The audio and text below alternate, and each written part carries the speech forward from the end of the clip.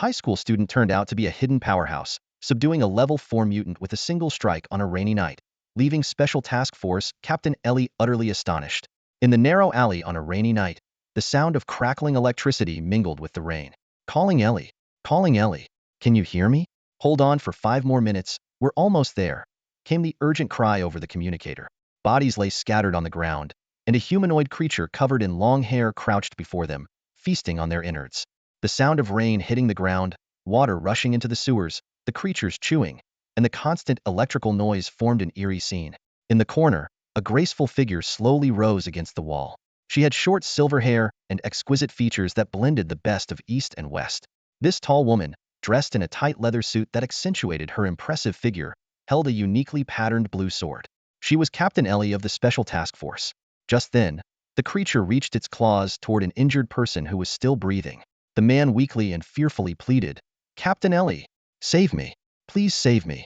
Ellie gritted her teeth, mustered her strength, and swung her sword at the mutant, only to be punched away and sent crashing into the water.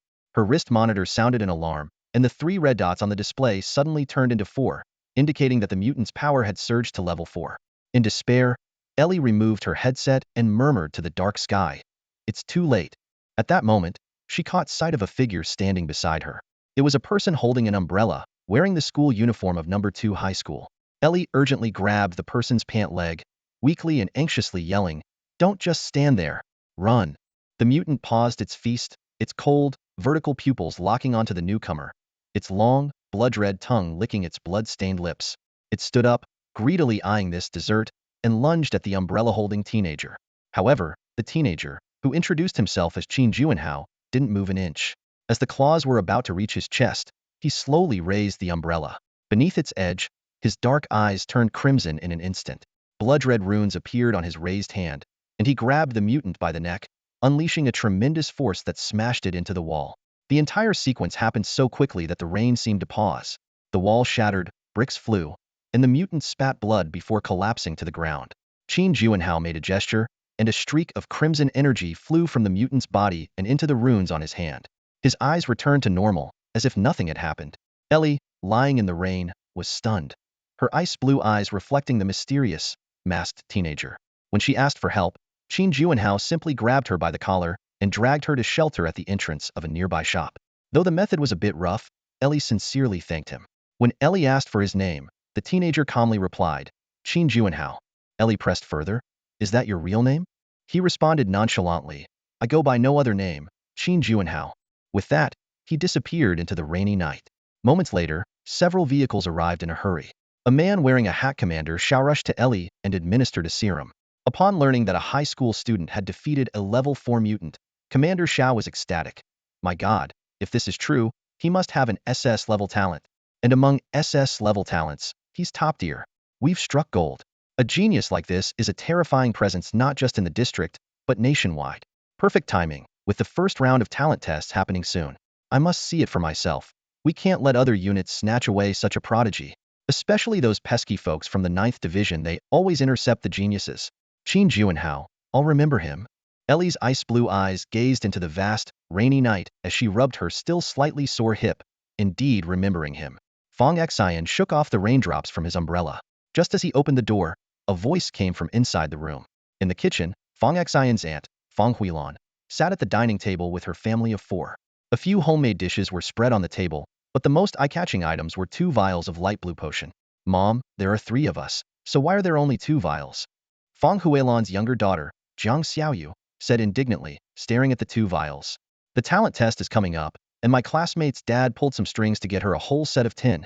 Now only a few kids from poor families in our class don't have any. Fong Huilon looked apologetic. Xiaoyu, these potions are really scarce right now. Your dad and I had to call in a lot of favors to get them. Plus, they're extremely expensive. We've discussed it, and since you're still young, you won't take the talent test this time. We'll let your sister and Fong Xion take it. We'll get you one next time, okay? No way. Jiang Xiaoyu suddenly slammed the table and stood up. Are you saying the one that should be mine is being taken by Fong Xion? Watch your tone, young lady. Did I say anything wrong? Jiang Xiaoyu glared at her mother. You're just favoring that cousin with no parents. He uses our things and now he's taking my stuff. How shameless can he be? Tears welling up, Jiang Xiaoyu turned to her father, Jiang Weidong. Dad, Tell me why my share is going to Fong Xion. If we hadn't taken in this stray, he'd have starved on the streets by now. Jiang Weidong looked at the vials on the table, hesitating. Huilan, maybe we should give Fong Xion's vial to Xiaoyu. After all, Xiaoyu is our biological daughter, and we've done more than enough for Fong Xion. No way. Fong Huilan immediately opposed. The talent test is crucial for future opportunities. If his talent is good enough, he could receive special national training. My brother and sister-in-law serve the country, and if Xiaoxin can follow in their footsteps, they would be proud wherever they are. Jiang Weidong slammed the table. Why not? Is your nephew more important than my daughter? Who's in charge of this household? If it weren't for us, Fong Xion would be on the streets. Their elder daughter, Jiang Xiaocha, who had been quietly eating, pushed up her glasses. Strictly speaking, everything we're using, including this house, was left by Fong Xion's parents. Without us, he might be better off. I suspect the money for these vials also came from what uncle and aunt left for him. Jiang Weidong was at a loss for words. His parents' money ran out long ago. Jiang Xiaoyu persisted. Besides, the cost of taking care of him has already offset it. This vial has to be mine. I don't want my classmates to laugh at me for not being able to afford one. I've already told them my parents would get it for me. With that, she grabbed one of the vials. Just as Fong Huilan was about to speak, there was a noise at the door. Everyone turned to look, and Fong Huilan got up to greet. Xiaoxin, you're back. It's so late. It's dangerous out there. Fong Xion changed his shoes and said calmly, I went to the bookstore to read for a bit. Jiang Xiaoyu rolled her eyes and muttered under her breath, shameless thing. Fong Xion ignored her, having already heard the conversation earlier. After his parents passed away, leaving behind a substantial inheritance, many were eager to take advantage of him, revealing the true nature of people. While living with his grandfather, the old man shared many lesser-known stories. In the early 20th century, a scientist deemed mad discovered that the world was undergoing a transformation, causing human genes to mutate under a mysterious force. Initially, no one believed him until people began lifting 1,000-pound weights with ease, controlling the weather, becoming invisible, or even doing push-ups without their hands. From that moment, everything changed. As power grew, so did human desire. The awakened ones split into two factions, the Holy Light Army and the Evernight Army, engaged in constant conflict. The gods' chaos at the end of the last century resulted in a Pyrrhic victory for the Light faction. Over the years, the management of the awakened became more organized, with talent tests starting in high school to determine awakening potential. Talent levels were simplified into a grading system from E to SSS. In the talent system of the Dragon Nation, SS-level geniuses are extremely rare, with only about 20 among the millions of candidates each year, each destined for greatness. Although Fong Xion is unaware of his exact talent level, his 4th-level combat power makes him unbeatable among peers. Historically, only 2 individuals in the Dragon Nation have reached the 4th level at such a young age, both being SS-level geniuses. Talent level determines the growth potential of an awakened individual and directly influences the benefits they receive. The higher the level, the better the benefits and the more attention they receive from official powers and other strong organizations. Fong Xion's talent for slaughter awakened after his parents passed away, allowing him to enhance his overall strength through killing, which further developed into a strength talent. When he revealed this talent to his grandfather, the old man's reaction was unforgettable. Stayed up all night, chain smoking in the courtyard, muttering words like destiny, Ragnarok, and God Slayer. The next day, his grandfather announced he was leaving on a journey, repeatedly warning Fong Xion not to reveal his talent and gave him a pendant to avoid detection. After that, his grandfather disappeared without a trace. During his grandfather's absence, his uncle Jiang Weidong's business failed, leaving him deeply in debt, and the family nearly ended up on the streets.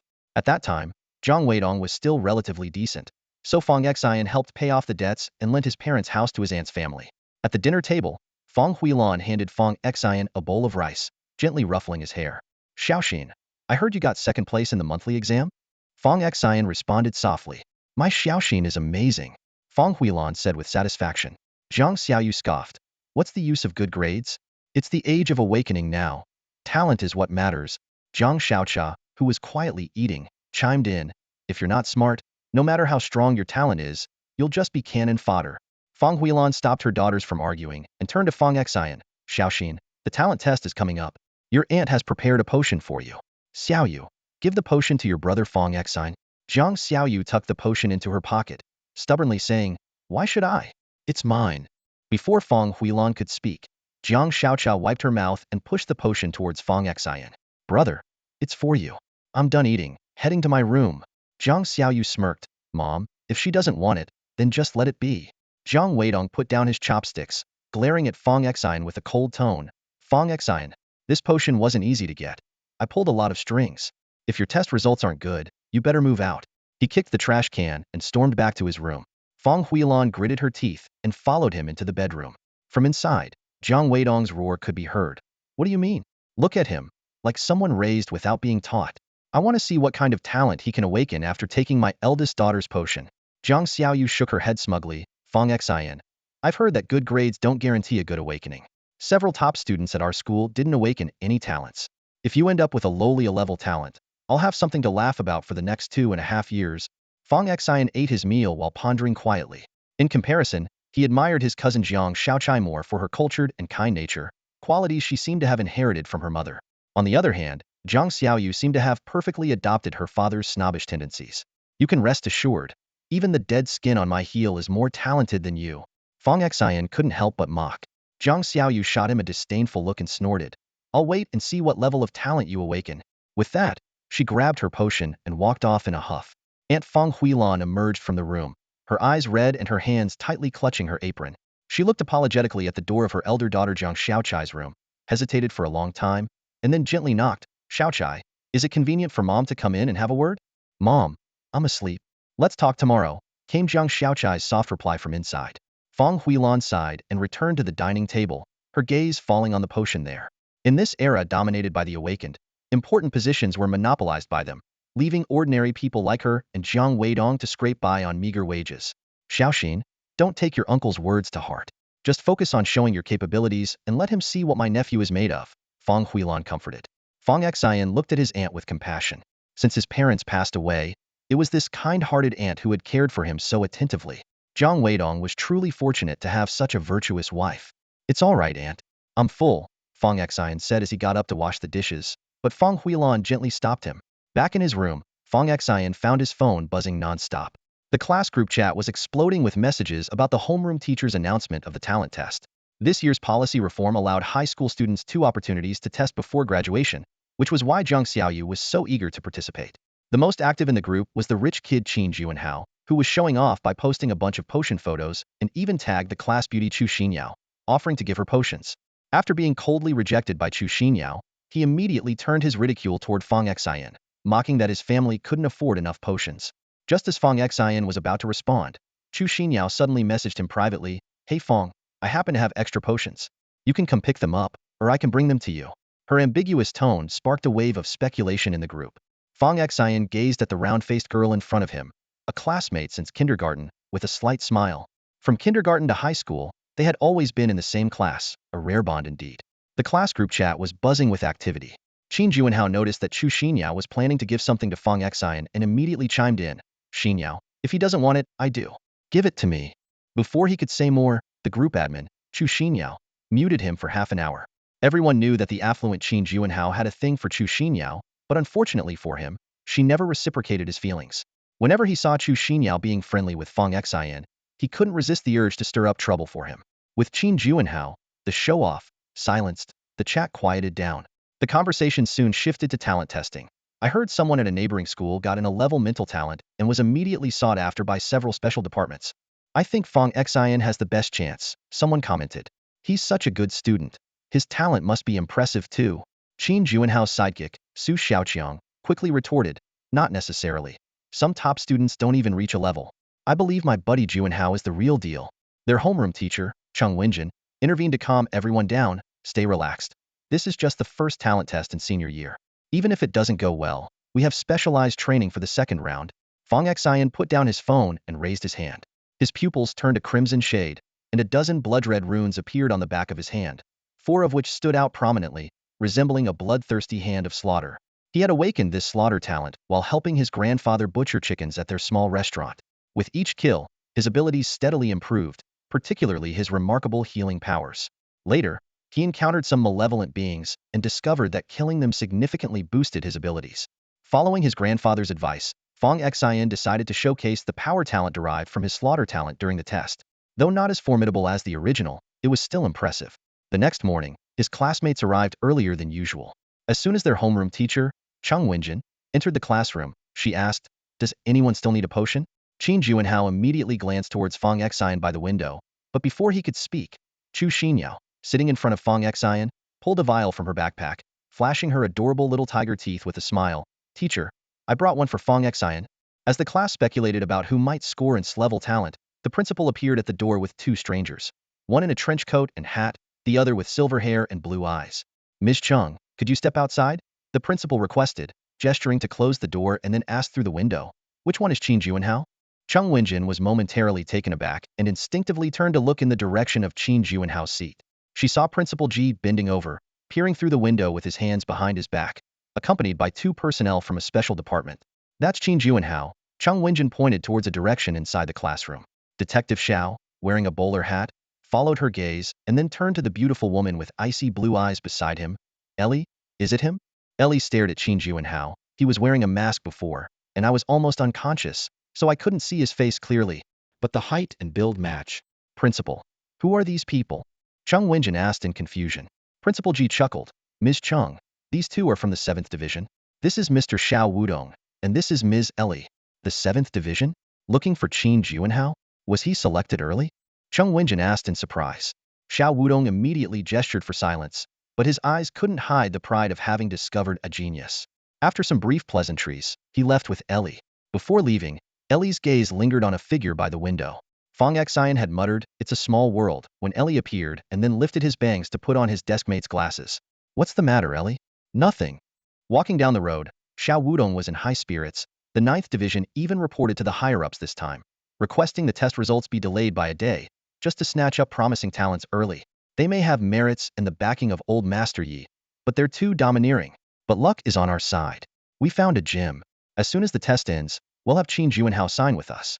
Just imagining the faces of the 9th Division then makes me want to laugh. The classroom was already buzzing. From the moment the principal called Chung Wenjin out, the students in the front row had overheard him asking about Qin Juanhao. Whoa, what's going on? Who are those people?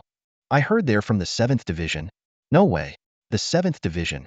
My distant cousin is there, at the 7th Division of the Sky Shield Bureau. He was also discovered early and signed right after the test. Now he's quite impressive. Someone who wasn't in the know whispered, Sky Shield Bureau? That's the official organization for dealing with the extraordinary, with 9 special action divisions. The 7th Division might not be in the top 3, but it's still part of the Sky Shield Bureau. They only recruit level at minimum. That's nothing. The 9th Division is the real deal, known as the Monster House, full of geniuses, with an entry threshold of S-level. Flunky Su Xiaoqiang immediately chimed in. How? You're going places. It doesn't matter which division it is, getting discovered early is the best. I always said how is amazing, but you guys didn't believe me. Now, who dares to disagree? Faced with questions from classmates about how he was discovered, Qin Juanhao was momentarily at a loss for words. Su Xiaoqiang quickly covered for him. Isn't it obvious? Hao's family is so influential. They must know people in the Sky Shield Bureau. Qin Juanhao suddenly realized, right? My dad knows them. We even had dinner together before. See, that's what you call family background. Su Xiaoqiang continued to flatter, while Qin Juanhao smugly glanced at Chu Xinyao. Noticing this, Su Xiaoqiang immediately said, Chu, see how capable Hao is. Chu Xinyao scoffed. They just took a look. Who knows what it's really about? Maybe Qin Juanhao's dad committed a crime, and they're here to arrest him. Su Xiaoqiang was left speechless. In terms of family background, Chu Xinyao's family was not lacking either, as everyone knew her mother was the director of the Power Bureau. It's unclear what her father's occupation is, but he's rumored to be a high-ranking official. Because of this, Chu Xinyao has no regard for Qin Juanhao's antics. Why are you wearing glasses when you don't need them? Chu Xinyao waved her hand in front of Fong Xion's eyes. Fong Xion smiled, returned the glasses to his deskmate, and said softly, just wanted to see how it feels to wear glasses. Glancing out the window, he noticed that Xiao Wudong and Ai Li had already walked away. Remembering their encounter on that rainy night, Fong Xion was relieved that he had been wearing a mask and that Ai Li was too injured to recognize him. His unique talent had no online information, which made him worry about being taken for research and experimentation in the future. As the classroom buzzed with chatter, the homeroom teacher, Chung Wenjin, entered and looked meaningfully at Qin Juanhao.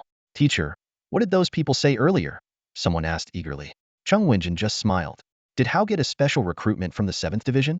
Su Xiaoqiang, the sycophant, couldn't wait to ask. Chung Wenjin raised a finger to his lips, signaling secrecy, but the smile in his eyes gave away the answer. The classroom erupted in cheers. Hao is awesome. Amidst the excited shouts, Qin Juanhao promised enthusiastically, if I'm really recruited by the 7th Division after the test, I'll treat everyone to whatever they want to eat, drink, or play. Wow, Hao is incredible. Su Xiaoqiang shouted, his voice breaking with excitement. Fong Xion quietly watched the spirited Qin Juanhao, thinking, if his talent test results aren't impressive, the higher he rises, the harder he'll fall. Chu Xinyao turned around, resting her chin on the stack of books on Fong Xion's desk. Fong Xion, let them play their games. How about the two of us? Are you free after the test? A new ocean-themed exhibit opened in the city, and I'd like to go. Will you come with me? We'll see. I'm not sure yet. All right then, let me know when you're free. Chu Xinyao flashed her signature smile, showing her little tiger teeth. It's settled then, you can't back out. Okay. Chang Wenjin glanced at his phone and raised his voice to announce, all right everyone, make sure you have your student IDs and potion, and head out in an orderly manner. The talent test is about to begin. At the talent assessment site, a long line of students stretched out, each displaying a mix of emotions, most notably anxiety. This test was indeed a critical determinant of their futures in this era. Those who awakened their abilities held absolute power, while ordinary people struggled for basic sustenance. Scoring even a level talent could secure a stable government job. The testing area was divided into 3 sections, one for both first and second-year students, and 2 separate ones for third-year students.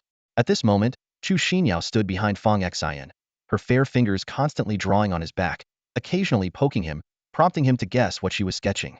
Around the venue, personnel in various uniforms were everywhere. According to well-informed classmates, these individuals represented official agencies, prestigious families, and major organizations, all searching for promising talent among the awakened. Qin Juanhao, chin held high, scanned for the 2 members from the 7th Division he had encountered outside the classroom. His sidekick, Su Xiaoqiang, was eagerly pointing off in the distance. Brother Hao, over there. Indeed, Xiao Wudong and Ali stood side by side. Just as Su Xiaoqiang was flattering him, 2 more striking figures arrived on the scene. A handsome white-haired man in sunglasses, hands in pockets, exuding an imposing presence, followed by a stunning woman with a lollipop in her mouth and a box adorned with a 9-dragon totem. Everyone immediately stood at attention, even the 7th Division personnel, but the white-haired man ignored them and walked straight into a classroom. Those are people from the 9th Division, someone whispered. They're the highest-ranking special department, with the best benefits and more authority than any other division. Fong Xion quietly observed the pair.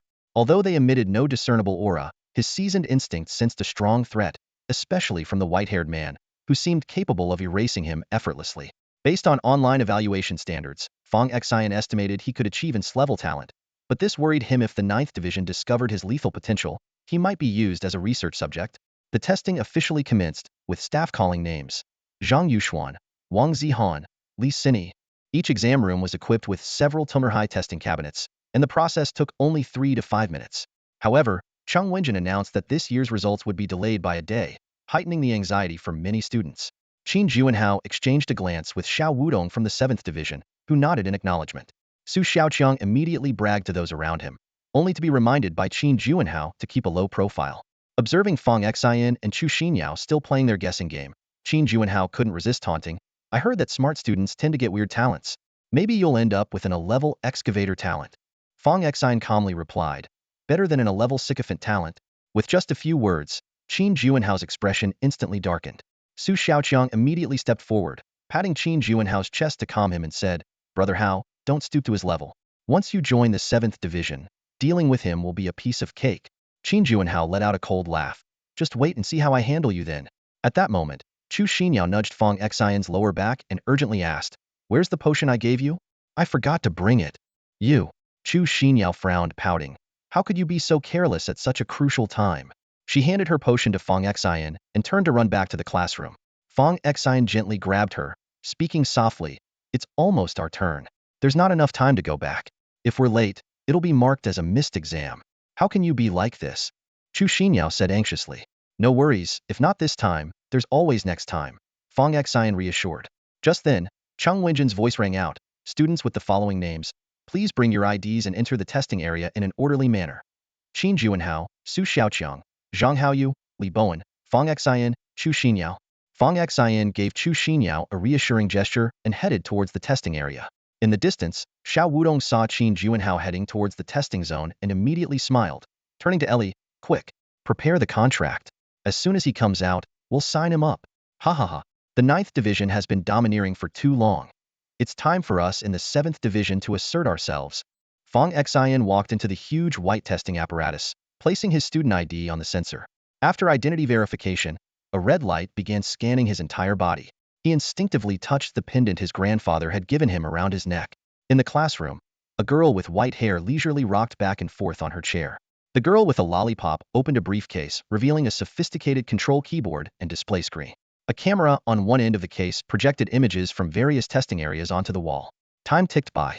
Suddenly, a sharp beep beep sounded, and the girl with white hair stopped rocking, her gaze fixed on the wall. On the screen showing Fong Xion's test, a box appeared, followed by text a few seconds later. Name: Fong Xion. Talent: Strength talent, SS level no potion. Talent: Perception talent, S level no potion. Talent: Beast mastery talent, S level no potion. Talent: Light talent, a level no potion. Talent: Mental talent, a level no potion. Comprehensive combat power assessment, level 3. The girl lifted her head, her beautiful eyes sparkling with amazement. He tested as S-level talent without any potion, and he has so many other talents. If he used a potion, all his talents could level up, and he's already combat level 3, which is incredibly rare among students. The girl with white hair slowly lowered her sunglasses, revealing eyes that glowed like a thunderstorm. A smile playing on her lips. Fong Xion, the 9th Division claims you. Ding. Test concluded. Candidates, please take your documents and exit the testing booth. Fong Xion emerged from the booth holding his student ID. Replaying his homeroom teacher Chang Wenjin's words in his mind, the test results would be announced school-wide the day after tomorrow. However, he knew that results were actually available immediately, and in the next 2 days, various organizations would secretly check scores to vie for top talents. Of course, the 9th Division had the right of first choice. Although other organizations had protested this overbearing practice many times, the final agreement was that the 9th Division could select up to 3 S-level geniuses from each district each year. Fong Xion instinctively touched the pendant around his neck. This special pendant could conceal his killing talent. Based on what he'd learned online, he estimated his power talent to be S-level, but since he hadn't injected any serums today, the test results should only show a level. Such a score might attract the attention of the Sky Shield Bureau, but definitely wouldn't be noticed by the 9th Division. This suited him perfectly. The monsters in the 9th Division were too terrifying, and mingling among them would easily expose his true strength. Just as he breathed a sigh of relief, a commotion erupted in the classroom. Qin Juanhao had just exited when he was pulled into an empty classroom by Xiao Wudong, drawing envious gasps from their classmates. Su Xiaoqiang whistled excitedly. Brother Hao is awesome. The whole playground buzzed with excitement. Qin Juanhao no longer hid his pride and waved to the cheering students. Inside the classroom, a young man with white hair observed the scene through the window. What is that fool Xiao Wudong up to? He asked. The pretty girl beside him brushed back her hair, revealing an ear adorned with a delicate earring, and replied nonchalantly, signed a student early. Did we miss out on any good prospects? No. The one he picked is only Clevel, barely bumped up to level with serums. The white-haired young man stretched lazily. Trash. By the way, prepare the contract. We'll head to Fong Xion's place tonight to sign it just in time for dinner. As Fong Xion joined his classmates, they were still abuzz about Qin Juanhao's good fortune. Joining the Sky Shield Bureau was like striking gold for them. Though not as prestigious as the monster room of the 9th Division, it was still a great honor. Chu Xinyao grabbed Fong Xion's arm. Xiaofeng, let's go sit over there. It's too noisy here. I need to head back to the classroom first, then go to class 8 to find my sister. What for? To give her the serum. Chu Xinyao pouted. So you saved the serum for your sister. Why not use the one I gave you? We've known each other since kindergarten. Don't be a stranger. Whatever I have, you won't lack. She stood on tiptoe and playfully tapped Fong Xion's head with her finger. Fong Xion raised an eyebrow. Anything? Uhu, can you give me a kiss? Fong Xion. Chu Xinyao exclaimed in embarrassment, pinching his waist hard. Arriving at class 8, the students were eagerly discussing the talent test, with almost every desk displaying a serum. In the corner, Zhang Xiaochao was engrossed in a book, headphones on. Fong Xion called her name, and it wasn't until her deskmate nudged her that she looked up, adjusted her glasses, and stepped out. Brother, your test is over? Fong Xion handed her the serum. Yeah, this is for you. Zhang Xiaochao recognized it as the serum from last night and bit her lip. You didn't use the serum? I forgot. You use it. Zhang Xiaochao looked up at Fong Xion, her eyes misty. I know you didn't use it just to give it to me. Nonsense. If I wasn't going to use it, I'd have given it back to you last night. You didn't give it back last night just to spite Dad, right? Fong Xion scratched his face awkwardly. Stop talking nonsense. My classmates are watching. Zhang Xiaochao glanced at Chu Xinyao, and the two exchanged a knowing nod, silently acknowledging each other. When Qin Juanhao returned to the classroom, he stood at the podium, his gaze sweeping over all his classmates. Everyone, since you already know, there's no point in hiding it. I've indeed been recruited by the 7th Division, he announced with a hint of pride in his voice. I shared this great news with my dad, and he decided to donate a building to the school under our class's name to thank you all for looking after me over the years. Also, my dad has already asked the butler to book a venue, and the day after tomorrow, I'll arrange for our family driver to pick everyone up. All expenses are on me. As he spoke, Qin Juanhao specifically looked at Chu Xinyao, softening his tone. Xinyao, you must come. Sorry, I already made plans with Fong Xion to visit the ocean-themed park. Chu Xinyao replied coolly, putting on her headphones, clearly uninterested in continuing the conversation. Qin Juanhao's face darkened instantly. As he returned to his seat, he glared at Fong Xion with a look that could kill. He quickly pulled out his phone and sent a message. Dad, book the ocean-themed park in our city. I want to have a gathering there with my classmates. The talent assessment continued until nearly the end of the school day. Suddenly, the school was abuzz with rumors someone had leaked some students' test results, and the score sheet was spreading like wildfire around the campus. When Fong Xion received the score sheet, he carefully scanned it. Although he couldn't find his own name, he unexpectedly discovered the results for Jiang Xiaocha and Jiang Xiaoyu. Jiang Xiaocha, Mental Talent Grade A Potion, Healing Talent Grade C Potion. Jiang Xiaoyu, Beast Mastery Talent Grade C Potion. When he got home, the kitchen was filled with delicious aromas, and his aunt, Fong Xion, was busy cooking, her face beaming with joy. His uncle, Jiang Weidong, was sipping his cherished vintage wine, laughing heartily. Jiang Xiaoyu lounged on the sofa with an air of arrogance, one leg crossed over the other, looking quite pleased with herself. Meanwhile, Jiang Xiaocha sat quietly at the table, engrossed in a book. Xiaoxine, you're back. Fong Xion dried her hands and came to greet him. Aunt, what's cooking? Fong Xion asked, following the enticing smells. We've got chicken, duck, fish, and meat, all your favorites. Mom, what does this have to do with him? Today, my sister and I are the stars. Jiang Xiaoyu protested, sitting up straight. Jiang Weidong held up his phone, displaying an electronic report card for his two daughters. Fong Xion, look at your two sisters' results. Especially Xiaoqian, a grade talent. This means many organizations will be competing to recruit her. While others are chosen by organizations, Xiaocha has the privilege to choose which organization she wants. That's the difference. If you hadn't taken Xiaocha's potion, her results would be even better. A tipsy Jiang Weidong suddenly slammed the table. What you owe my daughter, you can never repay. Bang! Jiang Xiaocha slammed the table, startling everyone. She placed an empty syringe heavily on the table and looked up at her father with defiance. My brother gave me the potion. I'm the one who owes him. Our entire family owes him. The entire family's eyes were fixed on the vial of medicine, and the air seemed to freeze. Jiang Weidong stood there, momentarily lost for words. He knew the vial well, and Jiang Xiaochai's honesty left no room for doubt. Fong Xion had indeed given the medicine that was meant for himself to her. Fong Xion, her hands trembling, picked up the syringe and turned to hold Fong Xion's arm tightly. With tears in her eyes, she gently patted his arm and choked out, Why, my child? You're going to drive me to despair. This is yours, why give it to your sister? As she spoke, tears streamed down her cheeks. Aunt, it's fine. I don't need the medicine, Fong Xion said calmly. Fong Xion wiped her eyes, her voice trembling. Aunt is sorry, so sorry. Jiang Xiaoyu, chewing gum, chimed in, Mom, why are you crying? You're ruining my good mood. Even if Fong Xion uses the medicine, he might not be better than my sister, and anyway, he gave it willingly. No one forced him. Jiang Xiaoyu, have some decency. Jiang Xiaochai scolded. Jiang Xiaoyu rolled her eyes. He said he doesn't need it. Why worry about him? Besides, he's living with us and using our resources.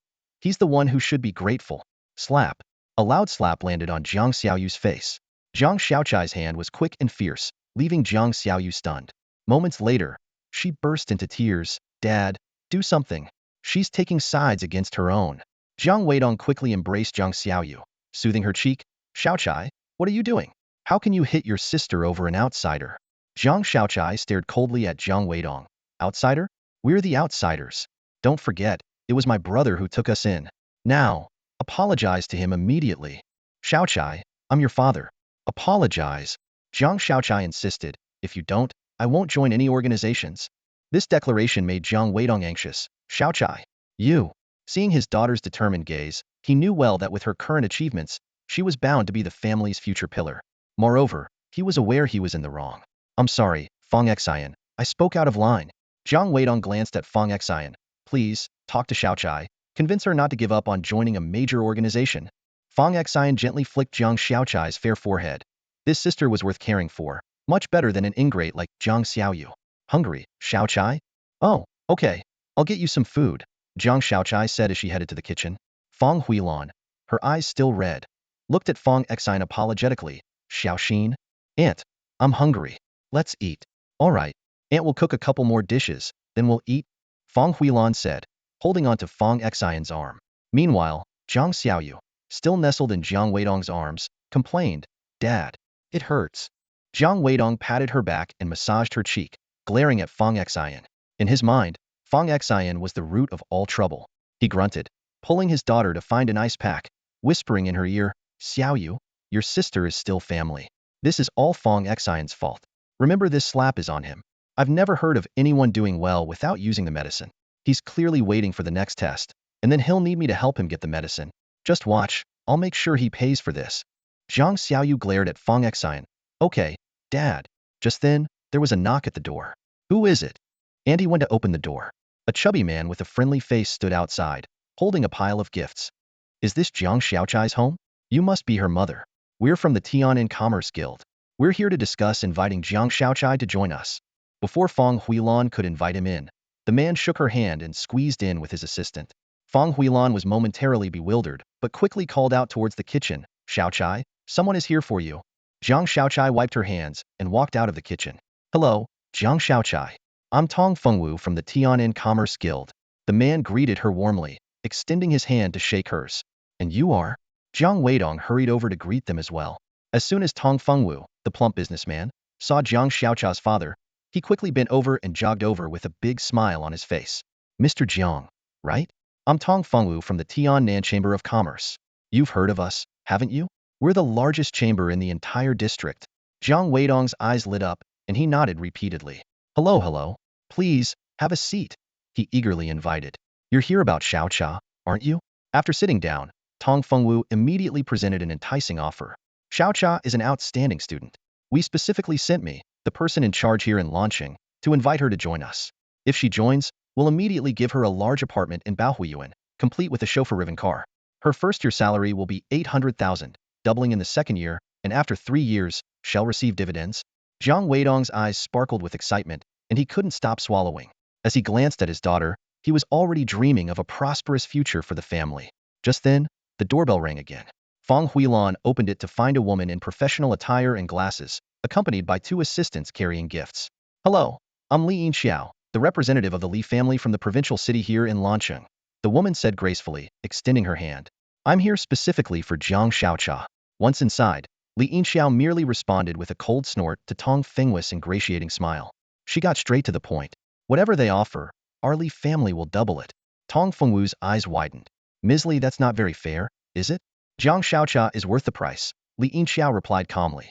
As Jiang Weidong was basking in joy, a third group of visitors arrived. A square-jawed man in uniform led the team, his demeanor serious.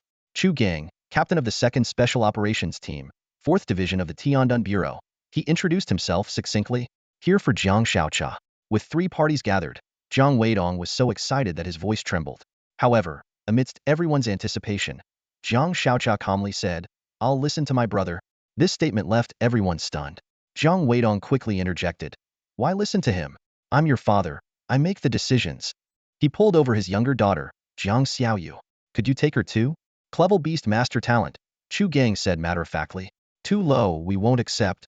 Tong Fengwu and Li Yinxiao, however, both expressed their willingness to take her, with Li Yinxiao still offering double the terms. Yet, despite everyone's persuasion, Jiang Xiaochai remained firm. I'll listen to my brother. This response made Jiang Weidong so anxious that he stood up abruptly. You stubborn child. Tong Fengwu scrutinized Fong Xion with a curious look. Are you a student too? Yes. What's your name? Fong Xion. Jiang Weidong eagerly interjected. Did you guys get the results early? Can we see his scores? Tong Fengwu gave an awkward smile. We only received the results for sea level and above, and Fong Xion's name wasn't on it. So he's below sea level then? Jiang Weidong's eyes gleamed with a hint of schadenfreude. That's about right.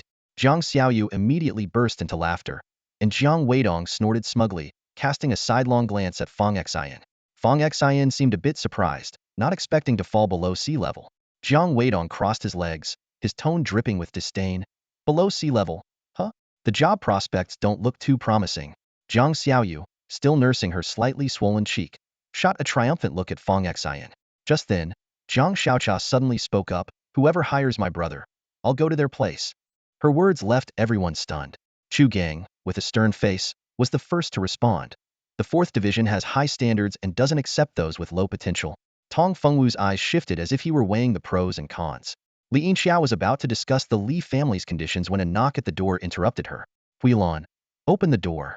Jiang Weidong stood up excitedly, pointing towards the door with a smile on his face. Fong Huilan opened the door, revealing a white-haired man in uniform and sunglasses, accompanied by a pretty young woman. You're here to see Xiaocha, right? Fong Huilan asked. Looking for Xiaocha? I might as well be looking for coffee. The white-haired man quipped as he and the woman walked inside. Is Fong Xion home? Yes. Who are you? We're his friends. Seeing the white-haired man, Fong Xion felt a jolt of anxiety. Why was the 9th Division here? Just as Jiang Weidong was about to criticize Fong Xion for his choice of friends, Tong Fengwu and Li Yinxiao both stood up, bowing respectfully. Mr. Zhuge? Chu Gang also snapped to attention, saluting crisply. Chu Gang from the 4th Special Operations Division, reporting to the officer. The sudden silence was unnerving. Jiang Weidong's smile froze on his face. The scene before him was completely unexpected. Not only were Tong Fengwu from the Tiannan Chamber of Commerce and Li Yinxiao from the provincial capital's Li family showing utmost respect to this white-haired young man, but what truly shocked him was that Chu Gang from the government office stood up to salute the white-haired youth, addressing him as officer. What brings you to Fong Xion? Jiang Weidong immediately shifted his demeanor, forcing a flattering smile. The white-haired young man ignored Jiang Weidong completely, extending his hand directly to Fong Xion. Hello? Zhuge Hong from the 9th Special Operations Division of the Sky Shield Bureau. Fong Xion shook his hand, filled with uncertainty. He hadn't used any agent, so how was he discovered? Did the 9th Division have some special means? Zhuge Heng's handsome face broke into a smile. 2 things. First, inviting you to join the 9th Division. Second, to grab a meal.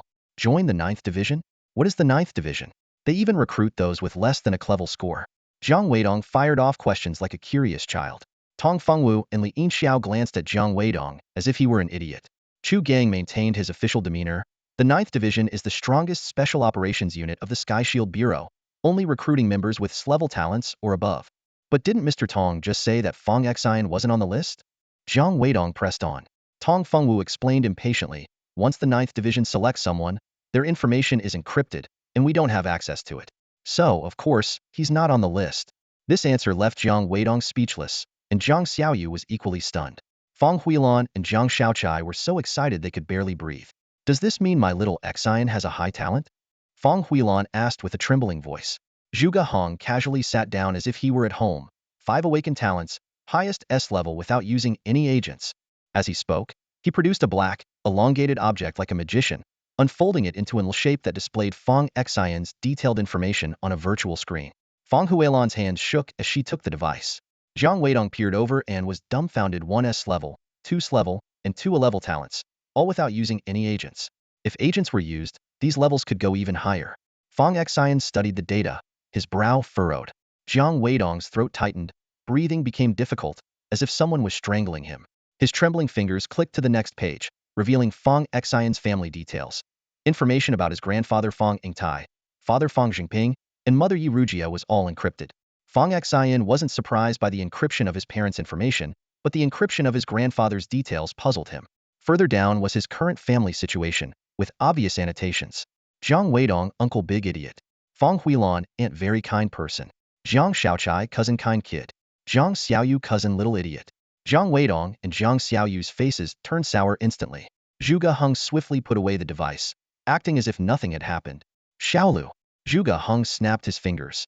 A beautiful girl immediately handed a heavy, exquisite box to Fong Xion. Zhuge Hong rocked his chair. Open it. Input your information, then let's eat. Fong Xion paused. Do I have to join the 9th Division? This question left everyone present stunned. Those familiar with the 9th Division, like Tong Fengwu and Li Yinxiao, widened their eyes as if they'd heard something unbelievable. Zhuge Hong stopped rocking, a slight smile at the corner of his mouth. Most people would be so thrilled to join the 9th Division that they'd light fireworks at their ancestors' graves, eager to wake them up to celebrate. You're the first person in history to refuse the 9th Division. Fong Xion thought for a moment and replied, maybe the history of your 9th Division is just too short. Tong Fengwu and Li Yinxiao couldn't help but look at Fong Xion, thinking this young man was truly brave to speak to Mr. Zhuge like that. They wondered if he had any idea who he was dealing with. Zhuge Hong chuckled at the remark, a glint of amusement in his eyes. Well, you do have a point. he said softly before beginning to explain the origins of the Ninth Division. This mysterious organization was established in the late 20th century during the chaotic era of the Gods' Rebellion. Its predecessor was the fearsome Divine Court, which later merged into the Sky Shield Bureau, and it has been around for 92 years now. According to the rules, anyone approached by the Ninth Division has the option to decline. Zhuge Heng's tone suddenly turned serious. However, others might refuse, but you cannot. These words made Fong Xion's heart skip a beat, and he wondered if his talent for destruction had been exposed. As he pondered, Zhuge Heng flashed a bright smile, revealing a set of perfect teeth and said, "Let's discuss this somewhere else." Before the words had fully left his mouth, Zhuge Heng snapped his fingers. Everyone present was left stunned as Fong Xion and Zhuge Heng vanished from sight. Where did they go? Jiang Weidong asked, bewildered, staring at the empty spot. The pretty girl known as Xiaolu explained, Mr. Zhuge is a spatial ability user. There are some matters that are best discussed privately, so he created a temporary realm to have a private conversation with Fong Xion. Her explanation left Jiang Weidong's family in awe. Tong Fengwu and Li Yinxiao were equally astonished, and even the usually stoic Chu Gang showed a hint of surprise. Has Mr. Zhuge become even stronger? Someone couldn't help but ask. Xiaolu smiled and replied, Mr. Zhuge grows stronger by the minute. Meanwhile, Fong Xion found himself in a unique space surrounded by flowing water waves, which made him dizzy if he looked too long. No need to be nervous. It's just the two of us here. We can discuss some personal matters, Zhuge Heng's voice came from behind. Turning to face Zhuge Heng, Fong Xion felt an overwhelming pressure despite the lack of hostility from the other. The white-haired young man got straight to the point. Do you know who your grandfather is? My grandfather? Yes. Fong Xion replied earnestly. My grandfather is my grandpa. Zhuge Heng couldn't help but click his tongue. Talking like that might get you into trouble. After a brief pause, he continued seriously. Your grandfather, Fong Yingtai, probably never told you his true identity. He was the foremost of the 4 divine generals of the Divine Court, the predecessor to the 9th Division Fong Qingdi. Fong Xion was visibly taken aback. Observing his subtle expression, Zhuge Heng immediately confirmed that Fong Xion truly had no idea. Fong Xion was inwardly shocked. The seemingly ordinary old man turned out to have such an astounding identity. Reflecting on it, various details from his grandfather's life hinted at something. He always claimed to be just an ordinary retired soldier, never mentioning specific unit numbers. Whenever asked about his past, he would downplay it, saying he was just a regular soldier seeking a peaceful life. After his parents passed away, Fong Xion spent some time with his grandfather back home. During that period, his grandfather shared many stories from the last century, especially about the Sacred Light Army and the Eternal Night Army, in far greater detail than any textbook. In hindsight, his grandfather's reaction upon discovering Fong Xion's extraordinary talents also hinted at some hidden truths. Fong Xion suppressed his inner turmoil and feigned calmness as he looked at the white-haired and handsome Zhuge Heng in front of him. Fong Qingdi? Never heard of him. Of course you haven't heard of him. His name is forbidden. Zhuge Heng stared directly at Fong Xion. Years ago, your grandfather Fong Qingdi defected from the organization, causing unprecedented damage to the Divine Court. Let's put it this way. The chaos among the gods only slightly weakened the Divine Court, but your grandfather single-handedly dealt it a severe blow. Fong Xion was once again overwhelmed with shock. The kind and gentle old man he knew had once been so powerful. With a serious expression, he asked, So, does this mean you want to capture me? Zhuge Heng chuckled. Not at all. I'm actually a big fan of your grandfather. Besides, your grandfather left the organization because of internal factionalism and severe disagreements. Someone wanted to eliminate this founding hero by accusing him of treason. Eventually, the faction that framed him fell, and the Divine Court cleared his name. So, is this why you're so insistent on me joining the 9th Division? Zhuge Heng raised 2 fingers. There are 2 reasons. First, your grandfather was a founding member of the predecessor to the 9th Division, the Divine Court. The current leader, Old Master Yi, was your grandfather's sworn brother. If you join, with his protection, your future would be limitless. As long as your battle achievements are sufficient, promotions would be smooth sailing, practically making you the crown prince of the 9th Division. The second reason is even more important. Your parents were top-tier researchers, and their car accident was no accident, it was murder. They discovered a method to enhance genes at minimal cost, which drew unwanted attention. After the accident, this discovery vanished, and some suspect it might be with you. Having a treasure invites trouble. Joining the 9th Division is not just for your future, but also for your safety. I'll give you 3 days to think it over. Zhuge Heng flicked his fingers, sending a nearly transparent small orb towards Fong Xion. Crush it when you've made up your mind, and I'll appear immediately. You can also use it to call for help if you're in danger. I'll ensure your safety. Fong Xion caught the weightless orb, thinking he must quickly contact his grandfather to verify Zhuge Heng's claims. Are you strong? Fong Xion asked. Before the chaos among the gods, combat strength was categorized into 14 realms: inspiration, source flow, pulse, grounding, insight, unity, breaking, illusion, spirit platform, and so on.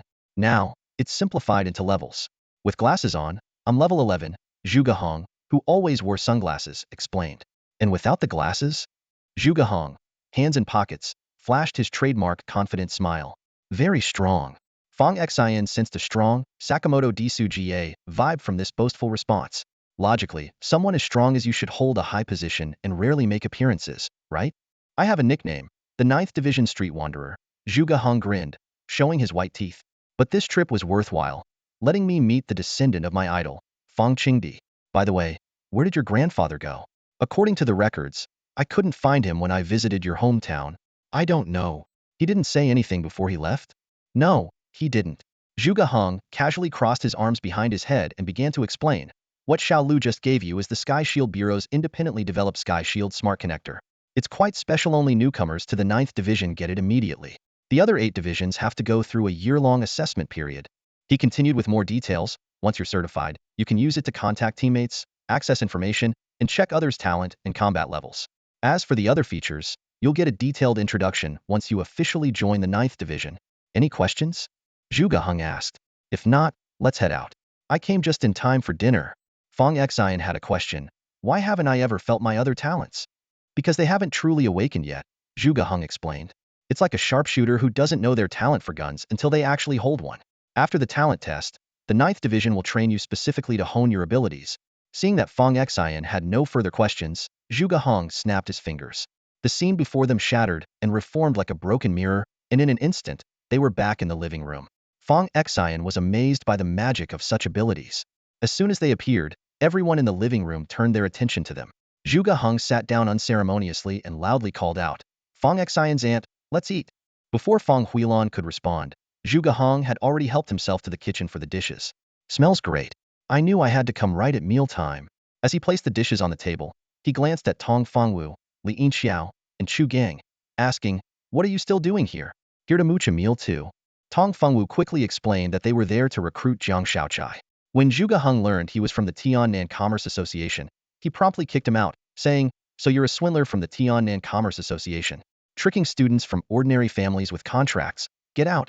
Li Yinxiao, after introducing herself, was also shown the door, while Chu Gang was given permission for Jiang Shaochai to try out at another location.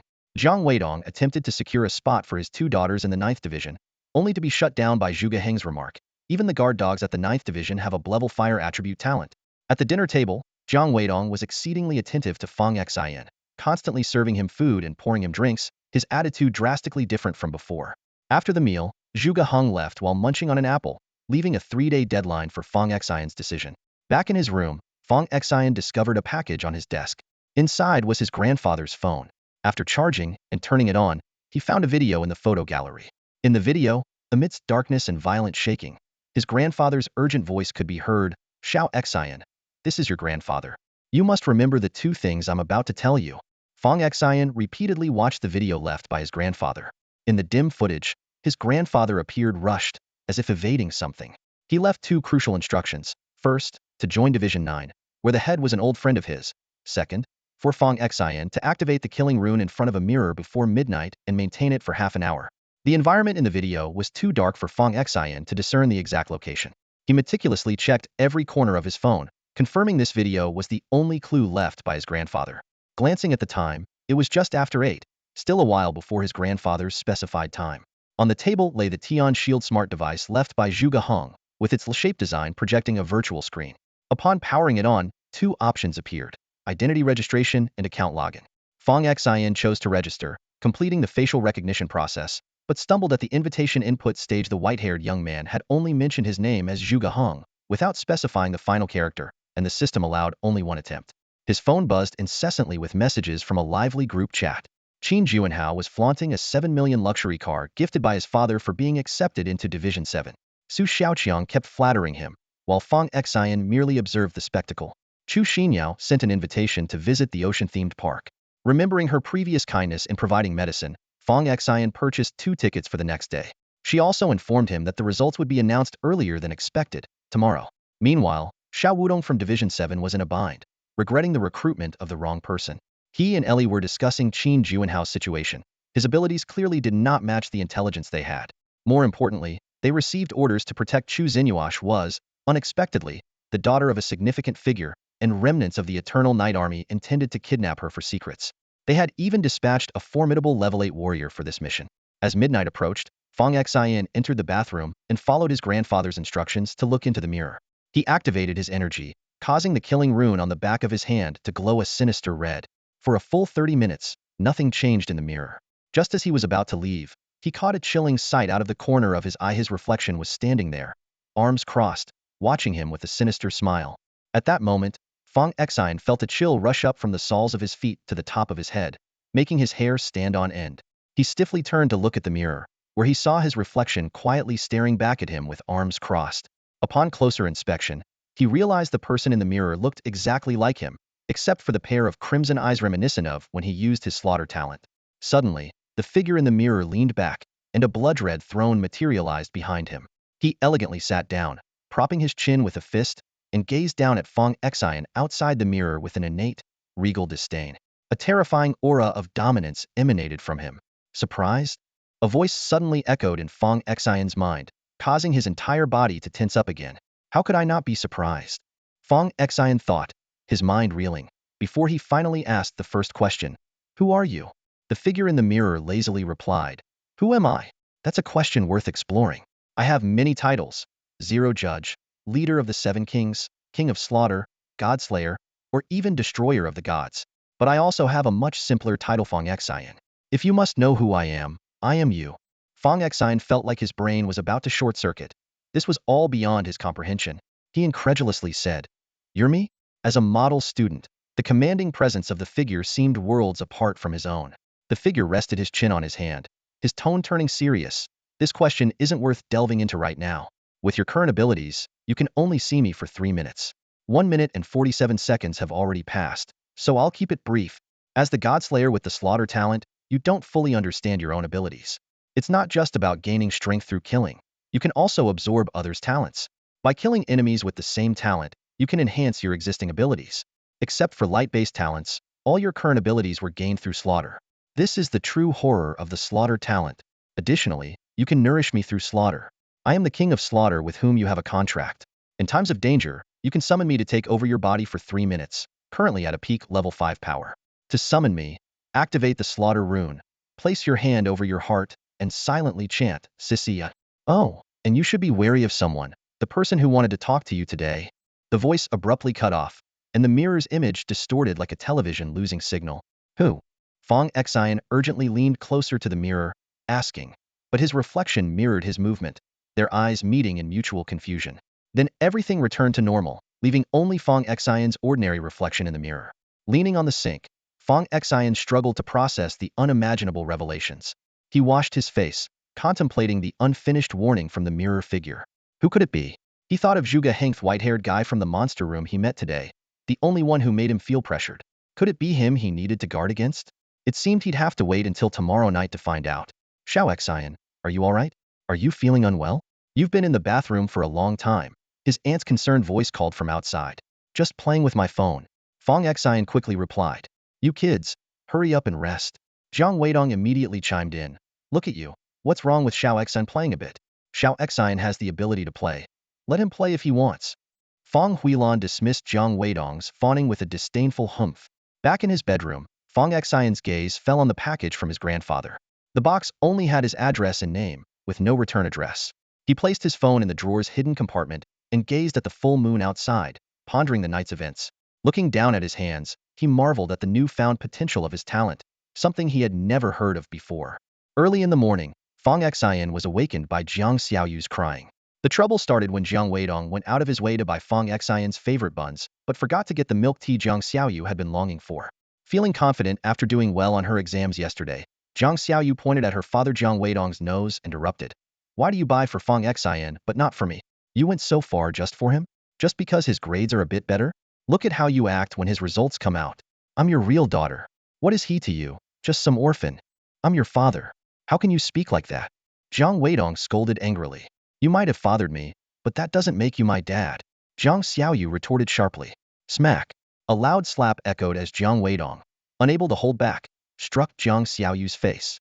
Even with her beast-taming talent, Zhang Xiaoyu couldn't withstand the unexpected blow, and her face turned askew from the impact. When Fong Xion finished washing up and came to have breakfast, Zhang Xiaoyu was glaring at him, her teeth grinding audibly. She said nothing more, only clattered her spoon against her bowl, creating an irritating noise. Xiaoyu, what happened to your face? Fong Xion asked, feigning ignorance. Zhang Weidong quickly intervened. This kid was being disrespectful, so I gave her a lesson. Oh dear. Uncle, is your hand okay? Fong Xion immediately held Zhang Weidong's hand with concern. It's fine, it's fine. Zhang Weidong's face lit up with a smile at Fong Xion's concern. Fong Xion turned to Zhang Xiaoyu. Xiaoyu, you're old enough to know better. How could you use your face to hit your dad's hand? Look at how you bent my uncle's hand. Even his career line is crooked now. At this, Zhang Weidong's smile froze. Zhang Xiaoyu couldn't hold back any longer, covering her mouth as she ran back to her room in tears. Look how happy you've made her, Zhang Xiaocha said, stifling a laugh. Fong Huilon lightly tapped Fong Xion's head. Why are you so naughty? Mom, my brother's been sharp-tongued for ages. Zhang Xiaocha laughed. Sharp-tongued? Your brother's just being humorous. Zhang Weidong corrected immediately. Fong Xion shook his head, recalling a story he read in a centuries-old book about Fanjin passing the imperial exam, noting how Zhang Weidong's behavior reminded him of Fanjin's father-in-law. Brother, there's no school today. Where are you going? Zhang Xiaocha asked.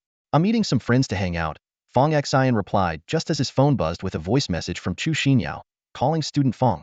I'm out and feeling great. Where shall we meet? Meanwhile, elsewhere, Xiao Wudong, pressing his earpiece, commanded, everyone get ready. Chu Xinyao is on the move, heading to the ocean theme park. The enemy has taken action. Protect her at all costs. Ellie looked up suddenly. Captain Xiao, there's more. Qin Juanhao has also booked the ocean theme park for a gathering with classmates. Fong Xion exited the subway station and immediately spotted Chu Xinyao across the street. Her bright eyes were fixed on the station exit, and she waved as soon as she saw him. Have you been waiting long? Fong Xion asked as he approached. Just got here. Chu Xinyao replied. Today, she was dressed in a Jake-style short skirt, her fair legs moving gracefully with each step. Paired with her little leather shoes and white lace socks, she exuded an innocent yet alluring charm. The ocean theme park, a new attraction that opened at the end of last month, was bustling with visitors even on a weekday, thanks to excellent promotion. The uniquely designed building resembled an orca resting on the land. In the decades following the mid-20th century, when humans began awakening their talents, many animals, including marine creatures, also started developing intelligence. This theme park showcased various marine life forms that had awakened special abilities. As they entered, a staff member cheerfully informed them, with your tickets, you can enjoy all services and performances here today for free. Inside, the wonders were dazzling. A dolphin with a northeastern accent leapt from the water, waving its fins in greeting. An octopus played both a flute and a piano, exuding a vibe as if it might flip the piano at any moment. Jellyfish sang in the water, starfish sprinted around the pool in shorts, and a king crab waved its claws to collect tips from visitors. Performers with water-related talents donned merfolk costumes, orchestrating fish dances underwater. The most popular show was the underwater animal arena.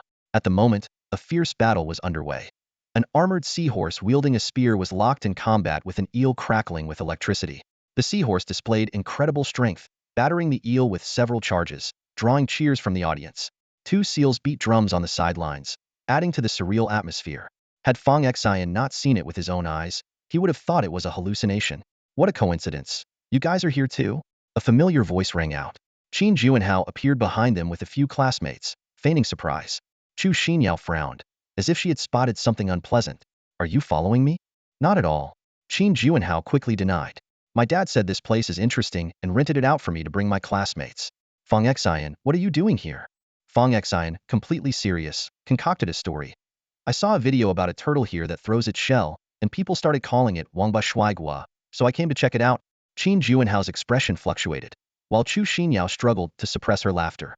Fong Xion, who are you calling Wangba Shuaigua?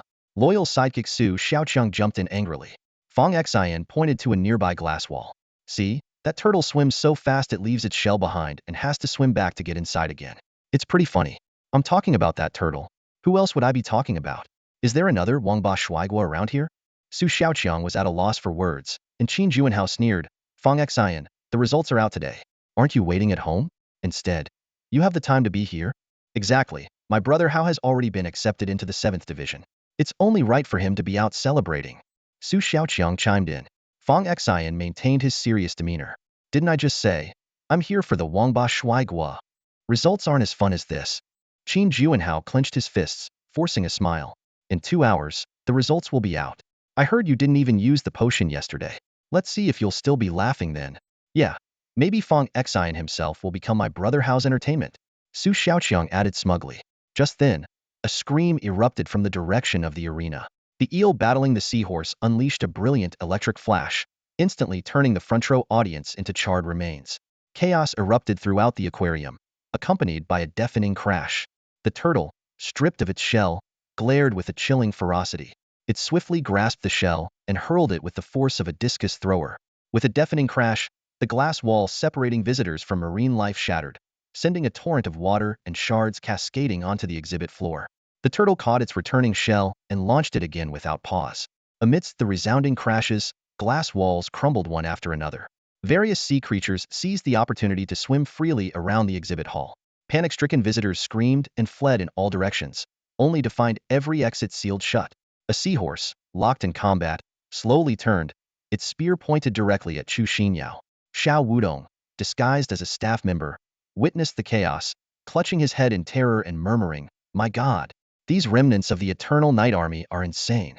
They've not only deployed an 8th-level warrior, but also used this aquarium-disguised sacred artifact, all to capture a defenseless little girl." Xiao Wudong, stay calm and protect that girl, came a steady voice from behind. Xiao Wudong turned to see a burly man in a suit, wearing gold-rimmed glasses, observing the pandemonium with a steely gaze. Team leader. Xiao Wudong responded immediately. The man coolly adjusted his tie. You and the others focus on protecting Chu Xinyao. I'll find the enemy's 8th-level warrior. Understood. Xiao Wudong quickly moved towards Chu Xinyao with his team. The main exhibit hall was now in complete disarray. Fong Xion scanned every corner vigilantly, gripping a small spatial orb given by Zhuge Hong, ready to summon the white-haired gentleman for assistance if needed. Amidst the chaos, several black-clad bodyguards swiftly formed a protective circle around Qin Juanhao. He turned to Chu Xinyao, exuding confidence. Xinyao, come over here, don't be afraid. My dad hired these experts at great expense, and even the head of the bodyguards is a 3rd-level warrior. Qin Juanhao hid behind his bodyguards, waving at Chu Xinyao. However, Chu Xinyao clung tightly to Fong Xion's arm, her delicate face full of panic. Xinyao, come over here. What are you doing hiding behind Fong Xion? Do you really think he can protect you? Qin Juanhao urged again. Chu Xinyao's face was pale, but seeing Fong Xion standing firm, she bit her lip and resolutely stayed behind him. This scene made Qin Juanhao furious. He turned to his bodyguards and whispered, "Don't act unless it's absolutely necessary. I want them to see who is truly reliable. Remember, focus on protecting Chu Xinyao. Forget about Fong Xion." Fong Xion's eyes remained fixed on the seahorse wielding a spear. The spear's tip was aimed directly at Chu Xinyao. Suddenly, the seahorse cut through the water with a swift, white streak, closing in within moments, the spear lunging straight at Chu Xinyao. Though not a fatal strike, it was enough to incapacitate her. Fong Xion quickly pulled Chu Xinyao back to dodge. Almost simultaneously, several figures appeared from the side. Leading them was Xiao Wudong, who, with what he considered an elegant move, deflected the seahorse's spear and positioned himself at the forefront. Ailey and her team shielded Chu Xinyao. "Miss Chu, we're here to protect you." Fong Xion was stunned, looking at Chu Xinyao. She had managed to get the 7th Division involved. Her background was not simple. Although her mother had some influence, it wasn't enough to mobilize the 7th Division. This confirmed the rumors Chu Xinyao's father was no ordinary man. As he glanced up, Fong Xion noticed Ailey watching him. Their eyes met, and Ailey nodded with a smile, to which Fong Xion responded politely. Besides Xiao Wudong's team, another squad joined the fray, with their leader engaged in a struggle with an electric eel. Upon seeing Xiao Wudong and Ailey, Qin Juanhao excitedly rushed over. "Captain Xiao, Sister Ailey, are you here to protect me?" "No," Ailey replied coldly. Awkwardly, Qin Juanhao shifted the topic. "Is the 7th Division on a mission?" "Yes. Can I join? I brought bodyguards, and the bodyguard captain has Tier 3 combat skills. I'd love to fight alongside you." Xiao Wudong looked at Qin Juanhao, his face filled with resignation. Every encounter with this disgrace was painful, and they had just signed a contract yesterday. Canceling it today would severely damage the 7th Division's reputation. "Ailey, take them to the exit. Ensure Miss Chu's safe departure." "Understood." "Escort Miss Chu?" Qin Juanhao looked at Chu Xinyao in shock. as did the other students, surprised by her remarkable status. Ailey led her team, keeping Chu Xinyao in the center, and headed towards the safe passage. In the distance, an octopus capable of playing the flute and piano suddenly pounded the keys frantically, producing an agitating sound, while the flute emitted a piercing noise. Hearing this, the marine creature's eyes turned crimson, becoming frenzied, as if indifferent to pain. Meanwhile, a singing jellyfish floated through the water, emitting a lullaby that induced drowsiness. This is bad. A mentally gifted octopus and jellyfish, Ailey, form a protective formation around Miss Chu. Xiao Wudong's expression darkened while battling the seahorse. Ailey and 3 team members simultaneously activated their integrated devices, creating an octagonal barrier on the ground that isolated the encroaching water and sound waves. This spectacle left the students in awe. With pride, Qin Juanhao explained to his classmates, "This is the Sky Shield integrated device, a treasure developed by the Sky Shield Bureau, only available to official members after a year of service." "Wow, Juanhao, we envy you. In a year, you'll have this amazing thing too." Su Xiaoqiang quickly flattered him. Other students looked on with envy, and Qin Juanhao, smiling, cast a sidelong glance at Fong Xion and Chu Xinyao, displaying a smug expression. Fong Xion gave a dismissive glance and casually skimmed through the smart device in his hand. This gadget, which Bai Mao had also given him yesterday, seemed at first to be just a communication tool for research. Little did he know it held such extraordinary capabilities. Just as this thought crossed his mind, a sudden change occurred. The turtle launched another attack, its shell spinning at high speed like an arrow and crashing heavily into the barrier. The transparent shield emitted a deafening boom, instantly covered with cracks. Everyone's faces changed, clearly underestimating the turtle's strength. A chill swept over them. The water outside the barrier froze instantly, and a myriad of cracks spread across the ice surface.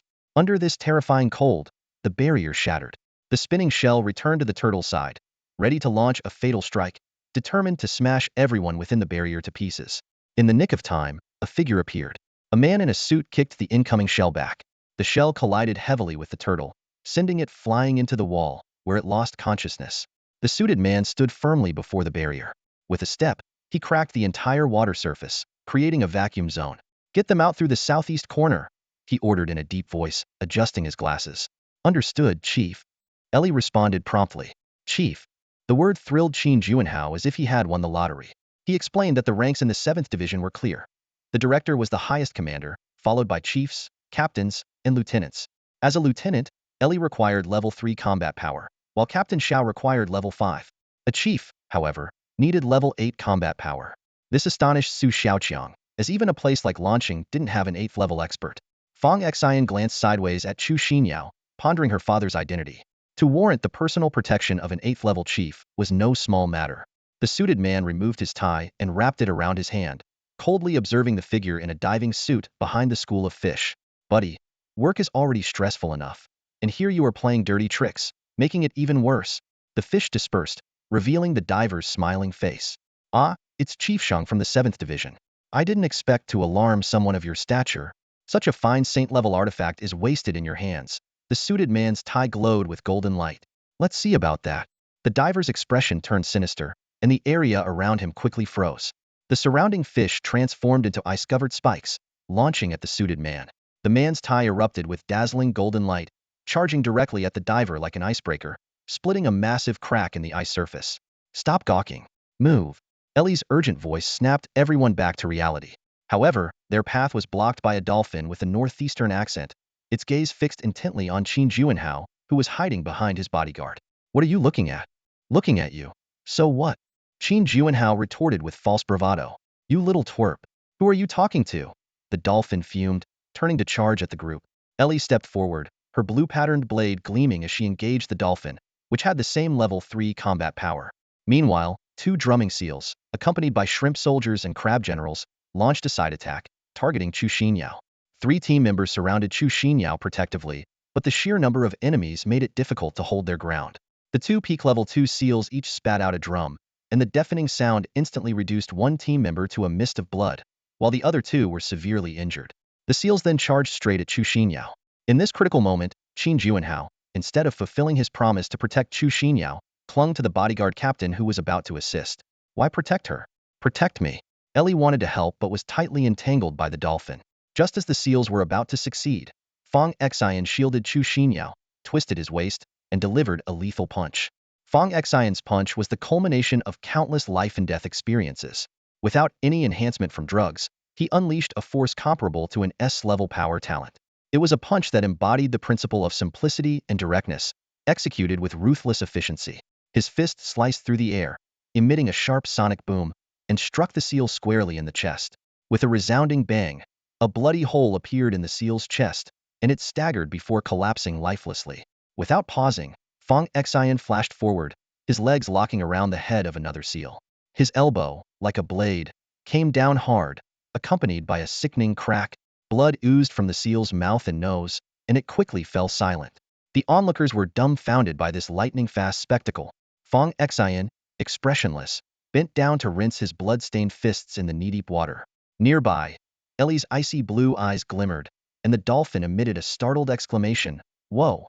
Who knew there was a hidden master here? And he's just a student. Facing the shocked Qin Juanhao and his classmates, Fong Xion calmly said, I've been into boxing since I was a kid and learned a bit of martial arts. Taking down 2 seals is no big deal, right? Are you kidding me? Qin Juanhao swallowed hard. Those were seals with peak second-level combat power. No ordinary person could take them out with a single punch. His skin prickled with fear, realizing that if Fong Xion decided to target him, his bodyguards would be useless. Chu Xinyao patted her chest and flashed a sweet smile. Thank you, Fong Xion. Fong Xion considered asking her why she was attacked, but seeing the crowd of classmates around, he decided to hold off. The battle raged on, with Ellie's attacks growing more ferocious as the dolphin struggled to keep up. Damn it! The dolphin cursed, turning into a streak of water and vanishing. Underwater shadows surged, and suddenly a hand shot out, grabbing Chu Xinyao by the ankle. She screamed as she was pulled halfway into the water. Just then, a fierce wind howled through the passage, churning the water violently. A blinding golden light sped towards them, revealing a man in a suit wielding a broad-bladed knife.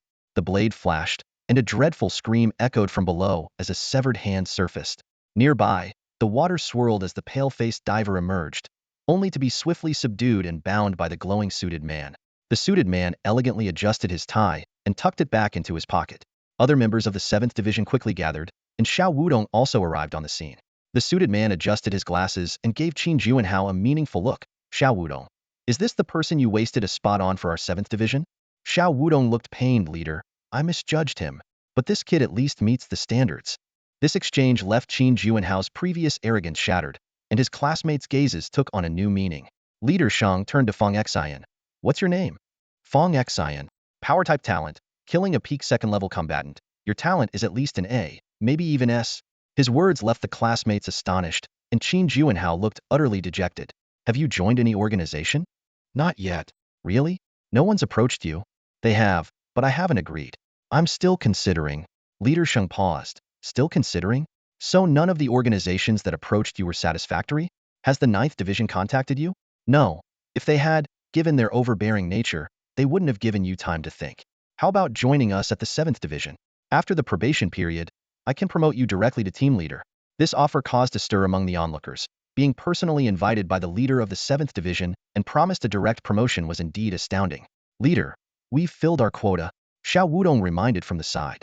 Team leader Shang removed his glasses and gently breathed on them before wiping the lenses. He looked warmly at Fong Xion and said, then we'll recruit one more person. I'll explain the situation to the director. What do you think, Fong Xion? No need. The brief response caused a sudden pause in the atmosphere. Team leader Sheng stopped wiping his glasses, while Xiao Wudong and the other students showed expressions of disbelief. Only Ailey's icy blue eyes seemed to be contemplating something as she gazed at Fong Xion, as if she had seen through him. Qin Juanhao was filled with envy and confusion. When he was recruited by the 7th Division, he was eager to announce it to the world. Yet Fong Xion had just publicly declined Team Leader Sheng's invitation, despite the promise that he could become a team leader after the assessment period, a remarkably generous offer. Team leader Sheng put his glasses back on. So, you have other plans? At that moment, an old voice suddenly rang out, young man, you can come to me. Everyone was startled. Team leader Sheng instantly radiated a golden light, ready for battle. The water surface surged violently, revealing an old man leisurely sitting on the back of a large sea turtle atop a tumper-high wave, with a meaningful smile on his face. Team leader Shang gripped his machete, his eyes behind the glasses showing shock. In a small place like Lon City, a level 10 powerhouse has appeared. You remnants of the Eternal Night Army are really sparing no expense. The old man chuckled. Since your Tian Shield Bureau sent an 8th level peak team leader, we had to show enough sincerity, didn't we? Suddenly, the scenery outside the theme pavilion began to recede rapidly, as if the entire building was lifting off the ground. All communication devices failed at that moment. The old man's smile turned sinister. Since we've deployed this sacred artifact, we must complete the mission. Don't even think about escaping. No one can save you now. You will all become nourishment for this artifact. He then turned his gaze to Fong Xion. Except for you, young man, have you decided yet? I've seen how decisively you act at your age. You're quite a rare talent. Qin Juanhao couldn't help but grumble internally. Not only does the 7th Division want him, but even the villains do too. How is anyone else supposed to survive? Fong Xion calmly held the small spatial orb in his hand and asked, "Can I choose option C?" The old man laughed heartily. "Young man, not many dare to joke with me." Qin Juanhao urgently whispered, "Fong Xion, just pretend to agree with him. Try to appease him. Say something soft to save us. You can't just watch your classmates die." The old man pointed at Qin Juanhao. "This young man has good awareness." He then fixed his gaze on Fong Xion. "I haven't asked your name yet." "My name is Qin Juanhao," Fong Xion replied earnestly. "Fong Xion, why are you throwing me under the bus?" Qin Juanhao jumped anxiously. "Grandpa, his name is Fong Xion." The old man laughed even more heartily. "Fong Xion, I like you more and more. If you join us, they'll let your classmates go. But if you refuse, they'll die right now. Fong Xion, save everyone." Qin Juanhao urged desperately. "There are many ways to save people. It doesn't have to be by begging," Fong Xion said calmly. "Then what other plan do you have?" Team leader Shang cast a disapproving glance at Qin Juanhao, who could only muster a pained smile. Fong Xion looked at the old man. "Are you really a level 10 expert?" "Indeed, mid-level 10. Are you strong?" "No one here can beat me, including this 7th Division team leader." "Can you beat him?" Fong Xion suddenly crushed the small spatial orb. In the distorted space, a white-haired man with his hands in his pockets appeared behind Fong Xion, flashing his signature smile with his pearly white teeth.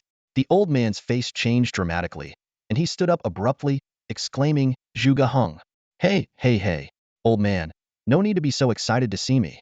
Zhuge Heng stood with his hands in his pockets, casually hovering in midair. It was as if he was stepping on an invisible staircase. As he descended slowly, the water on the ground parted like the Red Sea, revealing a dry path.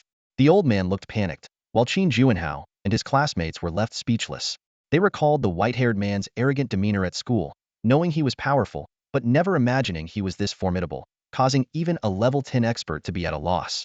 What was even more astonishing was that Fong Xion could summon someone from the 9th Division. Qin Juanhao and the others quickly realized the shocking possibility that Fong Xion might have been recruited by the monster room of the Tian Shield Bureau's strongest 9th Division. This realization shattered Qin Juanhao's pride and left the loyal Su Xiaoqiang completely bewildered. Smack! Zhuge Heng playfully slapped the back of Fong Xion's head. The force seemed neither too light nor too heavy. "Damn! You freeload off me. You're the first one." This slap was more of a friendly jest than a rebuke. Team leader Sheng visibly relaxed upon seeing Zhuge Heng, as if the situation was now under control. Zhuge Heng walked over to him and bluntly stated, "You were too complacent, and there were major gaps in intelligence gathering. You almost got both teams into a disaster. You're suspended for a month to reflect." "Understood." Team leader Sheng replied, bowing his head. Zhuge Heng then looked at the old man sitting on the turtle. "Are you coming over here to cry after I beat you? Or should I come over and beat you half to death?" The old man snarled, "Zhuge Heng, I might as well fight you to the end. So, you want me to come over and beat you half to death, huh?" The old man spread his arms and instantly unleashed his water element abilities. Everyone present felt a chilling cold, as if their blood was freezing. Corrosive slime oozed from the walls of the passage, emitting a pungent odor. "You're all going to die," the old man roared, but in the next second, his body froze. Zhuge Heng had somehow appeared beside the old man, one hand in his pocket and the other clamped on the old man's neck. Their figures flickered in the air before appearing in front of the wall. With a boom, the old man was slammed into the wall. Level 11 peak. "No wonder you're the most likely to become a legend in the last decade." The old man spat out blood, speaking in terror. Zhuge Heng released his grip, adjusted his sunglasses, revealing his intimidating eyes like a thunderstorm. "Thanks for the compliment, but you got it wrong. It's the last 30 years. A powerful punch drove into the old man's abdomen, seemingly piercing through space.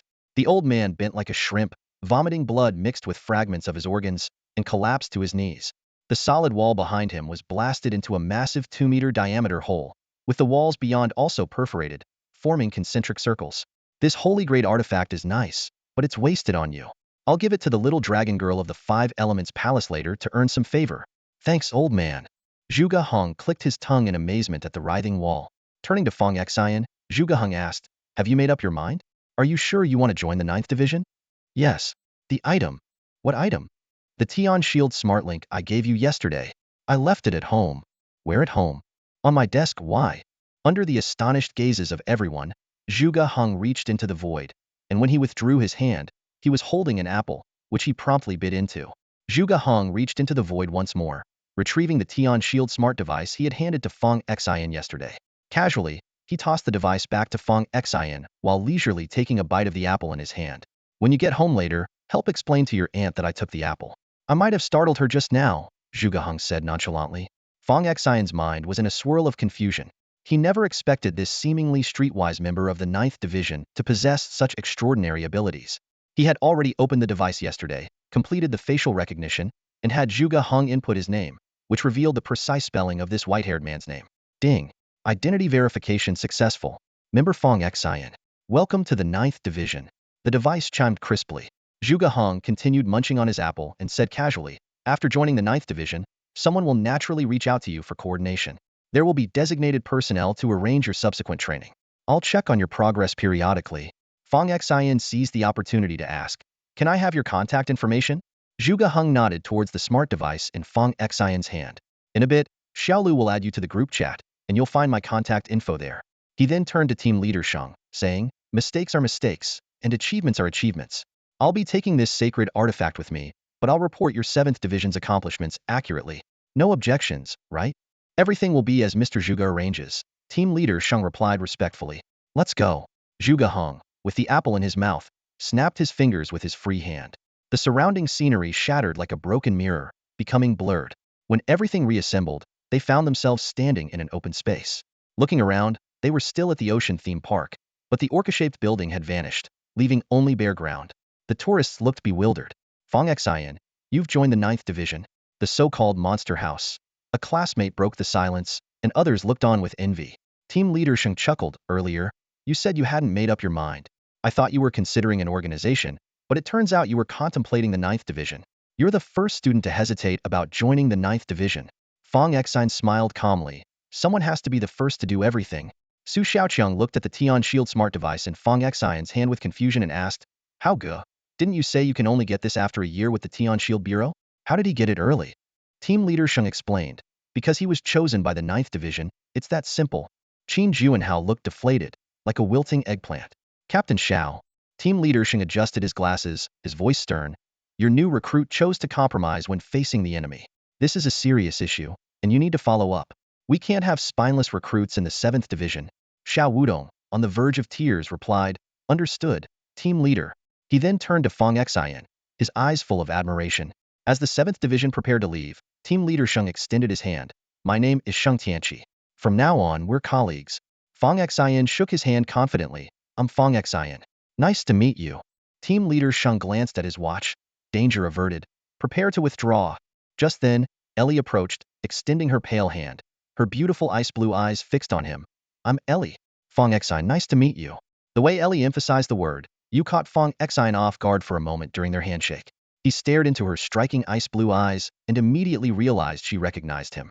However, judging by Xiao Wudong's behavior, it was clear Ellie hadn't informed him about it. Hello, Captain Ellie. Just call me Ellie. After a brief moment of eye contact, Ellie broke the silence first. Can I have your contact info? Sure. After exchanging contact details, Ellie left with her team. Fong Xion put his phone in his pocket, deciding to head home for a shower since his arm, though washed, hadn't been cleaned with proper water. Chu Xinyao approached him sweetly. Thank you so much today, Fong Xion. Then shouldn't you bow to me in gratitude? Chu Xinyao puffed her cheeks and poked Fong Xion's stomach. You're so annoying. The results are out.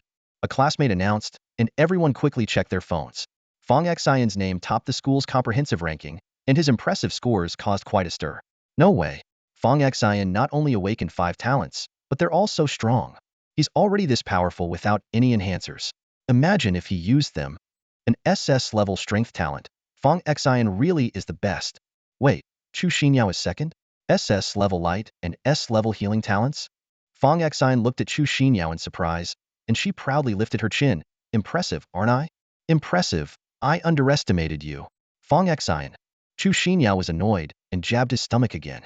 Su Xiaoqiang scanned the results list. How? Found you. Level Earth Attribute Talent. The entire class turned to Qin Juanhao.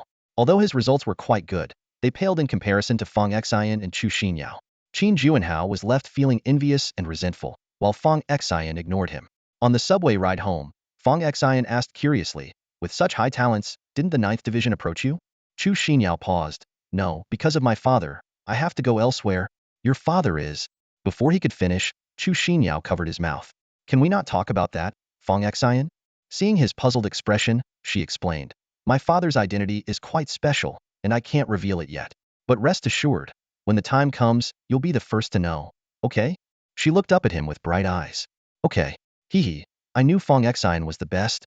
When Fong Xion got home, he found his Aunt Fong Huilan and Uncle Jiang Weidong looking alarmed, one holding a rolling pin and the other a mop. The sound of the door startled them. What are you? Xiao Xion, today was so strange. While I was cleaning, a hand suddenly appeared in the living room, grabbed an apple and disappeared. Fong Huilan recounted, still shaken. Fong Xion explained, that was Zhuge Hong taking something. He said he might have startled you and asked me to explain. Zhuge Hong? The white-haired guy from the 9th Division yesterday. Oh, it's him, Fong Huilan sighed in relief. But the 9th Division is terrifying, being able to grab things from afar. You haven't seen the scariest parts yet. They could leave you amazed for a lifetime. After his shower, Fong Xion wiped the foggy mirror, pondering who he should be wary of. Back in his room, he noticed his Tian Shield smart device flashing. It turned out someone with the nickname Little Deer had added him to a group called 9th Division Red Lotus Region Taiyang District Youth Training Class. Besides him, there were only 7 others, including Little Deer and Zhuge Hong. Seeing Zhuge Heng's Tai Chi fish avatar, Fong Xion added him as a friend. In the group, a message came from someone with a muscular man avatar named Shi Tailing. A new message popped up in the group chat, indicating a new member had joined. Another newcomer? Named Fong Xion? Shi Tailing immediately fired off a series of questions. Is it a girl? What's the height?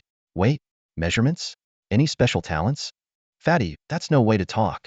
Zhang Yaozu, whose profile picture was a little yellow chick with a middle-part hairstyle, suspenders, and a basketball, immediately reprimanded him. Don't scare her away. Let's have Fong Xion introduce themselves. After thinking for a moment, Fong Xion replied, Hi everyone. I'm Fong Xion. Biologically male, but I have gender identity disorder and see myself as a girl. Also, I'm a lesbian, so I'm only into girls. The chat fell into a long silence. Finally, Bai Yulin, who had a cool anime avatar, broke the quiet. Great. Another oddball. Is it a requirement for new recruits at our 9th Division to have something off about them? Bai Yulin, are you a brother or a sister today? Shi Tailing teased. I'm my brother, Bai Yulin replied. Great. The split personality is getting worse. Now there's a brother too, Shi Tailing mocked. Our 9th Division isn't a monster house. It's a damn ward. Zhang Yaozu quickly changed the topic. Did you guys see? After this year's national talent test results came out, there were 18 SSS grades across the 12 districts. Our Honglian district alone produced 3. Since the chaos of the gods, the territory of the Dragon Nation expanded by half, and for better management, it was divided into 12 districts. Lanqing is just a small city in Qingzhou province of the Honglian district. Didn't Lanqing, that small place, also produce an SSS grade? I heard it's an SS grade light talent. Zhang Yaozu continued. Light talents are already rare, let alone an SSS grade. Shi Tailang chimed in. To protect personal information, the score sheet hid the names. But I heard it's a particularly beautiful girl. Hey, Fong Xion, aren't you from Lanqing? No way, Fong Xion. Are you that SS grade light talent girl from Lanqing? Fong Xion was taken aback. I'm not. Clearly, he hadn't expected Chu Xinyao to be somewhat famous already. In a small place like Lanqing, producing an SSS grade is truly remarkable, Bai Yulin remarked. At this point, Instructor Xiaolu, who had been silent, suddenly spoke up. Strictly speaking, Lanqing actually produced 2 students with SS grade talents. 2? But the SS grade stats show only 1, Instructor Xiaolu. That's because the other student didn't use the potion. So their test score was SS, and that's our very own Fong Xion. Xiaolu explained. Wow, anyone who doesn't use the potion is seriously impressive. Shi Tailing exclaimed. Zhang Yaozu also exclaimed, oh my god, I barely made SS with the potion, and this guy is SS without it? Why didn't you use the potion, man? Fong Xion humbly replied, I heard the 9th Division is intense, so I thought I'd skip the potion to lower my score and take it easy somewhere else. Didn't quite work out. The silence in the group was shattered by an angry message from Shi Tailing. I can't take it anymore. I'll pay 500,000 to anyone who goes to launching and beats him up. Immediately, other members chimed in. I'll add 100,000. I'll add 200,000. I'll add 100,000. Even the usually silent members started to raise their stakes. Xiaolu quickly stepped in to calm the agitation. All right, everyone, let's settle down for a moment. Once the results are out, you'll have a week to rest. After that, someone will pick you up for the training camp. See you all in a week. Fong Xion's smart device buzzed with a friend request from Xiaolu. After accepting it, Xiaolu promptly messaged him. Fong Xion, please sign the contract and send it to me. Do I need to print it myself? Just point the virtual screen of your device at the table. Following her instructions, Fong Xion saw a flash of light, and a contract materialized on the table. After signing it, Xiaolu guided him. Open the plus sign at the bottom right. There's a transfer buttons in the contract to me. Fong Xion was amazed by the capabilities of this spatial artifact. Soon, along with the contract, a plane ticket and a bank card with no set password were transmitted to him. The card contained 1,000,000, the bonus for joining the 9th Division. Welcome to the 9th Division, Fong Xion. We'll see you in a week. See you in a week. Fong Xion carefully studied the rules and the user manual of the smart device. This so-called 100 treasures device, a 4th-tier artifact, was remarkable. Not only could it transform into a laser sword for solo use, but it could also form a barrier in team collaborations and enable short-distance teleportation. Artifact levels ranged from 1st to 9th tier, followed by Spirit, Ultimate, Sacred, Divine, Rule, and the Legendary Taboo. For instance, today's theme pavilion was a Sacred Ear artifact. Following the manual, Fong Xion folded the device and pressed it lightly. A crimson laser shot out, resembling a Tang sword, exuding a powerful aura. While the laser sword was immensely powerful, it drained the user's vitality, so most people avoided it. Only those with robust health and strength-based abilities favored it. Fong Xion felt it was tailor-made for him, and after a few swings, he found it to have an excellent feel. Paired with his slaughter talent, he felt capable of challenging even a 5th-level novice. As he was engrossed in experimenting with the laser sword, his phone buzzed continuously. Messages from Ailey popped up. Fong Xion, do you have a moment? Let's talk. Playing with his phone, Fong Xion replied, what's up? Ailey quickly responded, thank you for saving me that day. Oh, I almost forgot. Thank you for saving me. When did you realize? I noticed when I went to your classroom that day. Why didn't you tell Captain Xiao? Because everything indicated that you didn't want to be exposed, so I didn't say anything. Fong Xion sensed she had another motive. You've said so much, but your real purpose isn't just to thank me, is it? It is to thank you. You saved my life, and I won't forget that. But I also have something else I need your help with today. Fong Xion thought to himself, we've only met 3 times and spoken twice, and she's already asking for help. How is this different from borrowing money from someone you just met? He hesitated to reply. Fong Xion, are you still there? Ailey sent another message. Fong Xion pondered for a moment and then earnestly replied, my brother's asleep. The status showed Ailey was typing for a long time before she finally sent a lengthy message. Ellie approached Fong Xion with a pleading look in her eyes. She shared a heavy story. Years ago, her parents were killed, and her sister, Yak, disappeared soon after. The case remains unsolved, but she has been secretly investigating it ever since. I recently found a lead about my sister, Ellie said, her voice trembling slightly. But the person involved is a formidable fighter with level 4 combat skills. Although I'm a team leader, I don't have the authority to use my team's resources for personal matters. The bounty hunters I hired aren't reliable. Please, help me. You can access the case files from back then through the intelligence network. Fong Xion pulled up the case files to verify.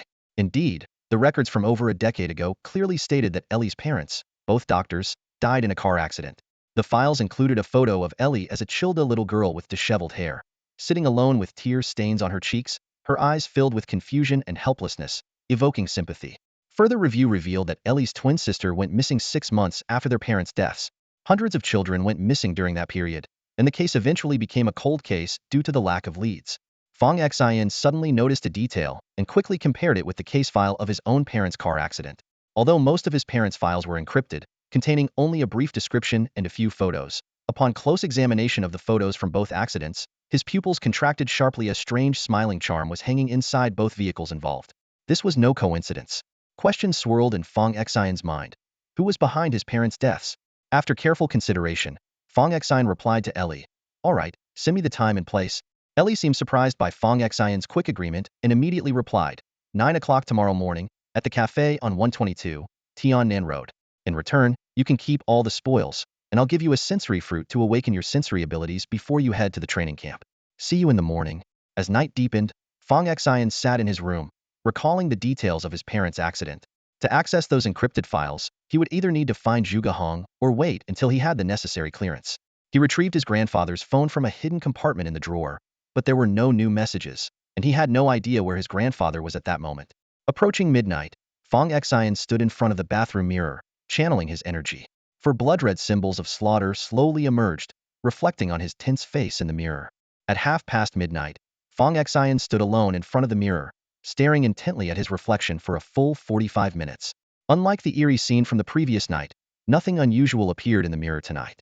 He frowned, deliberately mimicking last night's actions as he turned away, but caught nothing unusual out of the corner of his eye. Could it be that something specific needs to trigger it? Fong Xion pondered yesterday's events and suddenly realized it might be because he hadn't watched his grandfather's video. But having missed the time window, he could only wait until the next night to try again. Back in his bedroom, lying down, Fong Xion's thoughts drifted to his meeting with Ailey the next day. The following morning, after breakfast, Ailey messaged him to meet at a cafe. By the time Fong Xion arrived, Ailey was already waiting at the door. Her outfit was particularly eye-catching today. Her silver-white short ponytail peeking out from under a baseball cap, paired with a baseball jacket and tight jeans that accentuated her figure. Fong Xion had also donned a baseball cap. Over here. Ailey waved at him, then lowered her voice to caution. There's still a certain level of risk involved. Are you sure you're ready? Are you sure the opponent is only at level 4? I've been scouting for half a month. Ailey grabbed Fong Xin's arm, meticulously explaining the precautions. The hired hands aren't exactly friendly. We'll need to use fake names and information. I'm Zhao Yaomei from out of town. Then it'll be Qin Juanhao. Change it. Call yourself Qin Xiaoqiang. He's my cousin, Ailey said, handing Fong Xion a mask and a delicate little box. Wearing this mask will allow you to disguise yourself, and in the box is the sensory fruit I promised you. Fong Xion was a bit surprised. You're giving me this before we even start? I'm just glad you're here. Ailey put on her mask, and her appearance changed instantly, even her hair color and face shape. I asked the captain and teammates for help before, but this time Captain Xiao is in confinement for recruiting the wrong Qin Juanhao, and the other teammates were injured in yesterday's mission. Fong Xion awkwardly scratched his face, realizing that all of this somehow traced back to him. He put on the mask, checking its effect on his phone, then opened the small box and took out the bright red fruit. At Ailey's urging, he quickly ate it. A refreshing sensation swept through his body, as if he'd taken a big bite of mint candy. Fong Xion's already sharp sensory abilities were suddenly heightened, and his mind vividly mapped out everything within a 30-meter radius, from the gestures of passers-by to the crawling of insects, and he could even hear the whispers of cafe staff gossiping about their boss in the restroom. Is this what sensory talent feels like? Fong Xion opened his eyes, feeling the newly acquired ability. Although continuous perception caused some dizziness, the power was undeniably strong. Ailey, now with altered black eyes due to the mask, looked at Fong Xion earnestly. I really appreciate you coming to help me. Helping you is also helping myself. The two crossed the street to a small general store. Behind the counter sat a burly man with a fierce expression. The doorbell chimed as Ailey approached and showed him a card. Go inside, on the right, 4th room, the man said curtly. Fong Xion looked in the indicated direction, seeing only an ordinary wall. Ailey retrieved the card and led the way forward. Ripples like water waves appeared on the surface of the wall as Ailey pulled the still surprised Fong Xion through it, heading straight for the 4th private room. This seemingly ordinary general store turned out to be full of hidden secrets, leaving Fong Xion momentarily disoriented. Once seated in the room, Ailey explained to Fong Xion, this is the black market trading center of Launcha. Every city has a place like this where you can post jobs, exchange goods, and buy information. Almost all clandestine deals can be made here. She took a small sphere from her pocket and tapped it lightly, projecting a holographic image of a standalone villa, with its internal structure clearly visible. The bounty hunters I've hired will arrive shortly, and once they're here, we'll set off. This is our target. Yesterday, you mentioned that you seem to have linked your parents' car accident with your sister's disappearance? Fong Xion asked. Ailey nodded. I stumbled upon some clues.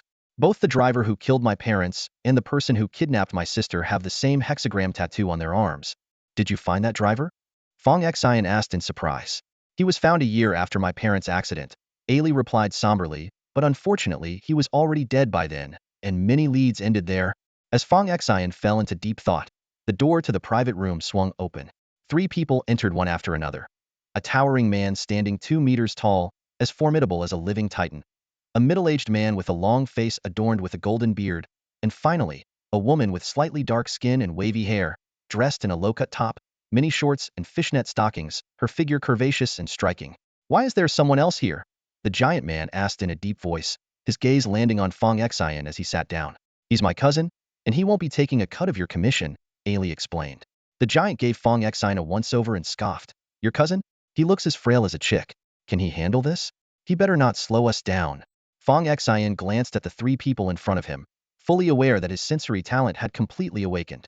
This talent not only granted him extraordinary perception, but also endowed him with a sixth sense for impending danger. By today's standards for potion consumption, his talent was classified as S-level. Moreover, guided by the King of Slaughter, he could enhance his abilities by eliminating enemies with similar talents. Using his sensory abilities to scan the area, Fong Xion confirmed that these three posed no threat to him. Their combat prowess did not exceed level 4. Ellie spoke with a serious expression. Don't worry, he won't hold us back. Now that everyone is here, let's formulate a concrete battle plan. What plan? Let's just charge in and get it over with. The burly bald man boomed. No way. Ellie immediately rejected the idea. There are 7 people in the target villa. The outer perimeter has 2 level 1 sentries, which Black Pearl and I will handle. Black Pearl will use her mental talent to confuse them, and I'll take them out. The sultry woman, Black Pearl, who was constantly playing with her hair, sneered. Really? You want me, a level 2 peak, to deal with 2 level 1s? Do I really need backup? You're underestimating me. Ellie continued with the plan. Better safe than sorry. After dealing with the sentries, there are 2 guards on the first floor, 1 level 1 and 1 level 2.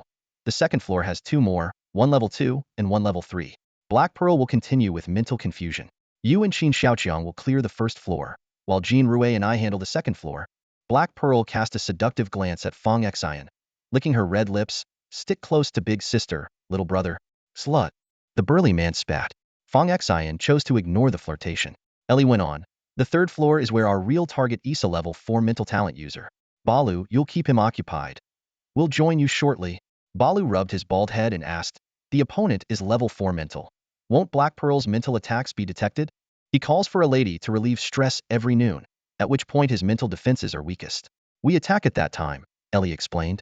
Balu laughed heartily. Won't I scare him limp when I burst in? Ha ha ha. Get ready to move out. Ellie put away the holographic projection device, and the group left the general store, splitting into 2 teams. Half an hour later, they arrived in a wooded area 500 meters from the target villa on the outskirts.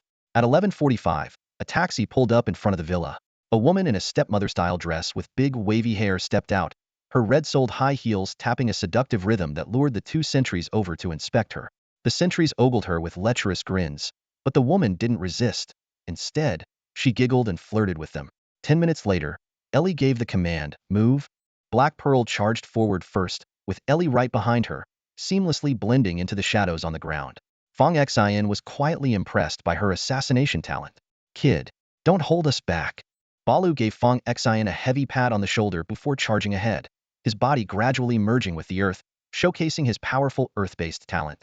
The blonde man appeared weak, but after bending down to gather strength, he suddenly dashed towards the villa with incredible speed, clearly possessing a wind attribute ability. Fong Xion followed closely behind, his steps steady and assured.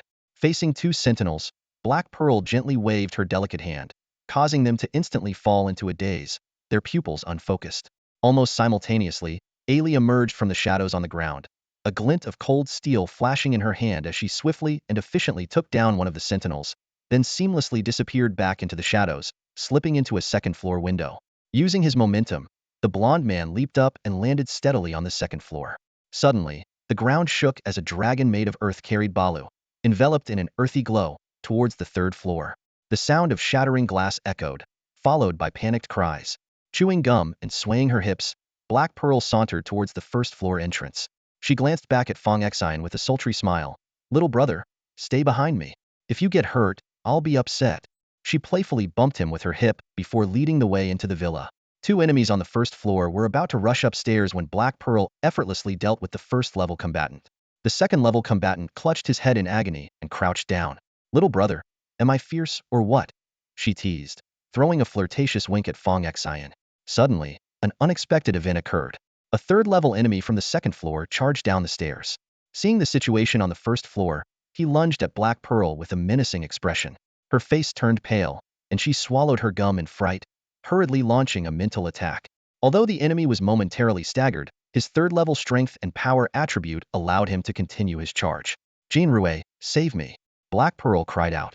The sound of wind came from upstairs, But in that critical moment, a figure flashed by like lightning.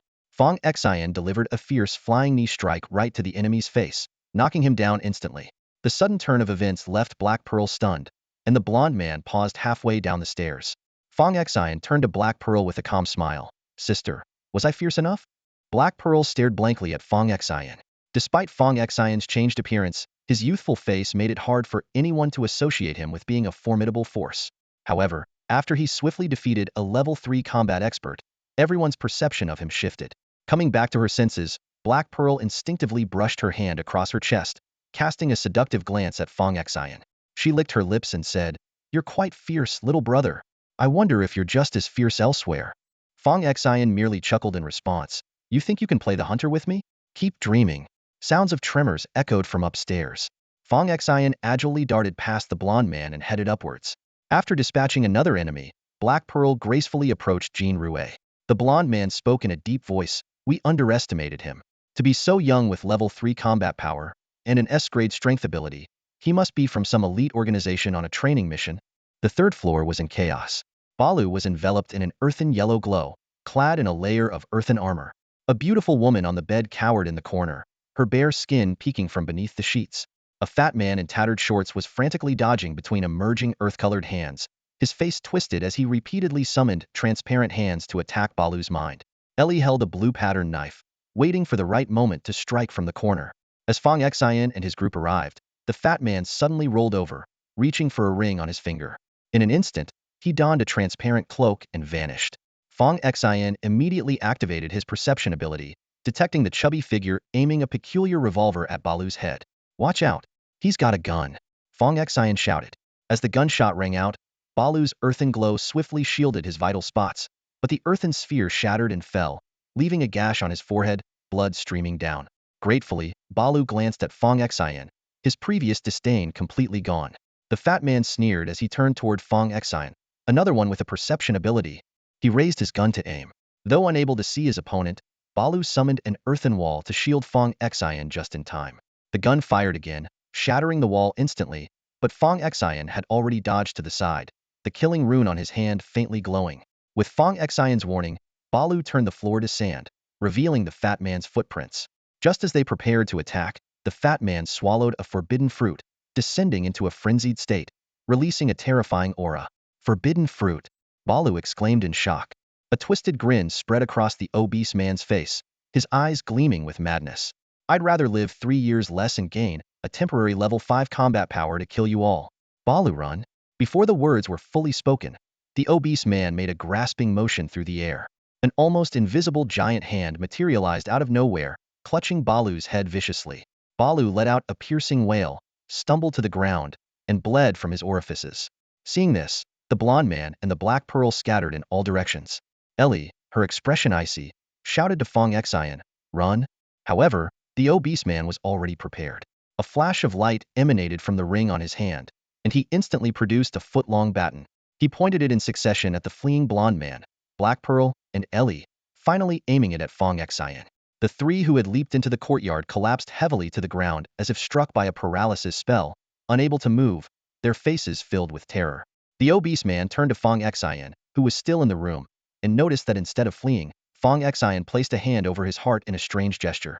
This made the obese man grin viciously. "Damn it. It's because of you that I had to eat the cursed fruit. Eating one cost me 3 years of life. I won't kill you. I'll make you suffer for these 3 years. First, I'll cut out your tongue." He advanced towards Fong Xion, unaware that Fong Xion had already made up his mind. Rather than running, it was better to fight back, especially with the trump card of the King of Slaughter. "Saisia," Fong Xion murmured in his mind. As the obese man reached Fong Xion, who should have been immobilized, slowly raised his head. His eyes were blood-red, and an innate kingly disdain graced his face. His arm lifted slowly, and 5 rings of slaughter runes formed a halo spiraling around it.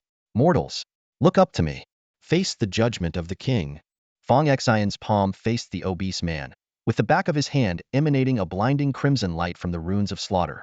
5 slaughter runes formed a ring around his arm, spinning rapidly and emitting a low humming sound.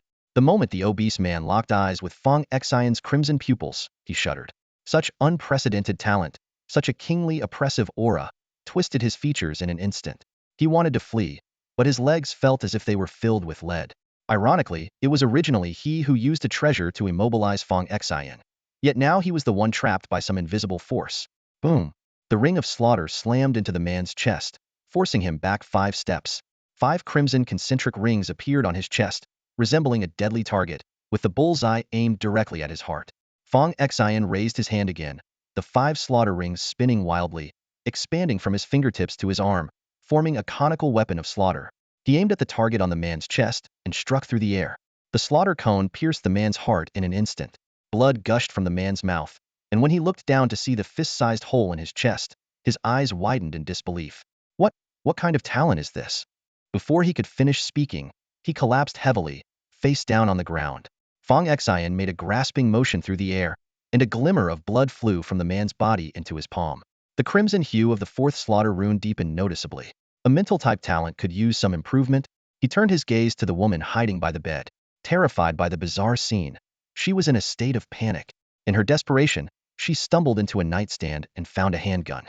Trembling, she pointed the gun at Fong Xion and pulled the trigger in despair.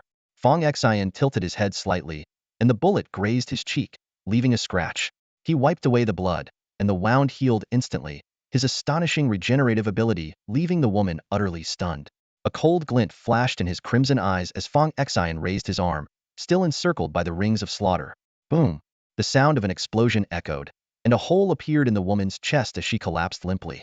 Fong Xion spread his arms, and from the bodies of the deceased throughout the house, blood lights flew into his arm. The 4th rune grew even more vivid, and the 5th seemed on the verge of illumination. With a casual wave, the rings of slaughter vanished into his arm, and the crimson in his pupils gradually faded. Regaining his senses, Fong Xion clutched his wildly beating heart, crouching and gasping for breath. Cold sweat beaded on his forehead, and his face was pale. When the king of slaughter took over his body, it was as if he had witnessed everything from a godlike perspective. Looking at the 2 corpses on the ground, Fong Xion couldn't help but marvel at the terrifying power of the king of slaughter, born from his slaughter talent. After confirming there were no cameras, he breathed a sigh of relief and began pondering how to explain all this to Ellie and the others. With the obese man's demise, the restrictions on Ellie and the others outside were lifted. The blonde man and the black pearl, still shaken, glanced warily at the 3rd floor before dragging the severely injured and unconscious Baru to safety. Ellie, however, did not leave. She had brought Fong Xion here, and couldn't just abandon him. The lifting of the immobilization could only mean the obese man had either released it voluntarily or was dead. Remembering how Fong Xion had once instantly killed a level 4 primary stage warrior, Ellie thought the latter wasn't entirely impossible. Gritting her teeth, she activated her assassination talent and slipped into the shadows, making her way upstairs. When she saw the obese man's body, she froze in place. A glance shifted to the ground where Fong Xion lay, his face pale. Ellie quickly approached to check on him. Fong Xion, are you hurt anywhere? She asked. Fong Xion clutched his chest and shook his head with difficulty. What happened just now?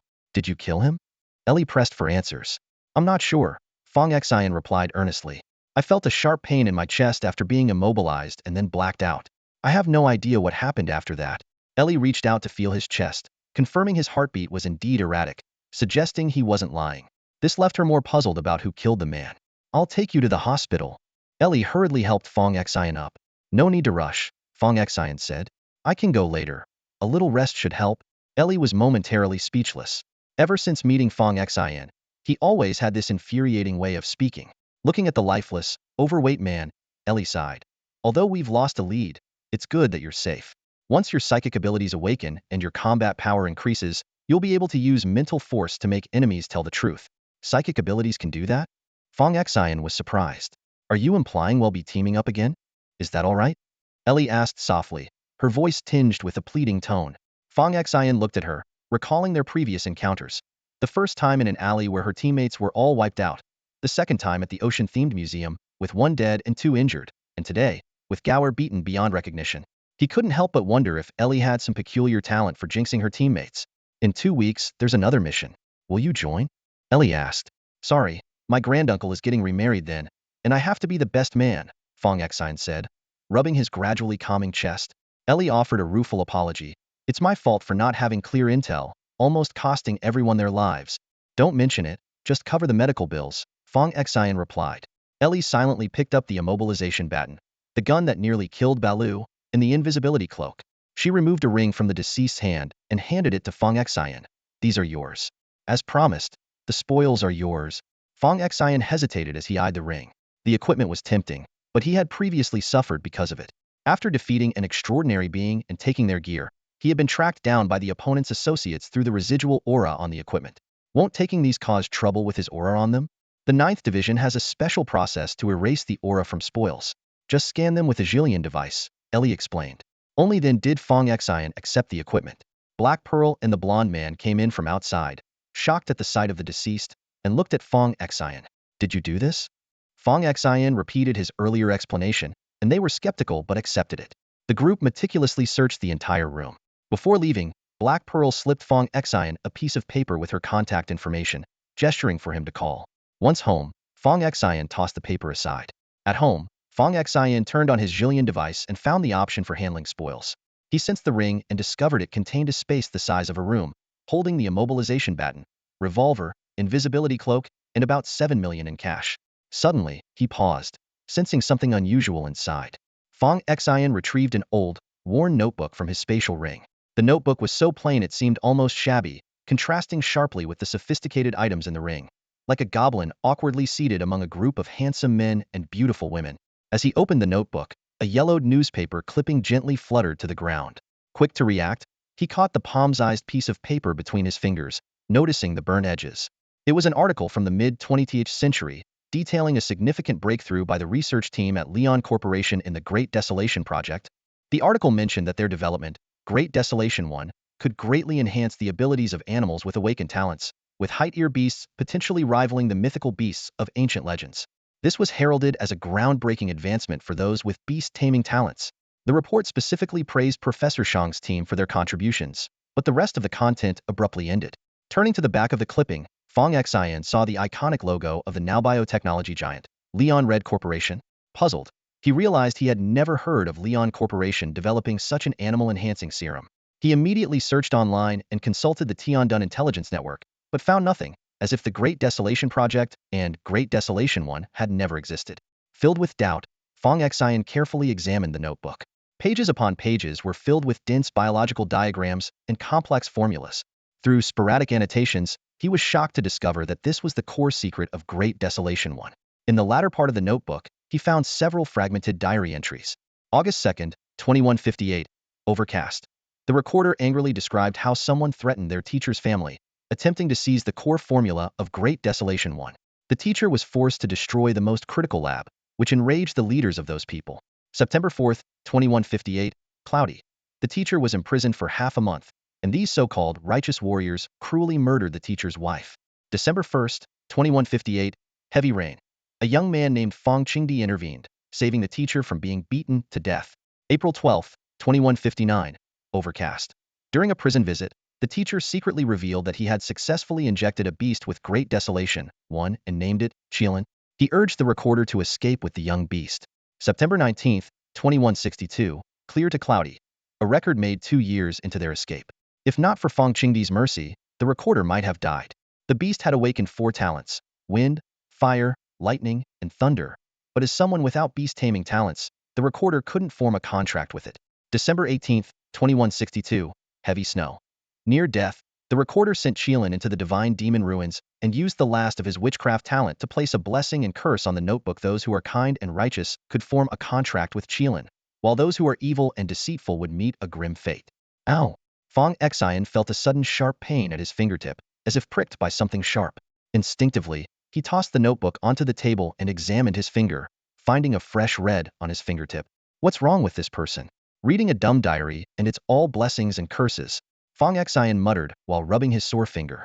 Although there was no obvious change in his body, he felt as though something indescribable had been added to him.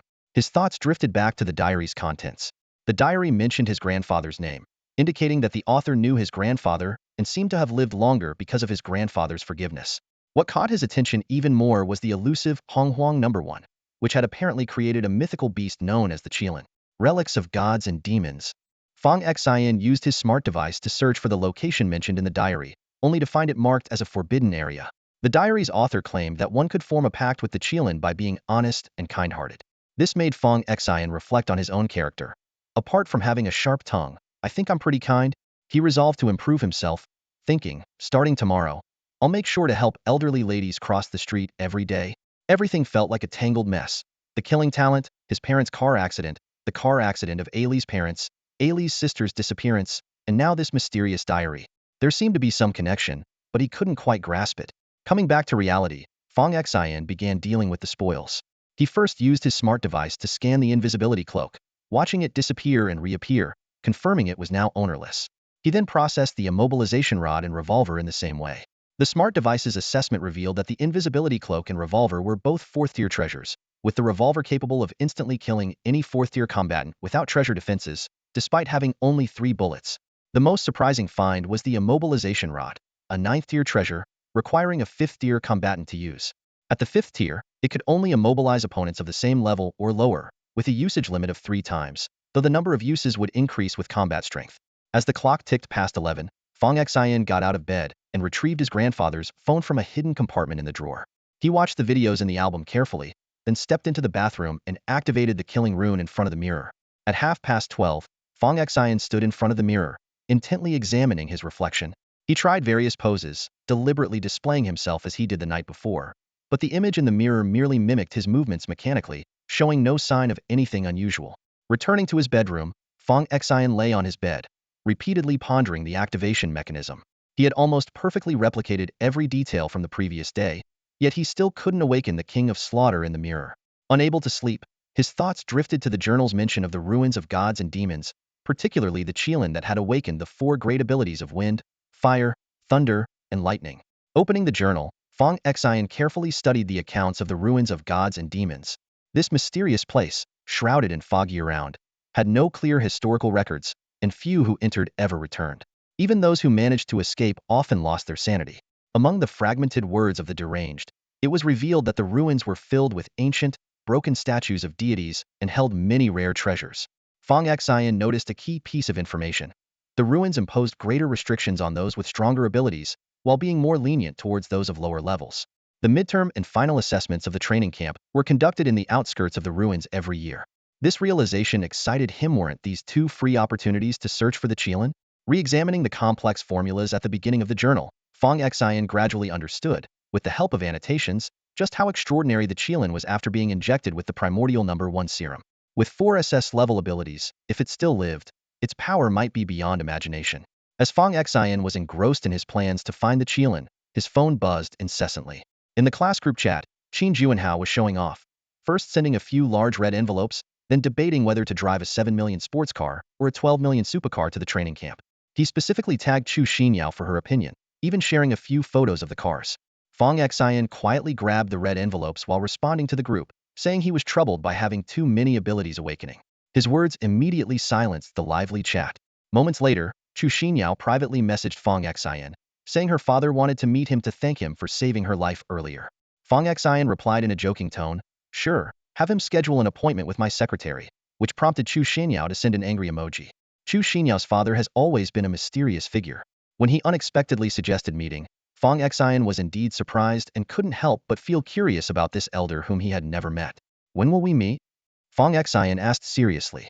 After a brief moment of thought, Chu Xinyao replied, "He's been very busy with work lately, and since you're about to head to the training camp, it's hard to find a suitable time. How about during the break after the midterm exams?" "All right," Fong Xion agreed without hesitation. "You better not back out," Chu Xinyao said happily. "I won't." Chu Xinyao's expression turned slightly serious as she gave Fong Xion a heads up. "There's something I need to warn you about. My dad has a rather unique personality, probably because of his job. He can be quite sharp-tongued, so be prepared." "Oh, that's no big deal. I know a bit of martial arts myself," Fong Xion joked. "Fong Xion." Chu Xinyao playfully pounded on Fong Xion's avatar on the screen. "I'm just kidding. I wouldn't actually do that," Fong Xion quickly explained.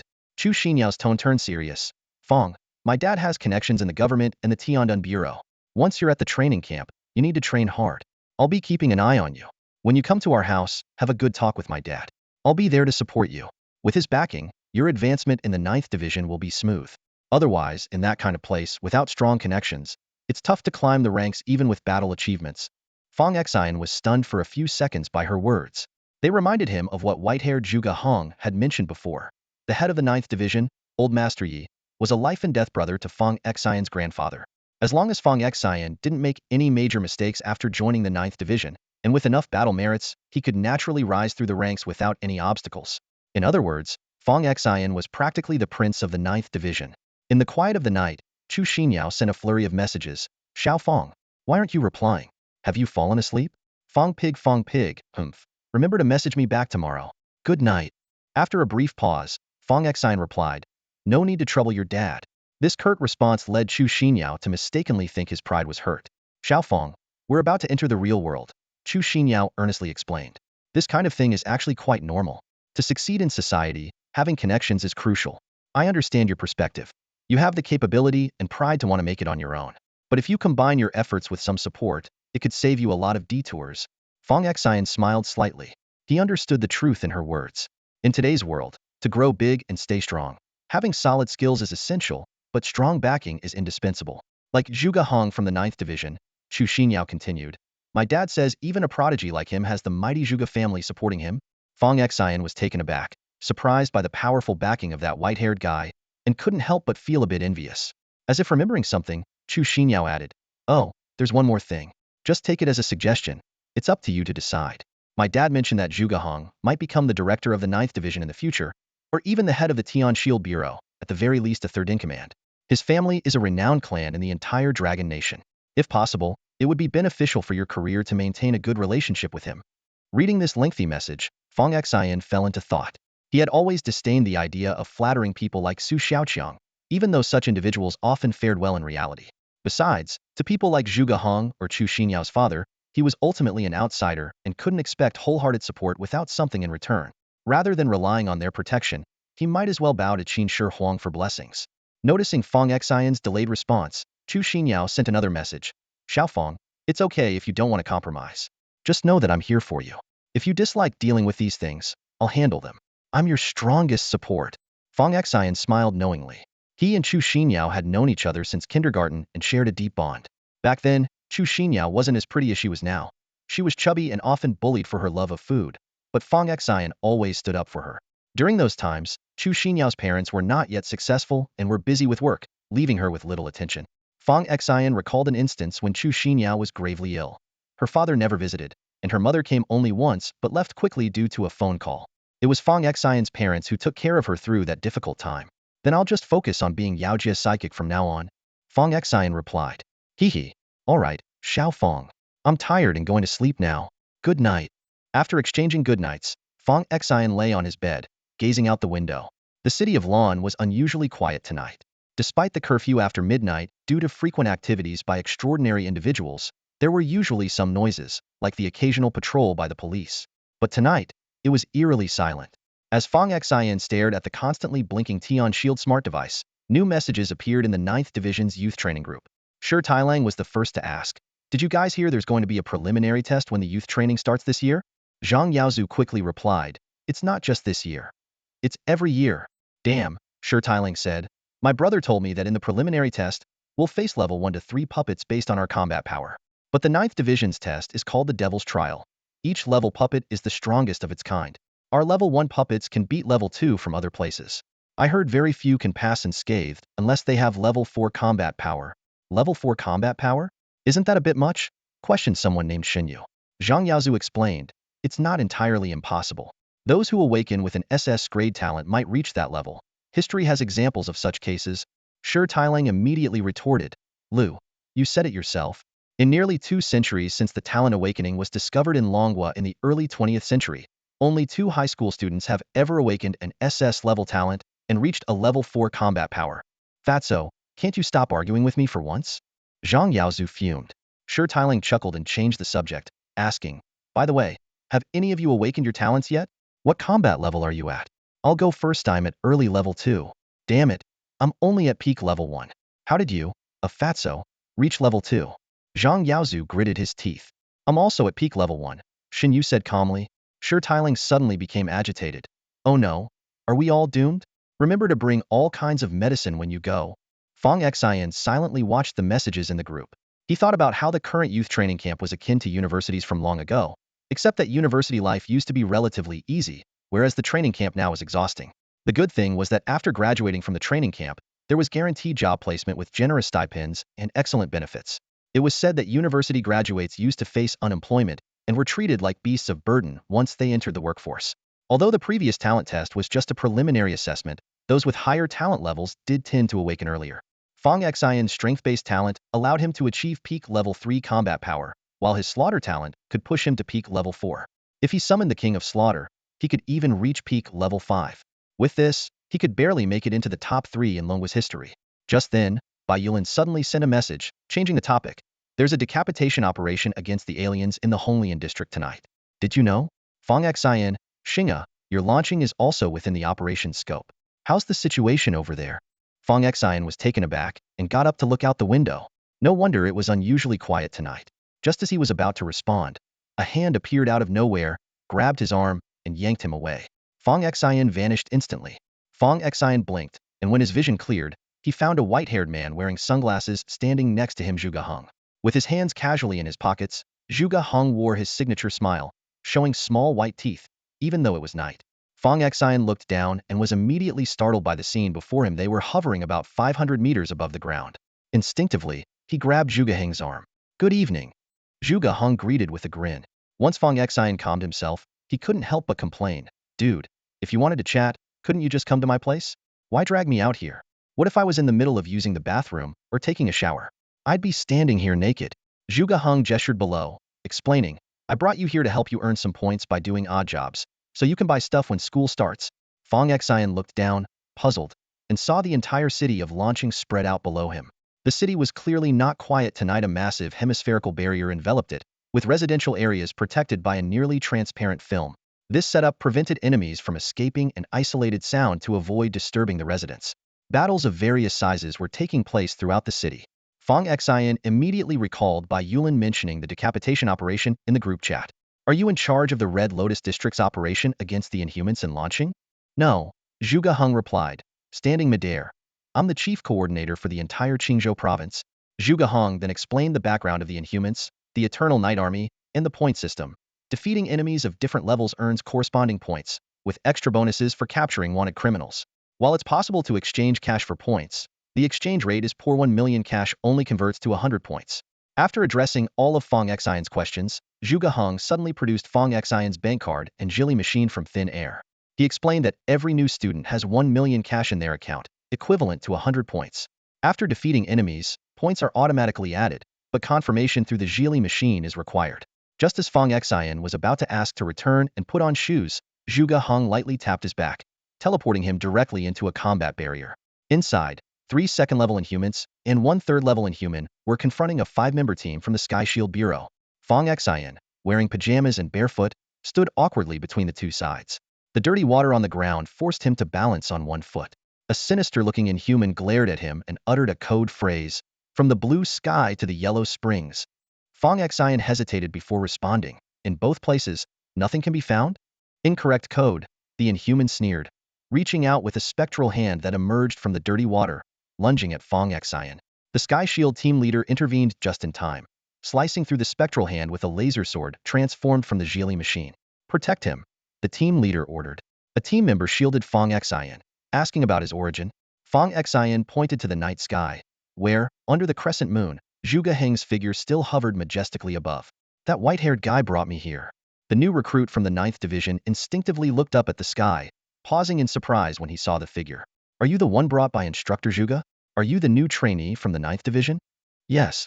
Before the words were fully out, the team and 3 otherworldly beings had already plunged into a new round of fierce combat. The captain, possessing a level 3 electric attribute, was evenly matched with an opponent, a burly man with a level 3 wraith ability. As they were entangled in the fight, the burly man suddenly retreated, pressing one hand to the ground.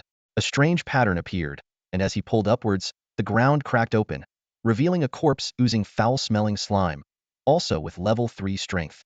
You all have to die, the burly man sneered. Fall back. A team member shielded Fong Xion. Although Fong Xion claimed to be brought by Mao, his pajamas suggested a special training method from Instructor Zug, dragging new recruits straight from their beds to the battlefield. After all, the 9th Division was known for its unconventional ways. Stay behind me, the team member instructed. The new recruits of the 9th Division were all promising talents, and they couldn't afford any mishaps. However, Fong Xion suddenly dashed forward. "What are you doing?" the team member shouted anxiously. The burly man grinned at the sight. "Not bad physique. Turning you into a zombie would be a good choice." The captain caught a glimpse of this out of the corner of his eye. "Hey, what are you?" Before he could finish, Fong Xion leaped into the air. His knee, like a spear, struck the burly man's face. He grabbed the man's head with both hands, twisted his waist, and with a crack, the burly man was killed instantly. The zombie immediately slumped as if its power had been cut. Before the burly man's body hit the ground, Fong Xion launched himself again. The crimson laser blade from his intelligent device targeted the forehead of another opponent. Then he spun and executed a swift return strike, piercing the heart of the last enemy from under the arm. The entire process was seamless and over in a flash. In the sky, Zhuge Heng watched with a slight smile. Impressive. Fong Xion retracted his intelligent device, crouched down to sniff a pair of shoes from the enemies, then gagged and tossed them aside. Turning around, he saw the team staring at him in shock. This is the combat power of a new recruit from the 9th Division? No wonder they're joining the monster room. Although the shoe sniffing was odd, everyone present was awed by Fong Xion's prowess. Squad leader Tian Junhui stepped forward to salute. "Hello, 6th Division, Tian Junhui." Fong Xion stood at attention and returned the salute. "Hello, sir. I'm Fong Xion." No, brother," Tian Junhui hurriedly corrected. "New recruits from the 9th Division are on the same level as squad leaders from other divisions. I can't accept that." Fong Xion then realized the special status of the 9th Division. "Will you be joining us next?" Tian Junhui asked. Fong Xion maintained a one-legged stance. "I'm up for anything, but I need to find a pair of shoes that don't stink first." Only then did everyone notice he was barefoot, which explained the shoe sniffing. The bodies on the ground disappeared into thin air after being scanned by the intelligent device. Fong Xion pulled out a card from his pajama pocket, watching as the number flashed past 100. The number on the card showed 502. Fong Xion and Tian Junhui were discussing the 3 unusual individuals they had encountered earlier, 2 level 2s and 1 level 3, which could collectively be exchanged for 700 points. Since Tian Junhui's team had contributed 40 of the damage and Fong Xion 60, he received a larger share of the points. "Sorry for taking your points," Fong Xion said apologetically. "How about this? You join me in dealing damage, and we'll clear the levels quickly. As long as the numbers go up, the points will naturally follow." Tian Junhui consulted his teammates, and they all readily agreed. They had witnessed Fong Xion's strength firsthand, and as long as they coordinated well, points wouldn't be an issue. Tian Junhui raised his wrist, and his watch projected a 3D holographic map of Lancheng, with red dots representing the unusual individuals. This reminded Fong Xion of the first time he met Ailey, who also wore a similar device. "This is a Sky Shield watch," Tian Junhui explained. "It's essentially a basic version of a smart device and a standard issue for those graduating from the training camp. But after graduating from the 9th Division, you'll receive a more advanced Sky Shield ring." He pointed at several moving red dots. "Shall we go after these individuals?" "Sure," Fong Xion replied. Noticing Fong Xion was barefoot, Tian Junhui retrieved a new pair of shoes from his watch. "These are for you. Hope you don't mind." Fong Xion gratefully accepted. "Not at all, thank you." Half an hour later, under Fong Xion's leadership, the team had successfully cleared 4 enemy squads. They handled the damage output while Fong Xion finished them off, splitting the points evenly. Fong Xion's points increased from 520 to 1,570. Just as they were about to continue, they encountered a special enemy team, a 5-member squad with 2 level 3s, 2 level 2s, and 1 level 1. As the fight began, Fong Xion severely injured one of the level 3 individuals. Suddenly, the weakest one, a level 1 youth, shrieked, "Grandpa! Grandma! Save me!" Sensing danger, Fong Xion used his sensory talent to dodge just in time. A giant centipede burst from the ground, its massive jaws snapping at where Fong Xion had been, then biting off a teammate's leg who couldn't escape in time. Seated on the centipede's back was an elderly couple, the old man's mouth stained with blood, his yellow eyes fixed intently on Fong Xion. "A young man with strength talent," the old man said sinisterly. "Bleed him for my grandson. It's a great tonic." The old woman cackled in agreement. "Great idea. We'll each have a bowl, and the rest goes to our grandson." Tian Junhui's watch alarm went off, displaying the true strength of the enemies. A level 4 Beastmaster and a level 3 Witchcraft Master. Fong Xion looked up for Zhuge Heng, but realized he had vanished into the night sky. He discreetly reached for his ring, contemplating whether to use his invisibility cloak and revolver against the level 4 old man. As Tian Junhui and the others attempted to call for backup, the old woman sneered as she cast a curse. "Dare to call for help, and your tongues will rot." They immediately spat black blood. Fong Xion was shocked by the bizarre power of the witchcraft talent. The old woman eyed Fong Xion greedily. Think you can survive after meeting us? Dream on. Old man, kill him. Let our precious grandson drink his blood. The massive centipede reared its upper body, towering nearly 10 meters high. An old man sat perched on its back, licking his blood-stained lips, his gray-blue eyes glinting with a ghostly light as he fixed his gaze on Fong Xion. Kill him, the old man commanded, slapping the centipede's back. The giant creature let out a piercing shriek and lunged at Fong Xion with its gaping maw. Tian Junhui and his team reacted swiftly, deploying their link devices to form a hemispherical barrier around them. Hold the barrier. Call for backup, Tian Junhui ordered with difficulty, as dark blood trickled from the corner of his mouth. The team members quickly sent out distress signals. The centipede struck the barrier with a deafening impact. Nearby, an old woman appeared, gently shaking a drum made of human skin. The eerie sound waves caused dizziness, and she opened her mouth, filled with yellowed teeth, to screech. If you don't open the barrier, your teammates will all die. The barrier's light dimmed noticeably.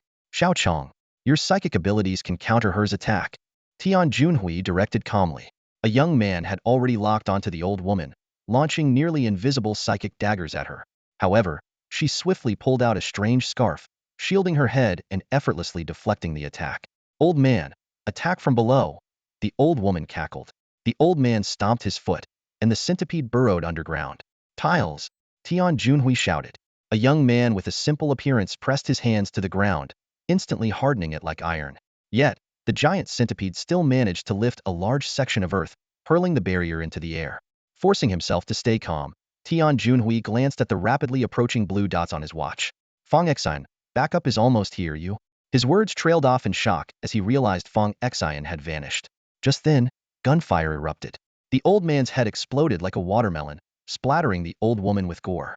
As she prepared to cast a curse, the now visible Fong Xion appeared before her, delivering a powerful punch to her jaw. Her teeth flew as she was sent sprawling like a puppet with cut strings. Fong Xion showed no mercy, quickly closing the distance and landing another punch, driving her head into the wall. Who are you cursing to die? My parents are already dead. Your damn curse means nothing to me, he spat furiously, kicking her twice more for good measure. With its masters gone, the giant centipede thrashed wildly, demolishing the surrounding walls. Fong Xion, clad in his invisibility suit, moved swiftly, launching a relentless assault on the remaining enemies. Each strike was precise, incapacitating them in moments. As the foes fell, the blood energy from their bodies quietly merged into Fong Xion. After absorbing the Beastmaster's blood energy, he felt his own Beastmaster abilities significantly enhanced. Fong Xion bent down to pick up the treasures and space rings that the two elderly people had dropped. Upon checking the contents of the rings, he found them filled with a variety of items. In his pajama pocket, his bank card was emitting a faint glow. He carefully reviewed his points. The elderly couple on the wanted list were worth 450 and 350 points respectively, totaling 800 points. As for the battle with the 5-member team, Tian Junhui's squad dealt 37 of the damage, while Fong Xion contributed 63, earning him 693 points out of the total 1100. This brought Fong Xion's total points to 3063, equivalent to over 30 million in cash. The thought made him grin from ear to ear. In the distance, a group approached rapidly. They saw Tian Junhui and others with dark blood at the corners of their mouths, several bodies scattered on the ground, and Fong Xion standing among them in his pajamas, grinning foolishly. Instantly, everyone went into combat mode, warily eyeing Fong Xion.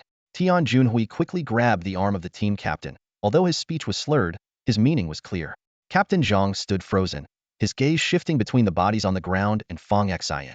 You're saying this new recruit from the 9th Division took down a 4th-level Beastmaster, a 3rd-level Goo Master, and an entire 5-member team? Is he 4th level?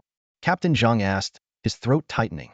In the history of the Dragon Nation, only 2 people had reached 4th-level strength at this age. Fong Xion tucked the bank card into his pocket and turned to face Captain Zhang. It's not as impressive as you think. I'm only 3rd level. I managed to kill them with the help of the treasures. He pointed to a large centipede still writhing on the ground and asked, what should I do with this? The Beastmaster was your kill, so the centipede is your spoils. It's up to you to decide, came a voice. A white-haired man appeared out of nowhere, walking on a staircase of air to stand before Fong Xion, hovering 30 centimeters above the ground, his hands casually in his pockets. Zhuge instructor. All the team members greeted immediately. Zhuge Hung acknowledged them with a slight nod. In fact, he had been hovering above Lan City when Fong Xion was in danger, but seeing Fong Xion handle his opponents effortlessly had brought a smile to his face. Upon hearing the white-haired man's suggestion, Fong Xion shook his head at the giant centipede. Too ugly, I don't want it. He recalled the awe-inspiring Qilin mentioned in his diary, and this centipede paled in comparison. This is a 4th-level mud-dragon centipede, with a potential to reach level 10. Zhuge Hong reminded him. Can I exchange it for something else? Of course, if you don't want it, you can trade it for something equivalent at the Beast Palace. With a snap of his fingers, the centipede disappeared. The 6th Division members looked at Fong Xion enviously, knowing that with the protection of the century's strongest prodigy, his future was boundless. By the way, your Beast Master talent hasn't fully awakened yet. I'll take you to the Beast Palace for your awakening. With another snap, their figures shifted through space, finally arriving in a luxurious bedroom. On the bed lay a long-haired, bearded man with a hairy chest, embracing 2 stunning women of different styles. The trio seemed to have gone through an intense session and were now fast asleep. Zhuge Hong leisurely sat in a chair, sipping tea. Suddenly, rolling black smoke emerged from under the bed, and a massive shadow appeared, a large serpent with a bulging forehead, about to transform into a flood dragon. It lunged at Zhuge Hong with its gaping maw. Zhuge Hong merely tilted his head slightly, his sunglasses slipping down to reveal eyes crackling with lightning. Scram! The fierce serpent showed a flash of fear in its eyes and immediately retreated to the bedside, nudging the bearded man awake. The man looked at Zhuge Hong, who was calmly drinking tea, with a mix of resignation and irritation. Mr. Zhuge, what are you doing here in the middle of the night when you should be asleep? Zhuge Hong twirled the lid of his teacup and took a sip. I've heard Palace Master Xiong is quite skilled in beast mastery, but I didn't expect your skills with people to be just as impressive. The bearded head of the palace was sitting on the bed. Beside him, 2 women, startled by the sudden appearance of a stranger in the room, clutched their chests and shrank towards him in fear. While comforting the 2 women, the palace head looked at the visitor and asked, Mr. Zhuge, what brings you to our palace of beasts so late at night?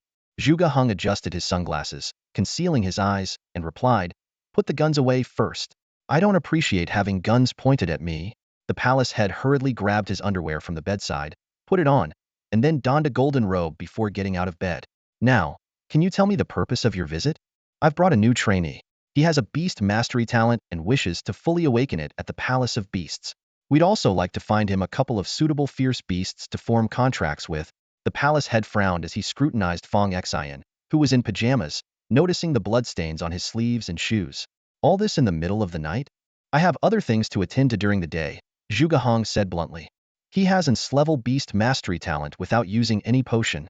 The palace head paused as he was tying his robe, his hands suddenly still. An S-level without any potion? Does that mean an S-level beast mastery talent? His gaze on Fong Xion turned intense, like a hungry wolf spotting fresh meat. Mr. Zhuge, could you let him join our Palace of Beasts? No. Even though the 9th Division is strong, we're far ahead in beast mastery. If you leave him to me, I'll ensure he receives the best training. That's not possible. Zhuge Hong put down his teacup. Beast mastery isn't his primary talent. What? An S-level beast mastery isn't his primary? Then what is? An SS-level strength talent. The palace head circled Fong Xion, forcing a friendly smile. What's your name, young man? Fong Xion. There's no one by that name on the list of this year's SS-level newcomers. I told you, he hasn't used any potion, Zhuge Hong chuckled. The palace head looked at Fong Xion greedily. All the good prospects end up with the 9th Division. He sat back down and poured tea. Mr. Zhuge, we're old friends. Awakening here would greatly enhance his affinity with beasts in the future. Help him awaken, and I'll share a piece of information with you. Weren't you supposed to bring a fierce beast? Zhuge Hong snapped his fingers, and a giant centipede appeared in the bedroom. He found this one. Just exchange it for something equivalent. Of course, if you want to show some goodwill and offer something higher level, I won't mind. Although the palace head still wished to keep Fong Xion, he knew he couldn't contend with the white-haired man before him. He reluctantly asked, so what's this information you're offering? Awaken him first, then I'll tell you. I guarantee it will keep you up all night. Deal. Shall we proceed with the awakening? I'll lead the way. Too much hassle. Before Zhuge Hong finished his sentence, the surroundings began to distort. When the scene became clear again, they were standing at the foot of a mountain. A winding path led to the summit, flanked by lush trees. Ah, spatial talents truly are among the best, the palace head marveled. Individual skill shouldn't be attributed solely to talent. Zhuge Hong gestured for the palace head to lead the way. The palace head laughed heartily and strode forward against the night breeze, his golden robe billowing open to reveal a chest full of hair. As they climbed the mountain, Lady Xiong casually chatted with Zhuge Hong. I heard that Mr. Zhuge is getting a promotion? Is that true? Zhuge Hong chuckled and countered. Where did you hear that from? I overheard it while chatting with some folks from the Wuxing Alliance the other day. As Zhuge Hong continued to ascend the steps, he explained, I was given two options. Either to become the governor of the Red Lotus district for the church, or to choose any one of the other 8 departments and become the director there. Lady Shang paused briefly before continuing. And what did you decide, Mr. Zhuge? I went to the old man who was signing the transfer order. After some cordial and friendly discussions, he agreed to let me stay at the 9th division, without having to go anywhere. Zhuge Hong replied with a hint of pride. Lady Shang turned to look at Zhuge Hong. Mr. Zhuge, being offered the position of governor of the Red Lotus district by the church is quite a promotion. Those old zealots at the church, Zhuge Hong scoffed. They're only good at manipulating people and playing power games. I can't stand them. Lady Shang hastily covered Zhuge Hong's mouth as if shocked. Mr. Zhuge, you mustn't say such things. Zhuge Hong disdainfully pushed her hand away. I said it, and if they want to make trouble, they can come find me. Lady Shang anxiously looked around, worried someone might hear, and quickly changed the subject. Finally, the 3 of them reached the mountain summit. Before them stood a massive altar, with 9 levels of steps at its center.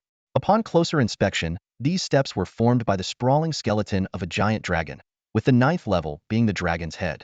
Zhuge Hong gestured to Fong Xion. Go ahead, climb as high as you can. Lady Shang advised from the side. If you feel the pressure is too much to bear, stop and stay on the step where you can hold out. Don't push yourself, especially on the last 3 steps. But with your S-level beast master talent, you should manage to hold on at the 8th step. What's the benefit of staying up there? Fong Xion asked, puzzled. Lady Shang patiently explained, by absorbing the dragon's aura, you can awaken your beast master talent. The longer you stay, the more dragon aura you accumulate inside.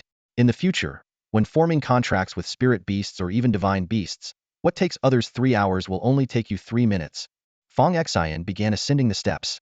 He felt a strange aura, intense as if being watched by the king of beasts, yet he climbed to the 4th step effortlessly and continued upward as the pressure increased. For Fong Xion, it was no burden. Soon, he reached the 7th step. Though the pressure surged, Fong Xion calmly stepped onto the 8th step. The pressure here was nearly double that of the 7th, causing his heartbeat to quicken slightly, but it was still manageable. His gaze eagerly turned to the 9th step. Lady Shang watched Fong Xion with envy. It seems he's reached his limit. An S-level beast master talent is a treasure in the palace of 10,000 beasts. Unless an SS-level talent appears, he's the future candidate for the palace master. Before she finished speaking, Fong Xion confidently stepped onto the 9th step. The master of the beast palace was visibly shocked by the scene before him and immediately exclaimed in surprise. Zhuge Hong's expression was equally filled with confusion.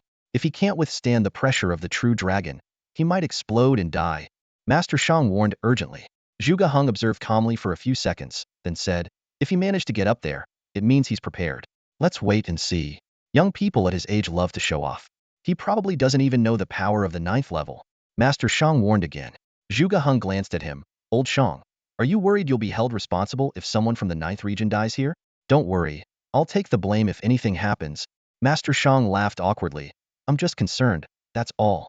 Such a promising talent shouldn't be allowed to die right before our eyes. Fong Xion had been on the 9th level for over 10 seconds. Although his face was flushed, as if he had just exercised vigorously, he showed no other adverse reactions. It shouldn't be possible. Only SS-level talents can reach there, Master Shang said, puzzled. Zhuge Hong was also surprised. He knew very well what the 9th level of the Beast Palace's talent step signified.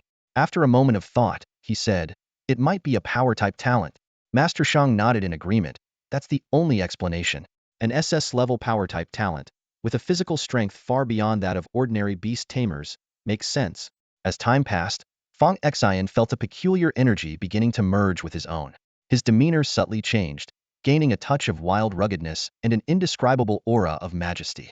In the history of the Beast Palace, what's the longest anyone has stayed on the 9th level? Master Shang recalled. Our founding ancestor stayed for a full 40 minutes. The second longest was the former palace master, who stayed for 32 minutes. The third stayed for only 13 minutes. They all triggered celestial phenomena and were worshipped by beasts. I have an S-level beast taming talent and could only last 2 minutes.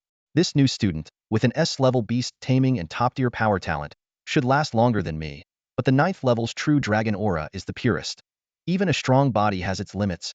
Zhuge Hong remained silent, focusing intently on observing Fong Xion. At this moment, Fong Xion showed no discomfort aside from a slightly elevated heartbeat, and the mysterious energy within him continued to merge. 10 minutes passed. Master Shang was restless, craning his neck to look up, eyes wide with disbelief. 10 minutes? How is this possible?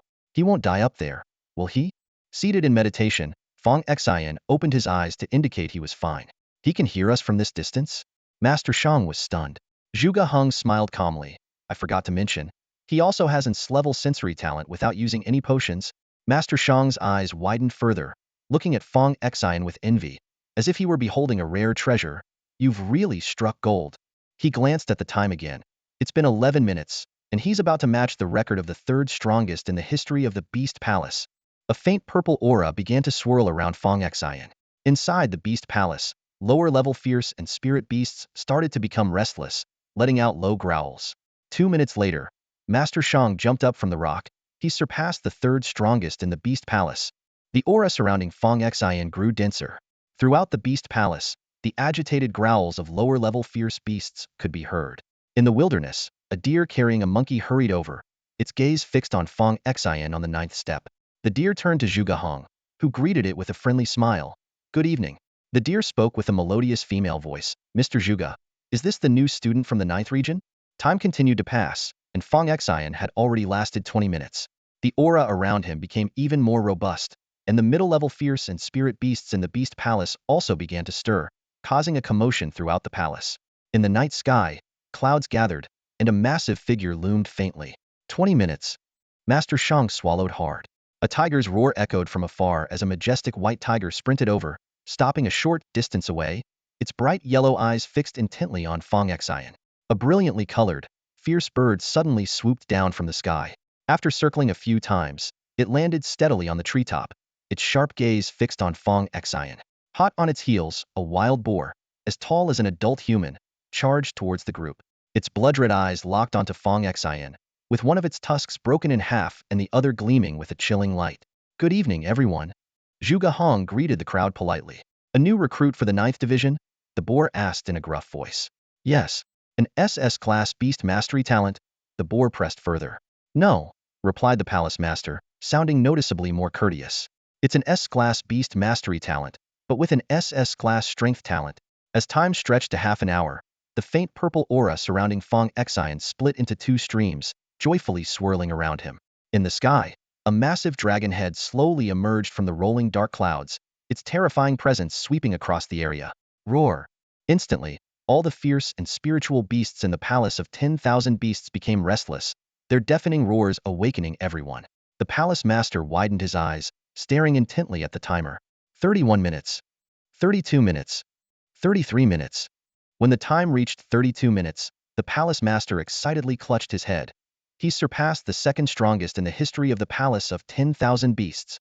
The onlookers watched in shock as the palace grew increasingly chaotic, as if the entire world was shaken by the beast's roars. All eyes were on Fong Xion. 34 minutes. 35 minutes. The strong ones in the palace of 10,000 beasts focused intently on Fong Xion, realizing he was challenging the record set by the founding master of the palace. If he truly surpassed the founder, they would stop at nothing to keep this young talent. 37 minutes.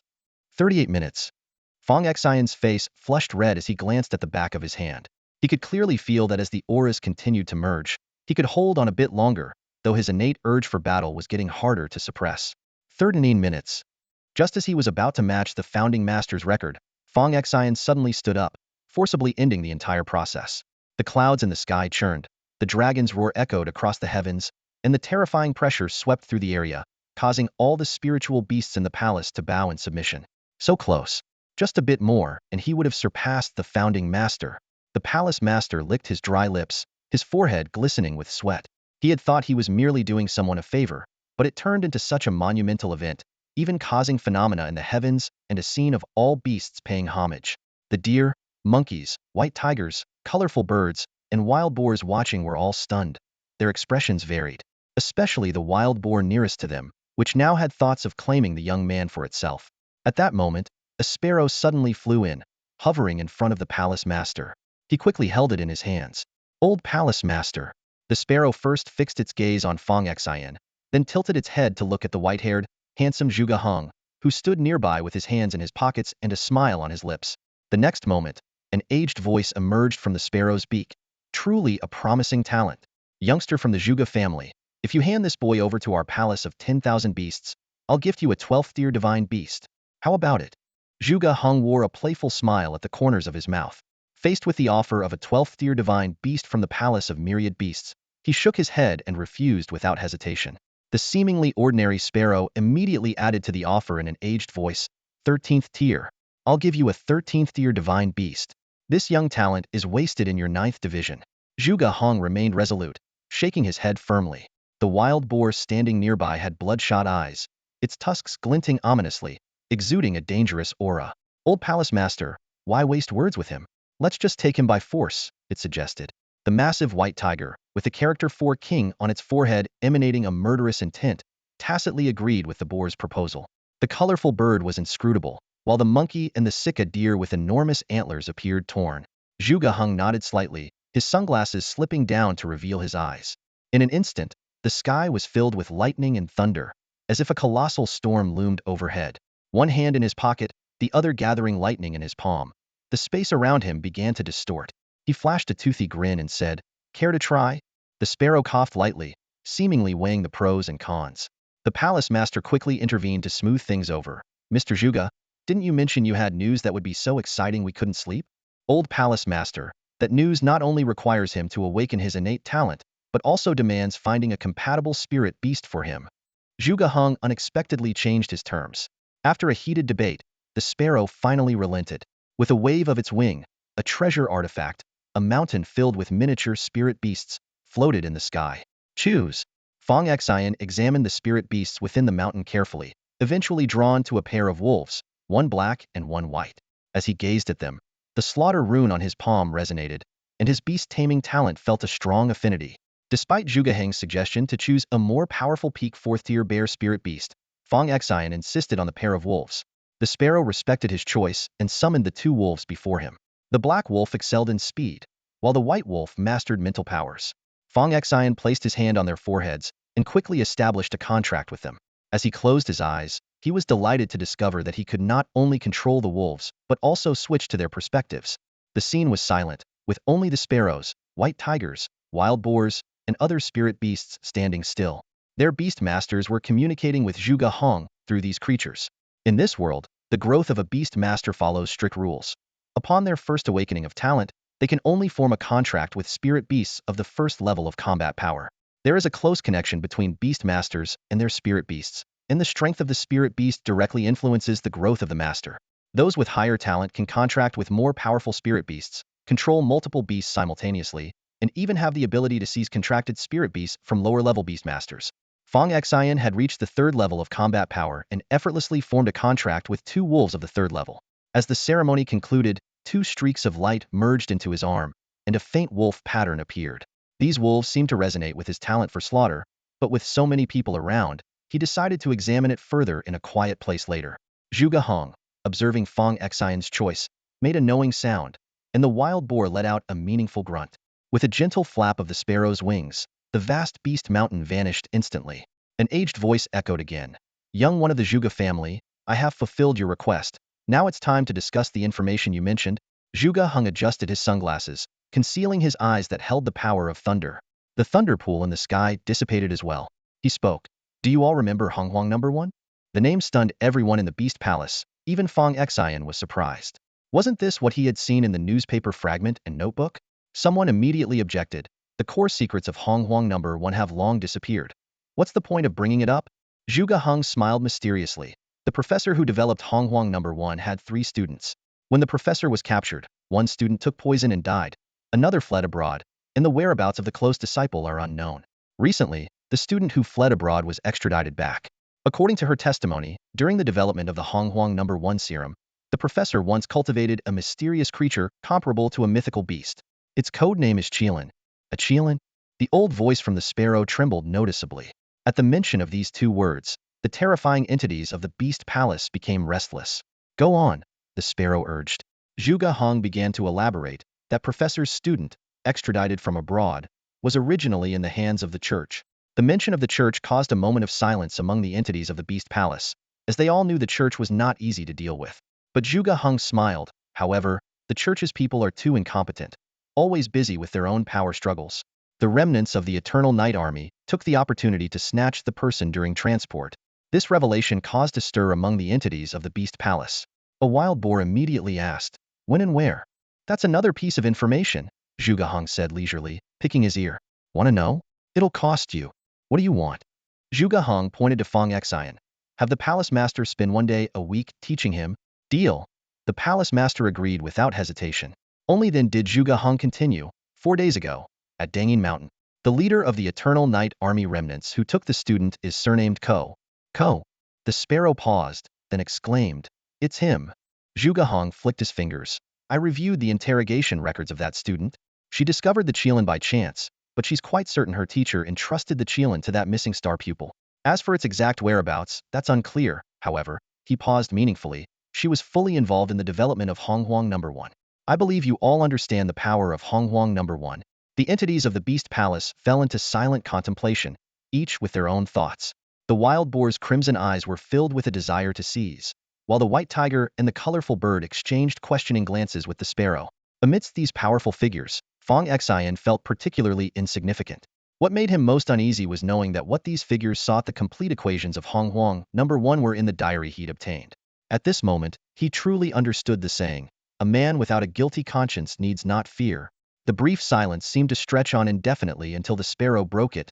Little one from the Zhuge family, this information is indeed valuable. As everyone was about to leave, the sparrow added, Wait a moment. Zhuge Hong turned slightly. Is there something else, old palace master? The sparrow flapped its wings, and a treasure of the Beast Mountain appeared. A large white bear materialized in front of Fong Xion. Fong Xion, isn't it? This explosive flame bear is my gift to you. Fong Xion looked at Zhuge Hong, who smiled and said, Name your terms. No terms, just consider it sowing good karma, the sparrow said kindly. If in the future you encounter a disciple of the Beast Palace in distress, lend a hand if you can, and it will be counted as good karma with us. At Zhuge Heng's prompting, Fong Xion expressed his gratitude repeatedly. The sparrow invited him to visit the Beast Palace often, assuring him that any questions about beast control could be freely discussed. With a snap of Zhuge Heng's fingers, they both vanished instantly. The wild boar let out a reluctant growl at the spot where they had disappeared. The colorful bird reminded, if we were to detain them, that white-haired one would not let it go easily. While we might severely wound him, we would soon face the wrath of the Zhuge family and the 9th Division, a price the Beast Palace cannot afford. The matter of the Qilin, the sparrow's voice turned icy. Search Dangin Mountain for clues and ensure we retrieve that professor's student from the Eternal Night Army. Honghuang No. 1 is too important to the Beast Palace. The scene shifted, and Fong Xion found himself back in his bedroom. Zhuge Hong, munching on some chips from the table, said, I handed in that centipede for you, and the points will be credited to your account. As for this bear, I've created a new space to keep it. Once you reach the level where you can control it, crush this small space orb, and it'll appear before you. Zhuge Hong flicked his fingers lightly, and a small, crystal-clear sphere appeared out of thin air. Fong Xion took the sphere, a sly glint in his eyes. If I crush this, will you appear in front of me? Are you trying to get free services from me again? Zhuge Hong chuckled. Fong Xion laughed awkwardly, pressing on. Can you show up exactly where I am whenever you want? As long as I can determine the exact location and spatial coordinates, I can do it, Zhuge Hong replied succinctly. Fong Xion nodded in sudden understanding. Any other questions? Zhuge Hong asked. Nope. All right, I'm heading off then. Call me if you need anything. By the way, Zhuge Hong said seriously, this decapitation operation will last for half a month. Make sure you rest well during the day. I'll call you at exactly 1 a.m. tomorrow. Before he finished speaking, Zhuge Hong had already vanished. Fong Xion lay on his bed, letting out a long sigh. So much had happened tonight. Occasionally, faint noises drifted in from outside the window. He glanced up at the sky, noticing that the dome that had once covered Lon City was now gone, indicating that tonight's operation had concluded. After lying there for a moment, Fong Xion's thoughts returned to the two wolves.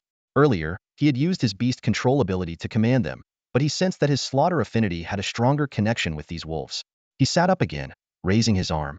In an instant, a black light and a white light flashed in the air, and the two wolves sat quietly before him. The black wolf possessed speed abilities, while the white wolf had psychic talents, perfectly complementing each other. The black wolf's instant kill skill, despite its long charge time, could unleash a devastating attack with incredible speed. Meanwhile, the white wolf's psychic ability could slow the enemy's perception of time, perfectly compensating for the black wolf's skill weakness. To avoid an unexpected visit from Zhuge Hong, Fong Xion retracted the wolves and silently slipped out the window, stealthily making his way to a park 2 miles away. He activated his slaughter affinity, and a series of slaughter runes appeared on the back of his hand, 4 of them particularly crimson and striking. The two wolves stood before him with the loyalty of generals. Just as Fong Xion's hand was about to touch them, the bodies of the two wolves, one black and one white, trembled slightly as two beams of blood-red light silently penetrated their foreheads. In that moment, Fong Xion felt an indescribable resonance emanating from the wolves. A crimson glint flashed in their eyes, and a fleeting symbol of slaughter flickered deep within their pupils. Through his beast-taming talent, Fong Xion bestowed upon them a simplified version of the slaughter talent. This ability not only allowed the wolves to absorb the strength of their enemies to grow stronger after a kill, but it also provided Fong Xion with a double boost. With the enhancement of the slaughter talent, the wolves' overall abilities and self-healing capabilities were significantly improved. The best part was that, due to their inherently aggressive nature, this talent was seamlessly hidden within their instincts. Moreover, the maximum level for the two wolves increased from 10 to 12, with the potential for further growth in the future. Fong Xion was ecstatic about this unexpected boon and was already anticipating the effectiveness of this talent in the mission scheduled for the following night. He imagined the scene of bestowing the slaughter talent on a bear he planned to gift to the old master of the Beast Palace. Of course, this would require him to first upgrade his strength talent to level 4 to officially form a contract with the bear. He named the black wolf Xiao Bai and the white wolf Xiao Kai. Then, with a gesture, the two wolves transformed into streams of light that entered his arm, forming wolf patterns that gradually faded into his skin. After returning to his room and lying down, the bank card issued by the 9th Division lit up, showing an increase of 400 points, bringing the total to 3,463. This was the reward for submitting the centipede. At this rate, reaching 10,000 points before the youth training camp started seemed entirely feasible. Getting up, Fong Xion began to inventory the day's spoils. The most noteworthy item in the old man's spatial ring was a 4th-tier defensive scale artifact. There were also several spider eggs, which he planned to exchange for points. To his amusement, he discovered a pair of bright red triangular briefs, which, upon analysis by the intelligence device, turned out to be a 7th-tier artifact capable of resisting curses and insect curses from witchcraft practitioners. It only needed to be worn on the outside and activated with vital energy to work. The old woman's spatial ring contained a gray-blue 6th-tier headscarf that could resist mental attacks, a 4th-tier human skin drum capable of launching mental assaults, 4 million in cash, various insects and poisons, and a 6th-tier curse artifactostramen with several needles. By placing a target's bodily fluids or tissues on the stramen and piercing the corresponding area with a needle, it could inflict harm or even death. This artifact was unique in that it could be used by non-witchcraft talent users at the cost of consuming vital energy. Fong Xion used the intelligence device to scan and claim ownership of all the items. The cash in the two spatial rings amounted to about 10 million. Due to their sensitive identities, these individuals didn't dare to deposit the money in banks for fear of account freezing. After a busy night, considering the actions planned for the next day, Fong Xion decided to rest well and slept until 10 o'clock. Upon waking, he casually picked up his phone to check the time. Chu Xinyao sent a series of messages to Fong Xion. Xiao Fong, I'm leaving Lan City tomorrow. Could you spend the whole day with me today? Where to? Fong Xion replied tersely. To my dad's place. Fong Xion didn't press for details and simply responded. I can keep you company for a stroll, but don't count on me for anything too strenuous. Come over, let's sit by the moat for a bit first. Then we'll wander around the school and finally, head to Foaming Temple. There's an old lady there who's great at fortune telling, and I want to get a fortune stick. Fong Xion glanced at the messages and readily agreed. Sure. Pack up and head to my place now. My mom's out, and we'll leave once I'm done with my makeup. No problem. See you in 2 hours. Xiao Fong. I'll thump you. After a shower and change of clothes, Fong Xion headed to the living room. At that moment, Zhang Xiaoyu was pestering Zhang Weidong. Dad, give me this space ring. All my classmates have one, and they'll be so jealous if I wear it. I'll pay you back double when my allowance comes in. Xiaoyu, that's just vanity talking, and it's not good, Fong Huilan said sternly. Mom, it's not like I'm not paying it back. How is that vanity? Dad, please. Zhang Xiaoyu persisted. No way, this is for your brother. Zhang Weidong replied firmly. Dad, you're always biased. He might not even want it. If your brother doesn't want it, it'll go to your sister. I won't give it. Zhang Xiaocha has always been obedient. She won't refuse anything you say. Seeing Fong Xion about to leave, Zhang Weidong quickly put on a smile. Ever since Fong Xion joined the 9th Division, Zhang Weidong's attitude towards him had taken a complete 180. Heading out, Xiao Xion? Yeah, uncle, I won't be back for lunch. I'm eating out with friends. Xiao Xion, I bought a space ring for you. It's only 1 cubic meter, but it's convenient. Xiaoyu, bring it over. Reluctantly, Zhang Xiaoyu removed the ring, but Fong Xion immediately said, I don't want it, and left the house. Downstairs, he ran into Jiang Xiaocha, who was taking out the trash. Going out to have fun, bro? Yep. Fong Xion paused. Xiaocha, I've got something for you. He handed her a space ring. Is this a space ring? Zhang Xiaocha asked in surprise. Yes. Where did you get it? Got it from a mission with Bai Mao. What will you use then? I have another one. Thanks, bro. Zhang Xiaocha beamed up at him. Fong Xion playfully flicked her forehead. Go back inside. Inside, Zhang Weidong was stunned. Is he still holding a grudge against me? With the things you've said and done, it's hard not to. Fong Huilon retorted angrily. What should we do? That ring cost a lot. Maybe you should give it to him? Xiao Xian is just like his parents. Once he's made up his mind, he won't change it. Zhang Xiaoyu took the opportunity to put the ring back on. If he doesn't want it, I do. Just then, Zhang Xiaocha returned. Zhang Weidong quickly inquired about her encounter with Fong Xian, and upon learning Fong Xian was in a good mood, he felt somewhat relieved. Xiaocha, Dad has a space ring for you. Xiaoyu, give it to your sister. No. Once it's on my hand, it's mine. Zhang Xiaoyu shrieked. You brat. I just won't give it. I don't want it. Zhang Xiaocha said coolly. Humph, even if you wanted it, I wouldn't give it. When Zhang Xiaocha went to grab an apple, Fong Huilon noticed the ring on her finger. Xiaocha, where did you get that ring? Bro gave it to me downstairs. What will he use then? He said he has another one. Where did he get it? Got it from a mission with Mr. Zhuge from the 9th Division. Joining the 9th Division really makes a difference. Zhang Weidong marveled. How big is the space in that ring? About the size of a room. Zhang Xiaoyu looked at her 1 cubic meter ring and burst into tears. Fong Xian took a cab to Chu Xinyao's villa community, and the security guard let him in after a phone call. He had been there a few times, but had never met Chu Xinyao's father. He had only encountered her aloof mother once, which left a bad impression, so he visited infrequently. After ringing the doorbell, a window on the 2nd floor opened, and Chu Xinyao's voice called out, Xiaofeng, come in and wait a bit. I'm almost done with my makeup. Fong Xian shrugged habitually, expecting the door to be opened by a maid, but was surprised to see a burly man in a suit. The man wore a peculiar badge on his collar, featuring an eye with a sun as its pupil. He looked down at Fong Xian with golden eyes filled with disdain. So, you're Fong Xian? If you're thinking of hitting me, I can always call Qin Juanhao. The man with golden eyes locked eyes with Fong Xian. He tried to intimidate with his presence, but Fong Xian remained unfazed. In the past, such a confrontation might have rattled him, but having witnessed numerous formidable figures alongside Bai Mao, this level of intimidation felt like nothing more than a gentle breeze to him. The man's strength was comparable to, if not slightly superior to, Shang Tianqi, the leader of the 7th group. This left Fong Xian puzzled. What exactly was Chu Xinyao's father's status? Not only did the 7th Division send someone to protect her, but there was also an 8th level expert guarding her. Pathetic worm who can only boast with words. The man with golden eyes sneered after hearing Fong Xian's words.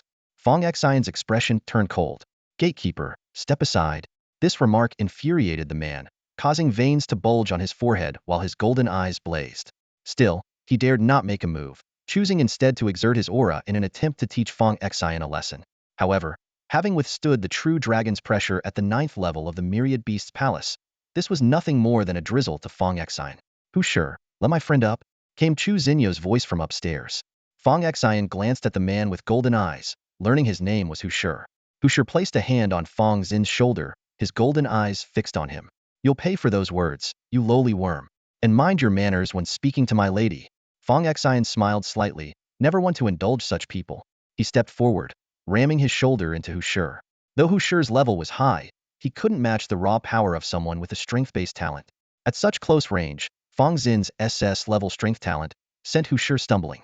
Even if a poodle has noble in its name, it's still just a dog, Fong Xian remarked, turning his head. What the master wants to say or do is none of a dog's business. With that, he headed upstairs. Hu Sure rubbed his shoulder, flexing his arm. Although he trained his physique regularly, in front of someone like Fong Xian with a maxed-out physical talent, he was at a disadvantage in close combat without using his abilities. His golden eyes watched Fong Xian's retreating back, veins throbbing on his forehead. However, considering Fong Xian was Chu Xinyao's guest, a new recruit of the 9th Division, and reportedly under the protection of the prodigious Bai Mao, he swallowed his pride. Chu Xinyao's room was filled with pink blankets, a princess bed, a piano, bookshelves, and a vanity. With her parents often absent, they compensated by indulging her materialistically. Today, Chu Xinyao wore light makeup, her hair in a high ponytail, dressed in a light blue blouse and skirt, with knee-high white socks, exuding youthful energy. Xiaofeng, wait a moment, I just need to fix my hair, Chu Xinyao said, biting a hair tie while adjusting her ponytail in the mirror. Xiaofeng, do I look any different today? Did you wash your hair today? Xiao Fong. You're always so exasperating. Chu Xinyao retorted, hands on her hips. Fong Xion sat at the desk flipping through a comic book. SS level talent for being annoying. Born with it, can't help it. Chu Xinyao huffed, skipping over barefoot on the pink carpet. A pleasant fragrance wafted over as she leaned in, pointing at her eyes. Look, do my eyes look different? Fong Xion looked into her beautiful eyes, seeing his reflection. He casually brushed his bangs aside. How can I be this handsome? Chu Xinyao poked his stomach with her finger. I asked you to look at me, not yourself. Fong Xion leaned closer, examining her eyes for a few seconds. They look the same as usual. Didn't you notice a hint of golden yellow? Maybe a bit. Are you wearing colored contacts? No. My light affinity talent has awakened. Fong Xion recalled Hu Shi downstairs with his golden eyes. So awakening a light talent makes your eyes like that? Wait, is that guy downstairs a light affinity too? Chu Xinyao chuckled, pinching Fong Xin's cheek. Your mouth, when it speaks, can really drive people crazy. That lion dog, no. Hu Shi also has a light affinity talent. Xiaofeng, you have a light affinity talent too. And a level. But since you haven't used any serums, it's actually in S-level light affinity talent. Your light talent hasn't awakened yet, has it? Here, take this. It can help awaken your light talent. Having an extra talent means another way to protect yourself. With that, she handed Fong Xion a small 3-inch tall sculpture. Fong Xion curiously examined the heavy object in his hand. Though its material was unknown, he could sense a mysterious power within it. Chu Xinyao explained that this treasure needed to be bathed in sunlight or moonlight, depending on the time of day or night. During this contemplation process, the user would enter a mystical state, naturally awakening a talent for the light element. If you gave this to me, what will you use? Fong Xion asked, puzzled. Chu Xinyao playfully poked Fong Xion's forehead with her fair finger. Silly, I've already awakened, so I don't need it. By the way, ordinary people can only awaken either sunlight or moonlight abilities, but you haven't scrayed light talent, so you can definitely awaken both. Come on, we're here to have fun today, she said, pulling Fong Xion's arm and heading downstairs. Hua Shi immediately called out, Miss, you are a noble, but was cut off by Chu Xinyao. Hua Shi, I'm leaving Lan City tomorrow. Today, my friend is here to spend time with me, which is very important. Thank you for your protection, but please don't say anything excessive or disturb us. Chu Xinyao put on her shoes and dragged Fong Xion out the door. Hua Shi's golden eyes were filled with anger, but he could only lower his head in resignation and follow silently behind. The two strolled through the quiet outskirts of Lan City, with Chu Xinyao chattering non-stop beside Fong Xion. After some time, they sat down to rest side by side. Xiaofeng, we've grown up together, and it's hard to get used to the idea of separating for our futures, Chu Xinyao sighed. Fong Xion looked into the distance and said, the books say all good things must come to an end, but they also say we will meet again somewhere in life. What if I miss you? Bow in the direction of Lan City, and I'll feel it. Xiaofeng. Chu Xinyao hugged Fong Xion tightly around the waist. Fong Xion handed her a scarf. This is for you. It's so ugly, I don't want it. This is a 6th level item for defending against mental attacks. I still don't want it. It's ugly. Chu Xinyao insisted 3 times. Suddenly, she noticed something. Huh. Xiaofeng, you have a space ring? Yeah. Want one? I'll give you one. Sure. But if you give it to me, what will you use? I have 2. Fong Xion handed her a space ring. Chu Xinyao happily played with the ring. Xiaofeng, you're doing well now, having 2 space rings. I originally had 3, but I gave one to my sister. Chu Xinyao clung to Fong Xion's arm, blinking her beautiful eyes and acting coy. Xiaofeng, you're amazing. Let me follow you around and rely on you. Okay? Fong Xion pushed her head away. Get lost. Let's go to Fengming Temple, Chu Xinyao said with a smile. Fengming Temple, located on the outskirts of Lan City, is a renowned Buddhist temple known for its spiritual efficacy. The ancient street outside the temple is lined with shops selling various specialties and curious items. After burning incense and praying in the temple, the two wandered through the ancient street. A few minutes later, Chu Xinyao pointed to a small shop. This should be the place. My sister said there's an old lady here who gives accurate fortunes. After calling out a few times inside the shop, a hunched old lady emerged from the back room. She instructed Chu Xinyao to place her hand on a crystal ball and meditate. The light in the crystal ball flickered, and Fong Xion realized the old lady was a master of sensory abilities. A few minutes later, the old lady opened her eyes and said, Child, your future is bright. Even if darkness appears, it will only be temporary. After paying 6,666, the old lady turned to Fong Xion. Her eyes, which lacked whites and pupils, and were filled with water-like color, seemed to see through to the soul. Young man, let me tell your fortune too. I don't have anything to be told. Fong Xion shrugged, ready to leave. The old lady's aged voice echoed behind him. The distant bell tolls. The horn of war swirls. The eagle surveys the land. The vulture feasts on all. The ancient king descends. Slaughter. The prologue of an absurd apocalypse. Slaughter. The epilogue of a false prosperity. Fong Xion's body suddenly went rigid. He slowly turned around, his gaze landing on the elderly woman sitting behind the low table. Her eyes, filled with a watery hue, continued to calmly watch him. To an ordinary person, her words might have seemed meaningless, perhaps just the ramblings of an old woman. But to Fong Xion, they struck like a thunderbolt, stopping him in his tracks. His talent for slaughter was a secret known only to him and his grandfather. Anyone else who knew had been eliminated by his own hand. Even more shocking was that the reflection in the mirror had once called himself the king of slaughter. The old woman's words had nearly exposed his identity and secret completely. Chu Xinyao didn't understand why Fong Xion had returned to his seat, but she obediently sat down beside him. Child, what would you like to ask? The old woman's watery eyes met Fong Xion's. Their eyes locked, and Fong Xion asked, May I ask what you meant by your earlier words, Granny? The old woman chuckled softly. Oh, it means nothing. I'm just a blind old woman who loves to talk nonsense. She paused and then said, Child, give me your hand. Fong Xion hesitated for a moment, but then extended his hand. The old woman grasped it, her empty eyes staring into the void. A few seconds later, she began to tremble violently, her expression growing intensely serious. Seeing this, Chu Xinyao asked with concern, What's wrong? The old woman turned towards Chu Xinyao. Young lady, could you step outside for a moment? I have something to say to him. Once Chu Xinyao had walked away, and the old woman confirmed they were alone, she turned back to Fong Xion. Child, close your eyes. As soon as Fong Xion closed his eyes, he found himself on a blood-soaked battlefield. Corpses lay strewn everywhere, blood flowed in rivers, and bodies piled into mountains. At the peak of one such mountain stood a throne he recognized from the mirror. Compelled by an inner urge, he moved towards the throne, but suddenly, a golden light pierced his heart. He wanted to see who had attacked him, but the figure wore a mask, their face obscured. Just as he attempted to remove the mask, his vision blurred, and he jolted awake, clutching his pounding heart and gasping for air. The old woman's voice echoed in his ear. The ring of slaughter pierces the mortal realm.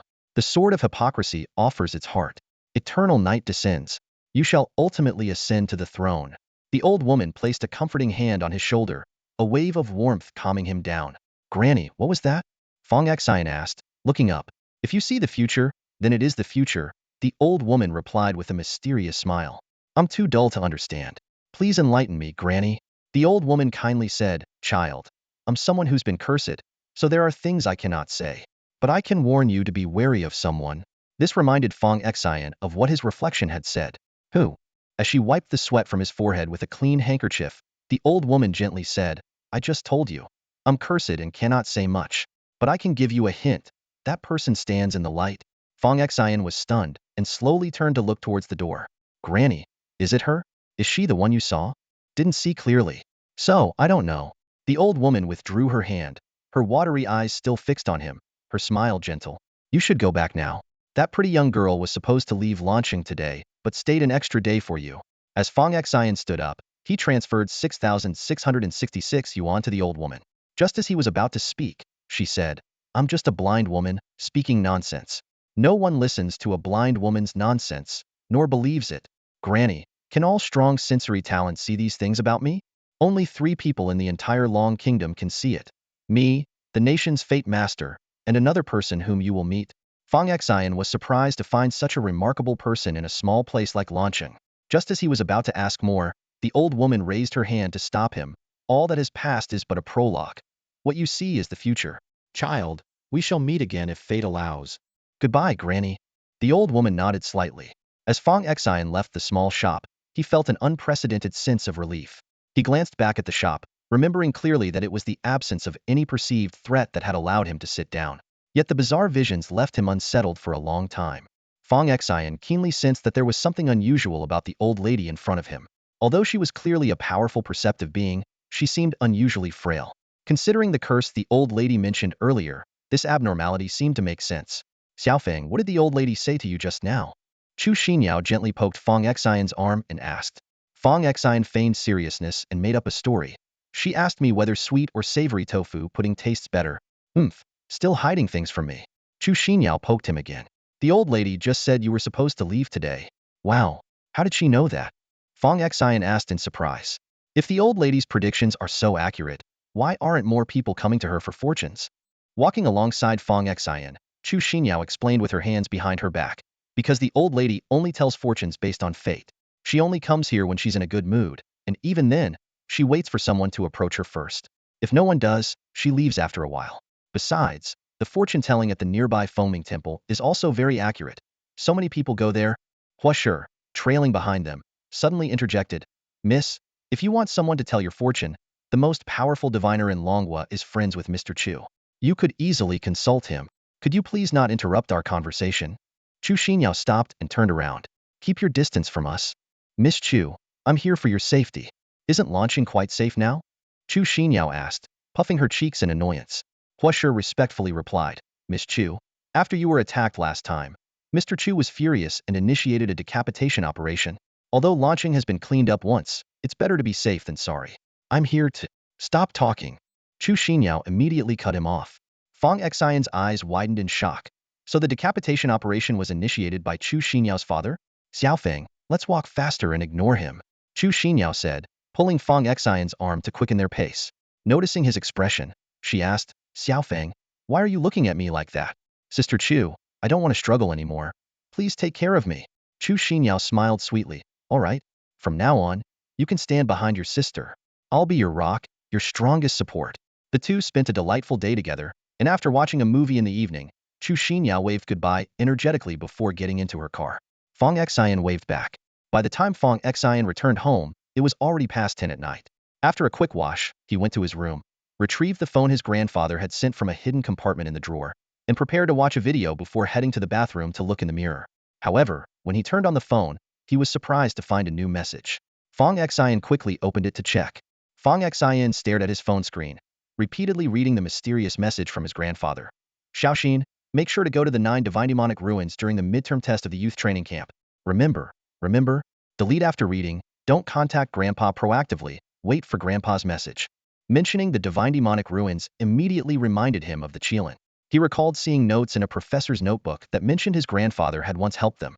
Checking the sender's phone number showed it came from an unknown area, adding to the mystery. Lying in bed, Fong Xion temporarily set aside his doubts and thought about the King of Slaughter in the mirror. Both the King of Slaughter and an old woman he met today had warned him to be wary of someone. Remembering the mysterious figure who had once injured him, he decided he must quickly uncover this person's identity. He went to the bathroom and stared into the mirror for half an hour but found nothing. Returning to bed, he tried to recall the trigger conditions but couldn't find the key. The clock read 12:40 a.m., edging closer to the 1 a.m. meeting with Zhuge Hong. Fong Xion dressed, put on a mask, and waited for the call. His sensory abilities alerted him to his aunt approaching the door. To avoid seeing his neighbor's private moments, he had developed the habit of only sensing his own room. His aunt, Fong Huilon, knocked gently and entered after getting permission. Seeing Fong Xion fully geared up, she was puzzled. Just as she was about to ask why, a hand suddenly reached out from the void, grabbing randomly before pinching Fong Xion's face. He slapped away the furry hand, signaled he was fine, and was instantly pulled away, leaving Fong Huilon stunned. 500 meters in the air, Zhuge Hong, with Fong Xion's saliva on his hand, tossed a crystal ball. It spun in the air, emitting a cool light that enveloped the entire city, forming a protective shield while wrapping around each apartment building. Zhuge Hong tapped his sunglasses to command the operation, and below, several teams emerged to clear out the remnants of the Eternal Night Army. Realizing they were not in launching, Fong Xion eagerly requested to act alone. After landing, he quickly donned his defense gear. A headscarf to protect against mental attacks, a pair of bright red shorts over his clothes to ward off curses, an invisibility cloak, a revolver, and a scale of defensive treasure. Using his smart device to locate the remnants of the Eternal Night Army, Fong Xion targeted a team with only level 3 combat power for a test run. He released 2 wolves, one white and one black. The white wolf launched a mental attack, while the black wolf turned into a black light and pierced through the enemy's chest. As the wolves absorbed the blood energy to enhance their strength, Fong Xion also gained corresponding power and acquired useful treasures. Under the cover of night, Fong Xion continued his assaults, amassing 4,620 points overnight, bringing his total to 8,083. Fong Xion, on his own, had become a formidable force, causing his points to soar significantly. As night fell and he was safely escorted home, he immediately began to inventory the day's spoils. He carefully selected a few practical items and converted the rest into points, watching them quickly climb to 9,228. Suppressing his inner excitement, Fong Xion gazed out at the bright moonlight and took out a small sculpture given to him by Chu Xinyao. It was a delicate angel figurine with a slender female form and gracefully spread wings. He held the sculpture up to the moonlight, focusing intently on it. Gradually, the cool lunar glow began to emanate from the sculpture, enveloping him like a gossamer veil, and with each breath, it seeped into his body. In his mind's eye, a colossal figure began to appear, a silver-armored angel wielding a cross-shaped sword, its pristine wings gently fluttering. It hovered beneath the luminous full moon, bathed in a divine glow. With each flutter of its wings, countless star-like lights showered upon the earth, as if it were the guardian or sovereign of the night. However, a sudden change occurred. The bright full moon in the sky slowly turned crimson. In the center of this blood-red lunar disk, a majestic throne faintly emerged, upon which a commanding figure sat, overseeing all of creation with immense presence. Even more astounding was the 12-winged deity turning slowly, facing the blood moon, and bowing respectfully in worship. Fong Xion awoke from this bizarre vision, recalling the familiar figure within the blood moon. He was almost certain that this was the work of his talent for slaughter. Looking up at the night sky, the cool moonlight continued to flow into him, soothing his lungs and spleen, bringing a sense of comfort. He mused that the light-based talent was divided into sunlight and moonlight, and he resolved to test the effects of sunlight the next day. The following day, with the sun high in the sky, Fong Xion once again took out the small sculpture and began to meditate in the sunlight. Soon, a dazzling sun appeared in his mind. Under its intense glow, a massive figure clad in golden armor hovered between heaven and earth, its wings grand and magnificent. Even at a distance, he could feel the scorching waves of energy, as if they could dry the earth in an instant. This immense figure seemed to be the source of all light in the world. Yet, as Fong Xion delved deeper into his meditation, the brilliant sun began to undergo a strange transformation. The sun hanging in the sky was undergoing a bizarre transformation. The once bright sun seemed to be consumed by an invisible force, gradually turning black. Under this phenomenon, the Golden Warrior, an ancient deity symbolizing daylight and brightness, found his shining armor losing its luster as tendrils of dark energy seeped from his form. Even more astonishing was when this deity slowly turned to face the now pitch-black sun. With his head bowed and both hands gripping a sword, he assumed a posture of submission. Looking in the direction of his worship, one could see a majestic throne suspended within the dark sun. Upon the throne sat a figure, lounging lazily, one elbow resting on the armrest, a hand propping up the chin, gazing coldly down at the world. Fong Xion suddenly opened his eyes, the vision in his mind still vivid. The figure on the throne was unmistakably himself. He raised his hand, observing the emerging runes of slaughter on the back, marveling at the power of this slaughter talent.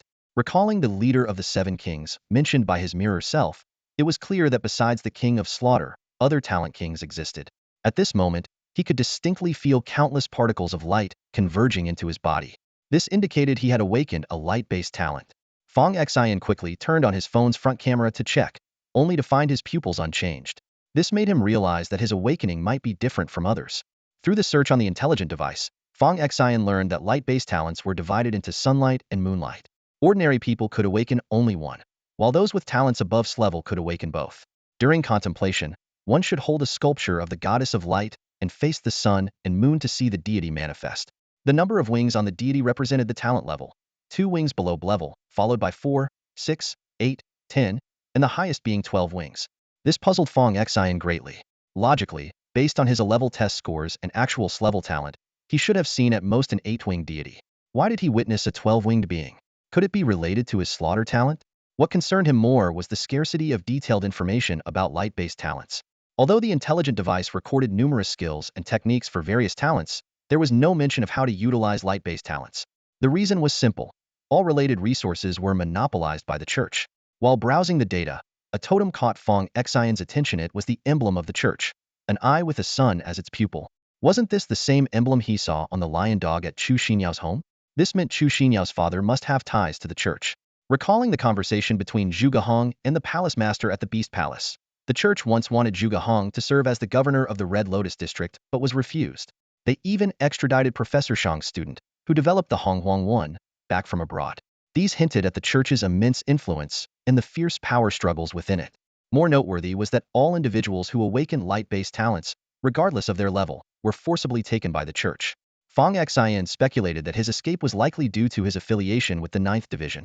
As Fong Xion pondered these matters, in the ancient and magnificent Light Temple in the imperial capital, a middle-aged man clad in a white cloak embroidered with gold and crowned, gazed up at the colossal sculpture of the goddess of light. His cloak was adorned with vivid depictions of the sun, moon, and stars, which seemed to move as the cloak swayed. Behind the sculpture floated a massive sphere, resembling the sun, which was now being engulfed by darkness as if experiencing an eclipse. The man's eyes suddenly emitted a golden glow, causing the entire temple to tremble. A figure rushed into the temple from outside, a crimson cloak trailing on the ground, swaying with each hurried step. When he saw the scene before him, his pupils contracted sharply. "Your Holiness, is this?" The middle-aged man's golden eyes were fixed on the daylight being devoured by darkness, as he murmured, "The great eclipse, black and white reversed. The seven kings return, judgment descends." The figure behind him trembled violently, fear lacing his voice. The chaos of the gods subsided less than a century ago. Is there any way to prevent the arrival of the seven kings? The middle-aged man slowly turned, his golden eyes radiating a dazzling, unsettling brilliance. "We have two choices: either enslave them to serve us, or eliminate them at all costs before they even rise." The warm air inside the temple turned instantly frigid. "Keep a close watch on the remnants of the eternal night. Send agents to infiltrate their ranks. If the seven kings appear, they will be the first to know. We must strike before they do. Remember, those who follow us will prosper, those who oppose us will perish." Understood. Fong Xion had slept a bit longer to earn more points at night. When night fell, he persisted in practicing in front of the mirror, though still without any results. As he lay in bed waiting, a hand appeared out of nowhere. He grasped it immediately and was pulled into the void. When he opened his eyes again, he found himself in yet another unfamiliar city. Zhuge Hong tossed a spherical device into the sky, and a protective shield descended. "Any questions?" Zhuge Hong asked. "Can you find me some skills or techniques for light affinity?" Zhuge Heng's hand paused in midair as he was cleaning his ear. "You've awakened a light affinity?" "Yes. Light affinity skills and techniques are quite special. Skills for other affinities can be found online and through the intelligence network, but the light affinity is monopolized by those old church geezers. They think they're above everyone else, but since you asked, I'll find a way. I'll have it for you after school starts." Fong Xion was impressed by his capability. "Thanks. No big deal. Anything else?" "Not for now." With a snap of his fingers, Fong Xion found himself on the battlefield. Tonight's gains were not as plentiful as the previous days. After all, it was the third day of the decapitation campaign. The remnants of the Eternal Night and the exiles had either fled or been cleared out. That night, he only earned 2,832 points, bringing his total to 12,060. When his points surpassed 10,000, his card suddenly glowed, displaying 2 stars. "Congratulations, Mr. Fong Xion, on becoming a 2-star user." In the following days, Fong Xion continued his nocturnal harvesting. Members of the Sky Shield Bureau knew there was a new trainee from the 9th Division on the battlefield, wearing an invisibility cloak, striking swiftly, with combat power reaching level 3. Although few had seen his true face, his legend spread under the night sky. However, on the last day, an unexpected event occurred. A Wind Affinity Exile's gust exposed Fong Xion's invisibility cloak, revealing him in his red shorts. This scene was captured by the Sky Shield Bureau, and though his face wasn't visible, everyone learned of the flamboyant new trainee with level 3 combat power, who preferred wearing red shorts. As soon as Fong Xion lay down, the 9th Division's training camp group chat exploded. Sure Tiling messaged, "Did you guys hear? We've got a big shot in our class, level 3 combat power even before enrollment." Zhang Yaozu replied immediately. "Who? That's impressive." The details are hidden, and mission participants aren't allowed to talk, but a photo is circulating. Sure Tailang sent a photo showing a figure leaping high, wearing a granny headscarf and a bizarre mask, holding a revolver in one hand and a laser sword in the other, most notably dressed in bright red shorts embroidered with mandarin ducks. "Look, everyone's calling him the Red Shorts War God now. This outfit is wild. Could it be someone in our group?" Sure Tailang continued. "There are 2 people in this group who never speak. Could it be one of them?" By Yulin analyzed, the photo is clearly a man, and the 2 silent ones are Fong Xion and Li Bauer, but Bauer is a girl. "Fong Xion, Brother Xion, is this Red Shorts War God you?" Fong Xion looked at the group messages and the photo, his fingers trembling as he typed, "How could it be me? There's no one as flamboyant as that in Launching, or the entire Red Lotus district." Fong Xion glanced at the group chat messages, wishing he could find a hole to crawl into. Such a socially awkward situation left him feeling utterly embarrassed. The group conversation continued. Sure Tiling joked, "Wow, it's a miracle Xion can send a message." Now only Li Bauer is left silent. Zhang Yaozu shifted the topic to the decapitation mission in the Honglian district.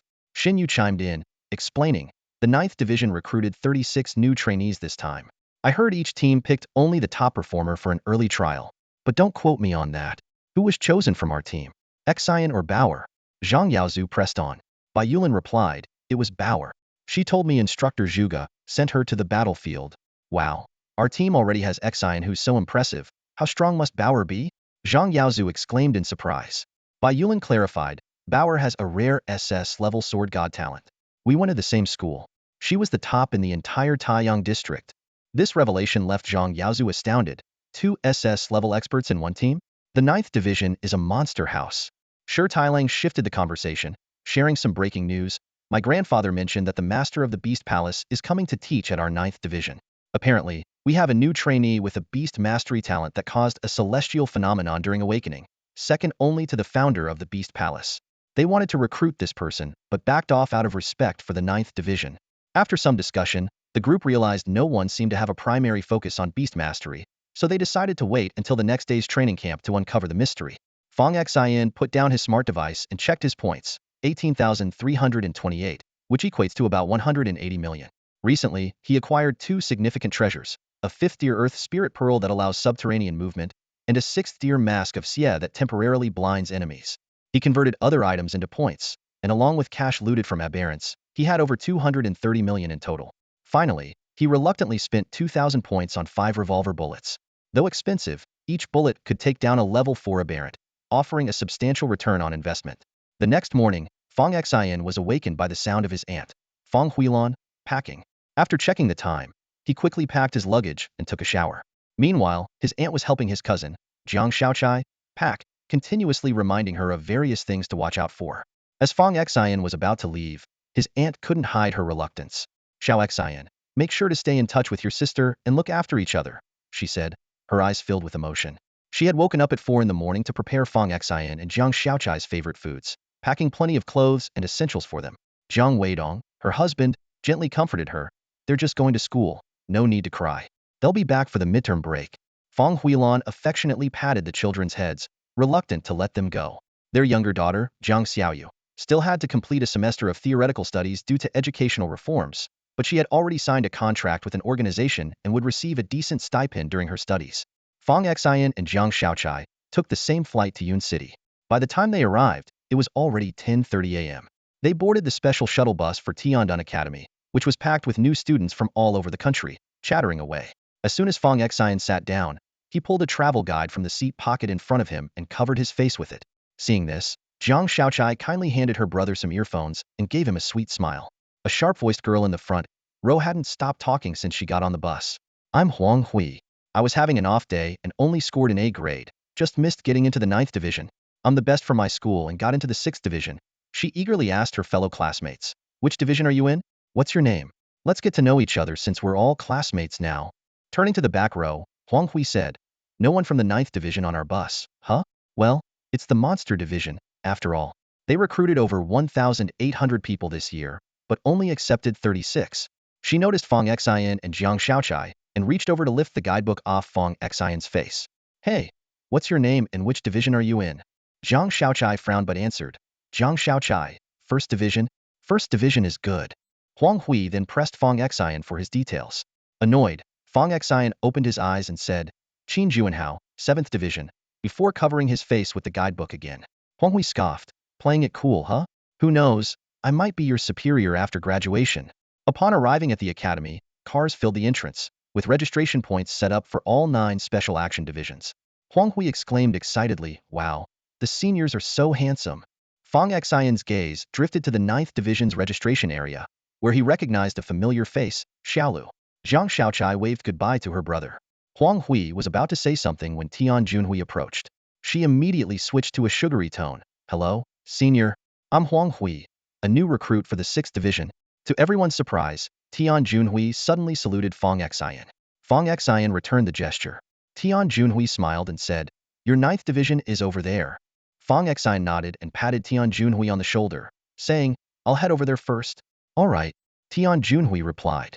Huang Hui stood in place, her gaze shifting between Fong Xian's retreating figure and Tian Junhui, unable to resist asking, Senior, Is he from the ninth division? Tian Junhui returned to his usual cold demeanor, merely responding with a simple "hm." Huang Hui stared in the direction Fong Xion had left, momentarily dazed, feeling tricked yet helpless. Navigating through the crowd, Fong Xion arrived at the registration area for the ninth division.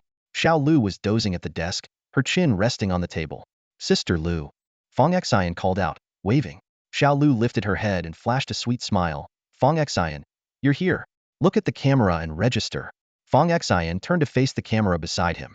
After a beep, Xiao Lu extended her hand. Welcome aboard. Fong Xion, a voice called from behind. Turning around, he saw a chubby, fair-skinned young man standing there. He approached with a grin and extended his hand. I'm Shi Tailang. Fong Xion shook his hand briefly. Hello, hello.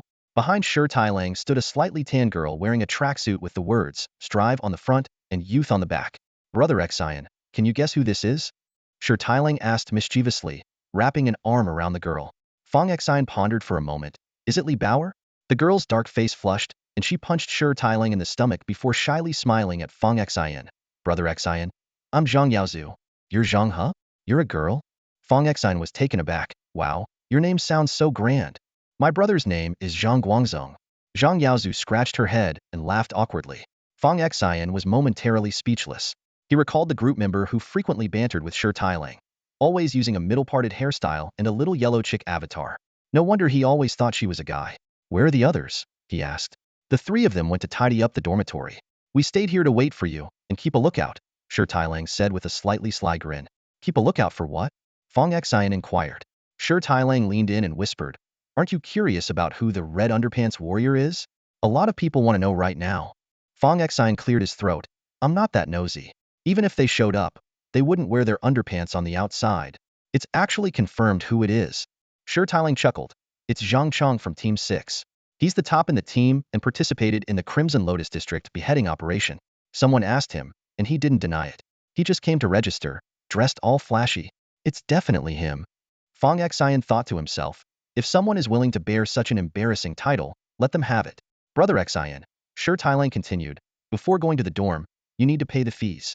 Bring your card, and let Zhang Meiqiu take you there. In the ninth division, we all have single rooms.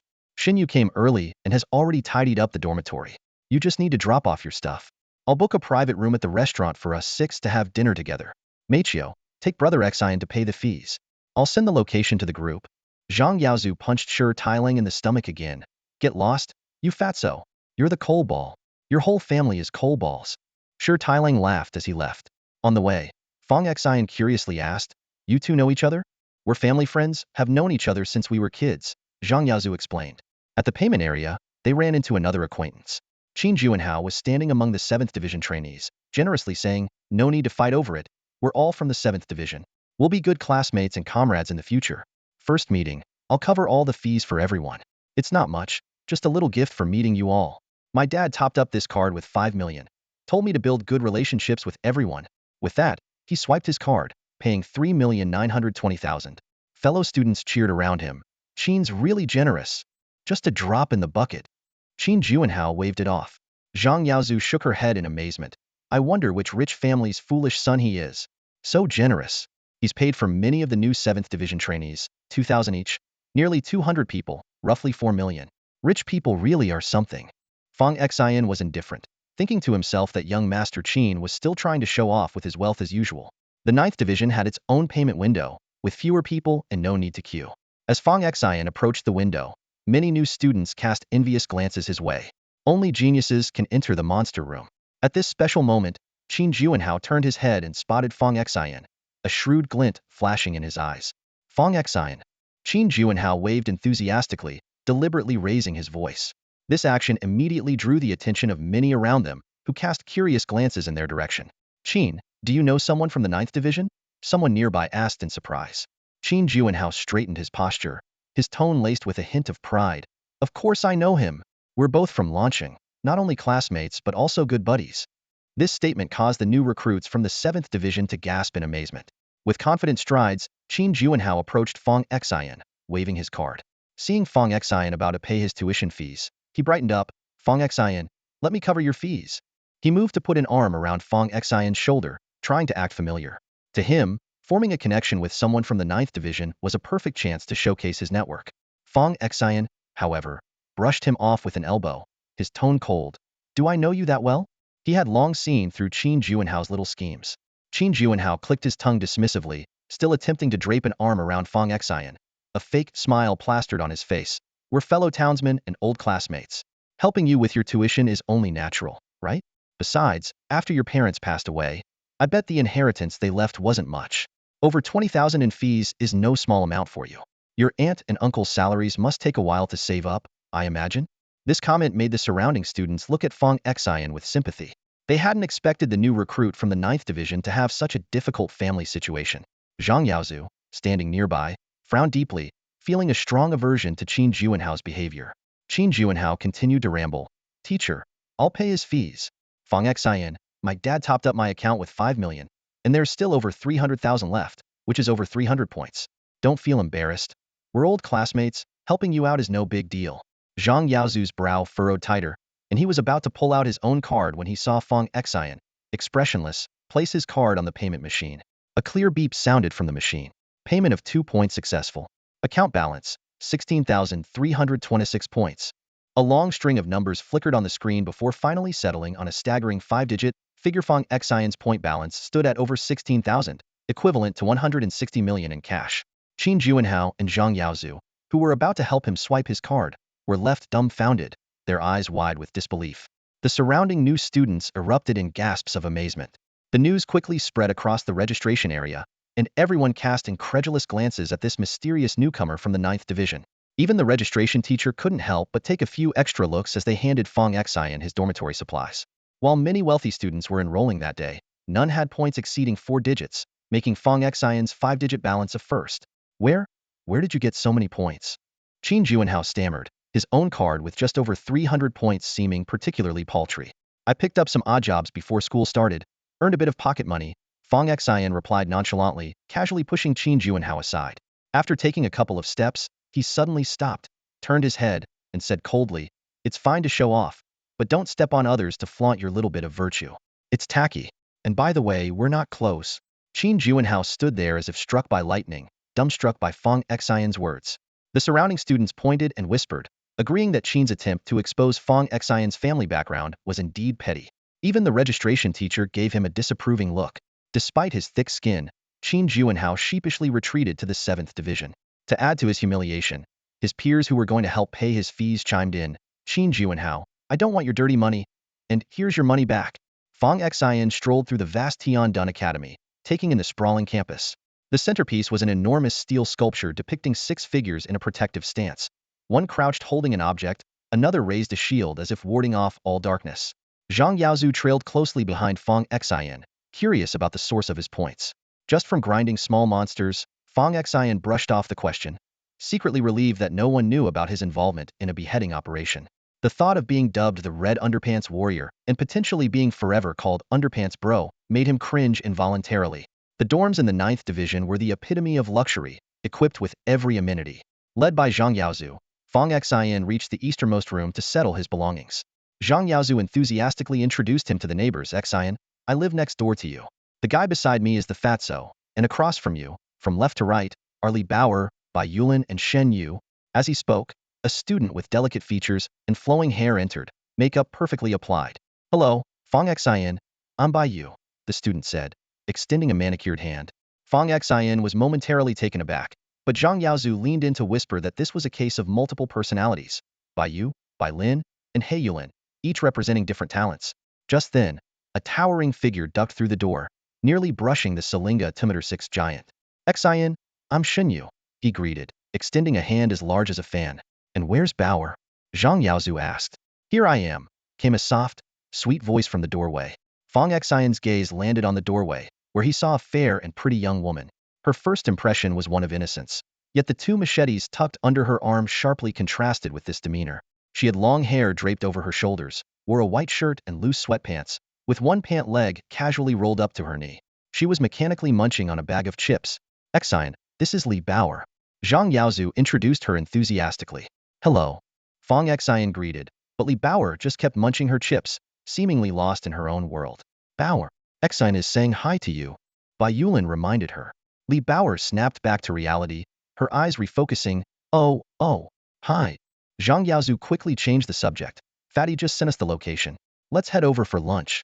They followed the coordinates to the restaurant Shi Tailang had booked.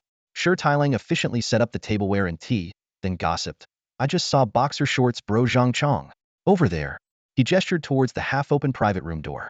In the distance sat a new trainee in a floral shirt, pink pants, and golden shoes, attracting quite a bit of attention. Some people were even taking sneaky photos. Zhang Chong seemed to enjoy being the center of attention. Fong Xion shook his head, thinking, if you want to be boxer shorts bro, go ahead. I just heard that boxer shorts bro is a level 3 latest stage fighter, and in this afternoon's assessment, he's most likely to clear it without a scratch. Shi Tailang continued. Zhang Yaozu glanced at the time. It's past noon. Let's eat and rest a bit. We gather at 2:30 and the test starts at 3. I heard it's tougher this year, so clearing it unscathed is tough. In previous years, some seniors were seriously injured and bedridden for a month. Bai Yulin added. I brought some medicine. I'll share it before the test, Shen Yu offered. Just then, Fong Xian received a message from Zhuge Hong asking for help moving some things. Zhuge needs me for something. You guys eat first. I'll join you later. Alright, Xian, if you can't make it, just text us, and we'll bring you some food. After Fong Xian left, the group returned to discussing the test. Shi Tailang sipped his tea, saying, I heard there are reward points for the top 3 fastest to clear the assessment. Fastest to clear? Just lasting through the time limit is good enough. Don't bother with that. Zhang Yaozu waved it off. Bauer is a level 3 fighter. She should have the easiest time among us. Li Bauer glanced blankly at Zhang Yaozu, her voice soft and slow. I can't beat Fong Xian. Li Bauer's words left the new recruits and their team utterly shocked. Bauer, are you saying you can't beat Fong Xian? Bai Yulin turned to look at Li Bauer. Li Bauer nodded affirmatively while munching on her chips, her voice soft and sweet, absolutely sure. Wow, does that mean Xing'e is also at level 3 combat power? Shi Tailang exclaimed. Among us, there are 2 level 3 combat powers? Yeah, Xing'e has an SSS level strength talent, so it's not really surprising, Shi Tailang said thoughtfully. Zhang Yaozu raised a question, but wait, wasn't the previous decapitation mission supposed to select the top performer from each team? If Bauer can't beat Xing'e, why was it Bauer who went and not Xing'e? Li Bauer looked up, blinking her big, innocent eyes. Is this information accurate? Bai Yulin asked. It's hearsay. Bai Yulin rolled his eyes. Hearsay doesn't count as truth. Maybe both Bauer and Xing'e went from our team. Then, why didn't Xing'e say anything when we asked him in the group chat about the decapitation mission? Li Bauer rested her chin on the table, munching on her chips, because he was busy chopping people up and didn't have time to bother with you. Oh, I see. Zhang Yaozu suddenly understood. You think Xing'e could be the red underwear warrior? Someone suggested. Shi Tailang immediately refuted. Are you out of your mind? It's already confirmed that the underwear guy is Zhang Chong. Our Xing'e looks like a righteous person. There's no way he dressed so flamboyantly. Fatty, you're the one who's crazy. But Xing'e should do well in this afternoon's placement test. Not necessarily. The placement test at the 9th division is tough, but he'll certainly do better than me, Shi Tailang said. Meanwhile, several large trucks loaded with various equipment stopped by the roadside. Fong Xian stood there, staring at the white-haired person next to him who was slurping noodles. Is this what you meant by moving a little? Zhuge Hong, still slurping his noodles, placed his elbow on Fong Xian's shoulder. What? Too little for you? I have a placement test this afternoon, brother, Fong Xian said, clearly annoyed. Zhuge Hong nodded with a smirk. These are training equipment for the various venues. I've already spoken to the responsible teacher. If you move all of these as instructed, they'll give you an administrator status. This way, when others want to train outside of scheduled hours, they have to pay and ask for permission, but you won't have to. How about it? Fong Xian was momentarily taken aback, then smiled. Thanks, brother. Off you go, Pikachu. Zhuge Hong gave Fong Xian a push and continued with his noodles, disappearing soon after. What is Pikachu? Fong Xian wondered as he opened the truck doors and began moving the equipment according to the instructions. Thanks to his strength talent, it wasn't too tiring for him. By the time it was almost 2:30, Shi Tailang and the others were asking Fong Xian in the group chat about his whereabouts, saying it was time to gather for the test. Fong Xian had just finished moving equipment from several trucks when a few more arrived. Xiao Lu sent a message in the group chat. Fong Xian, Mr. Zhuge has already informed the main examiner. It's okay if you arrive a bit late. Fong Xian replied with a wry smile. By the time he finished, it was already past 3. The person in charge handed him an ID card, with Fong Xian on the front and administrator on the back. After thanking them, he hurried to the examination hall.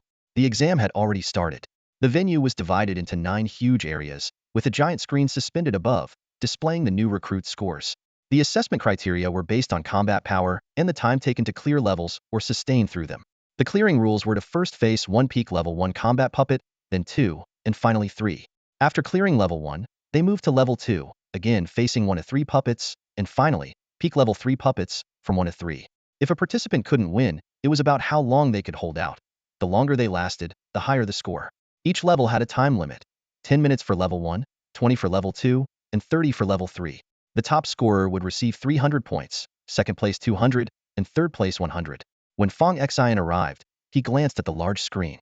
The current overall first place was held by someone named Cheng Yu, who cleared the levels in 17 minutes and 58 seconds.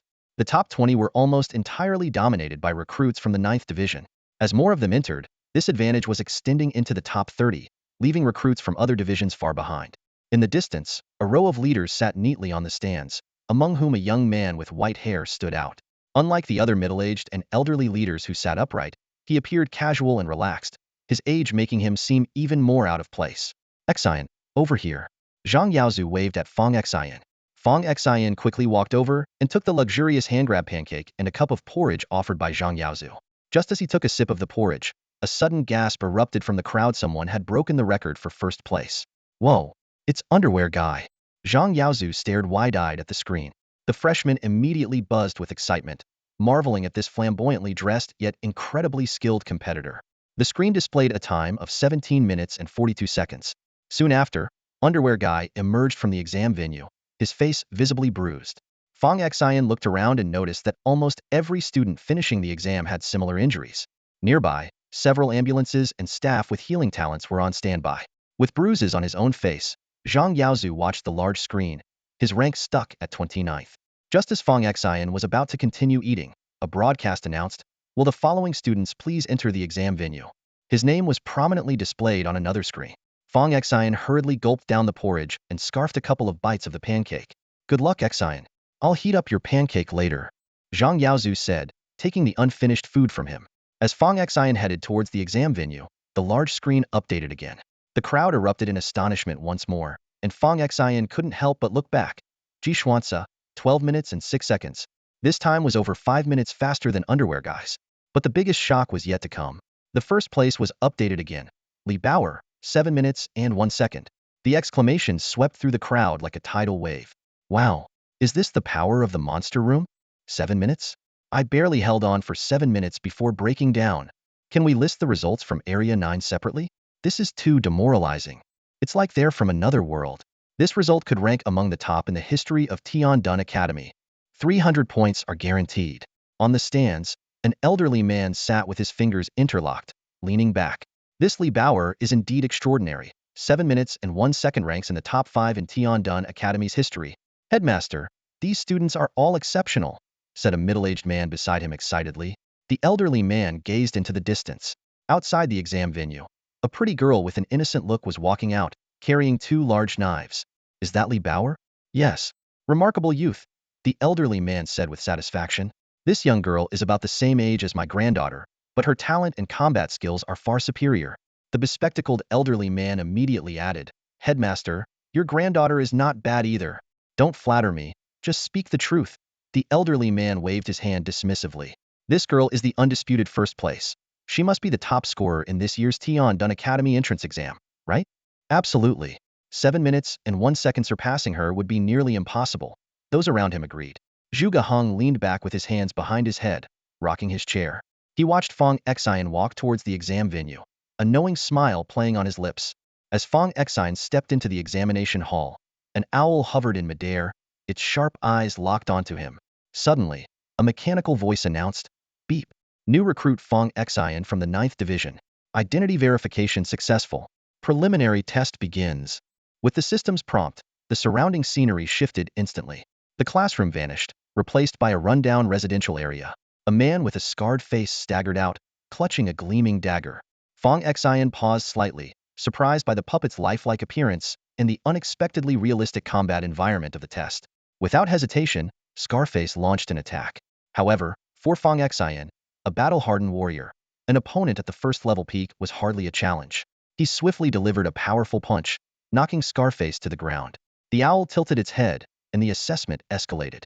Scarface stood up again, joined by a long-haired youth emerging from the shadows. The two puppets coordinated their assault, one engaging in close combat while the other cast fire spells, creating a pincer attack. Yet Fong Xion remained unfazed, dashing forward to floor Scarface with a twist of his waist, then effortlessly dodging the fireball and finishing off the long-haired youth with a flying knee. The test continued to escalate, introducing a young man in a baseball cap specializing in psychic attacks. Drawing on his extensive combat experience, Fong Xion quickly determined that the psychic attacker needed to be neutralized first. He slid in with a tackle, downing his opponent, followed by an elbow strike that ended the threat. Using the puppet as a weapon, he then smashed the remaining adversaries, swiftly concluding the battle. Recruit Fong Xion, first stage cleared. Time: 42 seconds. The scene shifted again, and Fong Xion found himself at a ferry dock. Ice spikes emerged from the water, but under his aura suppression, these attacks were trivial. He skillfully countered the psychic and metal-based puppet attacks and breezed through the second stage. Upon reaching the third stage, which involved beast control attacks, Fong Xion grinned. He summoned 2 battle wolves, one black and one white, determined to finish quickly for a better ranking and score. Outside the examination hall, Li Bauer led with an impressive time of 7 minutes and 1 second, a performance ranking among the top 5 in the history of Tiandun Academy. She shyly hid behind Zhang Yaozu, starkly contrasting with the 2 mountain-splitting swords tucked under her arms. Shi Tailang, with a bruised face, Bai Yulin, sporting injuries, and Shun Yulu, with a dislocated joint, arrived one after another, all praising Li Bauer's achievement. When asked about Fong Xion's potential score, Zhang Yaozu pondered and remarked, he couldn't possibly finish in under 5 minutes, could he? Shi Tailang licked his swollen lips in disbelief. Under 5 minutes? Zhang Meiqiu, you must be joking. Since the founding of Tiandun Academy, only 2 seniors have ever achieved that. The best record in history is 3 minutes and 39 seconds, and that was when the entrance test was much easier than it is now. Fatty, can't you think bigger? Zhang Meiqiu retorted. Thinking big needs to be grounded in reality. You can't just daydream in the name of having a grand vision. Shi Tailang shot back. You're just contradicting me for the sake of it. How long did Instructor Zhuge take to clear the test? Instructor Zhuge is an exception. He skipped the youth training camp and joined the 9th division directly. But with his talent, making it to the top 3 was a breeze. Shi Tailang shifted the topic. Speaking of Bauer, she's truly impressive. Some people can't even last 7 minutes on the first stage, but she completed the whole thing in 7 minutes. Bai Yulin raised his chin slightly. The newcomers from other divisions are even worse. Among the 1,200 of them, many can't last even 3 minutes. Considering they're all students with little practical experience, it's understandable they can't hold out against puppet warriors at the peak of level 1 combat strength. Zhang Yaozu, holding Li Bauer's arm proudly, chimed in, doesn't that just prove how amazing our Bauer is? Shi Tailang noticed the half-eaten food in Zhang Yaozu's hand and asked, has Xion's pancake and porridge been half-eaten already? Yeah, he just had 2 bites before being called in for the test. I'll need to heat it up for him later. As they chatted, the previously bustling campus suddenly fell silent. Shi Tailang, with his swollen eyes, looked around. What's going on? What happened? Everyone's gaze was fixed on the large screen displaying the results. The screen flickered, and above Li Bauer's name, a new name slowly appeared. In the stands, the elderly Dean Su wore a kindly smile, his gaze fixed on Li Bauer. His eyes were filled with the satisfaction of seeing the younger generation surpass expectations. I will personally present the awards to the top 3, Dean Su said, intertwining his fingers over his stomach, his tone full of praise. 7 minutes and 1 second. It's been many years since a new student finished in under 10 minutes. Dean, that's because the difficulty of the entrance tests has been increasing every year. A middle-aged man next to him complimented. Dean Su rubbed his thumbs together. That just proves this girl's exceptional talent. Who brought in this promising student? Everyone's eyes turned to Zhuge Hong. The dean patted him on the shoulder approvingly. You always manage to surprise me. Zhuge Hong grinned. Oh Su, you haven't seen anything yet. What's this girl's background? The dean asked quietly, leaning in. There are only a few knife experts in Long Country, and her surname is Li. Can you guess? Zhuge Hong teased with a smile. The dean was momentarily taken aback, then exclaimed in surprise, the granddaughter of that Li? That's right. The dean rubbed his hands together excitedly, beaming. No wonder she's so skilled, truly from a prestigious lineage. How many new students haven't been tested yet? Over 90, someone nearby replied. Then her first place is secure. Let's get ready. I want to personally award her. The dean began to rise, but suddenly, the previously noisy venue fell silent. Everyone's attention was drawn to the large screen. The ranking table flickered, and Li Bauer's first place slowly moved to second. A new name appeared at the top. Fong Xion, 9th Division, time, 3 minutes and 12 seconds. Nearly 2,000 students and teachers were momentarily stunned, as if frozen in place. Then, The venue erupted into chaos. 3 minutes and 12 seconds? Am I seeing things? And with no injuries. This is a true prodigy. The noise was deafening. Qin Juanhao, covered in injuries, stood among the crowd, dumbfounded at Fong Xion's name. The new students from the 7th Division looked at him with even more disdain. Jiang Xiaocha looked up at the leaderboard, adjusted her glasses, and flashed a sweet smile.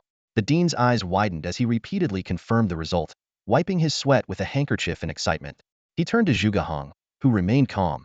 Did you also bring in this new student? That's right, Zhuge Hong replied with a grin. The dean patted his shoulder. I'll credit you with a major achievement. I need to share this great news with Elder Yi. As he picked up the phone, he asked, what's Fong Xion's background? Zhuge Hong stood with his hands in his pockets, leaned over, and whispered in the dean's ear. Su, some things are better left unknown for now. You'll understand in time. Dean Su paused, the phone already connected. A booming voice of an elderly man came through the phone. Hello? Dean Su immediately picked up his phone, speaking with respect. Mr. Yi, it's me, Su Basan. I have some good news to report. This year, Tiandun Academy had a record-breaking first place in the preliminary test 3 minutes and 12 seconds. What's the name? Fong Xion. The other end of the line erupted with hearty laughter. Good, haha, I see. Is Zhuge with you? Hand the phone over to him. Dean Su turned and called out, Zhuge. Mr. Yi wants to speak to you. Zhuge Hong, who was about to leave, returned upon hearing this. The usually arrogant young man with white hair took the phone, his tone instantly becoming exceptionally respectful. Mr. Yi, what do you need? After a few responses, he hung up and handed the phone back to Dean Su. As Dean Su was about to inquire further, Zhuge Hong waved his hand and disappeared from sight. Dean, how do we handle the award ceremony now? I'll present to all the top 3. Su Basan replied, though he was pondering internally. Mr. Ye's tone suggested he was already aware of this new student named Fong Xion. Coupled with what Zhuge Hong had just said, he couldn't help but turn to look in Fong Xion's direction, speculating about the young man's background. At that moment, Fong Xion was rubbing his shoulder as he exited the examination hall. Xion bro. Shi Tailing shouted hoarsely, grabbing Fong Xion and spinning him around. Xion bro, you're amazing. Zhang Yaozu stood there, dumbfounded, handing over still steaming pancakes and porridge to Fong Xion. It's still hot. Xion bro, you're incredible. You broke the record in just over 3 minutes. Did you know that? Shi Tailing exclaimed excitedly. Zhang Yaozu chimed in sarcastically, Fatty, didn't you just say Xion bro couldn't possibly finish in under 5 minutes? TSK, I knew Xion bro was awesome, but I didn't expect him to be this awesome. Shi Tailing defended himself. Fong Xion quickly waved his hands. I just got lucky, really, it's not because I'm strong. The test was just too easy. Listen to him. Shi Tailing spread his hands dramatically. Is this even human language? We can't beat him at anything, and now we can't even compete with his modesty. How are we supposed to live? Just as Fong Xion was about to respond, Zhuge Hong suddenly appeared beside him, placing a hand on his shoulder. Instantly, the surrounding sounds became muffled, as if separated by an invisible wall of air. Strangely, Shi Tailing and the others seemed completely oblivious to Zhuge Hong's presence. There's something I forgot to tell you. Fong Xion looked at Zhuge Hong with confusion, as the latter placed a hand on his shoulder, his expression serious. Don't go around telling people you're Fong Qingdi's grandson. Even if you're asked, don't admit it, Zhuge Hong said in a low voice.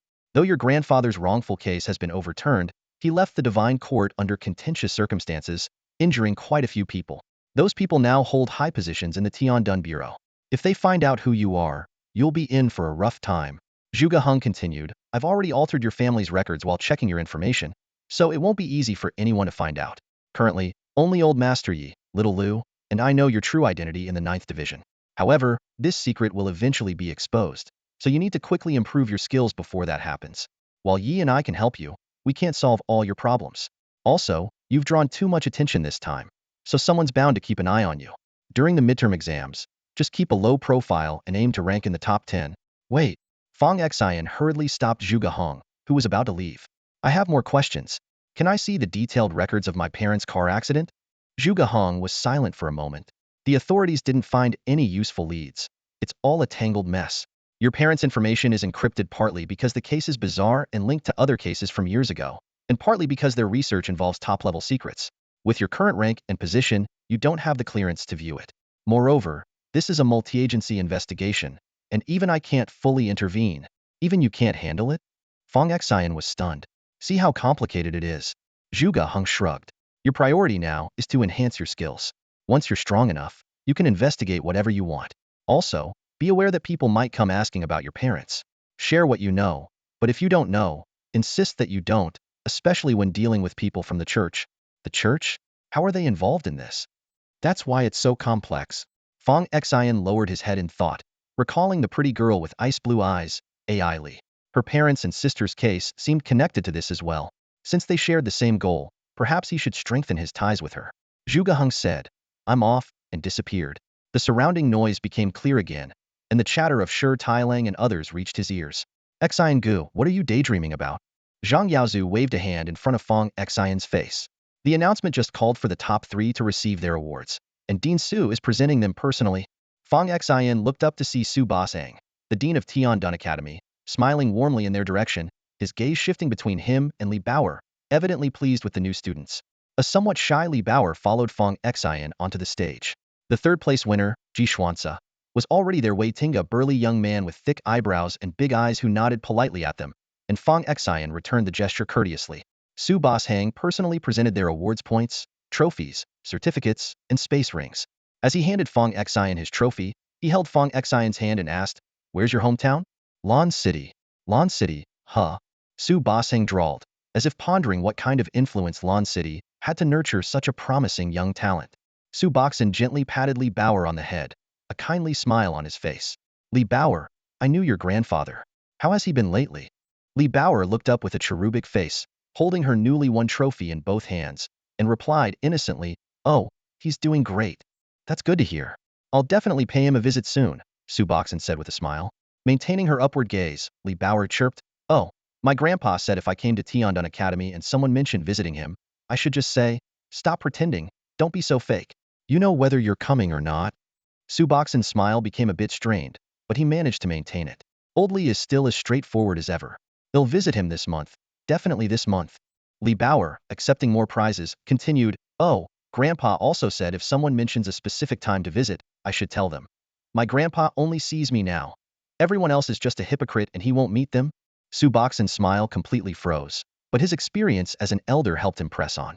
"And, did he say anything else?" Li Bauer's voice suddenly turned soft and timid. "Grandpa said if the person asking is Su Basang, I should tell him. If you dare to give my granddaughter a hard time, my sword will traverse half the land to nail you between the eyes." Su Basang's complexion shifted between shades of pale and flushed as he forced a smile. Old Li is as playful as ever. Fong Xion, standing nearby, struggled to suppress his laughter as he observed his seemingly innocent teammate. Who would have thought that this adorable-looking girl could make the prestigious Dean Su laugh so awkwardly with just a few words? Fong Xion found himself increasingly intrigued by Li Bauer's grandfather. Judging by Dean Su's reaction, the threat to nail between the eyes was no idle boast. After all, Su Basang was the dean of Tiandun Academy, and anyone who could make him so wary must possess extraordinary power. As Fong Xion pondered, Li Bauer offered him some chips, inviting him to share.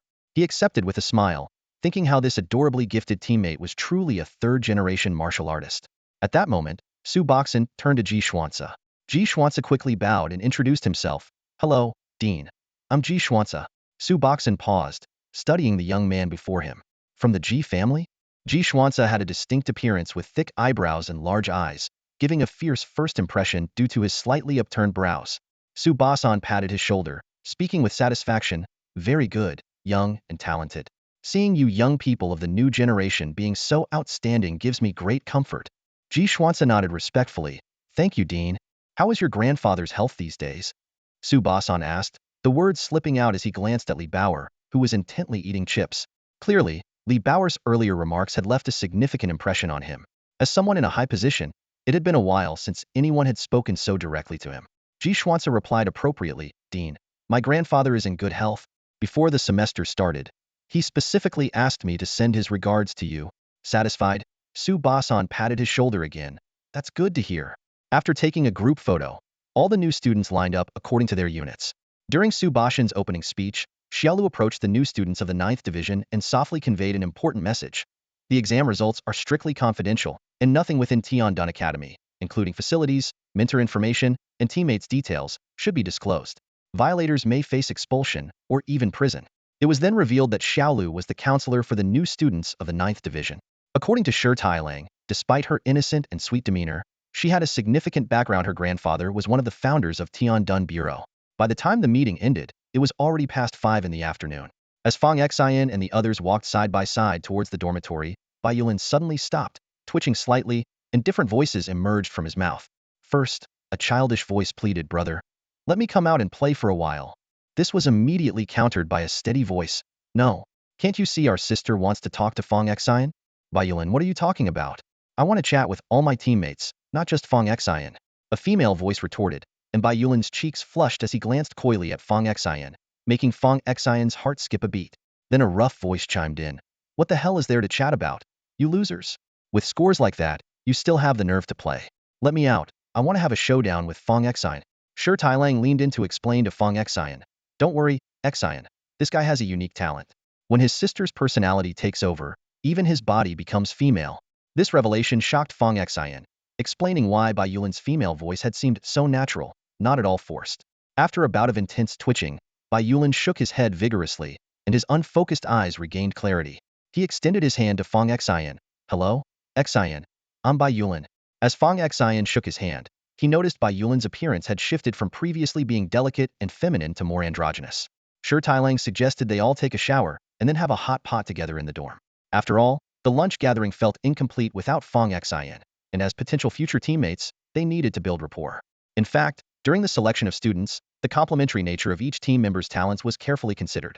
Fong Xion was responsible for coordination and offense, Li Bauer with the Blade God talent focused on close combat, Bai Yulin with multiple personalities handled long-range attacks, Shen Yu with earth attributes took on defense, Zhang Yaozu as a healer, and the chubby guy with martial arts talent provided mobile support. This arrangement was clearly the result of Zhuge Heng's thoughtful planning. Just as Fong Xion was about to head for a shower with his toiletries, a message from Chu Xinyao arrived. "Xiaofeng, you're amazing." Chu Xinyao's voice came through the phone, filled with admiration. "I'm officially your biggest fan now." Fong Xion was puzzled by this. Before he could ask, Chu Xinyao continued, "You topped the whole school in the mock exam. I knew you were the best."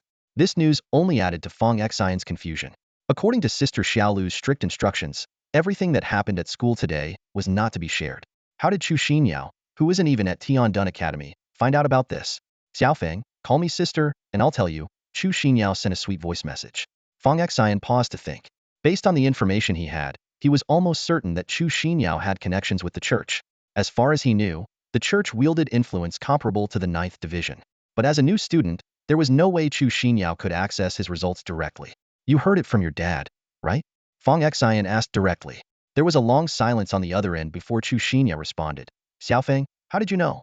"Just a lucky guess." "Oomph. I'm mad now." As soon as she finished speaking, Chu Xinyao sent a string of seemingly random symbols and numbers. Fong Xion looked at the series of characters, a small smile forming on his lips. It was their old trick of code they created together using the strokes of Chinese characters to pass notes in class. To Fong Xion, the message was clear. "The church is looking for you. Be careful. My messages are being monitored. Don't ask more." This message hit Fong Xion like a sledgehammer, stirring a storm in his heart. He recalled how earlier today, after the mock test, Zhuge Hong specifically mentioned this matter. Not only did he talk about the case involving Fong Xion's parents and multiple forces, but he also highlighted the church's involvement, hinting they might come to question him. Now, with Chu Xinyao's warning, it was no coincidence. Such high-level information couldn't have come from an ordinary church member. It must have been from her father. Although Chu Xinyao never mentioned her father's specific position in the church, he must hold a significant role, confirming the message's authenticity. Fong Xion remembered Zhuge Heng's explanation from a long time ago, suggesting that the church's interest in him was not without reason. Zhuge Heng's words plunged Fong Xion into deep thought. The mysterious substance his parents had discovered, capable of altering genes with minimal cost, along with their fatal car accident, hinted at a hidden conspiracy. As he pondered over this, a message from Chu Xinyao caught his attention. Fong Xion realized that Chu Xinyao's message likely came from her father, and the specific warning to be cautious heightened his alertness. He replied, "I'll treat you to a big meal next time we meet." Chu Xinyao quickly responded, "I'll hold you to that. By the way, you ranked first in the preliminary test, and my dad praised you for being outstanding. Also, as we agreed earlier, my dad wants to invite you over during the midterm break to thank you for saving me." "No problem. I'm off to take a shower now." "All right. It's getting cold. Remember to dress warmly, eat on time, and chat with me when you're free." By 6 in the evening, Shi Tailong's dorm was buzzing with activity. A steaming hot pot was surrounded by neatly arranged ingredients, and somehow he had procured a large metal gourd filled with liquor. Fong Xion, Bai Yulin, and Shen Yu opted for beer. while Zhang Yaozu and Li Bauer drank juice. Shi Tailing hugged the liquor gourd and drank heartily, drawing astonished looks from everyone. Seeing this, Zhang Yaozu explained, "Don't be surprised. This guy has an exceptional tolerance for alcohol, it's a family tradition. Plus, his martial arts talent is S-level before drinking and can reach S-level after." Shi Tailing put down the liquor gourd and humbly said, "I might be a big shot outside, but here I'm just a little brother, especially in front of Brother Xion and Sister Bauer." Bai Yulin curiously asked Fong Xion, "Brother Xion, you're so strong. Your parents or elders must be impressive too, right?" Zhang Yaozu quickly nudged his knee under the table, signaling him to be cautious with his words. Fong Xion noticed everything but continued to smile as he replied, "My parents are gone. I'm an orphan. Sorry about that, Brother Xion." Bai Yulin quickly apologized. "Ah, it's nothing. How else do you think I got this strong? As the saying goes, no orphan, no protagonist." Fong Xion responded lightheartedly. After the meal, Xiulu posted the course schedule in the group. Due to differing talents, each person's mentor and courses varied. Training on primary talents was emphasized, alongside combat tactics, geography and culture, and the coded interactions with various factions. Fong Xion reviewed his schedule. His strength talent mentor was Hua Cheng, a formidable level 10 warrior known as Hua King Ka for his robust physique, also called 6th Master Hua due to his ranking. Hua Cheng was not only a mentor but also the leader of the 9th Division's 6th group, famous for his protective nature. His perception mentor was the beautiful Cheng Bingxing, while the light talent mentor position was currently vacant. His mental talent mentor was Sun Bijuan, a level 12 powerhouse, a seemingly gentle yet strict elderly lady whom students privately referred to as the Extinct Master. Fong Xion carefully browsed through the comments section, his brow furrowed at the overwhelming number of negative comments. Among the tens of thousands of comments, there were barely 100 praising the elderly lady, and every positive comment was fiercely attacked by anonymous users. He had initially thought that the evaluations from previous students would be full of praise, but reality was far from what he expected. Just then, Bai Yulin rushed over with a look of panic on his face, holding up his phone. "Guys, we're in trouble. Who's signed up for the course with Ms. E?" Shi Tailang was in the middle of drinking and spewed out his drink, laughing loudly. "Old Bai, you're doomed, haha. I signed up for that class too." "You're both doomed," Fong Xion chimed in. Shi Tailang let out a smug laugh that made you want to punch him. "Xion, that old lady doesn't care how talented you are, or what rank you got in the preliminary exams. She treats everyone with the same bad temper. Bai Xion, I'll be lighting incense for you both." Bai Yulin hugged Fong Xion tightly. "Xion, we're in the same boat now." Fong Xion patted him on the back, trying to comfort him. "Bai, you might have misunderstood. The psychic talent is just my secondary focus. Skipping that class isn't a big deal as long as I attend all the main talent courses." Bai Yulin gave a naive smile. "Xion, you might get away with skipping other classes, but not Ms. E's. Don't even think about it. You have to be there 5 minutes early, and if you're late, you're in big trouble." "Seriously?" Bai Yulin looked resigned. "My uncle was one of her students. He had the same thought as you back then, and now, even in his 40s, more than 20 years after graduation, he gets nervous when he sees an old lady knitting." Fong Xion stared at the photo of the old lady, still somewhat skeptical, planning to see for himself if she was really that terrifying. He continued scrolling through the course schedule. The instructor for the Beast Mastery talent was listed as a mysterious question mark, with no specific name. Upon clicking the question mark icon, a flood of recent comments appeared. "I heard this mysterious instructor is the Palace Master of the Beast Palace? Don't believe everything you hear. How could the Palace Master of the Beast Palace be a tutor here? I have confirmed information. It really is the Palace Master. Apparently, it's to connect with a particularly talented student from the 9th Division. Another one from the 9th Division. Who's the genius this time? Seems like it's Boxer Shorts bro. His main focus is Beast Mastery talent. No wonder he's the Red Boxer Shorts War God. Then why didn't he make the top 3 in the preliminary tests? You don't get it. He's playing the long game, planning to shine later. Besides, Beast Mastery talents are late bloomers, unlike Fong Xion's brute force talent, which is unbeatable early on." In the comments section, someone claimed to have just confirmed with Boxer Shorts bro that his family indeed has connections with the Beast Palace, and the current fierce beast he owns was a gift from the Beast Palace. Suddenly, messages thanking Boxer Shorts bro for letting everyone enjoy the Palace Master's course for free flooded the section. Fong Xion finished reading the comments and shook his head helplessly. This fake Boxer Shorts bro really had a knack for impersonation. As night deepened, by the time Fong Xion returned to his dormitory, the clock already pointed to 9:30. His phone buzzed with a message from Sister Xiaolu, asking if he would like to be the freshman representative at tomorrow's assembly. Fong Xion pondered for a moment, recalling Zhuge Heng's reminder his top score in today's placement test had already attracted considerable attention. so he decisively declined the opportunity. Lying in bed, Fong Xion took out the phone his grandfather had sent him and began to scroll through it. His grandfather had been out of contact and missing for the past few days. As for the midterm test at the number 9 divine and demonic ruins his grandfather mentioned, there was still time. He replayed a video, contemplating his plan to observe the King of Slaughter in the mirror that night. For safety, Fong Xion meticulously checked the entire dormitory. Although he found no surveillance devices, considering that he was currently being watched by the church, he decided to postpone his plan to avoid unnecessary trouble. At that moment, his smart device vibrated. Zhuge Hong sent a message saying a package had arrived. Upon confirming the delivery, a small sculpture less than 10 centimeters tall appeared in his palm, resembling one previously gifted by Chu Xinyao. There are 2 light element skill techniques in this, both 9th tier, but they should suffice for you now, Zhuge Hong explained. The core techniques of the light element are tightly controlled by those old fossils in the church. I'll find a way to get you 2 more from the church when I have the chance. After thanking Zhuge Hong, Fong Xion examined the small sculpture under the moonlight. Soon, a scene unfolded in his mind divine skill. Light Flash, a skill that enables instant movement under the enhancement of light element abilities. To Fong Xion's surprise, under the influence of his slaughter talent, the skill's effects were tripled. The flash distance increased from 10 meters to 30 meters, and the maximum range expanded from 5 kilometers to 15 kilometers. The second skill was Divine Skill, Light Slash. Originally, it involved summoning a lunar deity's phantom to deliver a light-speed sword strike. However, under the slaughter talent's effect, the deity's image transformed into a figure in black armor, glowing with crimson light, and the attack range also tripled. Fong Xion realized the danger of this transformation if discovered by a light element talent user. His true abilities would be exposed.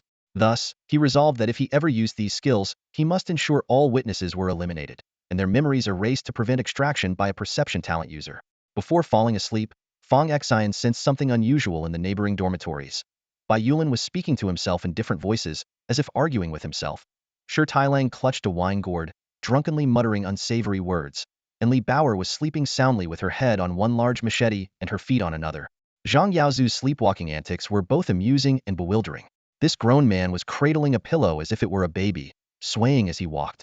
Even more surprising was Shen Yu's towering figure at 2.6 meters not sleeping on his bed, but curled up in a human-sized sandbag on the floor, acting like a spoiled child muttering, "Baby wants milk." Fong Xion sat up, utterly speechless. Out of a team of 6, 5 were acting bizarrely. This was supposed to be the 9th division, but it felt more like a mental asylum. He quickly retracted his awareness, focusing solely on his own room. The next morning, there was an announcement about a meeting, featuring speeches from the new student representative and the mentor representative. Upon arriving at the venue, Fong Xion noticed that everyone's attention was drawn to a conspicuous figure in the front row, Zhang Chong, the infamous underwear brother, who was making his presence known. His outfit was a spectacle. A mustard yellow suit with glittering scales, paired with bright red pants and golden shoes. His hair was so slick it looked like it had been licked by a cow. He was truly the most dazzling guy in the room. After the host's introduction, the mentor representative was invited to speak. A burly man strode onto the stage with confidence, saluted the leaders and students, and began his speech. "Hello, everyone. I'm Chen Yuanjue, the leader of Team 2 from the 1st Special Operations Division of the Sky Shield Bureau, and also your mentor in the mental discipline this year." He elaborated on the founding and mission of the Sky Shield Bureau, emphasizing the importance of countering dangerous organizations like the Evernight Army. Regarding the entrance exam scores, Chen Yuanjue specifically noted, "Many of you are overly concerned about your initial scores. But these are just a reference, as most new students lack practical experience. After specialized training, you will make significant progress. Of course, those with high scores shouldn't become complacent, as you might be surpassed by other hardworking classmates." These words prompted several people to cast meaningful glances at Fong Xion. Then, the host announced, "Let's welcome Zhang Chong, the outstanding new student representative, to speak." Zhang Chong approached the stage with great flair. His golden shoes stomped heavily, his slick hair was tossed back, and he walked with a proud stride. The audience erupted, with cheers of "Underwear Brother Rocks" echoing around. Some were even using this as a talking point. "I told you Underwear Brother was hiding his strength. Even the Beast Palace's master came for him, and now they've been proven wrong." Clearing his throat, Zhang Chong began, "Hello, leaders and fellow students. I'm Zhang Chong. It's an honor to speak as the outstanding new student representative. As Mr. Chen mentioned, entrance scores don't determine your future. Even if someone breaks school records, it doesn't guarantee they'll stay on top." As soon as Zhang Chong, the imposter known as Underwear Brother, finished speaking, a wave of astonishment swept through the room. All eyes instinctively turned towards Fong Xion, clearly the target of Zhang Chong's remarks. Zhang Chong paused deliberately, casting a provocative glance at Fong Xion. Even the school leaders and mentors in the front row couldn't help but look in that direction. The new students quickly split into two factions, engaging in a heated debate. Those supporting Fong Xion argued that surpassing Fong Xion, who had achieved the highest score in the history of the Tian Shield Academy's entrance assessment, was nothing short of a pipe dream. Such a score was a testament to genuine skill, not mere luck. The opposing faction echoed Zhang Chang's viewpoint, citing similar statements previously made by Mentor Chan Yuanjue as evidence. Mentor Chen said it himself. If you have a problem, take it up with him. The entrance test doesn't mean everything. Some talents fade over time. Exactly, Fong Xion just has a strength-based talent. Everyone knows the limitations of that. There have been plenty of times when the top scorer was eventually surpassed. Sitting next to Fong Xion, Shi Tailing couldn't resist glancing back at those arguing, wondering if they truly didn't understand or were just pretending. Didn't they realize that even the 9th Division had taken notice of Fong Xion? Fong Xion remained calm, thinking that this skepticism could serve as the perfect cover for his low-key development, allowing him to make a striking impact when the time was right. Zhang Chang seemed quite pleased with the controversy he had stirred, as if he had finally reclaimed the spotlight from Fong Xion. As he strutted off the stage, he resembled a rooster that had just triumphed over a hen.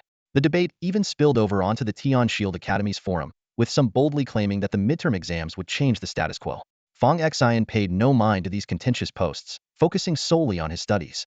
The textbooks were distributed that afternoon, and classes were set to begin the next day. Just then, Fong Xion's phone buzzed with a friend request. Upon checking, he saw it was from an account name, Dragon Baron, with the tagline, Pure Love Old Boy. A look at the profile picture revealed it was none other than Shang Tianke, the lord of the 10,000 Beast Palace. Fong Xion couldn't help but roll his eyes having witnessed this pure love guy, with two stunning beauties. He almost believed it, if not for seeing it with his own eyes. Fong Xion, I'll be teaching you tomorrow. Upon receiving the message from Shang Gongzhu, Fong Xion immediately replied, All right, thank you for taking the time to tutor me despite your busy schedule. Shang Tianke sent a fist bump emoji and then asked, Hey, let me ask you something. Is there a mentor named Cheng Bingqing in your cohort? Yes. Shang Tiang's eyes lit up. Fong Xion, can you do me a favor? If you help me out, I'll give you a 4th-tier combat spirit beast. Fong Xion asked cautiously, What kind of favor? Shang Tianke rubbed his hands together, his face almost pressed against the screen. Can you get me Cheng Bingqing's contact information? Fong Xion couldn't help but laugh. No wonder you're called the romantic old boy. It's not me you're interested in, but our instructor Cheng. Aren't all the contact details listed in the mentor profiles? That's your internal system. I can't access it. Shang Tianke quickly explained. Remember, I helped you with your talent awakening, right? Zhuge Hong is a good friend of mine, and you're his prize student. In a way, that makes us more than half friends. Help a friend out. Fong Xion thought for a moment, a sly smile curling at his lips. All right. He then swiftly sent over Qin Juanhao's contact information to Shang Gongzhu. Qin Juanhao's profile picture was a cute cartoon, likely enough to pass unnoticed. Shang Gongzhu excitedly sent a voice message. Haha, thanks buddy. I'll bring the spirit beast over for tomorrow's class. Is there any way you can send it to me now? Fong Xion eagerly asked. No way, your transmission can only go through internal channels from your side, Shang Gongzhu explained. Don't worry, you've done me a big favor, and you'll definitely benefit from it. Got to go now, your big brother is off to pursue love. Just don't mention that I gave you the contact info. Fong Xion quickly reminded. Don't worry, you've helped me a great deal, I won't betray you. As night fell, Qin Juanhao was sitting alone in his room, pondering how to rebuild his connections with his peers in the 7th section. His gaze gradually fixed on Zhang Chang, the person who had shown strong hostility towards Fong Xion at the freshman assembly. Zhang Chang had many followers, and forming a connection with him might improve Qin Juanhao's situation. While he was contemplating how to approach Zhang Chang, his phone suddenly buzzed. Someone requested to add him as a friend, with the note boldly stating, Palace Master of the Beast Palace. Qin Juanhao jumped up from his chair. Qin Juanhao repeatedly examined the unfamiliar friend request, his fingers sliding back and forth on the screen. After opening the profile, the shared content indeed seemed to belong to the Palace Master of the Wanshou Palace. He quickly searched for information about the Palace Master and found that the photos and descriptions matched the requester perfectly. However, a sense of doubt arose in his mind despite his comfortable family background. He was insignificant compared to someone as prominent as the Palace Master of Wanshou Palace. Why would such a person add him as a friend? Suddenly, he recalled a rumor circulating in the academy. Ku Chargu was acquainted with the Palace Master, and it was said that the Palace Master had come to teach because of him. Qin Juanhao's eyes lit up. This was a perfect opportunity. He swiftly found Ku Chargu's contact information, added him as a friend, and immediately greeted him warmly. Brother Chang, this is Qin Juanhao, An admirer of yours? Ku Char-gu replied briefly, Qin Juanhao quickly sent a screenshot.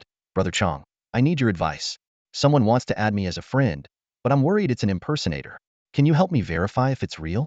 Ku Char-ge's tone changed noticeably. This is Uncle Shang's contact. Who are you? After a series of exchanges to confirm his identity, Qin Juanhao excitedly accepted the friend request. To his surprise, Shang, the palace master, insisted he call him Brother Shang or even Tan Quebec. Even more unexpectedly, Shang praised Qin Juanhao's profile picture as cute and mentioned being fondly remembered. Referring to something about fragrance, Qin Juanhao immediately became alert. Something was off. Through further conversation, he discovered that Shang had mistaken him for teacher Chang Bingqing. Once Shang realized the mistake, he sternly demanded secrecy. Qin Juanhao quickly deleted the chat history and sent a screenshot to show his sincerity. When Ku Char-gu inquired about the details, Qin Juanhao, after careful consideration, vaguely replied. He mentioned a few things. Faced with further probing, he mysteriously added, "It's not convenient to say." Putting down his phone, Qin Juanhao was secretly astonished, never expecting to inadvertently learn such an unknown secret about the palace master of Wanshou Palace. The sun was shining perfectly by the poolside as Shang Tianke lounged leisurely in the water, attended by 3 stunning women. A fair-skinned beauty gently massaged his temples with her delicate fingers while the other 2 attended to him with drinks and fruit, one holding a beverage and the other offering fruit to his lips. Casually setting his phone aside, Shang Tianke suddenly burst into laughter. "What's so funny, master?" One of the women asked curiously. "I got tricked by that kid, Fong Xion. Ha ha ha.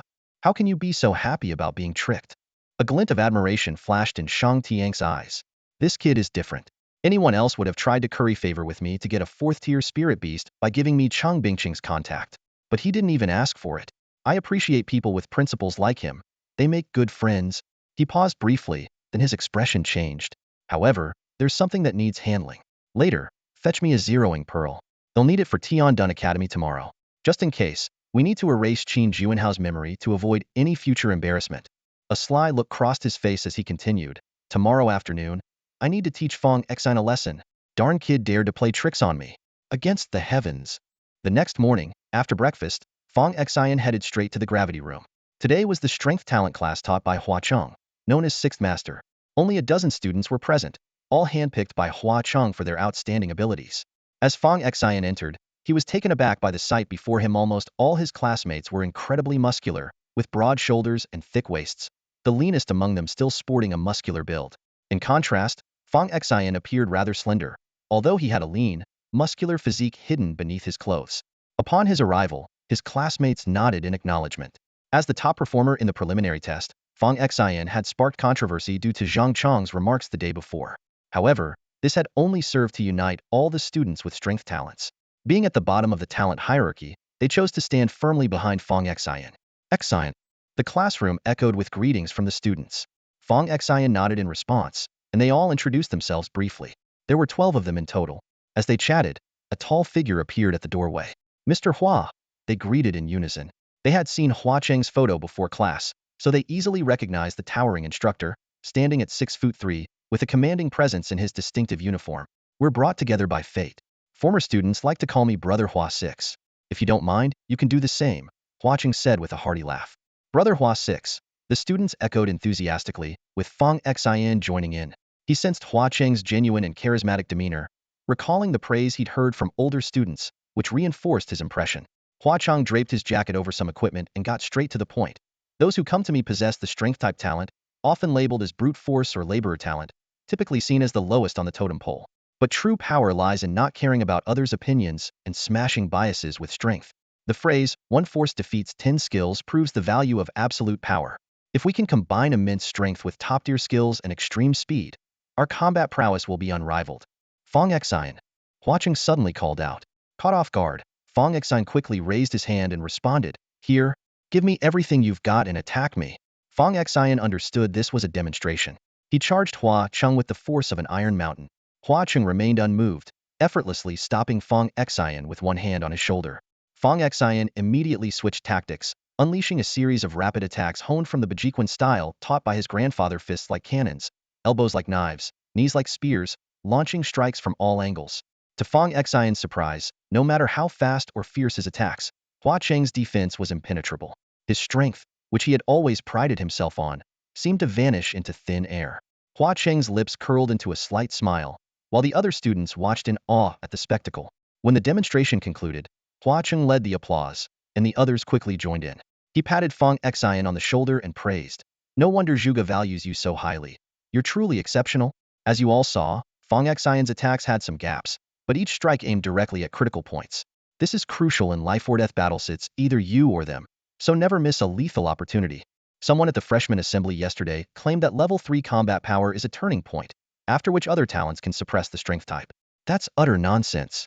Hua Cheng continued, in my class, you'll learn one thing. At the same level and with the same talent, if you can't defeat your opponent, it's your problem, not the fault of the strength type talent. There's a formidable strength type talent in Longwo right now who can crush all barriers with sheer force. Brother Hua 6, are you talking about the master guarding the first temple? An eager tall student with spiky hair asked. Exactly, that's him. Hua Cheng confirmed. So, don't feel inferior because of idle talk. Use your strength to shut down all the naysayers. The students grinned widely at his words. Hua Cheng raised his hand, his expression solemn, and said, one more thing. This is my rule. Now that you're my students, remember this. Among the 12 of you, if even one person gets bullied, no matter who the opponent is, the other 11 must stand up and help. His voice was firm and resonant. If your strength isn't enough, ask your senior for help. If the senior can't handle it, come to me. If I can't manage it, I have 5 brothers above me. If my brothers still aren't enough, my father and his 11 brothers will step in. Then, Hua Cheng's tone grew even more serious, but remember, never bully the poor, never oppress the weak, never pick on the kind-hearted, and never force anyone. Got it, Brother Hua Lu.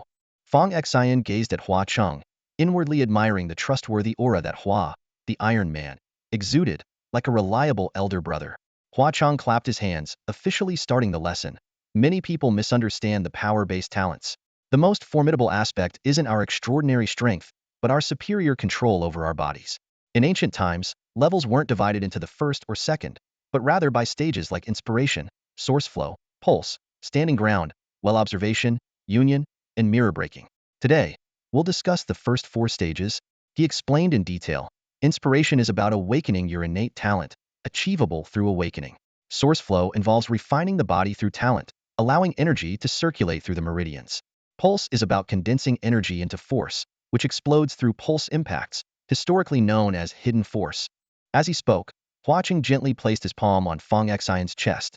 Caught off guard, Fong Xion felt a peculiar energy surge through his body like electricity, causing him to stagger back, shocked by the power's intensity.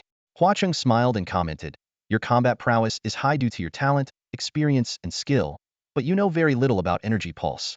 Mastering it will allow you to reach the 4th stage, standing ground. In this stage, you can enhance your defense, forming an energy barrier on your body, making you as stable as a rock. Now, try attacking me. Fong Xion launched a punch, only to see a nearly transparent shield form around Hua Cheng's body. Before his fist could touch the skin, Hua Cheng's body subtly trembled, and Fong Xion was sent flying back. In that moment, Fong Xion deeply appreciated the importance of guidance from a master. Hua Cheng continued to explain and distributed techniques. Fong Xion received 2 martial skills. An offensive technique called Ninefold Open Heaven Force, capable of stacking 9 layers of power, and a defensive technique requiring 4th-level combat strength to practice, known as Golden Bell Shield. Due to a previous mission, Fong Xion's power-based talent had reached the peak of the 3rd level, but he had been unable to break through. Today, he finally understood it was due to a lack of comprehension of energy pulse. Hua Cheng led Fong Xion to the strength tester. Fong Xion punched, and the numbers soared to 15,999, eliciting gasps from classmates. Hua Cheng chuckled. Not bad. The peak of 3rd-level combat strength is 16,000 kilograms. You're just a hair away. Now, relax your mind. With that, he placed his hand on Fong Xion's shoulder. Fong Xion closed his eyes, fully concentrating on the sensation.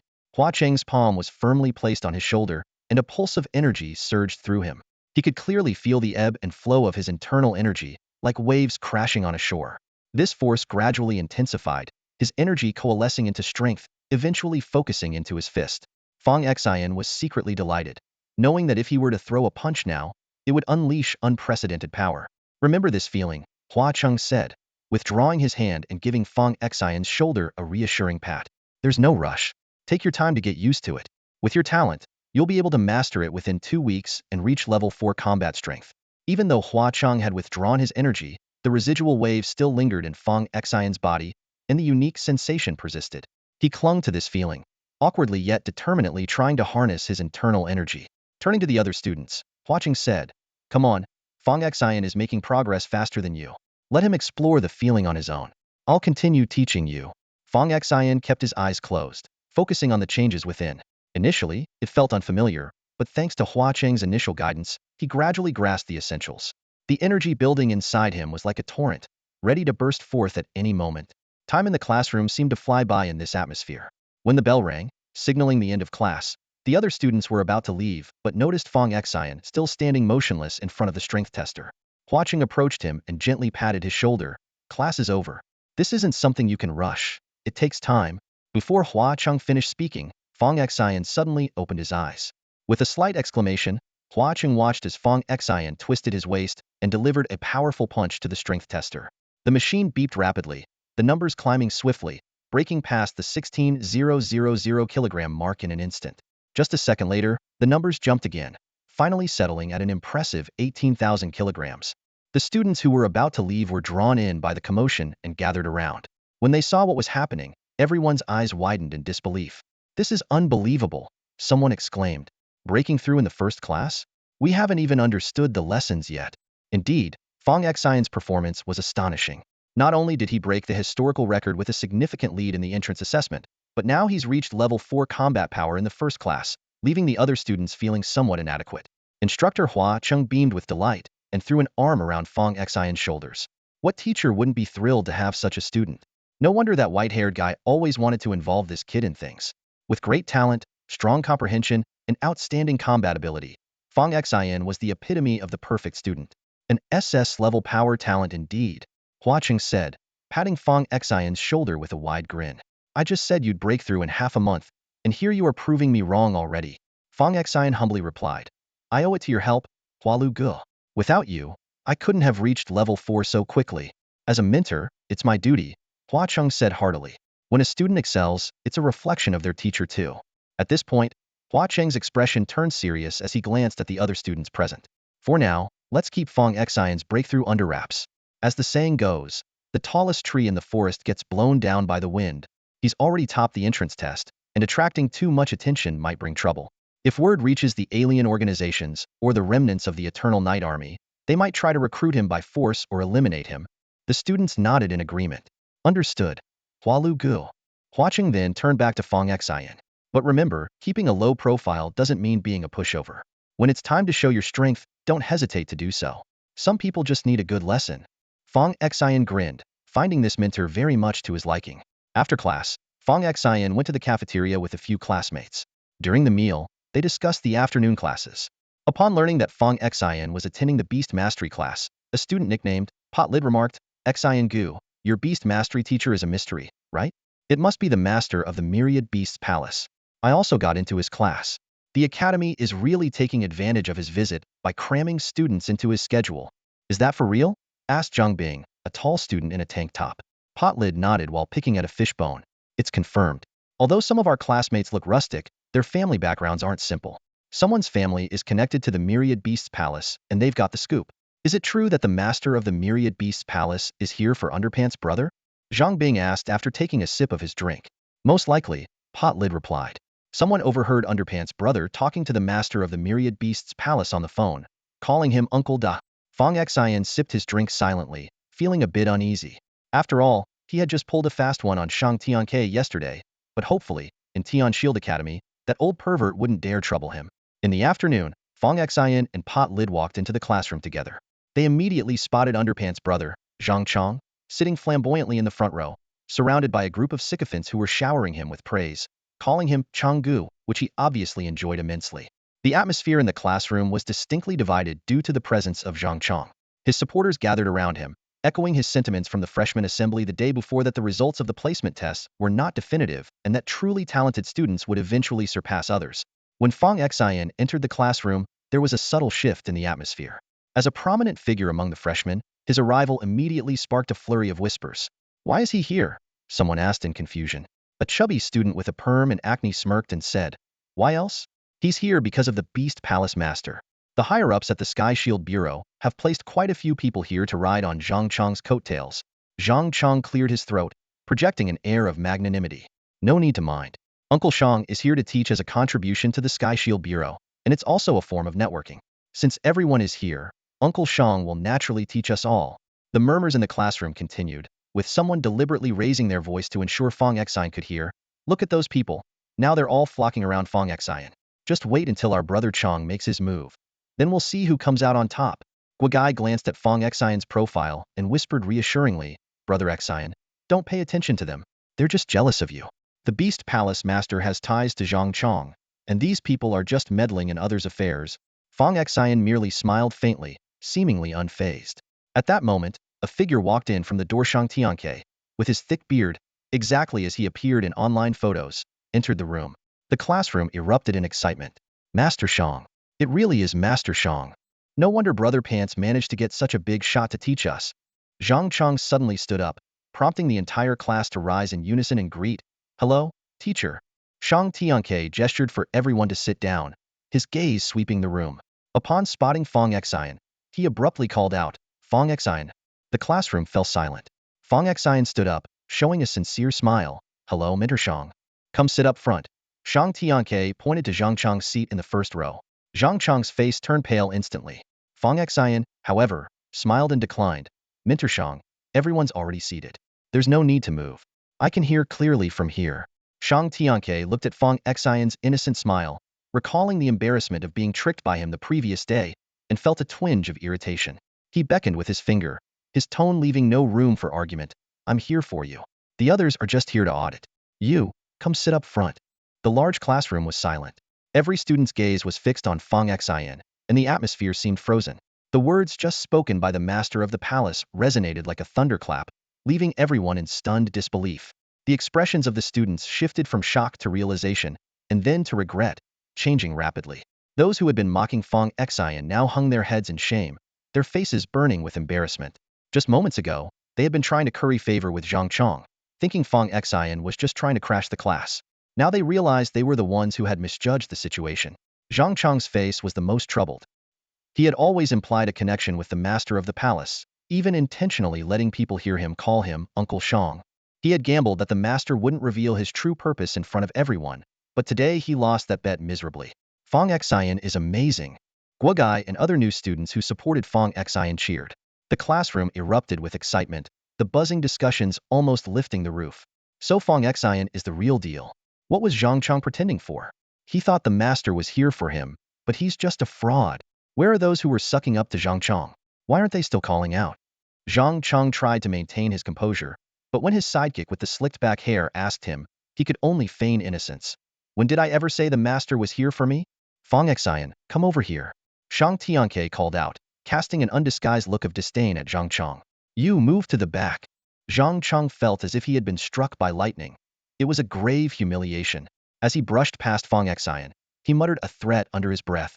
Fong Xion, we'll see who comes out on top in the midterm test. Who cares about you? Fong Xion replied nonchalantly, heading straight to the front row. The boy with the pimply face and slicked back hair immediately sidled up, fawning, Hey, Fong Xion, how are you doing? Great. Really happy to sit next to you. Well, you're happy a bit too soon. Shang Tianke watched this scene unfold with a slight smile. He then got down to business. All right, today is our first lesson. I'm sure by now you have some understanding of the Beast Tamer division. As Beast Tamers, our combat power isn't outstanding in the beginning, but as we advance and our spirit beasts grow stronger, the feedback we receive increases.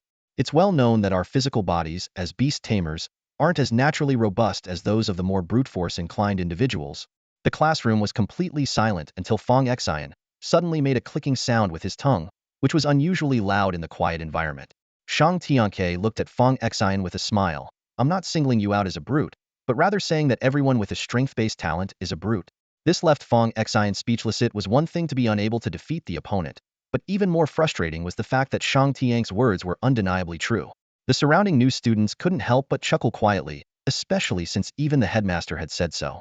Beastmasters do have a weakness in terms of raw strength, Shang Tianke continued to explain, which is why we need to establish a strong resonance with our contract beasts.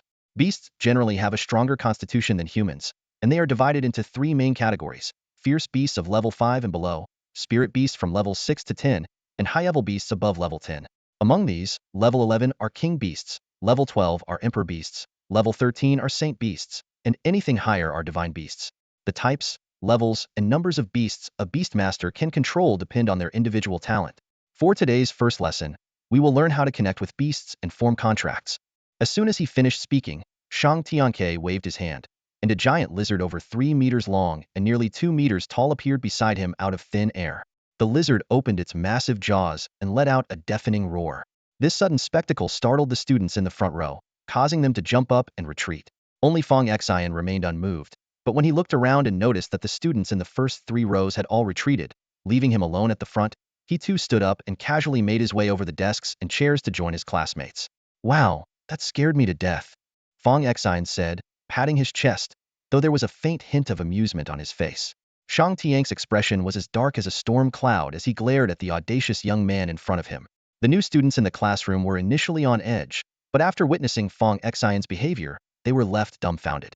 "You, get over here and sit properly," Shang Tianke snapped, pointing at Fong Xion with clenched teeth. Fong Xion chuckled awkwardly and obediently returned to his seat in the front row. Just as the other students were about to follow suit, Shang Tianke suddenly announced, "Everyone else from the front row, move to the back except for Fong Xion." The students exchanged puzzled looks. Some thought Shang Tianke was angry, while others suspected favoritism. But Shang Tiang's next words left everyone astonished. "This fire-scaled giant lizard is highly aggressive. Sitting in the front row puts you at risk of getting hurt." The tense atmosphere in the classroom broke with laughter as the students glanced at Fong Xion. Zhang Chong, sitting in the back, couldn't hide his schadenfreude. Fong Xion, however, grumbled with a dark expression. "Shang Gongzhu, what's the matter?" Shang Tianke asked earnestly. "You're quite the little troublemaker." This exchange froze Zhang Chong's smile, and the other new students began whispering, speculating about Fong Xion's background. The fire-scaled giant lizard bared its teeth and swayed its head closer to Fong Xion. His supporters were tense, while Zhang Chong's faction was amused, with someone even secretly recording the scene on their phone. Fong Xion eyed the creature's hideous head with disdain and gave it a little shove. "Get lost. Don't come near me." At that moment, the true dragon aura he had gained from the true dragon steps of the Beast Palace manifested automatically. The previously aggressive fire-scaled giant lizard immediately became docile, nudging Fong Xion's hand gently before obediently returning to Shang Tiang's side. The classroom was silent for a moment, then erupted with exclamations. "Whoa! What just happened? Top-tier beast taming talent? Could it be dual primary talents?" Shang Tianke cleared his throat, steering the conversation back on track, and elaborated on the characteristics of beast taming talents and the method of forming contracts with beasts. He emphasized the importance of the life beast, urging everyone to choose wisely. Listening, Fong Xion couldn't help but recall the legendary Kirin mentioned in his notebook. The thought of making it his life beast was thrilling. 5 minutes before the class ended, Shang Tianke dismissed the fire-scaled giant lizard and encouraged everyone to absorb the day's lessons. "Fong Xion, come with me. Can't you just say it here?" Fong Xion asked with an innocent smile. "Outside. Your instructor, Zhuge, is out, and I've got something for you to pass on to him." Fong Xion followed him out, somewhat skeptical. As soon as the classroom door closed, he sensed something was off and tried to escape, but Shang Tianke grabbed his arm and gave him a hefty kick in the rear. Shang Tiang's strong arm tightly clamped around Fong Xion's neck, his tone teasing, "You little rascal, are you trying to set me up? Who's this Qin Juanhao to you?" Fong Xion chuckled awkwardly. "High school classmate. You're quite the troublemaker, aren't you? Setting up 2 people at once." Shang Tianke playfully kicked Fong Xion's backside. "And you're eyeing our female mentor? How can I not step in?" "Hey, you're quite the righteous one," Fong Xion replied. "Can't help it. It's in my nature," Shang Tianke boasted. Just as the two were horsing around, a figure appeared at the corner of the staircase. It was an elderly lady with square glasses, a bag full of yarn hanging from her arm, and knitting needles in her hands. Upon seeing her, Shang Tianke immediately released Fong Xion, instantly adopting the authoritative demeanor of the Beast Palace master. Although he acknowledged Fong Xion as a friend, he maintained his dignified posture in front of others. Recognizing the person, Fong Xion straightened up. It was none other than the Academy's renowned mental faculty instructor, Madame Sun Bijuan, also known as the Extinction Master. "Madame Sun." Shang Tianke bowed respectfully. "Hello, mentor." Fong Xion followed suit. The elderly lady frowned, her eyes showing undisguised disdain. "What are you doing here? The school invited me to teach. Did the old folks at Tian Dun Bureau run out of options? Bringing someone like you to teach? Are you trying to lead the students astray?" Shang Tianke, unfazed, forced a smile. Fong Xion was dumbfounded. thinking how daring this old lady was to confront the Beast Palace master so bluntly. The old lady glanced at Fong Xion again. Shang Tianke introduced, "This is my student. I came specifically to teach him. We're also good friends." Just as Fong Xion felt flattered by Shang Tianke's words, the old lady's face darkened. A student associating with such dubious characters? Friends, you say? Fong Xion was taken aback, glancing at Shang Tianke, who was holding back laughter, realizing he had been set up. "I don't know him well. He's here to teach our beast control students." Fong Xion hurriedly explained. "Slick talker. How did Tiandun Bureau admit a student like you? Hanging around with people like him, what good can come of it?" The old lady retorted mercilessly. "What's your name?" Fong Xion was about to say Qinju and Hao, but Shang Tianke interjected, "Madam Sun. His name is Fong Xion. I'll go ask Su Bossing how the school has students like you. Associating with such characters, you'll be expelled soon," Sun Bijuan said, and turned to leave. Fong Xion stood there, realizing the legendary Extinction Master lived up to her reputation. Shang Tianke laughed heartily, patting Fong Xion's shoulder. "Buddy, you're in for it now. Ha ha ha. Master Shang, Brother Shang. She's going to get the dean to expel me. Can you put in a good word for me? The seniors all say she's a handful." "A handful? Buddy, she's the most troublesome one in the whole Tiandun Academy. But don't worry, Dean Su won't let you go. If he does, you can come to our Beast Palace. The old master said he wants to groom you as the next palace master." Fong Xion pondered. "Wait a minute, she called you a dubious character. Clearly, I'm dragged into your mess. What did you do to provoke her?" Shang Tianke looked at Sun Bijuan's retreating figure and sighed. "I once asked Zhuge Hong for Cheng Bingqing's contact, but that white-haired guy gave me Madame Sun's instead. Without checking, I added her and sent a bunch of flirty messages, even showed off my chest and abs. And then," recalling the terrifying ordeal, Shang Tianke said, "that old lady is a mental expert. She invaded my dreams. For a whole month, every time I closed my eyes, I'd see a bunch of old men in skimpy outfits dancing in front of me, asking if I wanted to date or have a kiss." Fong Xion looked disgusted. Shang Tianke patted his shoulder, gloating, "She doesn't have a good impression of me, so you better watch out." Meanwhile, in the dean's office, Su Bossang was leisurely sipping tea when suddenly, the door burst open, and the knitting old lady stormed in. "Su Bossang, what kind of students are you admitting?" Su Bossang, who was sipping tea, suddenly had a tremor in his hand, causing the tea to spill onto his pants. He quickly put down the teacup and grabbed a tissue to clean up. "Sister-in-law, what's wrong?" Su Bossang hurried to the door, peeked outside, and then closed it. "What has gotten you so upset?"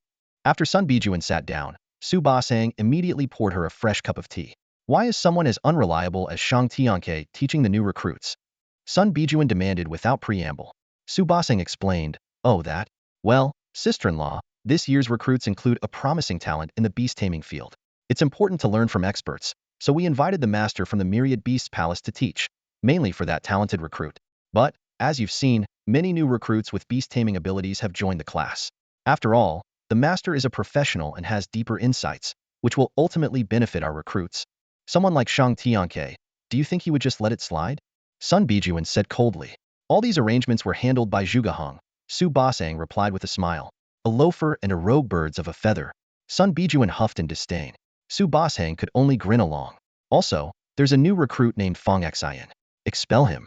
Anyone associating with Shang Tianke is no good." Su Bossang was taken aback. "Sister-in-law, that might be a bit unfair. I could consider expelling others, but not Fong Xion." "Why not? Such people are a menace to the Tiandun Bureau." Sun Bijuan's voice turned icy, fully displaying the obstinacy of an old matron. Su Bossang forced a smile and once again checked the door, setting up a soundproof barrier after closing it. "Sister-in-law, we really can't expel Fong Xion. You might not know, but he's the one who cleared the entrance test in just over 3 minutes, taking the top spot by a wide margin." Sun Bijuan's brow furrowed. Her hands paused. "It's him? What good is talent if his character is lacking?" "Sister-in-law, this kid is under old Ye's protection." Sun Bijuan was momentarily stunned, then her brow tightened. "I detest nepotism. So what if old Ye is backing him?" Su Bossing leaned in and lowered his voice. "Sister-in-law, there's something else, but you mustn't tell anyone.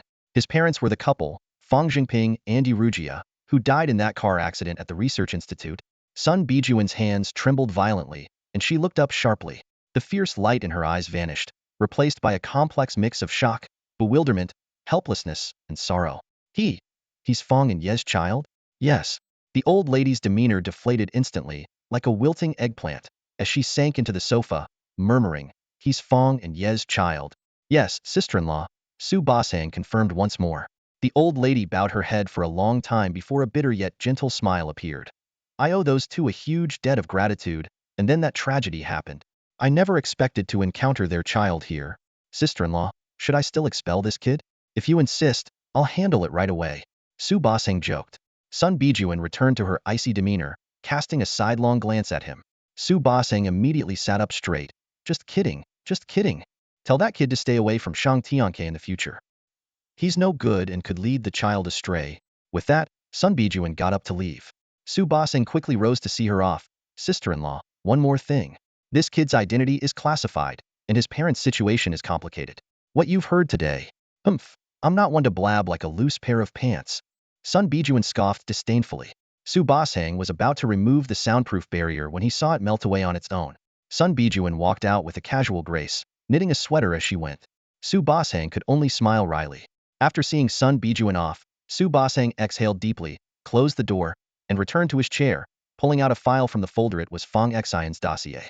Su Xion tapped his fingers lightly on the documents spread across the table, his eyes scanning through the names. Fong Xion, Fong Jingping, Fong Yingtai. For someone that old master you would personally step in to protect, this kid's true identity was clearly not simple.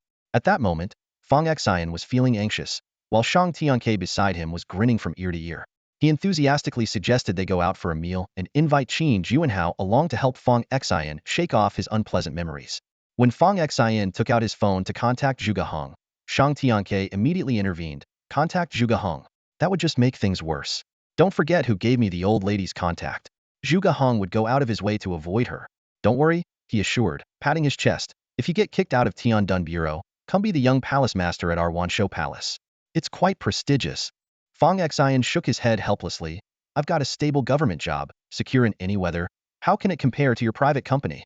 Hey, you're a picky one. Shang Tianke slung an arm around Fong Xion's shoulders. Come to us. My position is yours. At Tiandun Bureau, without connections, no matter how capable or accomplished you are, you'll at best be a group leader in the 9th Division, or a deputy director elsewhere. Those without connections are destined to serve those with them. I've always kept the young palace master position open for you. As soon as Tiandun dares to let you go, I'll take you with me. As they headed towards the restaurant, Sun Bijuan emerged from the administration building. Seeing this elderly lady from a distance, Fong Xion felt a surge of pressure. Shang Tianke noticed and smirked. With her temper, even if she can't get you fired, you'll still have a tough time. Fong Xion elbowed him. You're the one who sent the photo, but I'm the one getting disciplined. How is that fair? Shang Tianke laughed gleefully. What are you afraid of, man? If you get fired, I've got your back. Just then, he suddenly exclaimed with excitement, Hey, the old lady is coming our way. Fong Xion wanted to create some distance, but Shang Tianke clung even closer, deliberately showing off their relationship in front of the old lady. Unexpectedly, as Sun Bijuan approached, she completely ignored Shang Tianke's polite bow and instead looked at Fong Xion with an unusually gentle expression. When Fong Xion respectfully greeted her with Hello Minter, she even reached out to ruffle his hair. Come to me if you have any problems. I'm at Minter Apartments, Building 26. This unexpected warmth left both Fong Xion and Shang Tianke stunned. Even more surprising, Sun Bijuan then pointed at Shang Tianke and warned Fong Xion, stay away from people like him. His character is corrupt, his temperament is terrible, and his lifestyle is a complete mess. Don't get too close to people like him. Fong Xion, though puzzled, obediently replied, Yes, Minter son. Shang Tianke was dumbfounded and was about to say, Old lady, isn't that a bit harsh? When he was abruptly cut off by a cold scram. Shang Tianke's expression froze on his face as he watched Sun Bijuan's figure fade into the distance. He turned to Fong Xion, eyes filled with confusion. What's with that old woman? She went to the administration building and came back with a complete attitude change. Fong Xion let out a sigh of relief, finally feeling at ease. She probably realized how exceptional I am after meeting with the dean. Shang Tianke pondered for a moment, concluding that this was indeed the most plausible explanation. He had been scheming to make Sun Bijuan give Fong Xion a hard time. But in the end, it was he himself who got hurt. Word quickly spread among the new students Shang Tianke had specifically come for Fong Xion. Already in the spotlight, Fong Xion now shone even brighter. Fortunately, Hua Yoga had given timely advice, ensuring that none of the students in the strength department revealed that Fong Xion had already reached level 4 combat power. Otherwise, the new recruits would have been in an uproar. When Fong Xion previously arranged to meet Qin Juanhao, he only mentioned that an important person wanted to see him and asked for discretion.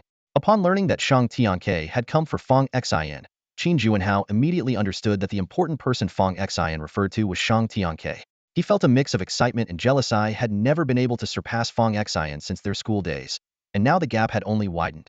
The terrifying figure he looked up to had come specifically for Fong Xion. Even though he had a rough idea of what was going on, Qin Juanhao still attended the meeting with excitement. Shang Tianke got straight to the point, ensuring that Qin Juanhao hadn't disclosed any specific details before feeling reassured. However, upon learning that Qin Juanhao had told Zhang Chang about adding the Palace of 10,000 Beasts Master as a friend, Shang Tianke carefully checked their chat records. Finding nothing unusual, he waved a bead in front of Qin Juanhao, causing him to lose focus and faint. "I'm leaving now.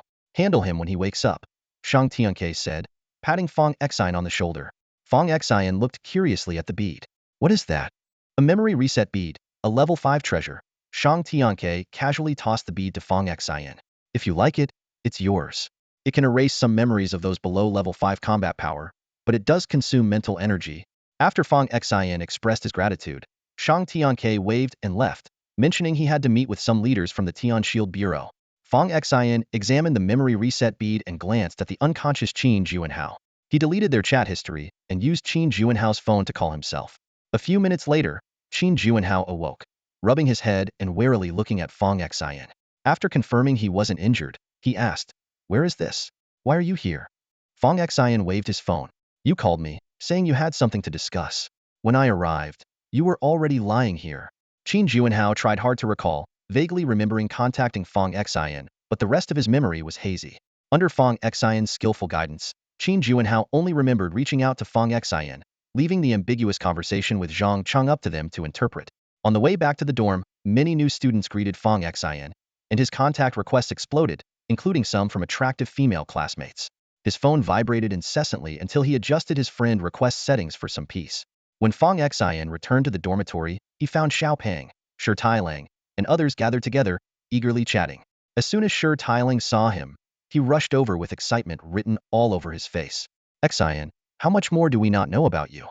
The chief palace master came specifically for you." Fong Xion sheepishly explained, "I wasn't entirely sure he would come. If I'd said something in advance and he didn't show up, it would have been really awkward." "True, you were considerate." Zhang Yaozu laughed, then shifted the topic. "But that underwear guy really put on a show, making everyone think the chief palace master was coming for him. Now he's been thoroughly embarrassed." By Yulin, or rather, his rugged older brother He Yulin spoke up. He had his hair tied back and wore a loose tank top that showed off his muscular build. "That guy never actually said the chief palace master was coming for him. Everyone just imagined it. It's like a worn-out pink pair of underwear with a butterfly bow trying to be something it's not." "Whoa, bro," Shi Tailang quickly interjected. "Even if you're right, that's a bit too rough. Bayer is here, you know." Zhang Yaozu punched Shi Tailang playfully in the stomach. Meanwhile, Li Bauer was unfazed, continuing to munch on her chips innocently. "My grandpa used to say, it's okay if your words are rough, just don't let your heart be." Shunyu, who rarely spoke, then asked, "Xion, we're heading to the multifunction training hall. Want to join us?" Fong Xion was eager to practice the martial skills taught by Hua Cheng and the light-based techniques from Zhugahong, so he agreed readily, "Sure, I'll just change clothes and be right there." Shi Tailang checked the time. "It's 6:30 now. The training hall closes at 9:30, so we should hurry." Fong Xion changed into his training clothes, slipped his administrator's badge into his pocket, and headed to the training hall with the others. When they arrived, the place was already bustling with people. Amidst the crowd, Fong Xion immediately spotted a familiar figure, Jiang Shaochai. She noticed him too, and turned to flash him a sweet smile. Fong Xion waved at her, and Jiang Shaochai ran over, her high ponytail bouncing cheerfully with each step. Jiang Shaochai is a budding beauty. She has a classic oval face, delicate features, and a tall, slender figure. Even though she usually wears loose clothing, it's hard to hide the curvaceous silhouette of her developing physique. In front of others, she always maintains the demeanor of a cool and aloof goddess, but whenever she sees Fong Xion, a sweet smile lights up her face. With the start of the youth training camp, the students set up a heavenly beauty list on the internal forum to vote for the most beautiful student of the year. Jiang Shaochai ranked third, while Li Bauer, Fong Xion's teammate, despite dressing plainly, also made it into the top 10 thanks to her outstanding looks and impressive combat skills. When Jiang Shaochai arrived at the training ground, she immediately caught everyone's attention. Fong Xion playfully flicked her fair forehead, sparking a wave of envy and jealousy among the onlookers. Shi Tailang quickly approached with a fawning smile, asking Fong Xion for an introduction. "My sister, Jiang Shaochai." Fong Xion introduced briefly. Jiang Shaochai greeted Shi Tailang with a reserved nod. Shi Tailang, grinning broadly, said, "Little sister Shaochai, just call me brother Tailang." Fong Xion then introduced her to a few other classmates, emphasizing that they were all future colleagues at the Sky Shield Bureau. At that moment, Bai Yulin interrupted loudly, "Stop wasting time. Fong Xion, I heard you're strong. Let's have a match to see who's better." "I'm up for a match, but let's not make it about gender," Fong Xion replied, making everyone laugh. Bai Yulin retorted defiantly, "If you beat me, I'll vote for you as captain." The group headed to the team's simulated combat training hall. It was well equipped, featuring both individual training rooms and team coordination areas, and could adjust training modes and scenarios based on one's abilities. Eager to begin, Bai Yulin unleashed his berserk talent, surrounded by a red-black aura and with bloodshot eyes. He charged at Fong Xion like a cannonball, aiming a punch straight at his face. Fong Xion merely tilted his head slightly to dodge it effortlessly, then grabbed Bai Yulin by the neck, lifting him off the ground. Strangely, Bai Yulin's furious expression suddenly vanished, replaced by a gentle face, and his chest swelled while his long legs slowly came together. "Fong Xion, you're hurting me." A plaintive female voice emerged from his mouth. It turned out to be Bai Yulin's sister, Bai Yu. Fong Xion released her, and Bai Yu rubbed her reddened neck, looking at Fong Xion with watery eyes, saying, "Hey, Yulin asked me to tell you he's completely convinced. The gap is too vast. Ordinary people see you as a frog in a well watching the moon, while the awakens see you as a mayfly glimpsing the sky." Fong Xion immediately replied, "You flattered me to the point of embarrassment. Everyone here at the 9th Division is outstanding, each a genius in their own right. Of course, being a genius is just the entry requirement to meet me." The group exchanged glances, their expressions a mix of admiration and a touch of resignation. Someone joked, "If anyone else said that, I'd think they were bragging.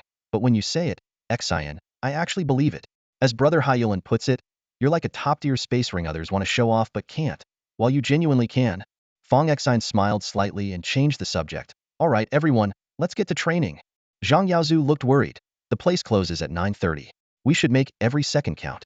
I've heard from seniors that if you want to continue training, you have to plead with the manager and pay extra. It's quite expensive, $5,000 an hour." "Whoa, that's so pricey. We definitely can't waste any time," everyone exclaimed in surprise. The group dispersed from the multi-person simulation training room, each heading to find a single training room. Before parting, Fong Xion specifically reminded Jiang Shaocha, "Shaocha, if you ever need anything, just message me." "Got it, brother." As Fong Xion was about to find a training room, the training room supervisor, Run Lianqing, approached. This kind-hearted man had met Fong Xion before. "Fong Xion." "Mr. Run." Run Lianqing glanced at the time and instructed, "I need to step out for a while. Keep an eye on things here. Make sure no one breaks the rules.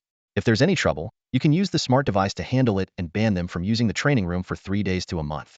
But generally, no one dares to cause trouble here."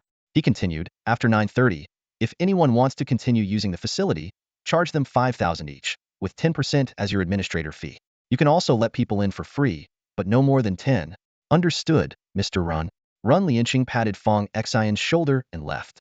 Fong Xion found a single training room and prepared to practice the 4 skills taught by Huacheng and Zhuge Heng. He set the gravity to 4 times normal and began attempting the 9-fold heaven opening force. Having previously experienced dark force, he grasped it quickly this time. Soon, the force meters reading surpassed 18,000 kilograms and continued to rise. The 9-fold heaven opening force can stack 9 layers of strength, and Fong Xion could stack 3 layers on his first day. With the support of his slaughter talent, this strike not only had tremendous power but also added armor-piercing damage, far exceeding ordinary force impacts. Next, he practiced the Golden Bell Shield. Soon, a nearly transparent film appeared on his body, capable of withstanding a strong mid-level 4th-tier attack. This was the result of optimization by his slaughter talent. Then, Fong Xion turned his attention to 2 light-based talent skills, Divine Skill, Light Flash, and Divine Skill, Light Kill. Enhanced by his slaughter talent, the range of these skills exceeded their original limits. He switched the training room to a light-based talent combat environment, and the skylight opened, allowing moonlight to flood in. As the moonlight enveloped him, Fong Xion's pupils turned silver, resembling 2 full moons. His form blurred, and in the next instant, he appeared 30 meters away. This teleportation left Fong Xion somewhat breathless, but filled with excitement. Although he succeeded on the first try, the limited moonlight stored in his body left him fatigued. Fortunately, storing moonlight was simple, just bask in the moonlight. After a brief rest, Fong Xion continued to absorb moonlight. A few minutes later, he grasped the moonlight, forming a moonlight cross sword. A training dummy appeared in the room, and Fong Xion swung the sword. The sword light flashed, and the dummy shattered, turning into specks of light and dissipating. This strike left Fong Xion breathless again. Since his light-based talent wasn't top tier, his stored moonlight was limited, only allowing him to use the skill 3 times.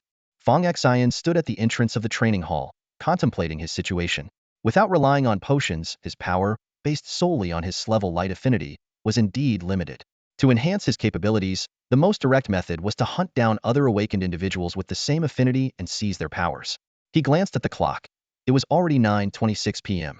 Most of the trainees had left the hall, with only a few dedicated ones remaining. At that moment, Jiang Shaochai, wiping sweat from her brow, emerged from the hall. She waved at Fong Xion from a distance, indicating she was coming over. Suddenly, a group of people blocked her path. Leading them was a boy holding a bouquet of flowers. He introduced himself, Shaochai. I'm Yang Haoxi, a new student from the 2nd Division. From the first day I saw you, I knew you were my destined girl. Will you be my girlfriend? His entourage immediately started chanting, say yes, say yes. The commotion quickly drew the attention of those nearby. Jiang Shaochai frowned and said, excuse me, please let me through. But Yang Haoxi was relentless, instructing his group to surround her. The situation began to deteriorate. Yang Haoxi took the opportunity to snatch Jiang Shaochai's towel and deliberately sniffed it in front of his nose. Wow, Shaochai, what body wash do you use? It smells great. Can you stop being so disgusting? Move. Jiang Shaochai said in disgust. Yang Haoxi, emboldened, grabbed Jiang Shaochai's glasses and put them on himself. Call me honey, and I'll give them back. The jeering from his friends grew louder.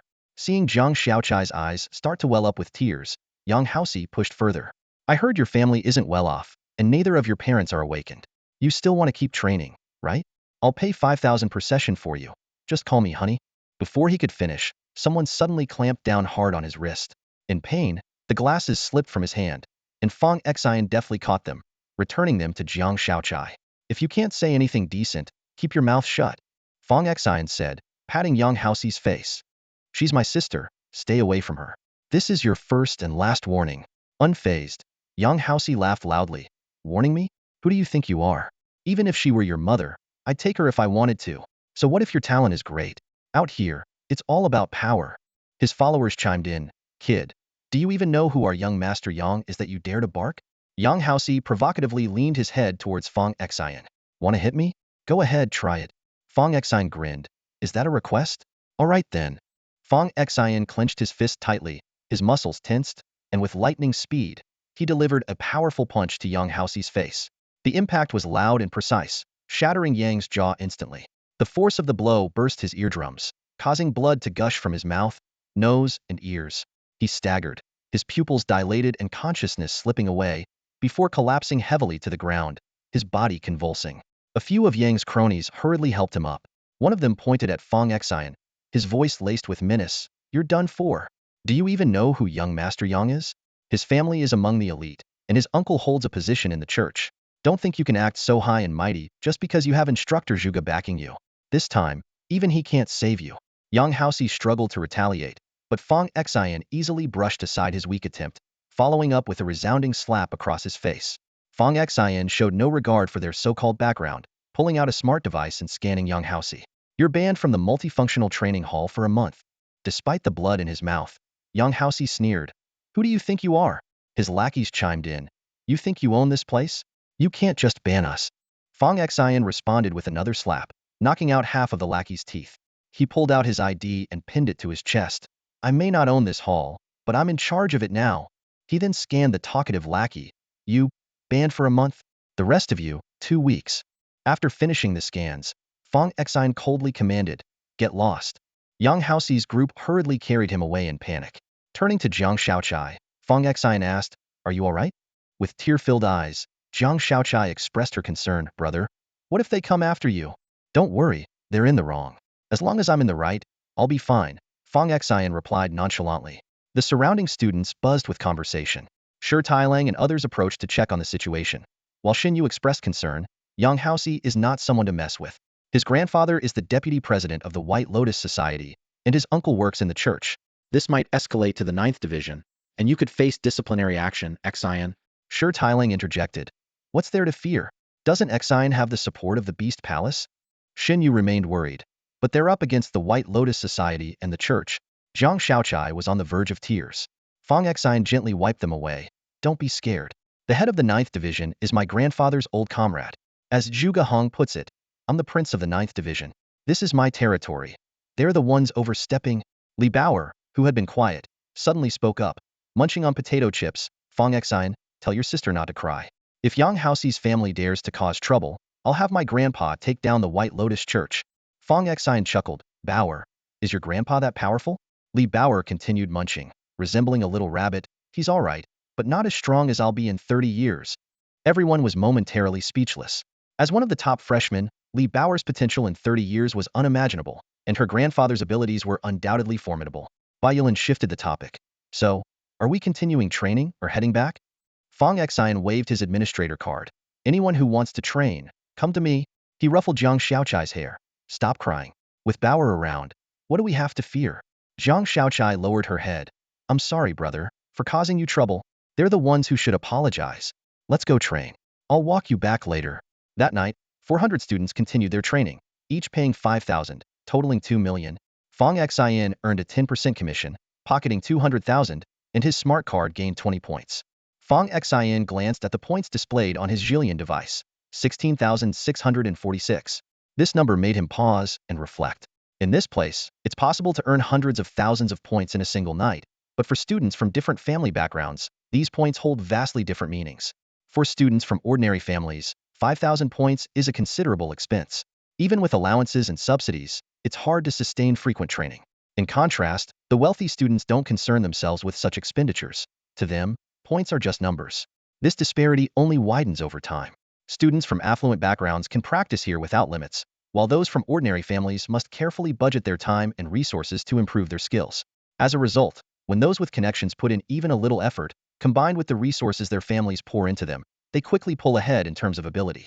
This inevitably leads to them becoming team leaders and rising through the ranks, eventually resulting in the upper echelons of the Tiandun Bureau being dominated by these privileged individuals. For ordinary people, carving out a path to success is incredibly challenging. Just then, Fong Xion's Jillian device buzzed. First, there was a brief message of comfort from Zhuge Hong. What's done is done. Eat and drink as you should. Don't let it get to you. This was quickly followed by a message from Hua Cheng. Well done. My student should have guts and not be a coward. If he dares to use his family's influence to cause trouble, come to me. I'll handle whoever comes. Fong Xion had just started to smile when another message arrived from Shang Tianke. You're something, kid. It's been less than 3 days since school started, and you've already beaten up the grandson of the vice president of the Balian Society. Shouldn't I have? Fong Xion replied. Ha ha ha, I know the whole story. Bullying your sister? I'd look down on you if you didn't hit him. That bastard born of a mistress needs a lesson. If he dares to get his family involved, come to me anytime. I've got your back. 247. Fong Xion felt grateful for the old rascal's support. Thanks, Master Shang. Don't call me Master Shang, just call me Old Shang, and I'll call you Xinz. Thank you, Old Shang. It's nothing, don't be so formal. When you graduate, just treat me to a nice massage. Reading these messages, Fong Xion couldn't help but smile. No wonder Sun Bijuan was so repulsed by this old rascal. All these dubious titles were earned by Master Shang himself. Meanwhile, Yang Haoxi, his face covered in blood, was video calling his mother. On the other end was a seductive woman in a cheongsam, playing mahjong. Every glance and smile exuded charm, but upon seeing her son's condition, she immediately shrieked, My dear son, what happened? Mom, I got beaten up. Yang Haoxi sobbed. Who dared to lay a hand on my son? The woman demanded sharply. Yang Haoxi wiped his tears and explained, It was some bastard named Fong Xion. I was just joking with a female classmate, didn't do anything wrong, and he deliberately caused trouble and hit me. Mom, I lost several teeth. My jawbone is fractured, and if it weren't for the healing school doctor, I wouldn't even be able to speak right now. The seductive woman was furious when she saw her son beaten badly. Her eyes turned red with anger as she shrieked, Who dares to hit my precious son? I want him dead. What did you say his name was? Fong Xion? She abruptly pushed her chair aside, her high heels clattering urgently on the floor as she ran, tears streaming down her face. My poor baby. It must hurt so much. I'll take you home and take care of you until you're better. Yang Haoxi gritted his teeth and said, Mom, the physical wounds will heal, but the psychological trauma won't go away easily. I was beaten so badly today. I want him to pay back tenfold, 100-fold. All right, son, don't worry. Mom will find a way to deal with him for you. The woman stormed into the study, kicking the door open. Inside, a middle-aged man was engrossed in his documents. She screeched, Yang Yinbin, are you going to do something about this or not? Look at what they've done to your son. She thrust her phone at him. Yang Yinbin took the phone and saw the photos of his son's bruised face, his brows furrowing deeply. What happened? Young Housey, his voice choked with emotion, said, Dad, I was just playing with my classmates when I had a disagreement with a new student. He insulted me and our young family. When I told him to watch his mouth, he hit me. If it weren't for the school doctor, my jaw would be broken, and I can barely speak now. Yang Yinbin's frown deepened. Housey, are you telling the truth? You didn't provoke him, did you? The seductive woman immediately flew into a rage. Yang Yinbin, are you out of your mind? Your son got beaten up, and you're doubting him? Yang Yinbin fixed his gaze on his son. I'll verify this with my friends at the Tiandun Bureau. I'll ask you again, are you telling the truth? Yang Housey couldn't meet his father's eyes. The woman shouted again. Are you crazy, Yang Yinbin? Does the truth matter? Our son is hurt. Is this how you act as a father? Yang Yinbin gave her a cold glance and turned back to his son. Answer me. It's true. Dad, look at how badly I've been beaten. Yang Yinbin retrieved a phone from the drawer and made a call. After hanging up, his face turned grim. He snatched the phone from the woman, glaring at the image of his son. You flirted with a female classmate right in front of her brother. And they're new recruits at Division 9. You're lucky they didn't beat you to death. I sent you there to learn, not to bully others. Yang Housey didn't dare to make a sound. Yang Yinbin tossed the phone back to the woman. I've already informed the Tiandun Bureau. You're going to apologize sincerely to that pair of siblings. Jiang Suqing, her eyes brimming with tears, screamed at Yang Yinbin. Why? Are you even human? You weren't like this when you won me over. I've been with you all these years without a title, and now you don't even stand up for our son. Have you ever taken responsibility as a father, aside from scolding and beating him? Do you even consider him your own son? They're from Division 9. I don't care what division they're from. No one bullies my son. If you won't do anything, I will. Yang Yinbin looked at her coldly.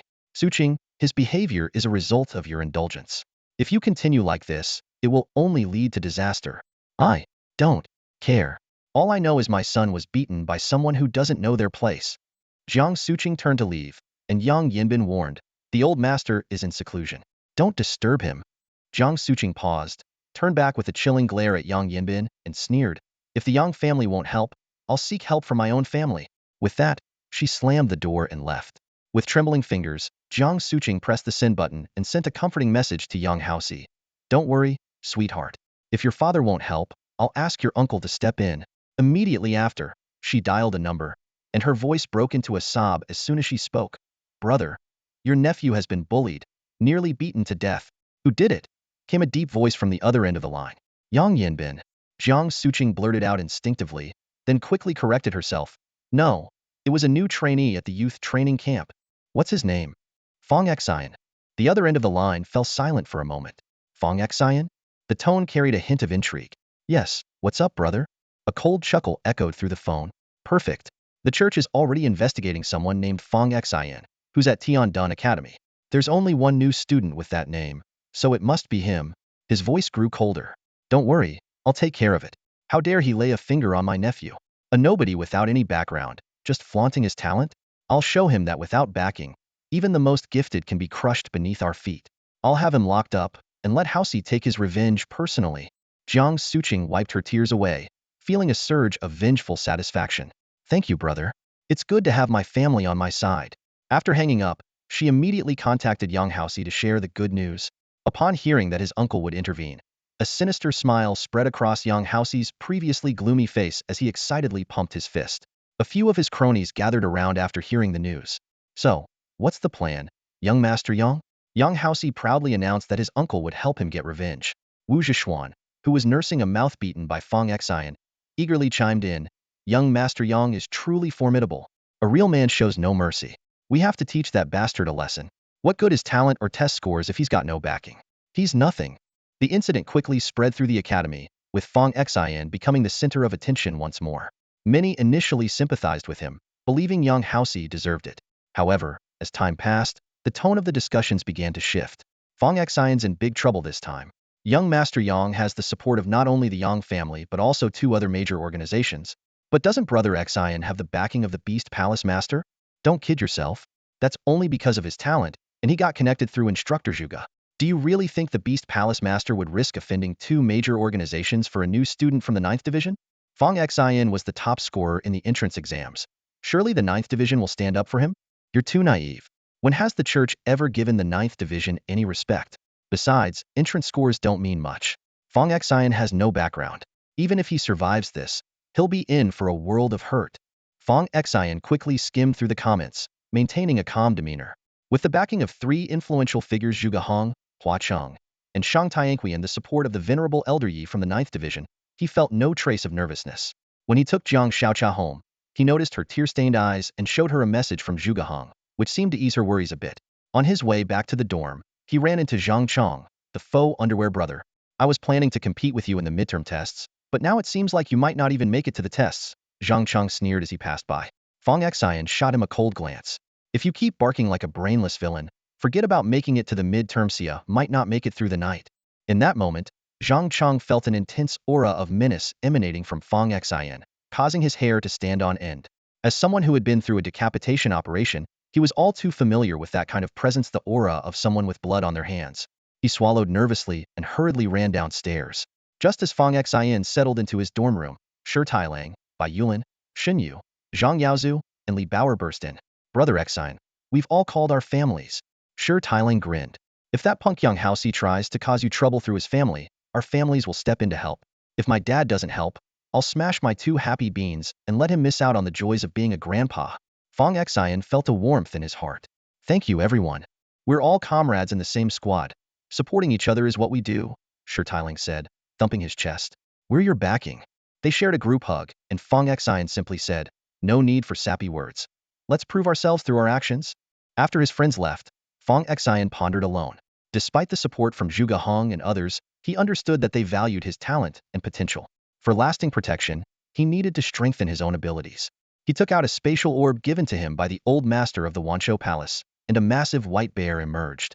When Fong Xion released his true dragon aura, the fierce bear immediately became docile, nuzzling his hand.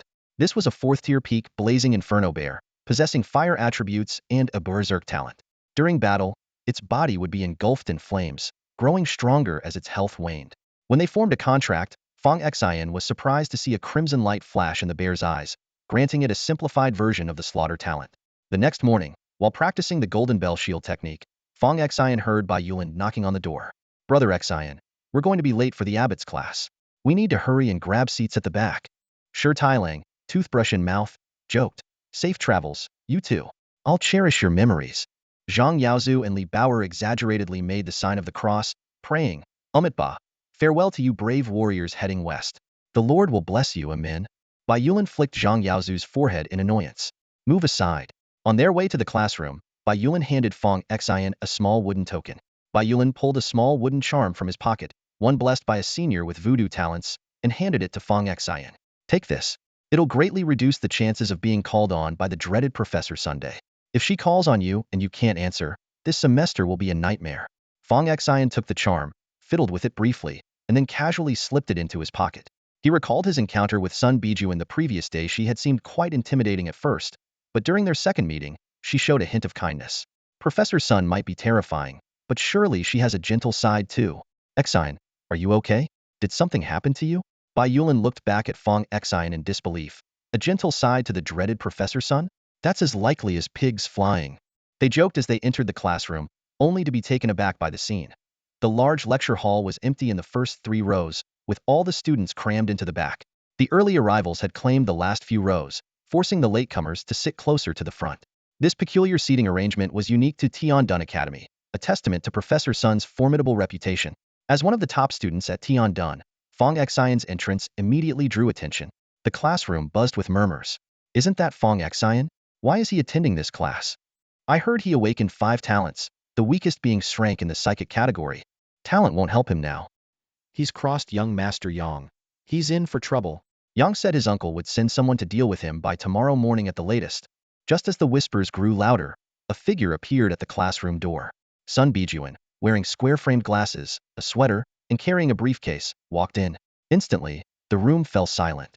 Close the front and back doors. Roll call. Professor Sun's voice was quiet, yet it commanded immediate attention. When she reached Fong Xion on the list, she looked up, her gaze unexpectedly gentle. Don't sit so far back, come to the front row. This caused a stir among the students. Bai Yulin muttered under his breath, "Darn, the charm's useless." Other students whispered, "It's because he hit young Master Yang. Professor Sun hates students fighting on campus. Looks like he won't need to wait for young Master Yang's punishment. Professor Sun will deal with him first." As Fong Xion made his way to the front row, he couldn't help but feel anxious. Despite Professor Sun's calm demeanor at the administrative building yesterday, her notorious reputation was hard to ignore. To everyone's surprise, Professor Sun looked at Fong Xion with an unusually gentle expression, like an elder admiring a promising youth. "The psychic field can be quite challenging. Sit up front, and feel free to ask me if you have any questions." Fong Xion was momentarily stunned, and the tension he had felt just moments ago vanished completely. The abrupt change in attitude from Madame Sun caught him off guard.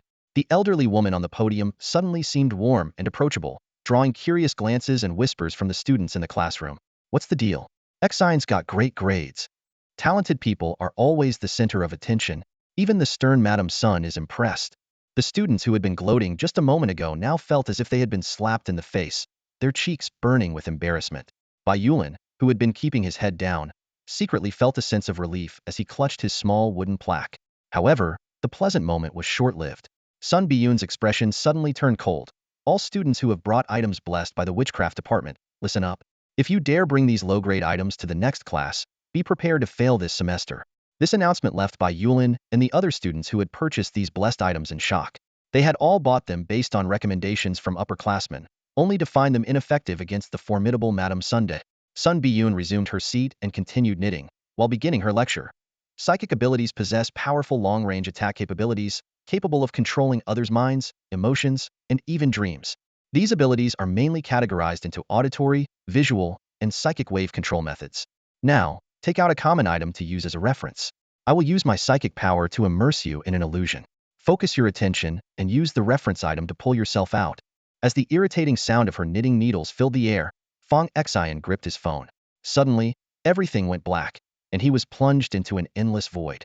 The hissing sound echoed in this dark world, and he cautiously scanned his surroundings, vaguely seeing a colossal shadow, like an ancient demon god, sitting and knitting, with crimson eyes glowing like lanterns in the sky. Is this the power of high-level psychic abilities? Terrifying indeed, Fong Xion thought to himself. The piercing noise grew louder, and Fong Xion felt his hand was empty. Taking a deep breath, he focused on his palm. As his concentration intensified, the noise gradually diminished, and a throbbing sensation pulsed in his forehead. The more focused he became, the stronger this sensation grew, and the surrounding darkness slowly receded. Finally, when the throbbing reached its peak, Fong Xion could see his phone in his hand, and the darkness vanished, revealing the classroom once more. A few students with stronger abilities had awakened early, but they were pale and slumped over their desks, while most were still frowning, trapped in their illusions.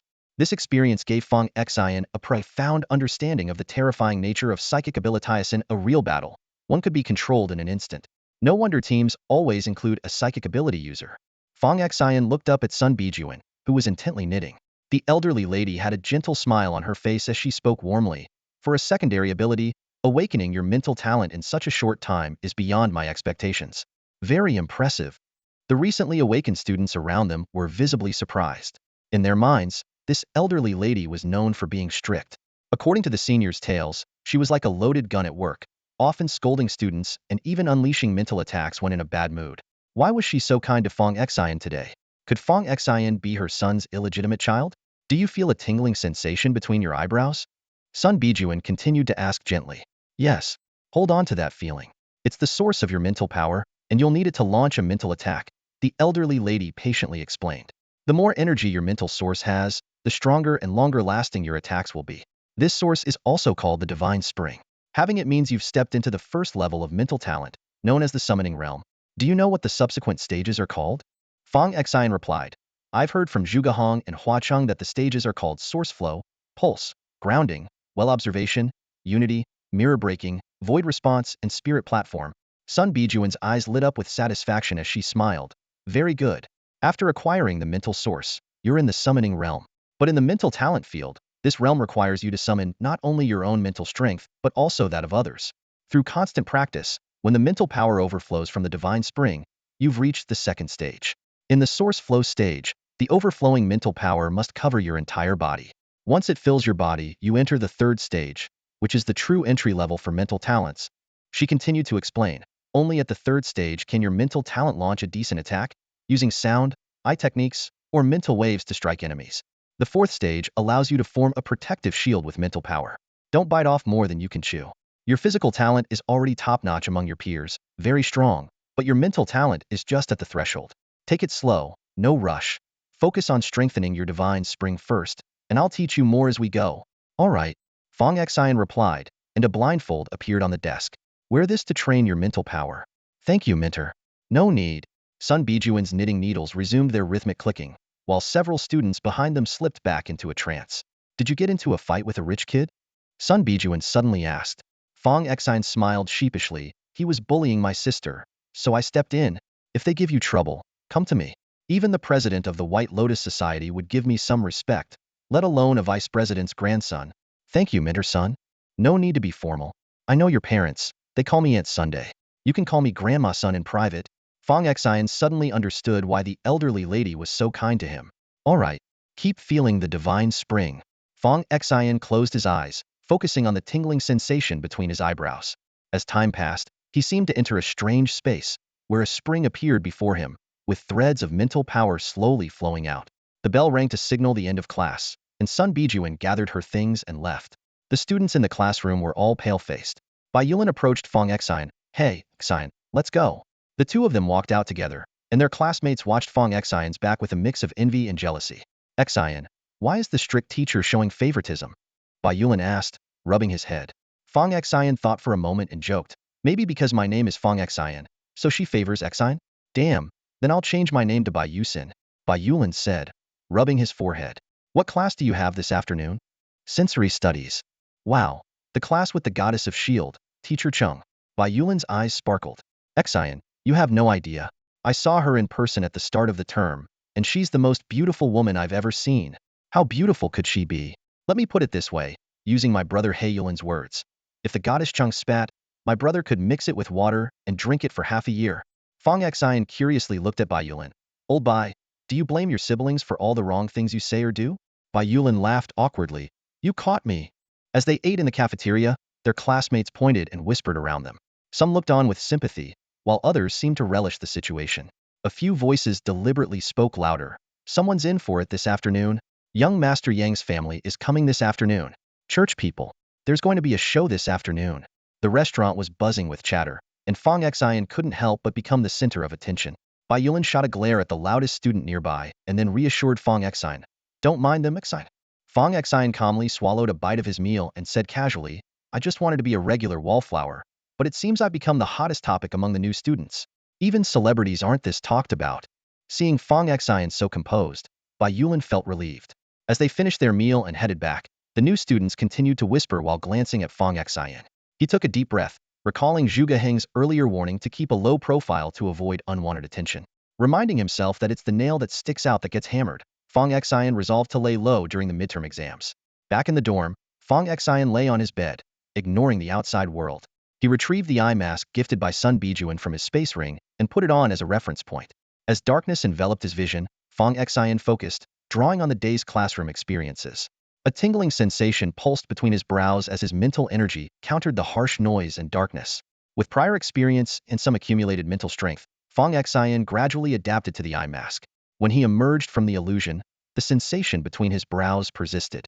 He closed his eyes to perceive his mental space, noticing a slight increase in the nearly transparent mental energy in the divine spring.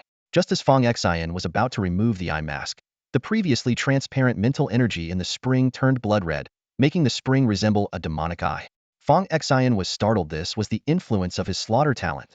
Removing the eye mask, Fong Xion sat up slowly.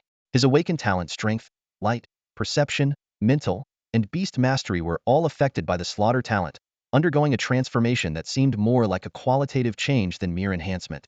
Although not all were SS level, each could be strengthened by defeating others with the same talent type. Fong Xion recalled his ability to reach the 9th step of the True Dragon Staircase at the Beast Palace. It was not only due to his solid foundation, but also because he had slain a Beast Master Elder before visiting the Beast Palace, absorbing the Elder's talent in the process. Noticing the time, Fong Xion realized it was almost time for his afternoon class. As he walked, students whispered and pointed at him, some with sympathy, others with schadenfreude. Standing in the hallway outside the classroom was a stunning woman with long, straight black hair Qing Bingqing. Her hair cascaded over her shoulders, her demeanor was sweet and gentle, and her bright eyes were captivating. Her long legs, wrapped in black stockings, drew many admiring glances. Students rushed to sit at the front of the class, a stark contrast to Sun Bijuan's lectures. Fong Xion? Cheng Bingqing suddenly called out. Startled, Fong Xion turned to her. Hello, Instructor Cheng. Have you seen Xiao Bai? Xiao Bai? Bai Yulin? He went to the shooting talent class. Cheng Bingqing shook her head. Not Bai Yulin, I meant Zhuge Hong. I call him Xiao Bai. Do you know where he is? Haven't seen him these past few days. Could you help me find out where he is? Fong Xion was puzzled. Why don't you ask him yourself? He ignores me, Cheng Bingqing admitted. Haven't you heard the gossip about us? I've been his devoted fan since my teens, but he always brushes me off. It's an open secret here. Fong Xion understood. No wonder Shang Tianke, that old pervert, asked by Mao for Cheng Bingqing's contact, only to receive Sun Bijuan's instead. Cheng Bingqing clasped her hands over her chest, looking at Fong Xion hopefully. Could you ask him for me? After a moment's hesitation, Fong Xion messaged Zhuge Hong. Where are you, big bro? Did Instructor Cheng ask you to? Zhuge Hong anticipated. Cheng Bingqing blinked her large eyes. Can I send him a message? Fong Xion handed over his communication device, and after a moment of nervous preparation, Cheng Bingqing sent a voice message. After sending the message, Cheng Bingqing anxiously watched her communicator, waiting for a response. Xiaobai, don't avoid me, please. It's cold outside, and I've bought you some clothes. Can I bring them to your place later? A few seconds later, her device buzzed with a reply. Her expression became a complex mix of emotions. Part joy, part grievance, part helplessness, and a hint of determination. This scene made Fong Xion marvel at how the once universally acknowledged goddess could appear so humble before the white-haired Zhuge Hong. Cheng Bingqing returned Fong Xion's communicator with a soft voice. All right, let's get ready for class. She then followed Fong Xion into the classroom. Instantly, the attention in the room shifted from Cheng Bingqing to Fong Xin. After all, the goddess was a daily sight, but new drama was rare. The students' eyes darted between Fong Xion and a figure at the back of the room. Following their gaze, Fong Xion noticed a group sitting at the back, led by none other than Yang Haoxi, whom he had previously fought. Yang Haoxi sat there, arms crossed, flashing a smug smile at Fong Xion. Over here, Xion. Zhang Bing, a fellow power classmate, called out to Fong Xion. As soon as Fong Xion took his seat, the classroom buzzed with whispers. Something's going down. Yang doesn't have a sensory talent, so his people must be arriving this afternoon. Fong Xion is in trouble now, going up against a rich kid without any backings asking for it. Even with Instructor Zhuge's support, it won't help. Yang has the church behind him. Zhang Bing glared back at the gossipers. Damn, they're so annoying. Fong Xion just shrugged. Typical. Cheng Bingqing tapped the desk, signaling for silence. Today is the first sensory class. I'm Cheng Bingqing, and I'll be teaching your sensory courses. While sensory skills may lack direct attack power, they are essential in a team. They can detect enemy positions, warn of danger, and as you advance, even perceive past and future events. Her words were cut short as she suddenly frowned, looking toward the door.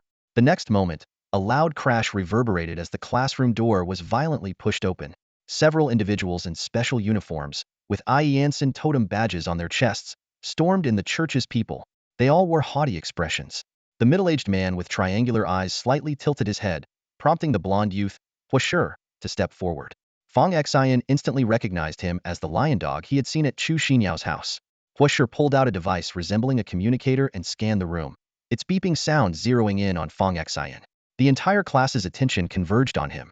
Yang Haoxi, seated at the back, displayed a triumphant grin, leaving the students stunned by the church's audacity to interrupt the class to apprehend someone. Huasher strode over to Fong Xion, grabbing him by the shoulder and lifting him up. With a disdainful smirk, he looked down and said, "We meet again. Let's take a walk, shall we?" The classroom erupted into chaos. Whoa, the church people are really here to capture Fong Xion. Amidst the shocked exclamations, all eyes turned towards the back row where Yang Haoxi sat. He crossed his arms, a smug smile on his face, and a sinister gleam in his eyes. He even arrogantly put his fingers in his mouth and blew a sharp whistle. Huasher was holding on to Fong Xion, but Fong Xion suddenly broke free and charged at his chest in one swift move. Huasher grunted, his eyes flashing with golden light. "Stay put. No one dares to protect you today." Zhang Bing suddenly stood up. This burly student with strength powers shouted angrily, "What right do you have to take my classmate?" Before he finished speaking, he rushed forward. Huasher's golden aura intensified, and with a slap, he knocked Zhang Bing to the ground. A fierce killing intent surged in Fong Xion's eyes as he grabbed Huashur by the throat. Come at me, but leave my classmates out of it. This unexpected counterattack stunned Huashur, and the intense killing intent emanating from the young man even wavered his lofty golden aura. Huashur quickly regained his composure, his energy surging as he subdued Fong Xion and cuffed him. He punched Fong Xion twice, leaving him pale-faced. Then he leaned in close and whispered menacingly, "Kid, don't get cocky. Someone wants you to suffer, and the likes of you should stay down. This time, the young lady can't save you." On the podium, Chung Bingqing slammed the table in fury. "Arresting someone in my class. Are you disregarding the Tiandun Bureau?" The middle-aged man with triangular eyes at the door smirked arrogantly. "Teacher Chung, it's routine business. Sorry for the disturbance. What kind of business involves arresting a freshman?" "Church matters, no comment." The news spread quickly, and soon the entire floor's students and teachers crowded the hallway, making it impassable. Huashur gave a signal with his eyes, and the crew cut. Dark-circled member behind him summoned a light sword, brutally cutting through the crowd. "This is a warning. The church is conducting business, and anyone obstructing will be killed without mercy." Huashur threatened, his golden eyes flashing. The head of the First Division, Chen Yuanjue, stepped forward with a cold expression. "Is the church here to cause trouble in the wrong place?" The man with triangular eyes conjured golden light between his fingers and handed over a document. "The church's highest commander in the Honglian district has personally ordered the capture of the 9th Division's new recruit, Fong Xion. Do you have any objections?" Chen Yuanjue took it and examined it carefully, realizing it was indeed an official church document, and frowned deeply. With a condescending air, the man with the slanted eyes picked up the document, a mocking smile playing on his lips. "Make way," he ordered coldly, his gaze sweeping over Chen Yuanjue's suddenly changing expression. The new recruits around them buzzed with excitement. "Wow, young Master Yang's really going all out. Is this all just to catch Fong Xion? Having connections really is something." The chatter was non-stop. "Fong Xion's done for this time," someone declared. "In 7 days, it's his night of reckoning. What does it matter if his grades are good or his talent is high? Without connections, he's just an ant in their eyes." In the crowd, Ku Char-ji's eyes gleamed with schadenfreude. Yang Haoxi gave a mocking whistle towards Fong Xion, his face full of disdain. Huashur shoved Fong Xion forward, gripping his shoulder. "A lowly nobody without connections, daring to covet my family's young lady? Now you see the gap, don't you? What does it matter if you're in the 9th Division? Any young master can crush you." But they hadn't gone far when a man exuding an aura of power blocked their path. This man, with a face full of beard and an open shirt revealing his chest hair, said, "Gentlemen, this kid is under my protection. Did you get my permission to take him?" The hallway erupted again. "Wow, the palace master of the Beast Palace. Who said he wouldn't show up? He's actually backing Fong Xion." Ku Char-ji's brows furrowed, eyes filled with jealousy. A few church members immediately warned, "Master Shang, this is church business. Don't make trouble for yourself." The man with the slanted eyes frowned, clearly not expecting Shang Tianke to intervene personally. Shang Tianke grinned. "This is my precious student. How do I know if you are truly from the church?" The man with the slanted eyes impatiently pulled out the document. Shang Tianke took it and examined it closely, then sneered. "It says to take him away, not to arrest him. Why are you handcuffing my student?" Huashur interjected. "The document doesn't specify how we should take him."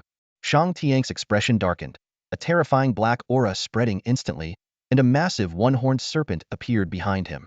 "You impudent fool, are you talking to me?" Huashur stepped back in fear. The man with the slanted eyes, his expression grim, ordered, "Unlock the handcuffs."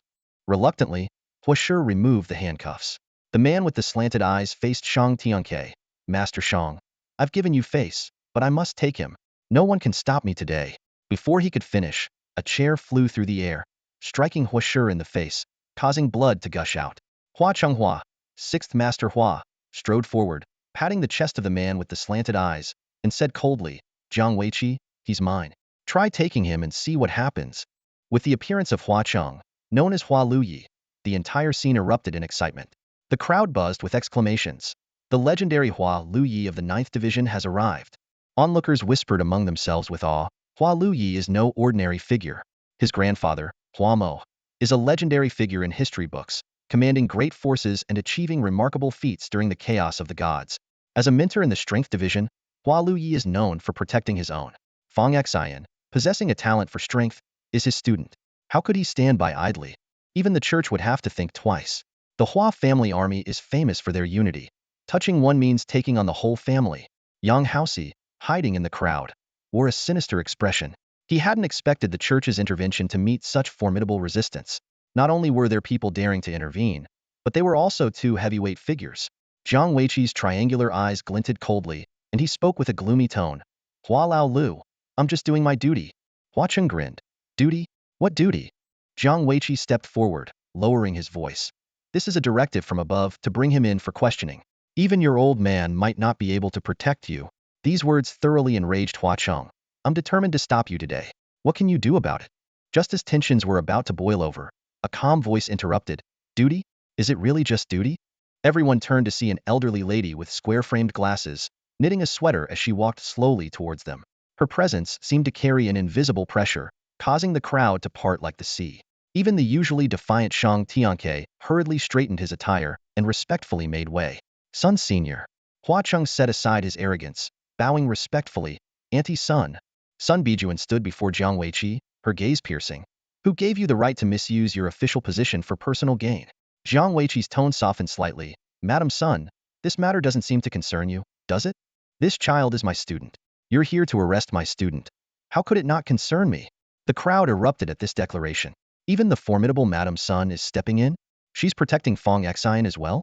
Young Master Yang is in big trouble this time. In the crowd, Yang Haoxi's face twisted with rage, his eyes nearly spitting fire. He had intended to see Fong Xion humiliated and planned to personally handle him in the interrogation room, but now three major figures had emerged to thwart him. Jiang Weiqi squinted his triangular eyes, shaking the document in his hand again. Madam Sun, this is an order from above. Please cooperate. Absolutely official business? Sun Bijuan questioned. I assure you, it is purely official. Jiang Weiqi replied with a smile. Sun Bijuan paused her knitting, suddenly turning to stare directly at Yang Haoxi in the crowd.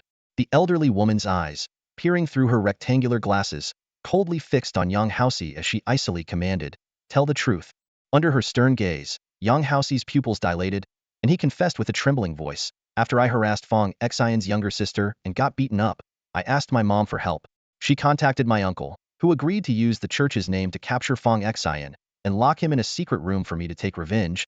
As soon as he finished speaking, Yang Haoxi's face turned pale, and beads of sweat appeared on his forehead. Jiang Weiqi and the church members behind him looked shocked, while the onlookers erupted in astonishment.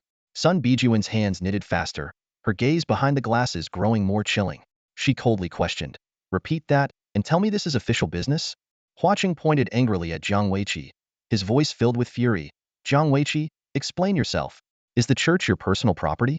Using the church's name to bully our Tiandun Bureau people today you dare to capture a student. Tomorrow will you dare to capture a mentor? Are you trying to spark conflict between our factions? Jiang Weiqi forced himself to remain calm. Hua Lao Lu, don't make baseless accusations. The documents are legitimate, and your misuse of private punishment is legitimate too? Sun Bijuan's sharp gaze pierced Jiang Weiqi. Jiang Weiqi's smile grew colder. I've shown enough respect, don't push it. My superior has already seen what you said, and today, this person will be taken away, even if the king himself intervenes. At that moment, the communicators of Hua Cheng, Shang Tianke, and Sun Bijuan rang simultaneously. After seeing the caller ID, they each stepped aside to answer the call. Hua Cheng's conversation revealed that higher authorities had intervened, instructing them not to interfere. After hanging up, the three leaders silently stepped aside. The students watching were even more astounded, buzzing with discussion. Even the three leaders stepped down? We must have underestimated the church.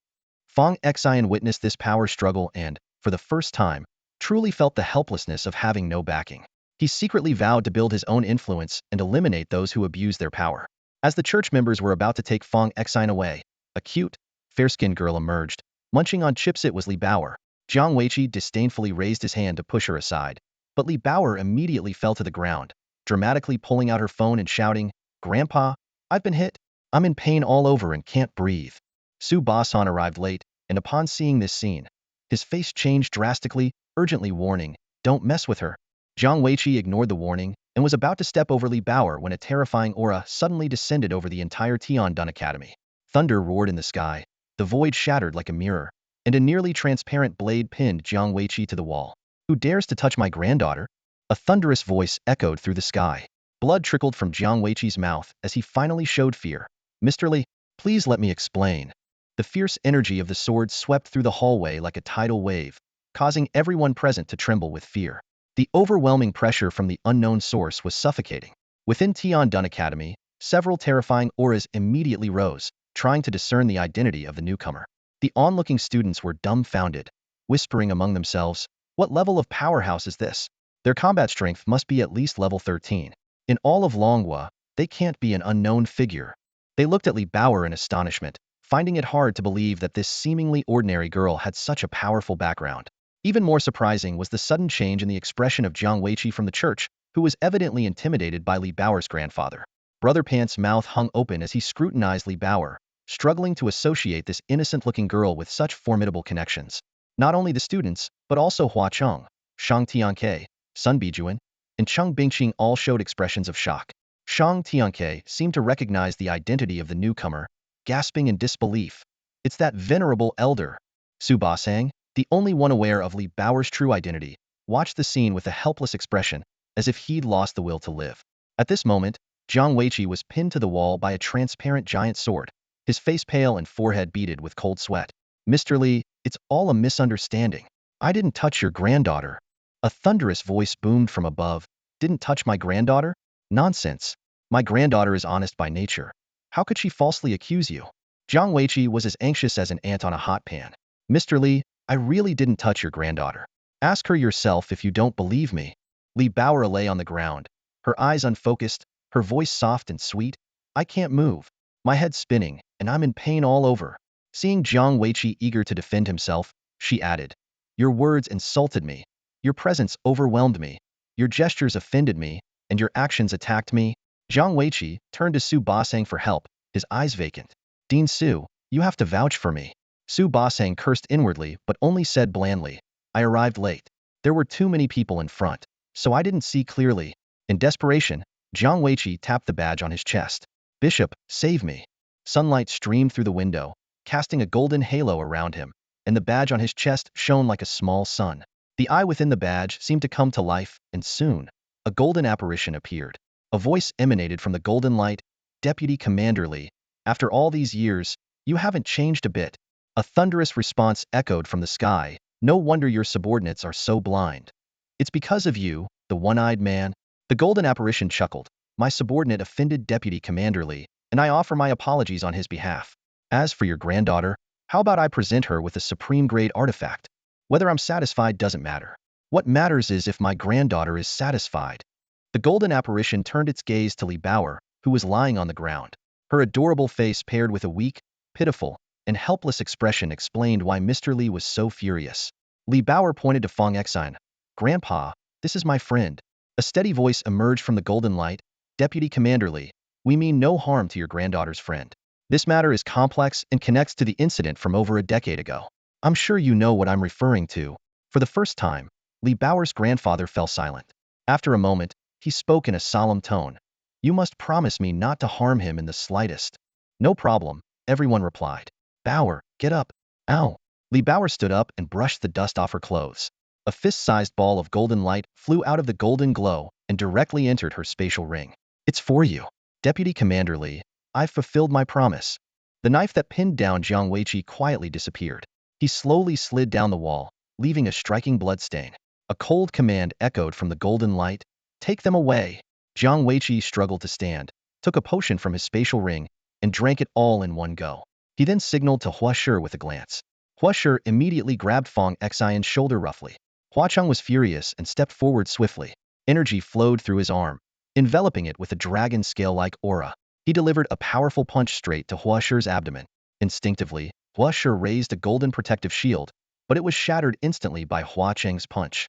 Hua Shi's body flew back like a kite with a broken string, crashed into the wall, and then fell to the ground, coughing up blood. "You young man from the Hua family, do you know what you're doing?" came an angry question from the golden light. Hua Cheng casually shook his wrist. "The document says to take him away, and you said to take him away. Is this how you take someone away?" The figure in the golden light cast a cold glance at Hua Shi, whose head bowed under the pressure, not daring to make a sound. Enduring the severe pain in his abdomen, Hua Shi struggled to his feet and stood behind Fong Xion, refraining from using force again. "Let's go."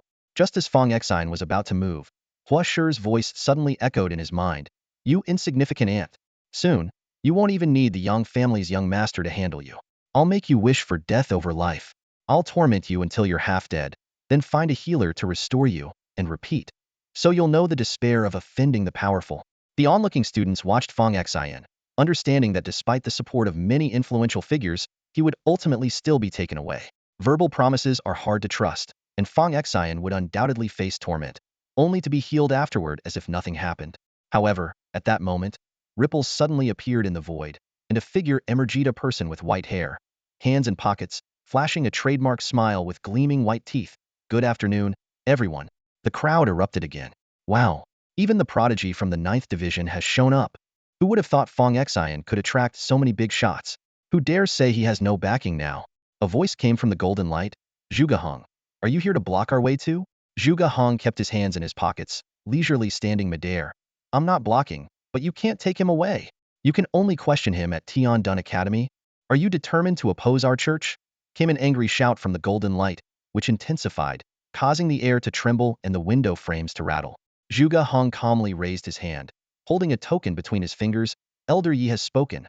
The person cannot be taken. Do you want to oppose Elder Yi? The token hovered in midair, emanating an overwhelming aura that showcased the formidable power of its owner. The shadow within the golden light remained silent, suspended as if frozen in time. The air was thick with tension as the previously emanated auras from Tiandun Academy converged. The church had been hesitant to act without orders from above. Now, with the directive from the ninth division's leader, they had no reservations. Waves of murderous intent were directed at the church members, as if wanting to crush them into pulp. After several seconds of silence, a voice emerged from the golden light. Let's follow Elder Ye's lead. Immediately, Zhuge Hong added, there's one more matter. Your church ignored the regulations of Tiandun Academy today, violated the agreement among major organizations, and even publicly assaulted our new academy member. Don't you think some compensation is due? What do you want? Donate about 10 high-level techniques from your Holy Light Church to Tiandun Academy. A cold laugh came from the golden light. 10? You dare ask?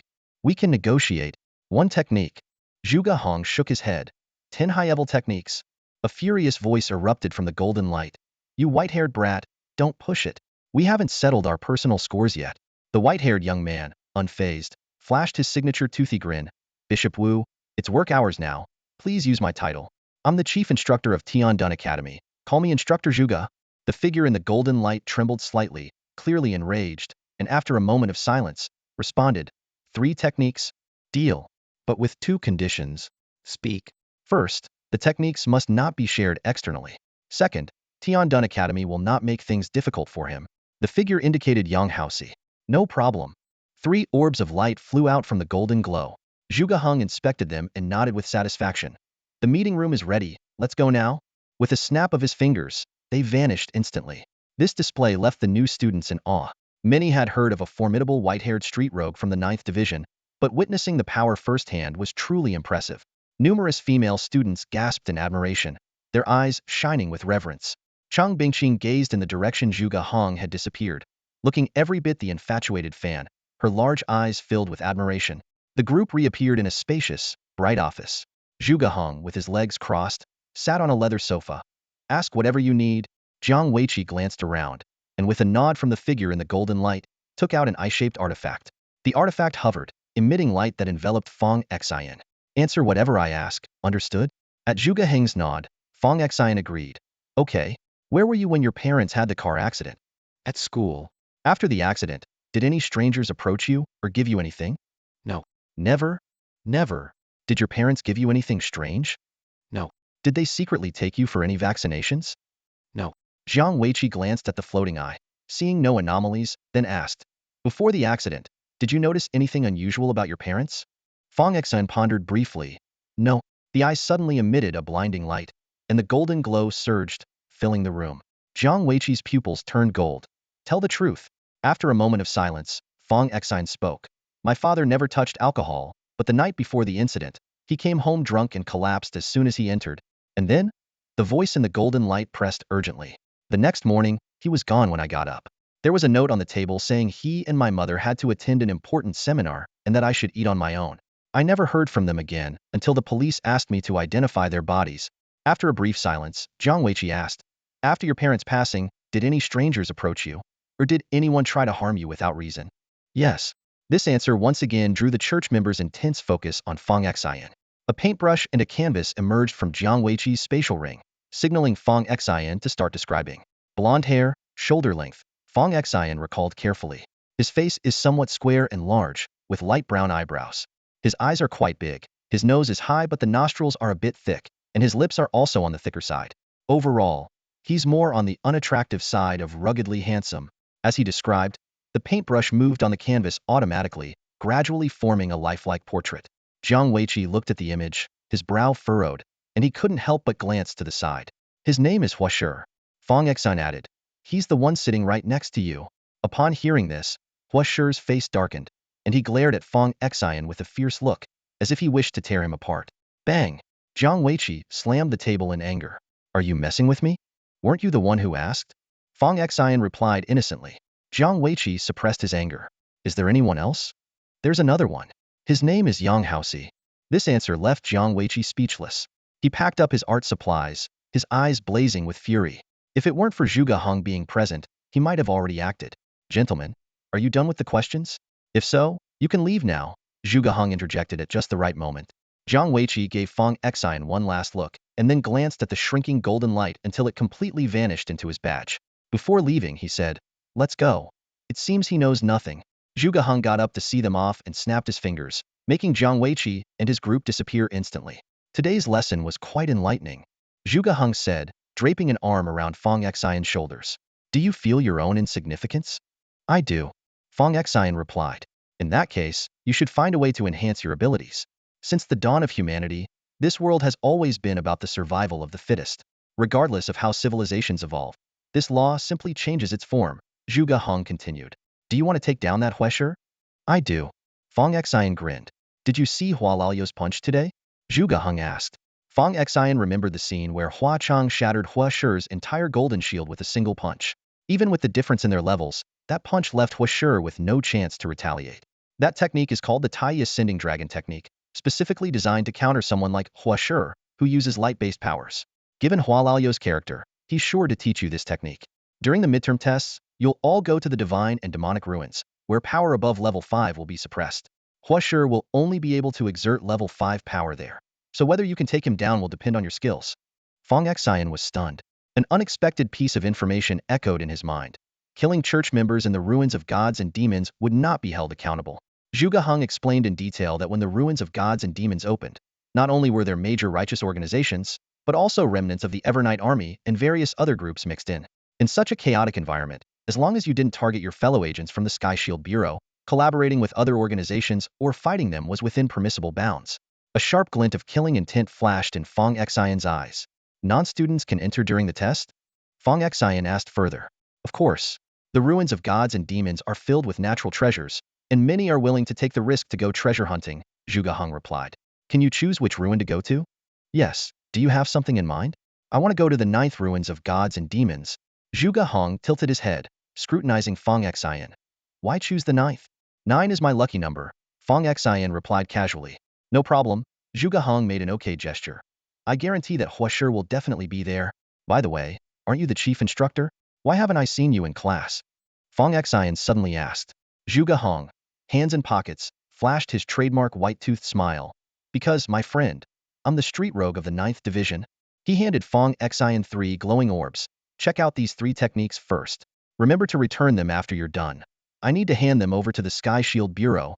Fong Xion stored the techniques in his spatial ring. Thanks. No problem. Get back to class. Zhuge Heng snapped his fingers, and Fong Xion vanished from sight. In the classroom, the students were still buzzing about the earlier incident. Fong Xion had gained the support of numerous influential figures, even garnering backing from a big shot in the 9th division. This left those who originally supported Yang Haoxi speechless. Yang Haoxi slunk away with his followers. Cheng Bingqing stared blankly in the direction Yang Haoxi left. Just as Shang Tianke was about to approach her, Sun Bijuan's glance held him back. Moments later, Cheng Bingqing came to her senses, her face pale and breathing heavily. What did you see? Sun Bijuan asked, knitting a sweater as she spoke. Yang Haoxi plans to confront Fong Xion on the life and death platform, and with external help, he can exert mid-4th level strength. Cheng Bingqing paused. But the later scenes are blurry. I only know someone will die. Sun Bijuan halted her knitting. You can't see clearly? This suggests either a high-level prophet is obscuring the future, or an unknown presence is protecting one of them. As they spoke, Fong Xion suddenly appeared in the hallway. Cheng Bingqing stared at him intently, then let out a muffled groan. her eyes bloodshot, her whole body teetering. Sun Bijuan hurried over to support her. What did she see? This question echoed in Chang Bingqing's mind. Beads of sweat formed on her forehead, and her long legs, wrapped in black stockings, trembled slightly. She forced herself to calm down. She saw nothing. Yet she knew deep down that some mysterious force was protecting Fong Xion. Sun Bijuan stared at Fong Xion, equally shocked. Chang Bingqing took a deep breath and retrieved a fruit from her spatial ring, chewing it carefully. Her complexion soon improved, but her eyes were still bloodshot. She then put on a pair of couple sunglasses, the same style as those worn by Zhuge Heng. Back to class. A mentor's stern voice shattered the silence. The students dispersed, returning to their classrooms. Just as Fong Xion was about to leave, Hua Qing emerged from the crowd and put an arm around him. Meet me in the gravity room after class. Remembering Zhuge Heng's earlier words, Fong Xion nodded in agreement. Shortly after returning to the classroom, Chang Bingqing walked in. Class is almost over, she began straightforwardly. I'll keep it brief. Those with perception abilities only need one perception fruit, so I won't elaborate on that. Like the mental ability users, we also expend mental energy. The two have similarities, but the mental ability users focus more on offense. She went on to explain the four major realms of the perception category. The summoning realm, where one uses the five senses to assess their surroundings. The source realm, where mental energy is concentrated to develop a spiritual spring.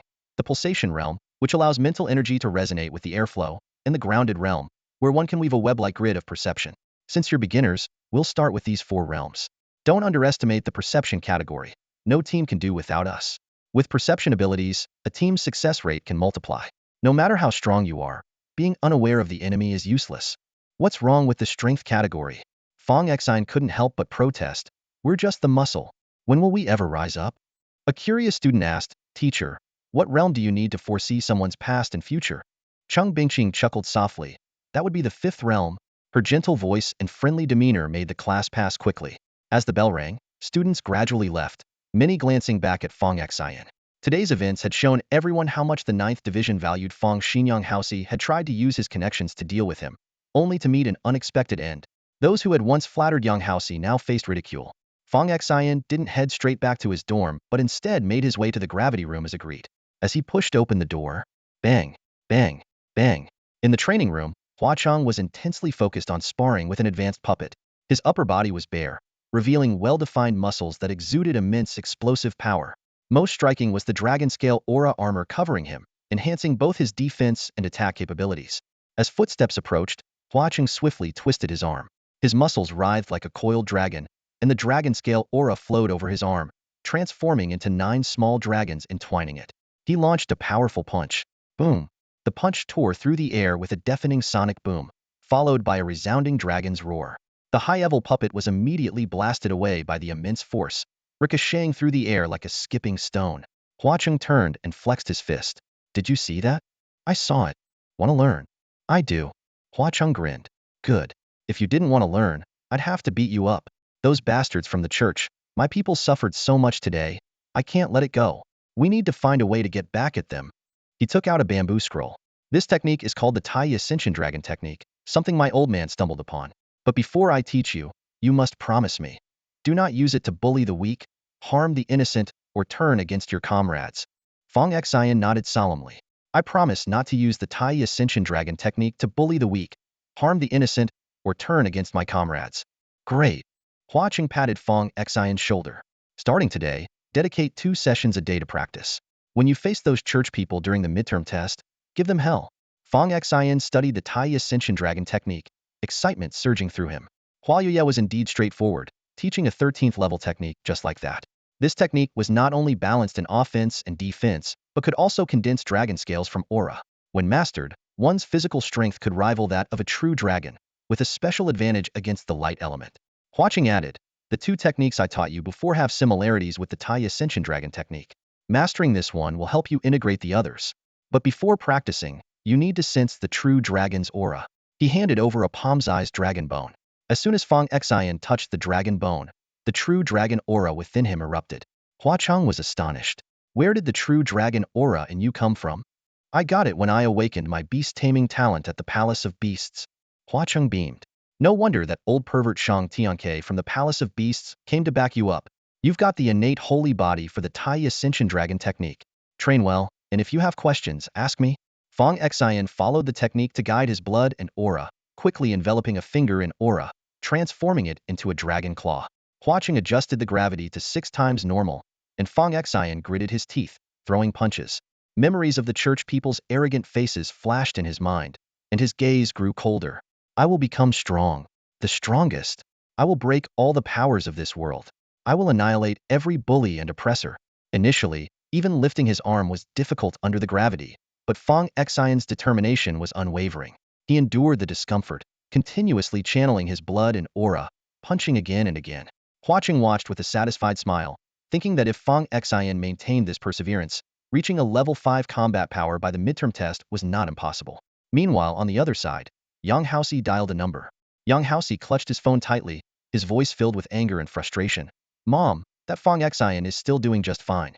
Not only have I failed to get revenge, but now I've become the laughing stock of the entire school. Everyone points and whispers when they see me, calling me names. Some even say I'm a clown. If this keeps up, I might end up with depression. On the other end, Jiang Suqing quickly tried to calm him down. Sweetheart, listen to me first. I've already spoken to your uncle. Fong Xion is still alive, not because the Tiandun Bureau is protecting him. In reality, he is involved in some secrets. Your uncle said that the reason the people behind the 9th Division are keeping him alive is purely because he still has some value to them. Someone like him, with no background, won't matter to anyone once he loses his usefulness. But I want him dead now. Yang Haoxi clenched his fists, gritting his teeth as he shouted. Jiang Suqing lowered her voice and said, Son, don't rush. Let me tell you a secret, something your uncle told me himself. She paused briefly before continuing. The fact that the 9th Division has protected Fong Xion has already angered some people in the church. Plus, I've heard that Fong Xion has considerable talent. The 9th Division already has a prodigy, Zhuge Hong, giving them enough trouble. They certainly won't allow a second prodigy to emerge. Her tone turned sinister. Doesn't your Tiandun Academy have a life and death arena? The church is planning to bribe a new student to challenge Fong Xion in the arena and eliminate him. Mom, Fong Xion's combat skills are formidable. He was the top freshman by a wide margin. This isn't a joke, Yang Haoxi said, puzzled. Jiang Suqing chuckled softly. Don't worry, just listen. This plan will be implemented after some time. Fong Xion's talent is in strength, just brute force. Eventually, he'll be surpassed by students with other talents. The church will provide the bribed student with a special artifact that can channel power. As long as they wear it, experts with the same talent from outside the school will continuously transfer power to them. To avoid suspicion, it will appear as if the student's strength is gradually increasing, eventually reaching a level 4 combat capability. Even then, defeating Fong Xion will be a breeze. Upon hearing this, a gleam of madness flashed in Yang Haoxi's eyes. Mom, don't bother with a new student. Let me do it. I want to end him myself. Son, you're my precious. Let someone else handle the dirty work. Jiang Suqing quickly tried to dissuade him. Mom, Yang Haoxi interrupted venomously. If I can't kill him with my own hands, those students will always see me as a clown to mock. I can't stand it. I must clear my name. If you don't ask Uncle for help, I won't live anymore. Son, don't do anything foolish. You mean everything to me. I'll talk to your uncle right away. Jiang Suqing hastily promised. After hanging up, Yang Haoxi kicked a chair nearby, glaring darkly ahead. It wasn't long before the phone rang again. Son, your uncle really cares about you. He agreed. Boom. Fong Xion landed a powerful punch on the puppet, forcing it to step back slightly. This display of strength caught Huaqing's attention immediately. With Fong Xion's current punching power of 18,000 kilograms, compared to the 25,000 kilograms limit of a mid-level 4th-tier fighter, he's clearly still at the early 4th-tier level. However, making a mid-level puppet retreat shows his exceptional talent. During the subsequent training, Fong Xion demonstrated an incredible ability to grasp new concepts. Huaqing only had to teach him a few times before Fong Xion mastered the techniques. Within just 2 hours, Fong Xion was able to envelop his hands with energy and even form a phantom dragon claw outside his palm. With a sweeping motion, the puppet's chest was left with several cracks. All this was achieved in a 6 times gravity environment, meaning his combat power would double in normal conditions. Throughout, Huaqing personally sparred with Fong Xion, pointing out flaws in his combat style. With Huaqing's extensive combat experience, Fong Xion quickly refined his fighting techniques. When they emerged from the gravity chamber, many female students couldn't help but glance over. As a prominent figure at Tiandun Academy, Fong Xin's presence always drew attention, especially from the female students who were even more captivated than their male counterparts. Huaqing checked the time and said, I have to go now. We'll continue at this time every day. I've booked this gravity chamber for you. Train hard, push yourself to the limits. If I can't make it, feel free to message me. Got it, brother Hua. Hua Qing patted Fong Xion on the shoulder and advised, remember, Xion, be decisive and unwavering. Repay kindness, seek revenge for wrongs. Even if you can't get revenge immediately, don't blame others. That's what weaklings do. The injustices we see stem from our own weakness. Right and wrong in this world are determined by strength. Only when we're strong can we defeat those who bully the weak. Fong Xion admired Hua Qing's forthrightness more than ever. I understand, brother Hua. Don't stand on ceremony with me from now on. In class, I'm your mentor. Off class, we're brothers. All right. I have some family matters to attend to, so I'll head off now. After seeing Hua Qing off, Fong Xion decided to take a shower and thank Li Baoer. Despite her somewhat abstract approach today, she was a big help. He also needed to express his gratitude to Zhuge Hong, Shang Tianke, Sun Biyun, and Cheng Bingqing. He would remember their support and repay them when they needed help. As he headed back, a familiar voice called out, brother, want to grab some food together? Turning around, he saw Jiang Shaochai running over, handing him a soft, fragrant towel. As Fong Xion wiped his sweat, he said, I need to shower first. I'll tidy up your room for you. As they walked, several students greeted Fong Xion. He asked, has Yang Haoxi troubled you again?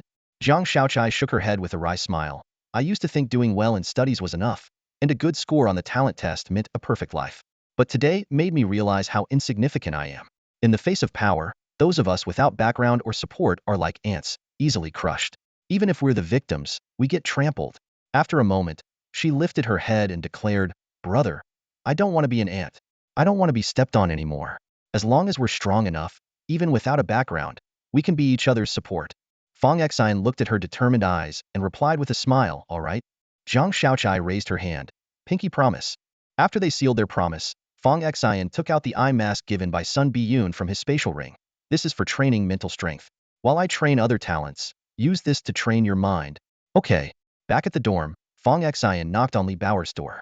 Zhang Yaozu came out and said, brother Xion, Baoer went to the training hall to practice her sword skills. She said if you want to thank her, just supply her with chips for a month. No problem. Zhang Yaozu sniffed, brother Xion. Today Baoer was the only one who helped you. We didn't manage to do much. It all happened so fast, none of us reacted in time. Where are the others? They all went to train. The church was too arrogant today, and everyone is fired up. I heard we might face church members in the midterm test, so everyone is determined to train hard and give them a beating. I need to go too. See you later, brother Xion. After a shower, the siblings went to eat. Fong Xion didn't waste time and headed straight to the single multifunctional training hall, where he took out the techniques Zhuge Hong had obtained from the church. Opening the first technique, several words caught his eye. Art of light, divine concealment. Fong Xion gazed intently at the first technique, a high-level invisibility skill. He immediately began to practice it. As moonlight bathed him, his figure gradually blurred and eventually became completely transparent.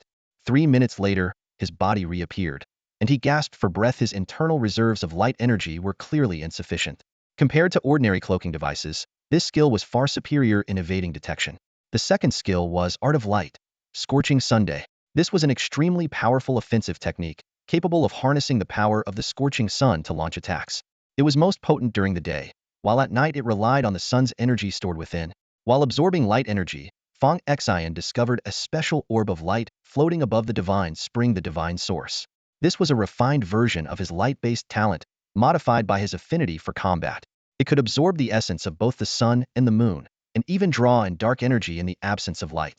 Following the technique's guidance, he extracted solar energy from the divine source, forming a white light ball the size of a ping-pong ball at his fingertip. When the light ball struck a puppet, it immediately scorched its surface. He then experimented by infusing dark energy, creating a black light ball of the same size. This time, upon entering the puppet, it suddenly collapsed. Upon inspection, the black light ball had not only burned the puppet's mental energy but also used its internal light energy as fuel. Fong Xion quickly retracted the energy, and a black light ball the size of his fist hovered in his palm.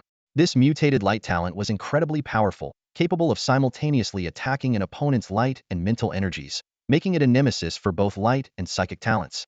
As he reabsorbed the light ball, the divine source became even more solid, now featuring a streak of night-like black in addition to the white of the sun and the silver of the moon. The third skill was Art of Light, Divine Speed, a light energy accelerator that, when utilizing dark energy at night, could double its duration. Fong Xion quickly memorized these 3 skills, assessing his current strength. His strength-based talent was at level 4, the Beast Mastery talent included a level 4 combat-capable bear, his psychic talent was in its infancy, and his sensory abilities were at level 2. The newly acquired light talent, although the divine source was just formed, already had level 3 power, reaching mid-level 3 with the aid of dark energy. As his strength talent advanced to level 4, his combat affinity also rose to level 5. After returning to his dorm, he delivered a bag of chips he had bought to Li Baoer's room. Shi Tailang was using a psychic artifact projector to screen a movie starring the popular actress Zhao Ruojuan. In this era, actors relied entirely on their performance talents, and those with exceptional skills could attract awakened individuals as devoted fans. After a shower, Fong Xion lay on his bed and took out the phone sent by his grandfather. When the screen lit up, indicating a new message, he sat up abruptly. Fong Xion repeatedly checked the brief message his grandfather had sent him.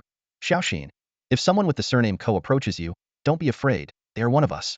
That was just one simple sentence with no further explanation. The surname Ko? Why did this rare surname sound so familiar? He was about to lie down to rest when a sudden realization struck him, causing him to bolt upright. Memories flooded back during his first visit to the Palace of Beasts. Zhuge Hong had exchanged a sensational piece of news for Fong Xion's chance to awaken there. The news involved Honghuang No. 1, a Qilin, and a surviving student of the old professor who developed Honghuang No. 1. This student, after being extradited from abroad by the church, was taken to Dang Yin Mountain by remnants of the Eternal Night Army during an internal power struggle. The leader of those remnants was someone with the surname Ko. Various clues began to interweave in his mind. If the Ko his grandfather mentioned was indeed the remnant of the Eternal Night Army, did that mean his grandfather had some connection to them? As a member of the Tian Shield Bureau, he was sworn enemies with the Eternal Night Army. Was he destined to play out a drama of loyalty and betrayal in the future? Fong Xion gently tapped his temples, carefully sorting through all the clues. Considering how his grandfather had injured several elders when he left the Divine Court organization, it wasn't entirely impossible for him to ally with the remnants of the Eternal Night Army. But since his grandfather said they were allies, there was no need to dwell on it excessively. The priority was to improve his own strength. Recently, the Tian Shield Academy had been unusually calm. Although the spoiled second-generation heir Yang Haoxi appeared to be behaving, someone with the nickname Clown Brother was unlikely to stay quiet for long. These days, Fong Xion diligently practiced the Tai Ascending Dragon technique, spending long hours in the training hall until late at night. Hua Chang was particularly strict with him, always assigning grueling training sessions, as if he was more resentful of the church's bullying than Fong Xion himself. His progress in mental abilities was the most pronounced. With the training blindfold on, Fong Xion went from taking half an hour to regain clarity in the dark space to now needing only 3 seconds to handle it effortlessly. His spiritual spring had also solidified, with a faint crimson spiritual power flowing like a spring. Sun Biyun informed him that this was just the basic training of the blindfold, specifically for mental abilities of S level and below. The blindfold had 2 more advanced levels, corresponding to S level and SS level. Although mental power was only his secondary focus, Fong Xion decided to attempt the S level training difficulty. After adjusting the blindfold, a room draped with pink veils appeared before him. Fong Xion found himself unable to move, as if experiencing sleep paralysis. A tall woman with flawless skin gracefully approached, dressed in sheer fabric that left just enough to the imagination. Accompanied by an enchanting song, she began to dance, her movements mesmerizing, as she gradually drew closer to the immobile Fong Xion. Fong Xion frowned in thought. Testing an 18-year-old with such a scene? It was practically inviting trouble. Yet, the dance was indeed captivating, reminding him of the old saying, under the peony, even as a ghost, one remains amorous. As the woman approached, Fong Xion felt a wave of heat wash over him. The almost tangible experience of this illusion caught him off guard. The S-level psychic trial was proving to be perilous indeed. Her slender fingers danced across his chest as she leaned in closer. The sensation was so real, it was hard to distinguish fantasy from reality. The ancient saying, lust is a sharp blade, was apparent. In their youth, who hasn't indulged in such fanciful dreams? Yet, this was far more vivid than any dream. Fong Xion tried to struggle, but found himself unable to move, completely at her mercy. His clothes were gently lifted, and those nimble fingers traced circles on his chest. Just as he was about to protest, her fingers sealed his lips. She leaned over his chest, her hair lightly brushing against him, softly blowing into his ear. A mix of ticklish warmth. Brother Xun, I want your nonsense. Fong Xion roared internally. My heart belongs to the organization and the people. This trial won't defeat me. He repeatedly tried to focus, only to be interrupted by her actions. But he never gave up, constantly reminding himself. This was just an illusion. Even if it felt real, it was nothing but a seductive trap.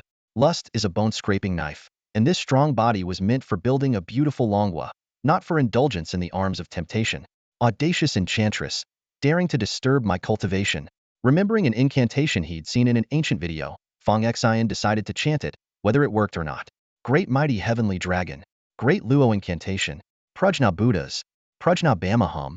His mental strength fluctuated between concentration and dispersion. After 2.5 exhausting hours, Fong Xion finally opened his eyes and pulled off the blindfold.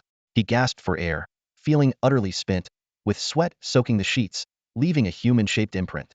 It felt as if he had endured multiple battles, lying in a state of exhaustion for a long time. Rubbing his throbbing head, Fong Xion couldn't help but marvel at the terrifying nature of the S-level psychic trial. If this was so challenging, he couldn't imagine how he would survive the SS-level test. He checked his spiritual wellspring to see if there had been any progress. However, the sight before him left him stunned. Thinking he was still dizzy from the trial, he quickly widened his eyes to confirm. Fong Xion was astonished to discover a second mystical spring beside the original one. He checked multiple times, unable to believe his eyes. Was this a reward from completing the S-level trial, or was having 2 springs a natural aspect of an S-level psychic talent? Although unsure, he could clearly feel an enhancement in his mental strength. Puzzled, he began searching for relevant information using his smart device. He combed through databases on psychic talents and records of S-level trials, but only found information about spring expansion, with no mention of 2 springs. To avoid unnecessary attention, Fong Xion logged into the largest domestic awakeners website using an account he had registered for gaming, with a changed IP address. After posting his query on the Psychic Talent Forum, he quickly received a flurry of responses. Most mocked his question as a novice's fantasy, with 2 replies gaining the most attention. One from a user named Lance with Poop Kills All, who sarcastically remarked, 2 springs? I've got 2 giant muscles, believe it. Another, Watergun P Spraymaster, cryptically claimed to possess such an ability, sparking a ridiculous debate. Just as Fong Xion was about to give up, a user named Planting Hair with Chest Hair sent an unusual response. This user mentioned a powerful figure from the late 20th century who indeed had 2 springs and included a blurry biographical photo. The image, stained with coffee, showed a slender, elderly man in military uniform. The biography noted his name as Yin Shangjun, the 3rd of the 8 heavenly kings of the Eternal Night Army, who fought tirelessly for 21 days without exhausting his mental strength. Fong Xion tried to verify information about Yin Shangjun, but found that records post-God's chaos were deliberately obscured. Textbooks only contained negative accounts of the Eternal Night Army, echoing the stories his grandfather used to tell. Whenever the Eternal Night Army was mentioned, his grandfather would sigh deeply, gazing into the distance. Driven by curiosity, Fong Xion messaged the user who posted the image, seeking more details. The user quickly responded, "Who are you calling, bro? I'm a girl." Amused by the unique ID Planting Hair with Chest Hair, Fong Xion quickly corrected himself, addressing her as sister. She then sent a clearer photo, though the introduction was still incomplete. When Fong Xion pressed for more information, she made an unexpected request. "Do you have abs, little brother? Show your abs and I'll send the rest." Moments later, Fong Xion finally received the complete introduction. The prowess of Yin Shangjun is truly awe-inspiring. He possesses 2 formidable divine springs, allowing him to wield mental power with unparalleled precision. Regardless of the opponent, he can calculate the exact amount of mental energy required with pinpoint accuracy. This dual spring setup is akin to an ordinary person having 4 indestructible kidneys, one for storing energy, the other for unleashing it, used alternately. As Fong Xion contemplated these thoughts, his phone suddenly vibrated. It was a message from the user known for using chest hair for hair transplants. "Sigh, sigh, little brother's abs smell so nice. Want to see some biographies? Sis can film them for you. Just show Sis something good in return. If you're not into biographies, we can exchange other things too." Without hesitation, Fong Xion exited the forum. As a formidable figure who emerged victorious from the S-level mental trials, he wouldn't let such trivial distractions sway his resolve. Observing his second divine spring, Fong Xion could clearly feel a significant boost in mental strength. If he could pass the S-level mental trial within 3 seconds, his prowess would undoubtedly reach new heights. With his understanding of Yin Shangjun, he already stood invincible in the application of mental talents. However, this level talent has its limits, and breaking through would require slaughter and plundering. Moreover, his talent in physical strength also needed honing through real combat. Glancing at the time, it was already 3 a.m. Fortunately, his physical strength talent endowed him with a physique far beyond ordinary, allowing him to recover combat readiness with just a short rest. The next day, Fong Xion handed the blindfold to Jiang Shaochai. "Have you tried the intermediate and advanced trials, brother?" Jiang Shaochai curiously asked. "No, those are too dangerous. You should stick to honing yourself in the beginner level first," Fong Xion replied decisively. "Oh, okay." Since he had classes the next day, taking on a mission today was out of the question, so he had to wait until the following Saturday.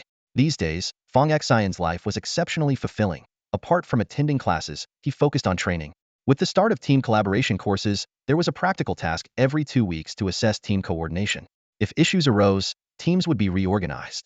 Under Zhuge Heng's arrangement, Fong Xion's team coordination was seamless. Fong Xion himself became a master of time management, sleeping only 4 hours a day, dedicating the rest of his time to training various talents. Sun Bijuan gifted him a spiritual technique called Eye of Divine Authority, a 13th level ocular technique combining control and damage. The elderly woman tirelessly reminded him to strengthen his divine springs, as only powerful springs could sustain longer battles.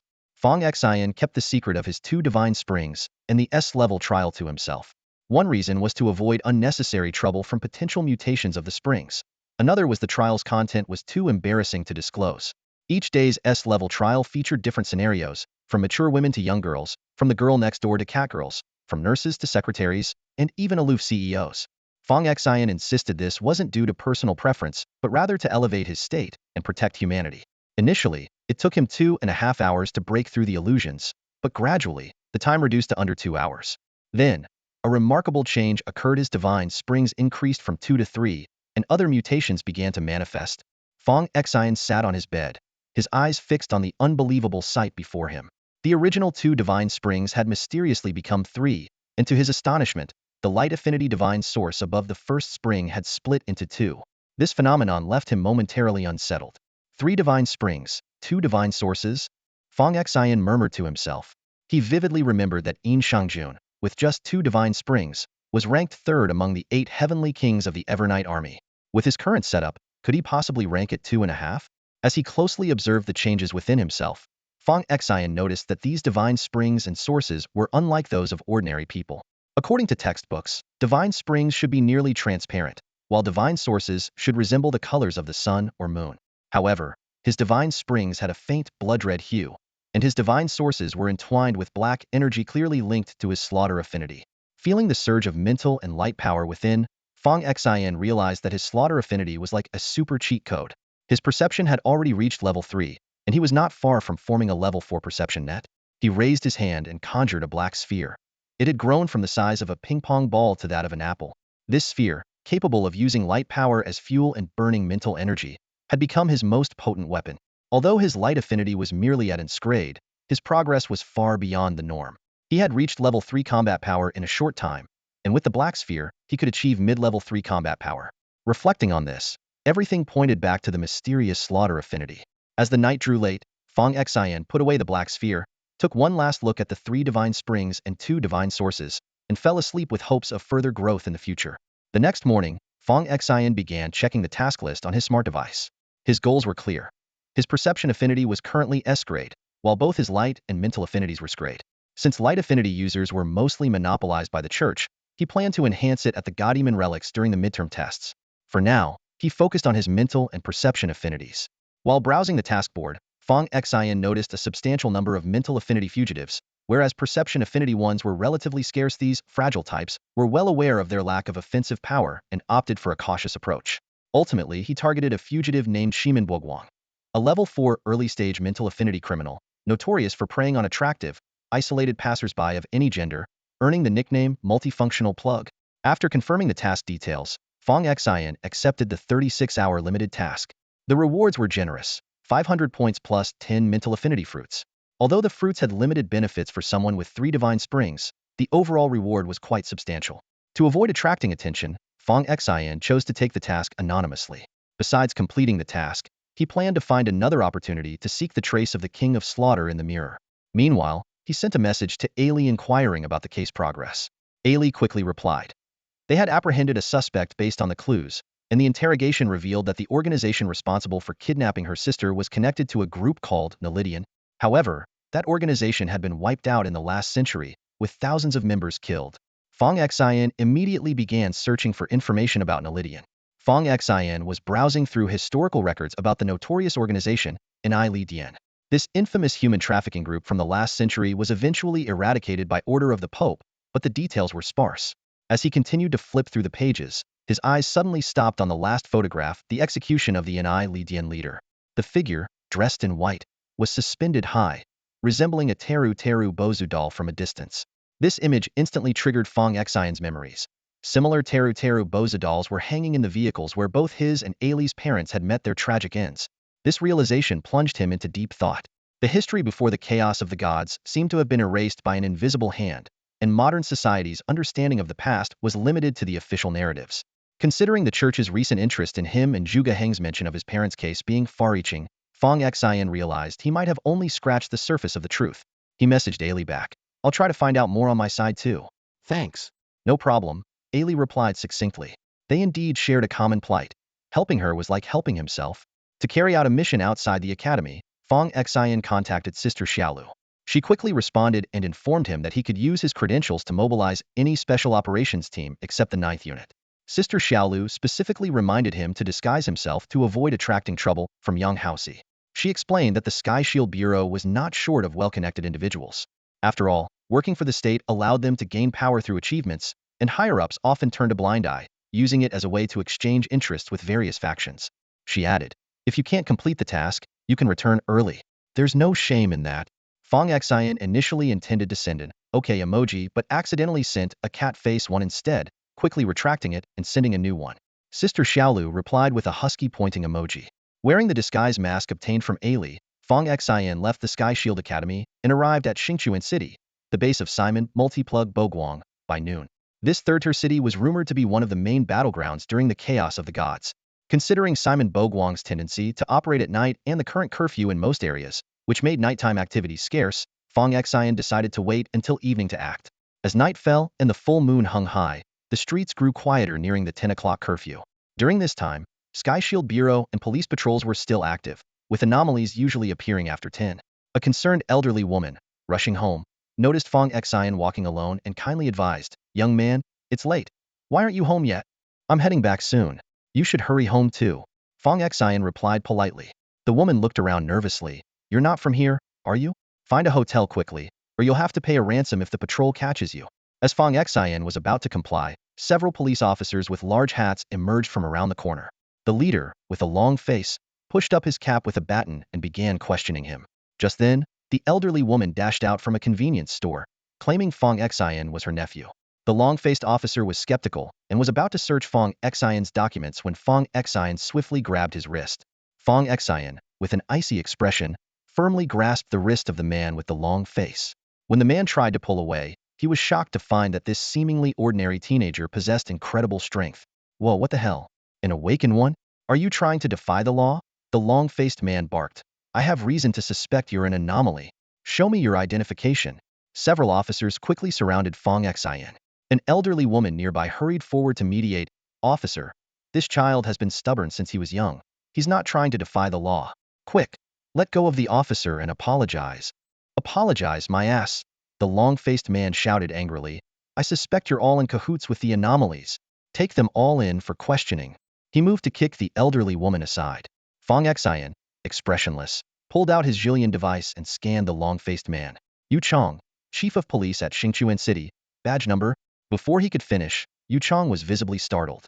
When he saw the 9 dragons insignia of the 9th Division on Fong Xion's device, his Adam's apple bobbed nervously, and he licked his dry lips before snapping to attention. "Officer, sir." The surrounding officers, ready to make arrests, also snapped to attention. In the official hierarchy, the Sky Shield Bureau holds significant authority, especially the 9th Division. Police officers are expected to show deference when encountering members of the Sky Shield Bureau. Who would have thought the young man before them was from the 9th Division? The elderly woman stood frozen. If an ordinary person were taken away by the police under charges of endangering public safety, they would likely face a harsh ordeal and have to pay to settle the matter. She had intended to help Fong Xion, never imagining the young man held such a position. Fong Xion tapped Yu Chong's chest with the Jillian device. "Is this how you maintain public order?" Yu Chong forced a smile. "Officer, you know how troublesome anomalies can be. We're just being cautious for safety." "Apologize to the lady." Yu Chong immediately led his team in a deep bow to the elderly woman. "We're sorry, ma'am." The woman quickly waved her hands, indicating it was all right. Fong Xion turned to the woman with a smile. "Ma'am, you should head home now." After watching her leave, he declined Yu Chong's offer to escort him or contact the local Sky Shield Bureau, simply instructing them to continue their patrol. As the officers left, Fong Xion shook his head, lamenting the unfairness of the world. He then took out his Jillian device to resume his work. The device, like a thermal imaging scanner, scanned each passerby on the street. At this hour, the vast city streets had only a sparse number of people, mostly patrolling personnel in groups. The Zillion device could not only scan the number of people, but also analyze each person's abilities. Based on the crime patterns of Shimin Bogwang, the multifunctional plug, who targeted victims at night using mental attacks to control them and then dressed the corpses in beautiful clothes and posed them, there were already 4 female and 3 male victims. Clearly, this was a killer without gender preference. Fong Xion scanned each person on the street. Although he had sensory abilities, his current level was relatively low. If he could reach level 4, he could deploy a sensory net with his mental power, making it much easier to track down the enemy. After over an hour, Fong Xion's gaze suddenly fixed on a suspicious figure carrying a woman towards the elderly woman's shop. Through the Zillion device, he saw the person enter the shop, and the elderly woman immediately collapsed. The intruder tossed the woman onto the floor and began rummaging for food. Fong Xion quickly headed towards the shop, noticing through the Zillion device that Yu Chang was meeting with another patrol team, discussing where to go for drinks, police batons in hand. As the patrol squad rounded the corner, they spotted another group approaching. Yu Chang, the leader, immediately came to a halt. Captain Ma Wanbing, leading the oncoming team, responded. Have you noticed anything unusual? Nothing unusual. Yu Chang shook his head, then seemed to remember something. Oh, right. We did run into a kid from the 9th Division of the Sky Shield Bureau during patrol. The 9th Division? Ma Wenbing paused, glancing back at his team. Someone from the 9th Division? I haven't heard anything about that. The kid looked like he was only in his teens, probably a new recruit this year, Yu Chang added. Ma Wenbing looked around. A new recruit? What would he be doing here? Judging by his demeanor, it seemed like he was on a mission. On a mission solo? What kind of mission would bring a new recruit from the 9th Division here? One subordinate pondered for a moment. Could it be related to Shimin Bogwang? A new recruit? Against Shimin Bogwang? Ma Wenbing scoffed. The new recruits have only been in training for 2 weeks. Who could possibly handle a level 4 threat like Shimin Bogwang? Nonsense. But, Captain, it's the 9th Division we're talking about. The 9th Division is still nonsense. Ma Wenbing retorted disdainfully. I graduated from the Sky Shield Academy too, and I've never heard of anyone reaching level 4 combat capability within 2 weeks of enrollment. Yu Chang chuckled. Captain Ma, you never know. The 9th Division is known for producing prodigies. There might just be an exceptional new recruit. Enough of that. Let's continue patrolling and finish up so we can get some rest. The two groups went their separate ways. As they approached 2 blocks away from the store, Ma Wanbing pulled out his phone. Ah, I forgot to buy something for my daughter. You guys go on ahead. I'll call her to see what she needs. When the call connected, a man's voice came through. Captain Ma, I was just getting ready, and you called. I'm at the Hongmei supermarket tonight. It's quite lively. Want to join? Not tonight. There's a report of a new recruit from the 9th Division on a mission, possibly targeting you. A new recruit? After me? The voice on the phone laughed. You must be joking. My subordinates wouldn't lie to me. It should be true, Ma Wenbing said, scanning with his device. He's from the 9th Division, but I can't access any detailed information. You better leave soon. What am I afraid of? What can a new recruit do to me, Shimin Bogwang? I'll handle him easily. Enough talk. Ma Wenbing snapped. Get out of there. If something happens to someone from the 9th Division, there will be an investigation, and I won't be able to protect you. All right. I'll leave after I'm done. Wait. Someone just showed up, a kid who looks barely out of school, holding a device. He's a real rookie. Leave now, or things will get complicated. There's only one exit, and I don't have an earth affinity to walk through walls. A confrontation is inevitable. After a few seconds of silence, Ma Wanbing said, when you confront him, hold back and don't kill him. I'll bring some men to pretend to rescue him, and you can escape in the chaos. I'll even be able to do him a favor. Got it. I'll knock him out and signal you, whispered Shimin Bogwang, a hint of greed in his voice. But the girl I've got tonight is really something. Come over later, and we'll both have some fun. Don't mess this up. Just get out after the fight. Ma Wanbing barked angrily over the phone. Shimin Bogwang impatiently hung up and peered through the curtain slit, watching Fong Xion approach. Fong Xion had already expanded his senses, aware of every move Shimin Bogwang made inside the shop. Fong Xion quickly prepared for battle. A revolver tucked at his back, a headband to resist mental attacks, a large red charm against curses, scales around his neck for physical defense, an earth spirit bead capable of passing through walls clutched in his hand, and an invisibility cloak draped over him. Shimin Bogwang observed these preparations clearly from behind the window. If you're so afraid of dying, why did you come here? Shimin Bogwang muttered, stepping back to retrieve a finely crafted box of powder from his space ring. He scattered the powder, letting it diffuse in the air. Simultaneously, a dozen short blades formed from his mental energy, poised around him. He donned a helmet resembling a coconut shell, wielding a black scimitar, and crouched in readiness. His eyes flickered to the disheveled woman on the ground, her dress hiked up to reveal her long, pale legs.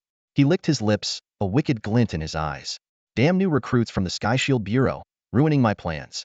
I'll show you hell and take both of you for a ride tonight. Suddenly, the wall rippled, the dust in the air shifted, and a figure flashed by. Shimin Buogwang immediately hurled half of his mental energy blades, but hit nothing. In the next moment, a sense of danger surged. He quickly formed a nearly invisible shield around his body. This was exactly what Fong Xion anticipated. Using a light speed move, he appeared before Shimin Buogwang, pressing a small black orb against his chest. Like a spark igniting gasoline, black flames erupted across the shield. The mental energy blades around twisted and melted under the intense heat. Shimin Buogwang attempted to counter with his scimitar, but his mental energy was depleted, leaving his arms weak. Fong Xion's fist, wrapped in dragon-like energy, struck with the force of the Tai Rising Dragon technique. Shimin Buogwang was sent flying, crashing into the wall before collapsing to the ground, blood gushing from his mouth. He curled up, clutching his head, unable to even scream from the pain.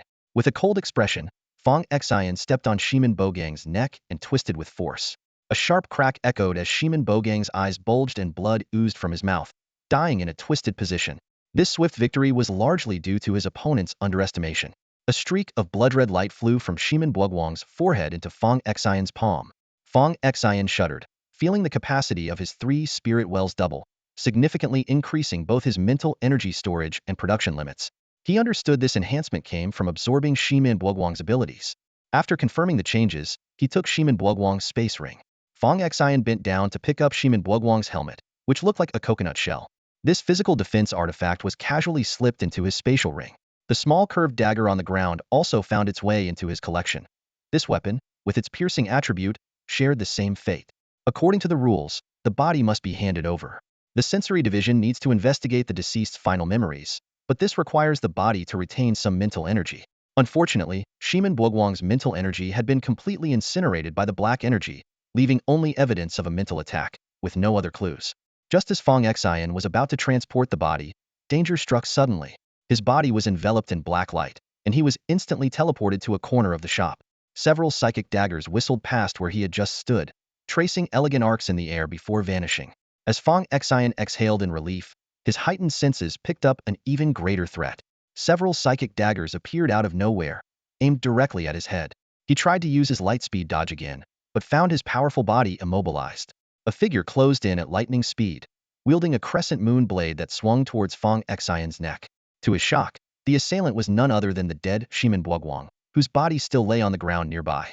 "You didn't expect this, did you, kid?" Shimin Buogwang sneered. "My greatest gift isn't mental power, it's the rare ability of physical replication. This backup body cost me countless efforts, and now it's all ruined by you."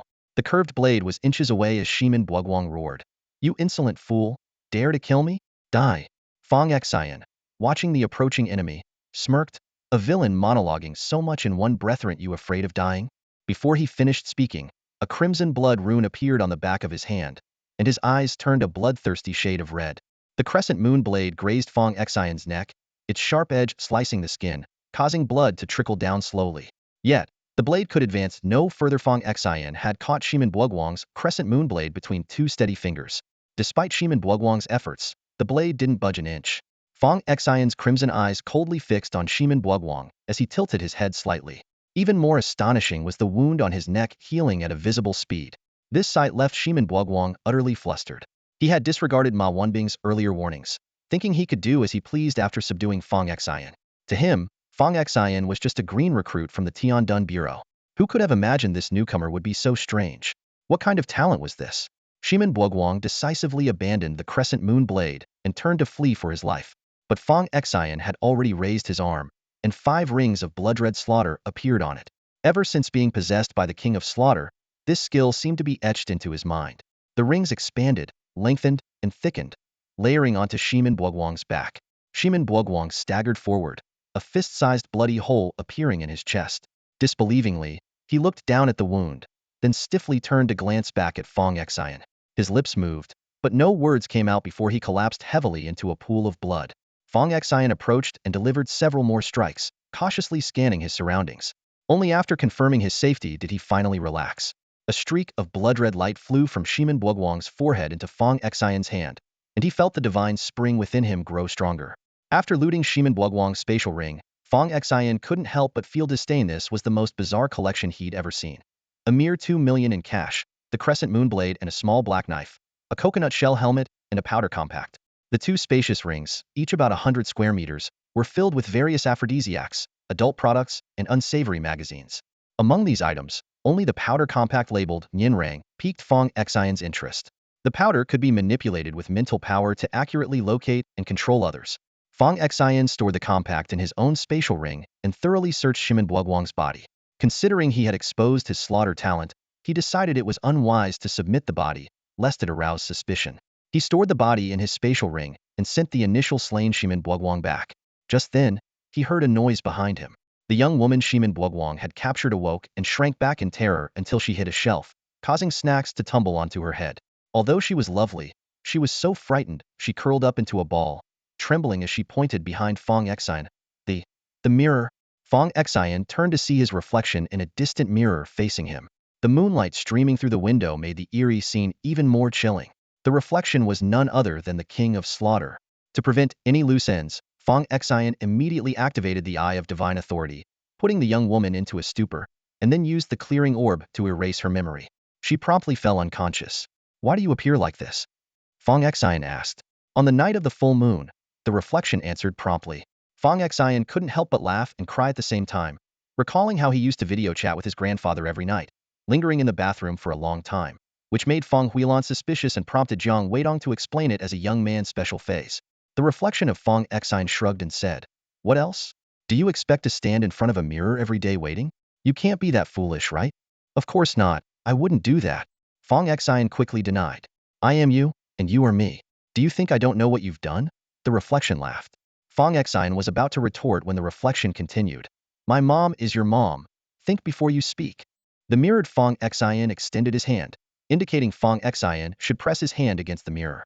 "Your slaughter talent has reached level 5. It's time to awaken some skills." As Fong Xion's hand touched the mirror, new memories flooded his mind, like long-forgotten childhood memories suddenly being recalled. The awakening of 2 new skills made his eyes light up. These were precisely the abilities he needed most at the moment. As the divine gift descended, the King of Slaughter imparted a unique talent to Fong Xion. This talent not only allowed its recipient to become one of the king's elite warriors, but also ensured unwavering loyalty through a binding contract. Any warrior who harbored rebellious thoughts against the king would self-destruct. Like the king, these warriors could enhance their abilities and status through acts of violence, though their influence was limited to their own level and below. Currently, Fong Xion could wield the power of a level 5 fighter, meaning he could control any force below that level. Having witnessed the deceit of the powerful and influential, he began to envision building his own faction. At this moment, a second talent emerged in his consciousness: soul summoning. This was a special ability combining communication with spirits and summoning, capable of calling forth beings from lowly spirits to supreme deities. Unlike talents tied to vengeful spirits, soul summoning was unrestricted by the nature of the summoned entity. Any being could be summoned and contracted, known as spirit generals. Even more intriguing, these spirit generals could devour and merge with each other. Xingchuan City, once a major battlefield in the chaos of the gods, surely hid a wealth of summonable spirits. As his skills awakened, Fong Xion realized that the ruins of gods and demons might offer even better opportunities, marking them as his inevitable destination. While Fong Xion was processing these newfound powers, the image of the King of Slaughter in the mirror began to distort, signaling his imminent departure. Seizing the moment, Fong Xion asked the question that had long troubled him. "Who is it that I should be wary of?" The mirrored Fong Xion gave a cryptic smile. "Beware of those who stand in the light, wielding its power." Before the words fully settled, the mirror image twisted away, leaving only Fong Xion's thoughtful reflection. Combining the old woman's prophecy and the king's warning, Fong Xion pondered deeply, and the image of Chu Xinyao surfaced in his mind. Although she had never done wrong, she was, after all, part of the church, with her father being a high-ranking member. Considering his conflict with the church, the warning seemed not without merit. "Seriously? Just like that? Finish your sentence." Fong Xion grumbled at the mirror. The 2 most annoying types of people: those who leave things half-said. Mid-sentence, he realized he might be accusing himself, muttering under his breath, "Darn it, this is like getting stuck in a glitch." Meanwhile, Ma Wanbing was pacing outside the Hongmei supermarket. With a cigarette dangling from his lips, he kept glancing toward the store, feeling uneasy. Shimin Buogwang had been inside for too long, and given his unrestrained behavior, he might be targeting that young man from the ninth division. If anything happened, Ma Wanbing, as the area supervisor, would be held accountable. Darn Shimin Buoguang, can't keep it in his pants. Ma Wanbing cursed, striding towards the supermarket. Using his smart device, he saw only two unconscious women inside, with no sign of Shimin Buoguang or the young man. Cautiously pushing open the slightly ajar door, Ma Wanbing held a laser weapon formed by his smart device and moved along the wall. After surveying the entire space, he approached the two women on the floor. Just then, a hard object pressed against his lower back, freezing him in place. Ma Wanbing suddenly felt a hard object pressing against his lower back. It was a real gun aimed right at him. Even though the person behind him was wearing a cloaking device, Ma Wanbing could clearly sense their presence at such a close range. State your name. A calm voice spoke from behind him. Ma Wanbing, he answered quickly. I'm here looking for Shimin Buoguang. Someone reported spotting him in this area. You're the new recruit from the 9th Division of the Tianqiu Bureau? Fong Xion asked, pressing the gun barrel further against him. He had already sensed something was off before his encounter with Shimin Buoguang's heightened awareness allowed him to overhear Shimin Buoguang's phone conversation outside the store, revealing a traitor within their ranks. Fong Xion pulled out Shimin Buoguang's phone and dialed the last number called. In the next moment, Ma Wanbing's phone rang in his pocket, exposing his true identity. Gulp. Ma Wanbing swallowed hard, emitting a nervous sound. Did Shimin Buoguang tell you? Fong Xion's voice came again as he pulled back his hood, revealing a youthful face. Ma Wanbing was rigid with shock. How could Shimin Buoguang, with a combat level of 4, be taken down by this young man who had only recently joined the academy? The monster house of the 9th Division truly lived up to its reputation. As he was contemplating his next move, his pants were suddenly pulled down to his ankles. Wait, this isn't right. Ma Wanbing exclaimed in panic. Hey, I've got money and I can explain about Shimin Buoguang. Besides, I have hemorrhoids. Don't move. Fong Xion commanded, pressing the gun harder. He wasn't indulging in any strange habits. He had removed Ma Wanbing's pants to prevent him from escaping. Discovering that someone within the Tianqiu Bureau was colluding with a wanted criminal was a matter that required consulting with Zhuge Hong for a strategy. Ma Wanbing's eyes darted around, his jaw muscles twitching, and he bit down hard on his back molar. Suddenly, his head twisted unnaturally 180 degrees, and he spewed a cloud of smoke at Fong Xion. Fong Xion immediately pulled the trigger and used his light flash ability to retreat to the store's entrance. Ma Wanbing staggered and fell, while Fong Xion felt a wave of dizziness, causing him to wobble. To be safe, he fired another shot into Ma Wanbing's back. At that moment, footsteps approached from the door. A pair of high heels appeared in Fong Xion's peripheral vision, accompanied by a faint fragrance. When he focused on the newcomer, he was momentarily stunned. A tall woman appeared before him. She was wearing a brown trench coat, her long hair cascading naturally over her shoulders, and a pair of high heels with red soles clicked sharply with each step. The sound of her heels seemed almost magical, each click sparking the imagination. Fong Xion, wearing a dowdy headscarf, struggled to stay conscious through sheer willpower. When those red-soled shoes stopped in front of him, he looked up to see the woman. He recognized her face from movies he'd watched in his dorm. Zhao Rojuan, the goddess that Shi Tailang had often highlighted. In reality, she was nothing like the naive, sweet character she portrayed on screen. Zhao Rojuan raised her hand and pointed towards Ma Wanbing, an invisible force striking him instantly. He fell to the ground, clutching his left chest and gasping for air. Damn, lucky I moved my heart to the right side just in time, or I'd really be dead by now. Put your pants on first. Zhao Rojuan commanded coldly. Ma Wanbing struggled to pull up his pants, and under her influence, the bleeding in his chest slowly stopped, though the pain still contorted his face. Zhao Rojuan leaned down to examine Fong Xion, who was slumped against the wall. So young, yet you killed Shimin Buoguang and nearly got Ma Wanbing too. Impressive. Fong Xion clutched his chest, secretly ready to summon the king of slaughter at any moment.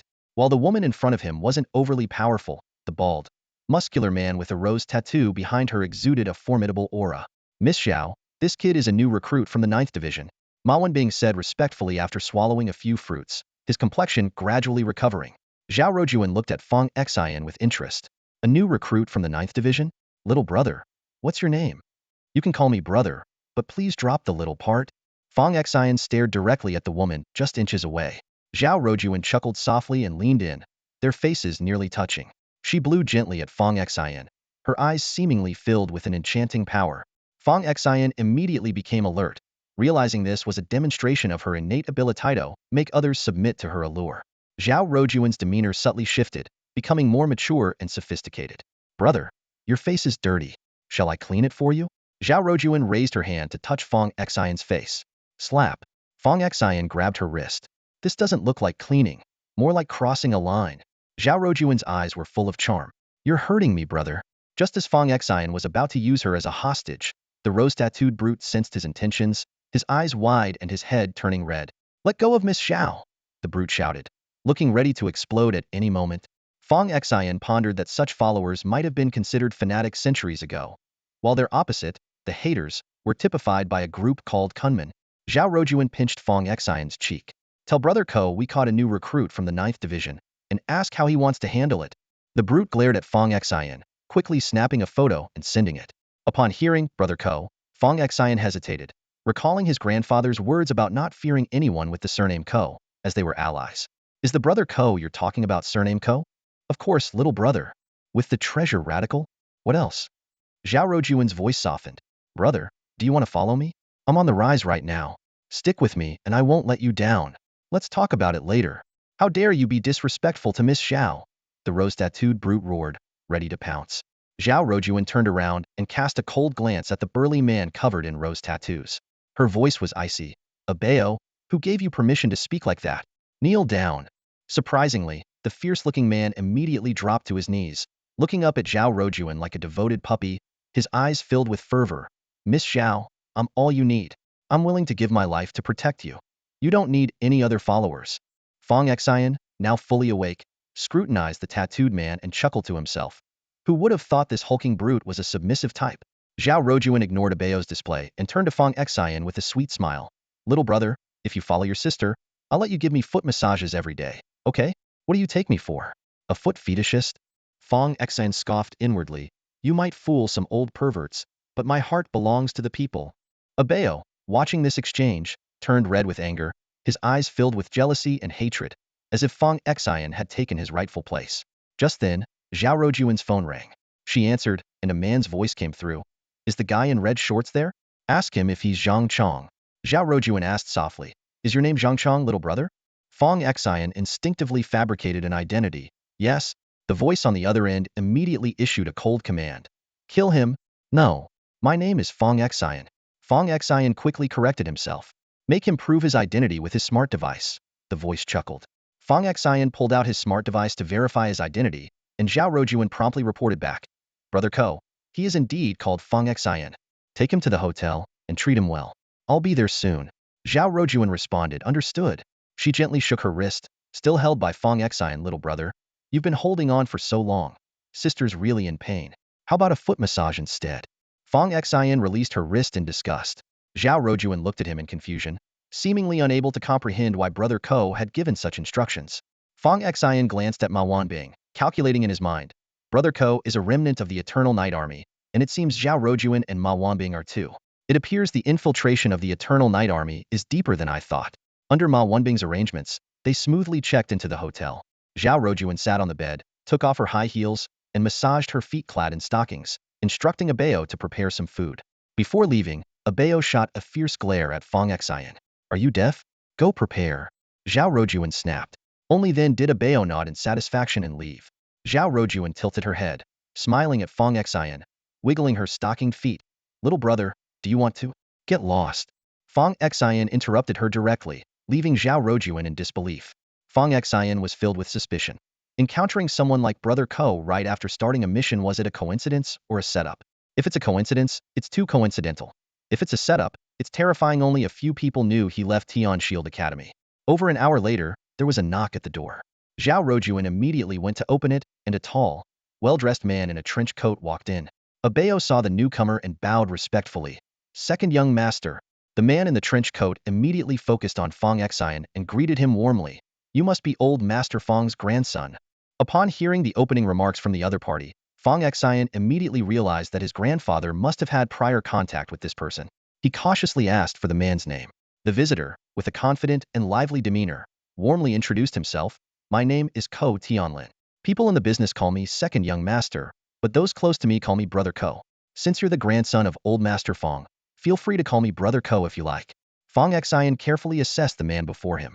With his sharp intuition, he sensed that while the man bore no ill will, beneath his seemingly straightforward exterior lay an intense aura of lethal intent. Although this killing intent wasn't directed at him, Fong Xion could clearly feel that this man's hands were stained with blood. Brother Ko. Ko Tianlin affectionately patted Fong Xion's shoulder. Have a seat, Xiao Xion. Old Master Fong has kept a low profile for years, and now that he's reappeared, his grandson has grown up to be so outstanding. You're too kind, Fong Xion replied modestly and then inquired, may I ask when was the last time you saw my grandfather? About half a month ago. Old Master Fong met with my grandfather, and I was lucky enough to be present, Ko Tianlin replied candidly. What did they discuss? I overheard their initial greetings, but I don't know the details of their conversation. However, after Old Master Fong left, my grandfather specifically instructed us that if the Ko family army encounters new recruits from the 9th Division, we should first confirm their identity. If we come across someone named Fong Xion, we shouldn't harm him, and if Fong Xion wishes to join our Ko family army, he's welcome at any time. Fong Xion was taken aback. Do you know where my grandfather went after that? Ko Tianlin took out 2 cigarettes from a pack and tapped them on the box. I don't know. He didn't say, and we didn't dare to ask.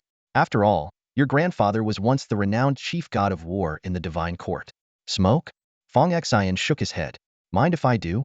Upon receiving Fong Xion's consent, Zhao Rojuan, who was standing by, immediately stepped forward to light Ko Tianlin's cigarette, her eyes filled with admiration and respect. With a cigarette between his lips, Ko Tianlin glanced at Fong Xion. Don't smoke? How about a drink? I don't drink. Still a virgin? Huh? I run a film company with many stars and artists, some sexy, some pure. Pick one or all of them, and I'll help you lose your virginity. Fong Xion felt awkward. Brother Ko, you?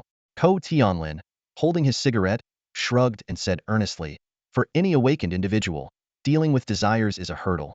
Many fall at this point, especially young guys like you, full of energy at your age. Some boys can't control themselves from as young as 11 or 12, filled with fantasies about the opposite sex. After awakening, it's easy to get led astray by these desires. Exposing you to this now helps to reduce your fantasies about the opposite sex and keeps your mind focused, not easily swayed by desires. Turning to Zhao Rojuan, he suggested, how about you keep him company tonight? Without waiting for her response, he asked Fong Xion, is one enough, brother? If not, I can get more for you. No need. I can control myself. Fong Xion replied, slightly twitching at the corners of his mouth. Anytime you want, just let me know. Ko Tianlin said with a cigarette-clad smile. Do you think I disrespect my artists? Fong Xion could only offer a wry smile in response. With a knowing smile, Ko Tianlin revealed his philosophy of life. I never force anyone. It's always a mutual choice. They work for me, and I provide resources to help them climb higher. It's a transaction. He flicked the ash from his cigarette and continued. The harshness of society lies in the fact that everyone talks about equality, but have you ever really seen it? Since the dawn of humanity, resources have never been evenly distributed. It's always a few who control the majority. That's the stark reality. The so-called equality is just an illusion painted by the strong for the weak. Trading physical labor for resources, though frowned upon by the world, is a shortcut to becoming powerful. It's an alternative way to survive. When you reach the top, people will naturally defend you. Seeing Fong Xion's puzzled expression, Ko Tianlin chuckled. What's on your mind, Xiao Xion? Fong Xion looked directly at Ko Tianlin. It's wild. What you're saying. It actually makes some sense to me. Ko Tianlin laughed heartily. No worries. You've been raised with teachings of benevolence, righteousness, propriety, wisdom, and trustworthiness. What I'm saying might sound rebellious to the average person. However, while you can listen to others' opinions, you must learn to think independently and act in ways you believe are right. Fong Xion studied the man known as the second young master. He exuded a unique aura that was hard to describe. No wonder Zhao Rojuan always looked at him with admiration. Brother Ko, if I may ask, are you part of the Yongye army? Ko Tianlin flicked off more ash, replying half-jokingly, yes, I'm a member of the Ko family army under the Yongye army. My grandfather was the commander of the Ko family army. Why? Does sitting with someone from the Yongye army make someone from the 9th Division uncomfortable? Not at all. I just wonder, how did I know you'd be here? Ko Tianlin exhaled a straight line of smoke, because Tiandun Academy has our informant, but I can't reveal who just yet. Just as I thought. Fong Xion leaned back into his chair.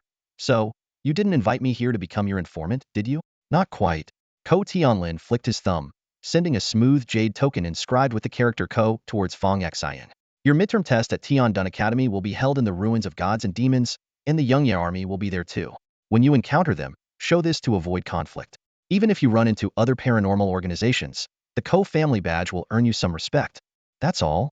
By the way, you have a power-based ability, right? Ko Tianlin asked suddenly. Yes. Ko Tianlin smiled. Then you've found the right person. I assume you've heard that the ruins of gods and demons suppresses one's cultivation level? I've heard about that place. Fong Xion listened intently as Ko Tianlin recounted the tale. It turned out that one of their predecessors had accidentally wandered into that forbidden zone, where the gravitational pressure was so intense that only those with an SS-level strength talent could withstand it. Are you asking me to rescue someone? Fong Xian asked directly. Ko Tianlin shook his head. That predecessor has already fallen. I need you to retrieve his body. It's of great value to us. He paused for a moment, but it's no easy task. It requires an SS-level strength talent with a 5th level battle power. You're currently at level 4, and reaching level 5 by the midterm exams seems unlikely. I suggest you familiarize yourself with the environment first and act after the final exams. Ko Tianlin stubbed out his cigarette in the ashtray. You haven't agreed yet. What if I refuse? Fong Xian probed. Then forget it, no need to force it. Ko Tianlin shrugged, adding, by the way, if you succeed, you'll receive a 10th level attack and defense artifact, plus 1 billion. Even if you fail, as long as you've tried your best, you'll still get half of the reward. We can negotiate if the terms aren't satisfactory. Fong Xian waved his hand dismissively. Brother Ko, we're all friends here. There's no need to be so formal. Here's my account number. Ko Tianlin chuckled. Rojun, note down the account number and transfer 50 million to Xiao Xian. Fong Xian quickly retracted his card. Just kidding. I'll check it out first and then give you a definite answer. All right. Ko Tianlin glanced at the time and handed Fong Xian a high-quality black card. It's getting late. You should rest. This is my contact information. You can reach me anytime after you leave Tiandun Academy. He paused. Also, though Tiandun Bureau seems calm on the surface, there's fierce power struggle inside. If you can't stay there, the Ko family army will always welcome you. Faced with this olive branch, Fong Xian replied straightforwardly, got it? Ko Tianlin raised an eyebrow. Living alone can be lonely. How about having Rojun accompany you? She's got great acting skills. She can be whatever you want. Don't worry, she's clean. This comment made the burly man with the rose tattoo blush, unable to express his anger. Zhao Rojun pursed her lips, her expression complex, yet she seemed prepared. Fong Xian immediately declined, recalling the story of the 3 wise men of cannon fodder. No need. Ko Tianlin glanced at the silent Ma Wanbing and left with the words, return to the Ko family army. Watching them leave, Fong Xian exhaled deeply. The aura of this second young master was indeed formidable. He toyed with the jade plaque Ko Tianlin had given him, pondering the matter of the divine and demonic relics. Suddenly, he sat up straight. There wasn't just one divine and demonic relic. So how was Ko Tianlin sure he could find the place where their predecessor had fallen? After a moment of thought, Fong Xian stroked his chin and smiled. There's only one truth. Just like Grandpa said. The jade plaque spun deftly between his fingers. Tonight, he had also awakened 2 new skills, perfect for a test run. Since Xingchuan City was an ancient battlefield of the gods, he decided to summon a spirit for reconnaissance. Fong Xian pricked his finger, held his breath, and traced arcane blood-red symbols in the air. A crimson circle formed, hovering in midair. He spread his fingers, reached into the circle, and chanted softly, in the name of my slaughter, I command the spirits of the 8 directions to appear. Time ticked by, and suddenly, Fong Xian's body trembled suddenly, and her grip tightened around the basket. As her hand reached into the blood-red circle, an icy hand clasped hers. A chilling aura enveloped her, as if she had descended into an endless abyss. A gust of cold wind blew from the circle, accompanied by a raspy voice. Who dares to summon me? Steadying her nerves, Fong Xian took a deep breath and pulled hard towards herself. First emerged a muscular arm covered in bloodstains, followed by broad shoulders and a head. As she continued to pull, the upper body gradually appeared, until the entire figure was free from the circle. The spirit stood nearly 2 meters tall, with a towering, muscular build. His long hair hung loose, and he wore tattered armor. For short halberds were strapped to his back, and a shield dangled from his arm. His expression was vacant, and he gazed around in confusion. Was it you who summoned me? The spirit asked. Fong Xian glanced around. It seems there's no one else here. She quickly got to the point. Why don't you introduce yourself? Name, place of service, talents, and level. My name is Mo, one of the 13 Tiger Guards under General Tai Shuxiang. I have an S-level berserk talent, and reached level 11 peak power before becoming a spirit, Mo replied in a deep voice. Fong Xian took out her device to look up information. The search results were sparse. Tai Shuxiang was a general of the White Robe Army, involved in the internal church conflicts after the War of the Gods, opposing the royalists, and ultimately disappearing after his defeat. The record of the 13 Tiger Guards was also brief, a personal guard unit of 13 S-level talent awakeners who achieved numerous feats for Tai Shuxiang. Did the White Robe Army participate in the War of the Gods in Xingchuan City? Fong Xion asked. The White Robe Army played a crucial role in the War of the Gods, Imo replied. The reason for the scant historical record was obvious. Tai Shuxiong had backed the wrong side in the church conflict, and his achievements were erased. Fong Xion then inquired about Mo's strength. How much power can you exert now? My strength depends on your vitality and mental energy. Currently, I can exert level 4 power for 10 minutes, level 5 power for 5 minutes, and level 6 power for 30 seconds. Are there any of your comrades still on the ancient battlefield in Xingchuan City? Of the 13 Tiger Guards, only I remain here. The others stronger than me have entered the cycle of reincarnation, Imo explained. We bear the mission of bringing peace to the world, and until that is achieved, we will not enter reincarnation. How many of the 13 Tiger Guards perished? Where are they? Fong Xion pressed. Imo smiled hopefully. 2 remain. Zheng is at Ancient Ape Ridge, and Ali is at Chu King's Old Ferry. I look forward to fighting alongside them once more. Tell me their locations, and I'll find time to seek them out, Fong Xion promised. Fong Xion silently took in everything before him, raising his hand to gently grasp the blood-red rune ring floating in the air. The ring spun and shrank, eventually settling into the palm of his hand. He aimed his palm at the Mo, and in an instant, it transformed into a wisp of blue smoke, disappearing into his hand. The rune ring then faded into his skin without leaving a trace. To test the effectiveness of the contract, Fong Xion repeatedly activated his slaughter talent, releasing and retracting the Mo. After a few times, the Mo looked at Fong Xion with a stern expression and said, Master, if you really have nothing to do, maybe you should find a job. Fong Xion chuckled. I didn't know you had a sense of humor. Master, I wasn't joking, the Mo replied earnestly. Fong Xion raised his hand and retracted the humorless Soul General. He calculated in his mind, considering that with his current 3 divine springs, he could certainly sign more contracts.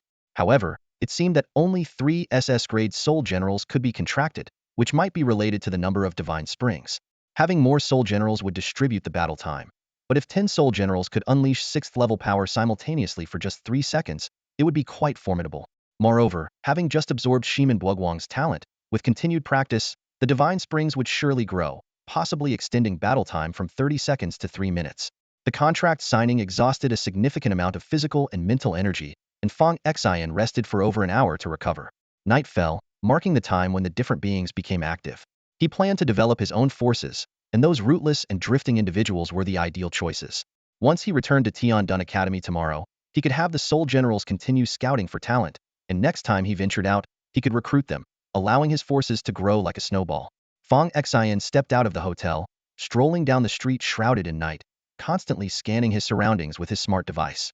The results were somewhat disappointing. The most talented among these beings was only upgrade beast type.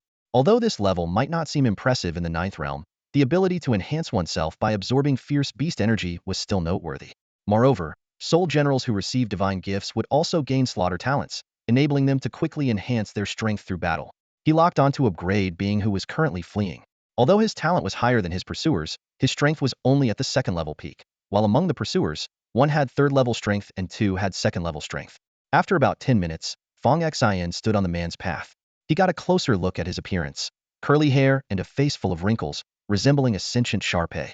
Hey! Fong Xion called out. The man glanced at him. Mind your own business, he shouted and turned to run. Fong Xion was amused and immediately gave chase.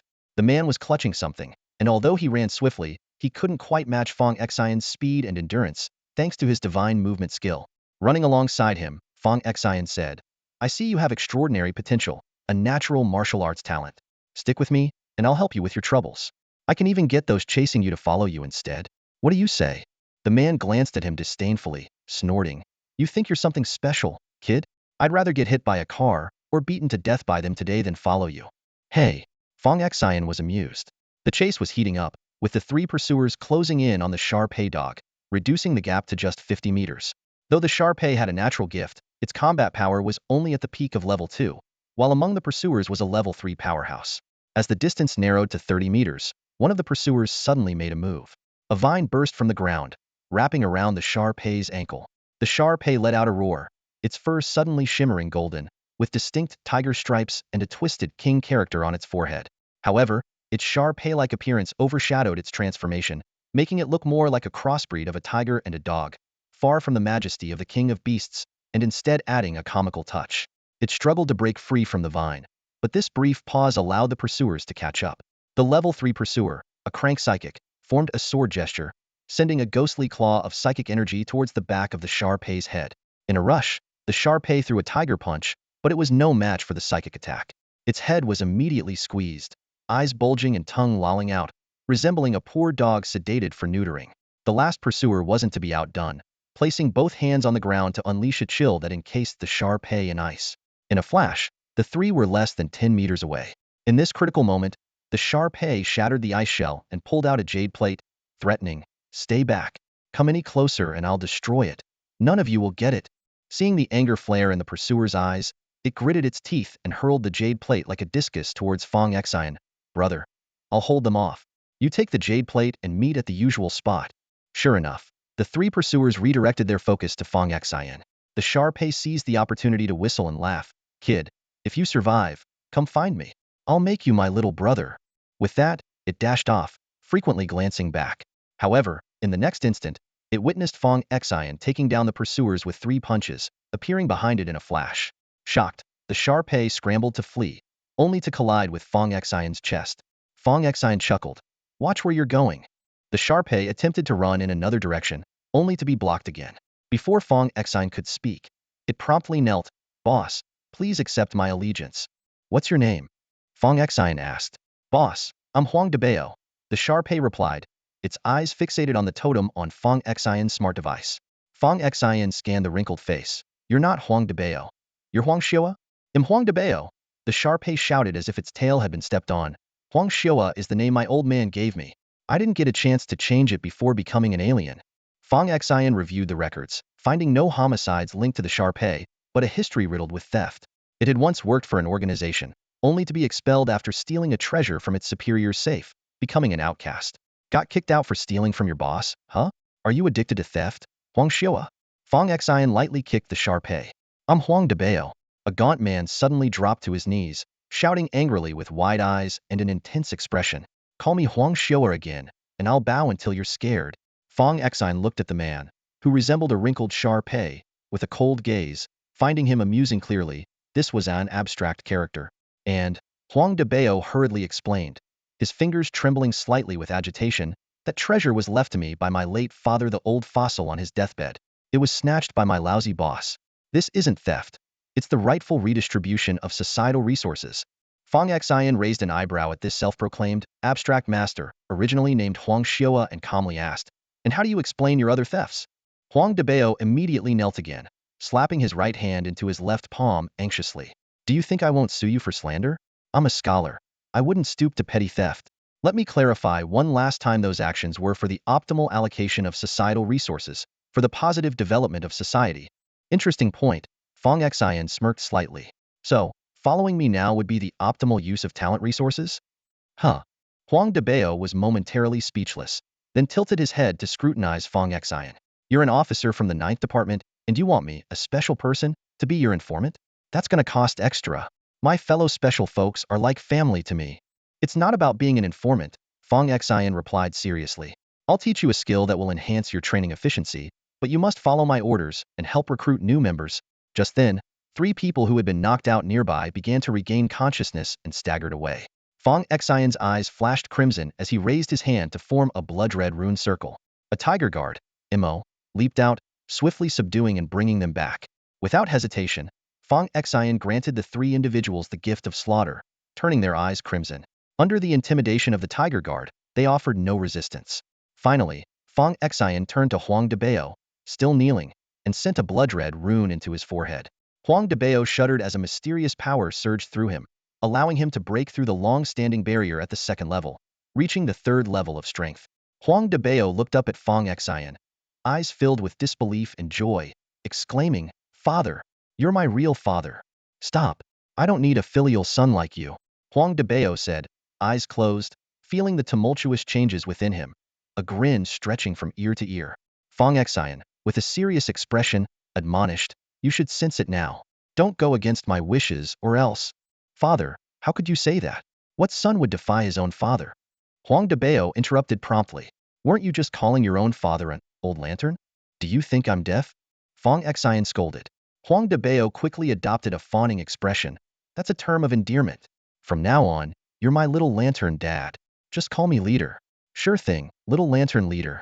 Without another word, Fong Xion kicked him and then said sternly, from now on, those three will follow you. I want you to recruit some people for me.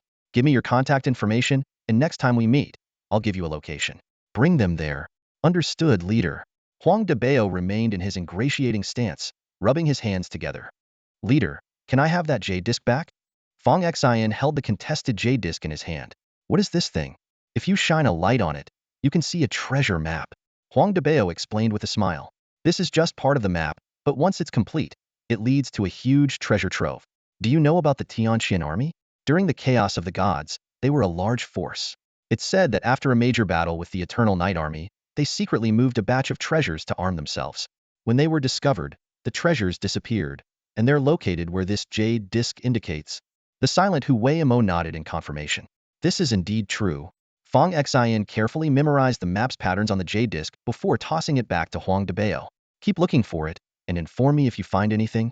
Understood. Huang Debao straightened up and clumsily saluted. Fong Xian continued to instruct. Now that you're with me, there's only one rule. Don't use your killing abilities to harm the innocent. Got it. So it's like robbing the robbers? Targeting the unusual ones. Not necessarily just them. Villains aren't exclusive to the unusual. With your guidance, I'm relieved. Huang Debao gave a thumbs up. The night was still young, with time before dawn. That night, Fong Xian recruited a dozen more unusual individuals. Leader, shouldn't we give our group a name? Huang Debao suggested, sidling up. Reflecting on recent events and how this group was built on the ability to kill, Fong Xian recited a poem. Heaven creates all things to nurture man, yet man complains of heaven's cruelty. Not knowing locusts plague the world, bringing suffering to all. Suddenly, a madman sharpens his knife at night.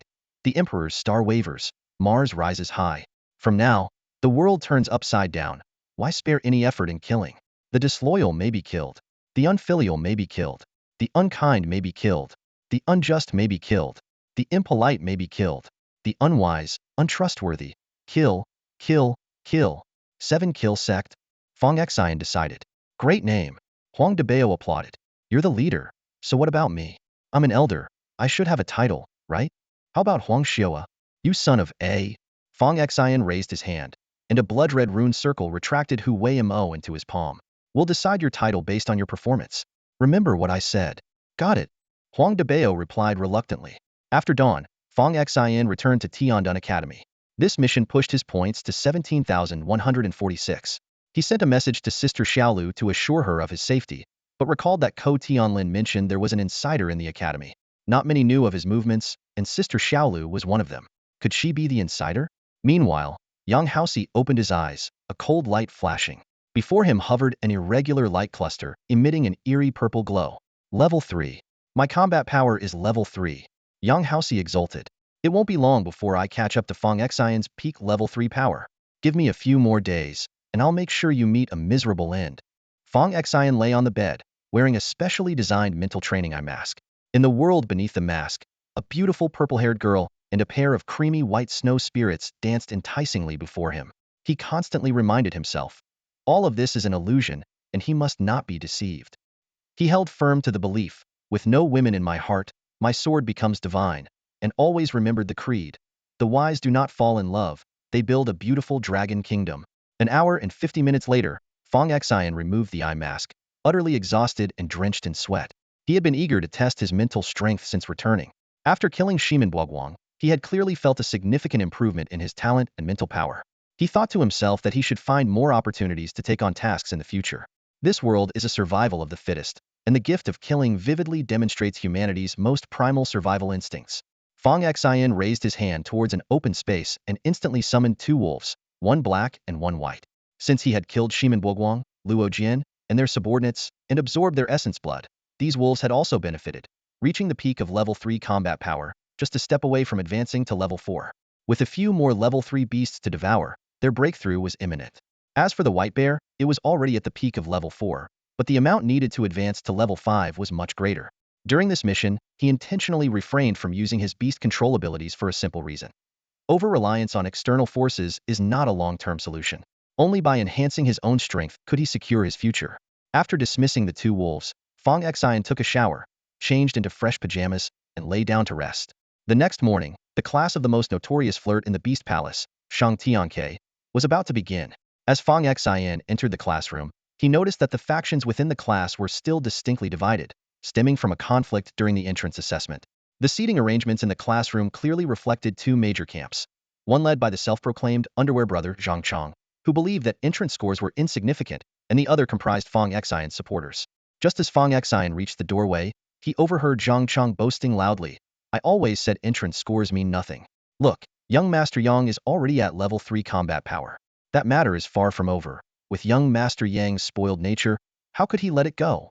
A sycophant with slicked back hair and acne chimed in. "Exactly. Yang has been quiet for too long. He's definitely planning something big. I heard from one of his buddies that he's planning to challenge Fong Xian to a life-or-death duel on the arena." "The arena? That's serious business," someone exclaimed. But Fong Xian was the top of the class when he enrolled. Surely he's been improving too. Can Yang really beat him? Zhang Chong sneered. "What do you know? So what if Fong Xian had high entrance scores? Yang has family backing him, with no shortage of resources. What does Fong Xian have? Just some money left by his parents. Can that compare with a family scion? Yang not only has family support but also help from his uncle in the White Lotus Society and the church. That's generations of accumulated resources. But doesn't Fong Xian have support from Instructor Zhuge and the others?"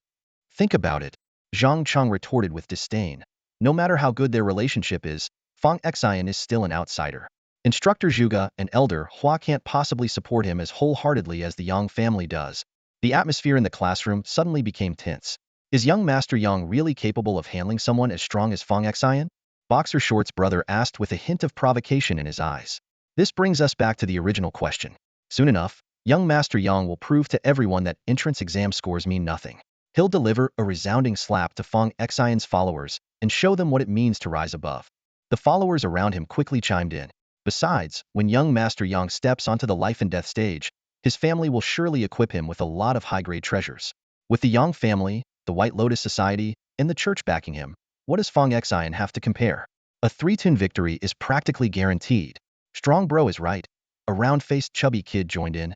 If Fong Xian doesn't die then, will you challenge him too? The youth with a spiky hairstyle covered in acne immediately retorted, "Challenge? Do you even know how to speak? Is Fong Xian worthy of Strong Bro's attention? Don't forget how Strong Bro earned his nickname, Boxer Short's brother. He was a star in the decapitation missions. During the initial tests, Strong Bro just didn't want to show off. Now, his progress is even more rapid. Someone like Fong Xian isn't worthy of Strong Bro's attention. Strong Bro, tell us about your performance in the decapitation mission." Zhang Chong waved his hand with a pretentious air of mystery. A true hero doesn't boast about past glories. What matters now is to bide my time and crush them all when the moment is right. At that moment, Fong Xian walked into the classroom. The fake Boxer Short's brother raised his voice deliberately. "What's a mere level 3 peak combat power? It's all thanks to Uncle Shang's excellent teaching." A fellow strength-type student, nicknamed Potlid, sidled up to Fong Xian and whispered, "Xian bro, look at that punk's attitude. He's obviously talking about you. They call him Boxer Short's brother. He really thinks he's some kind of men's underwear, acting all high and mighty." Fong Xian chuckled at the comment. "You strength-type guys sure speak your mind, but try to keep it civil. Xian bro, they say Yang Housey plans to face you on the life and death stage. Is it true that if I kill him there, I won't be held responsible?" Fong Xian asked. "Yes." Fong Xian smiled kindly, thinking it was finally time to settle old scores. If Yang Housey dared to step onto the life and death stage, Fong Xian would make sure he experienced the true art of violent aesthetics. Potlid, seeing Fong Xian's confidence, grinned widely. "Xian bro, just scatter Yang Housey's ashes and serve Boxer Short's brother some ash-flavored rice to shut him up." Just then, the lecherous Shang Tianke entered the classroom. "Class is starting. Stand up." The fake Boxer Short's brother was the first to leap up, eager to show off, actions that drew silent disdain from the others. Seeing Fong Xian move a bit slower, Zhang Chong immediately scolded, "Fong Xian, Tutor Shang has come all this way to teach us. You can't rely on his favor to disrespect your elders and lack basic manners." However, Zhang Chong was caught off guard when Shang Tianke frowned and gave him a cold glare. "If you keep making snide remarks in my class, don't bother coming anymore." The classroom was silent. Zhang Chong, the pretender, stood frozen, his lips trembling and face turning pale. Moments ago, he was eagerly trying to please Shang Gongzhu, but his flattery backfired, and Shang Tianke hit him with a metaphorical sledgehammer, leaving him speechless. "Sit down," Shang Tianke commanded, his gaze sweeping across the room. Already in a foul mood due to the incident with Bai Mao, He was in no mood to tolerate Zhang Chang's harassment of Fong Xion. Silently, Fong Xion gave a thumbs up, having already devised a plan to deal with Shiman Buoguang's ring of mystical oils and enhancement potions. Standing at the podium, Shang Tianke began his lecture. Today, we'll cover Beastmaster combat techniques. You can choose to fight from a God Seiya view or resonate with your beast for a first-person perspective. After explaining the theory, he scanned the classroom. Let's have some practical experience. Who's willing to come up for a sparring match? I can offer guidance. All eyes turned to Zhang Chang. Feigning reluctance, he stood up. Teacher, I'm already at Tier 3 peak strength. Impressive. Shang Tianke nodded. Who will spar with him? Zhang Chang puffed out his chest, glancing sideways at Fong Xion. The room remained silent until his sycophant, Zizitang, suggested, Teacher, let Fong Xion have a go? Xion, want to give it a try? Shang Tianke asked. Fong Xion shook his head. I'd rather not. My two wolves are too fierce. What if they kill his spirit beast? He might hold it against me. Zhang Chang's supporters immediately protested. Cowardice is cowardice. Stop pretending to be a big bad wolf. If you're afraid to lose, just say so. When the tide goes out, you see who's wearing no shorts. Some are panicking already. Zhang Chang cleared his throat. Fong Xion, don't worry, even if you lose, it's okay. What if your spirit beast gets killed? Fong Xion asked innocently. My spirit beast is a tier 10 max, it won't die. Even if it does, I won't hold you responsible. Everyone here can vouch for that. Fong Xion's eyes lit up. This was the assurance he was waiting for. Old Shang, you'll vouch for this? Don't worry, if anyone's beast dies, I'll compensate. Shang Tianke declared firmly. With a sinister glint in his eyes, Zhang Chang summoned a fiery red-scaled viper, which coiled itself on the open ground, its triangular head swaying as it flicked its tongue. The crowd marveled at the snake's imposing presence, urging Fong Xion to make his move. Fong Xion waved his hand gently, and a black wolf and a white wolf appeared in front of the snake. Seeing this, Shang Tianke's lips curled into a slight smile, thinking to himself how cunning Fong Xion was for baiting Zhang Chang without him even realizing he'd been trapped.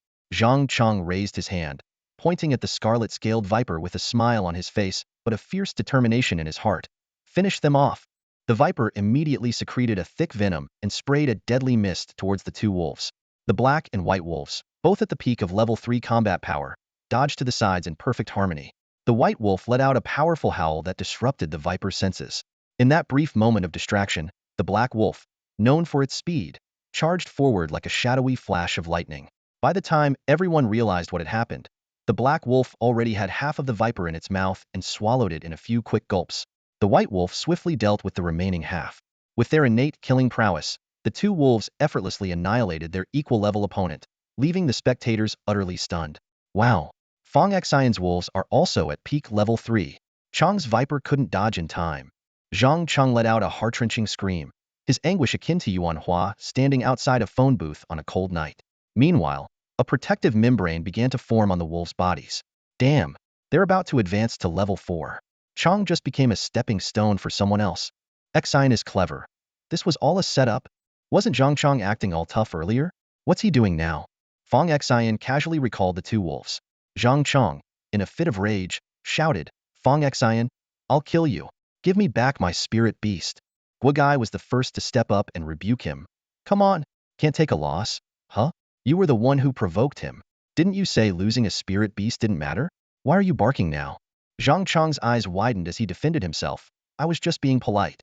We're classmates, after all. Did Fong Xion really need to be so ruthless? Fong Xion, leaning lazily on the table with his chin in hand, glanced at the furious Zhang Chang and sneered, such a hypocrite. Shang Tianke cleared his throat and began to sum up. Sit down. This battle highlighted two issues. First, a severe lack of combat experience and a vague understanding of our own and the enemy's strength. Second, an insufficient understanding of beast attack methods, clearly not having studied the Encyclopedia of Beasts in the textbook thoroughly. While Shang Tianke elaborated on practical combat experience, Zhang Chang ignored him, consumed by thoughts of how his spirit beast had become someone else's stepping stone. Near the end of the class, he abruptly stood up and asked, Instructor Shang, when will you deliver the spirit beast you promised me? Shang Tianke turned around, a subtle smile playing on his lips. Shang Tianke looked at Zhang Chang, who was visibly distressed, with a playful glint in his eyes. Standing at the front of the classroom, he spoke calmly. Earlier, we had a lesson on beast mastery. Now, let me give you an extra lesson. Ever trust anyone's promises? Zhang Chang's face turned ashen at these words. Master Shang, Uncle Shang, you are the head of the myriad beasts palace. How can you? How can I what? Shang Tiang's gaze suddenly turned icy, his eyes flashing with a cold light. Zhang Chang shivered involuntarily, swallowed hard, and managed to stammer. I believe that someone of your esteemed position as the head of the Myriad Beasts Palace should not break a promise made to a junior. Shang Tianke smirked and listed 3 points. Firstly, it was you who broke your word, claiming it didn't matter even if your spirit beast died. Secondly, you tried to have your beast kill Fong Xion's beast, and after being defeated, you accused Fong Xion of being ruthless. Thirdly, you criticized Fong Xion for disrespecting elders. Yet your own actions show no respect for your teachers. These points left Zhang Chang speechless. Your conduct is poor, so I'm withdrawing my promise. Any objections? Shang Tianke asked, looking down at Zhang Chang with his hands behind his back. Zhang Chang's lips moved, tears welling in his eyes, but he had no response. As the bell rang, Shang Tianke announced the end of class and left, giving Fong Xion a knowing glance. Fong Xion packed up and followed him out, leaving Zhang Chang to stew in silent fury. Old Shang, you've got guts. Fong Xion praised, giving him a thumbs up. Shang Tianke slung an arm around Fong Xion's shoulders and lowered his voice. Cut the chatter. I need to talk to you about something. During the midterm tests, we'll have people from the Myriad Beast Palace attending. I have an illegitimate daughter, and I want you to look out for her. Fong Xion immediately stepped back. You're quite bold. Shang Tianke trapped Fong Xion in a headlock, the strong odor nearly suffocating him. I'm serious. My ex-wife has a big issue with my daughter and might try to cause trouble. If you protect her, I'll gift you a level 5 combat spirit beast after the tests. After some haggling, they decided to enlist Zhuge Hong as a witness. Fong Xion started planning his tasks for the test period, dealing with Huashe, helping Ko Tianlin, and now protecting Shang Tiang's daughter, making for a packed schedule. Upon learning that the test rules were quite lenient, Fong Xion asked about Shang Tiang's daughter. When he heard that she bore a striking resemblance to Shang Tianke, he decisively rejected any suggestion of becoming closer to her. That night, Fong Xion practiced the Tai Ascension technique alone in the gravity chamber. He increased the gravity level, determined to strengthen himself and build on the vitality boost he gained from absorbing the blood essence of Shiman Buoguang and others, vowing to defeat Yang Haoxi the next time they met. While Fong Xion was practicing the Tai Dragon Ascension technique, he witnessed a surge of energy that formed majestic dragon scales on his arms. With a single punch, his strength skyrocketed from 18,000 kilograms to 19,000 kilograms. He secretly hoped that upon reaching the pinnacle of level 4 combat power, the dragon scale energy would envelop his entire body, serving both as offense and defense. In the following days, Fong Xion devoted himself entirely to his training, aside from basic daily activities. On the second night, he removed the blindfold used to hone his mental strength and sat on his bed in astonishment. His spiritual springs had increased from 3 to 4, and his divine sources had grown from 2 to 3. This revelation left him in shock. After all, the third-ranked Yin Shangjun among the 8 heavenly kings of the Evernight army possessed only 2 spiritual springs, while he now had 4. Even more exciting was the realization that he could now control an additional warrior and spirit general, thanks to his newfound abilities. This discovery fueled Fong Xion's dedication to his training. A week later, he could effortlessly pass the training for S-level mental talent, with his spiritual springs reaching an impressive 5. Sitting cross-legged on his bed, he gazed at the blindfold in his hand, pondering the potential breakthroughs if he could conquer the SS-level mental talent challenge. Meanwhile, in Yang Haoxi's dormitory, Zhang Chang was engaged in a confidential conversation with him. Yang Xiao, I've heard you've reached level 4 combat power? Upon receiving a positive response, Zhang Chang continued, Fong Xion has not only become a level 4 beast master, but his strength talent is likely at level 4 too. To take him on, you need to at least reach mid-level 4. Yang Haoxi sneered. Mid-level 4? I have an artifact that can convert others' strength, and with the groundwork I've laid, I can wield peak level 4 combat power on the life and death platform in just 2 weeks. Zhang Chang cautioned, even so, Fong Xion is formidable, with 2 level 4 wolves aiding him. I recall that the White Lotus Society has an artifact specifically for countering beastmasters. You might want to consider using it. After Zhang Chang left, Yang Haoxi immediately called his mother, Jiang Suqing, to request the artifact that restrains beastmasters. Jiang Suqing hung up the phone, changed into a high-slit qipao, applied perfume, and sashayed into the living room. Yang Yinbin was watching the news and was momentarily taken aback by his wife's attire. Jiang Suqing sat close to him, poured him tea, and knelt beside him, massaging him. She deliberately brushed her voluptuous figure against her husband's face, and Yang Yinbin pulled her into his embrace. Amidst playful laughter, they soon engaged in an intimate exchange. After everything was over, Jiang Suqing nestled in Yang Yinbin's warm embrace. She looked up, her eyes sparkling with mischief. Darling, Could we get that artifact from the Byllian Society for our son to use? Yang Yinbin frowned slightly. What are you planning? What else? Our precious son went through so much. We need to make it right. Jiang Suqing quickly added, it's not just my idea. It's also from Haoxi's uncle. If you don't believe me, ask him right now. Does it always have to be about fighting? Yang Yinbin's tone carried a hint of disapproval. Jiang Suqing sat up straight, her voice filled with concern. When has our son ever suffered such humiliation? He's a part of me, after all. Even if he wanted the stars from the sky, I'd get them for him. She gazed into Yang Yinbin's eyes. You just said you loved me, and now you're turning your back? Yang Yinbin frowned. That's a separate issue. Don't mix them up. How is it separate? Jiang Suqing retorted. Isn't Haoxi your son too? I told you it's approved by his uncle. If you don't believe me, I'll call him right now. Without another word, Yang Yinbin dialed the phone. After the call ended, his frown deepened. Jiang Suqing seized the moment to hug him. See, I wasn't lying. This isn't simple, Yang Yinbin mused. That person named Fong Xion might be the catalyst for a confrontation between the Church's forces and the Ninth Division. The Church has always been arrogant and has long-standing grudges with other organizations. Besides, during the Church's internal conflict years ago, Elder Yi stood against the Royalists. Jiang Suqing impatiently nudged him. Why do you care about that? Aren't we closer to the Church than the Ninth Division? Besides, this is about your son. After a moment of silence, Yang Yinbin relented. I can give him a low-level dragon confinement bracelet, which can trap up to a 7th-level spirit beast. That new recruit from the 9th Division shouldn't be higher than that. You're the best. Jiang Suqing exclaimed joyfully, kissing him on the cheek.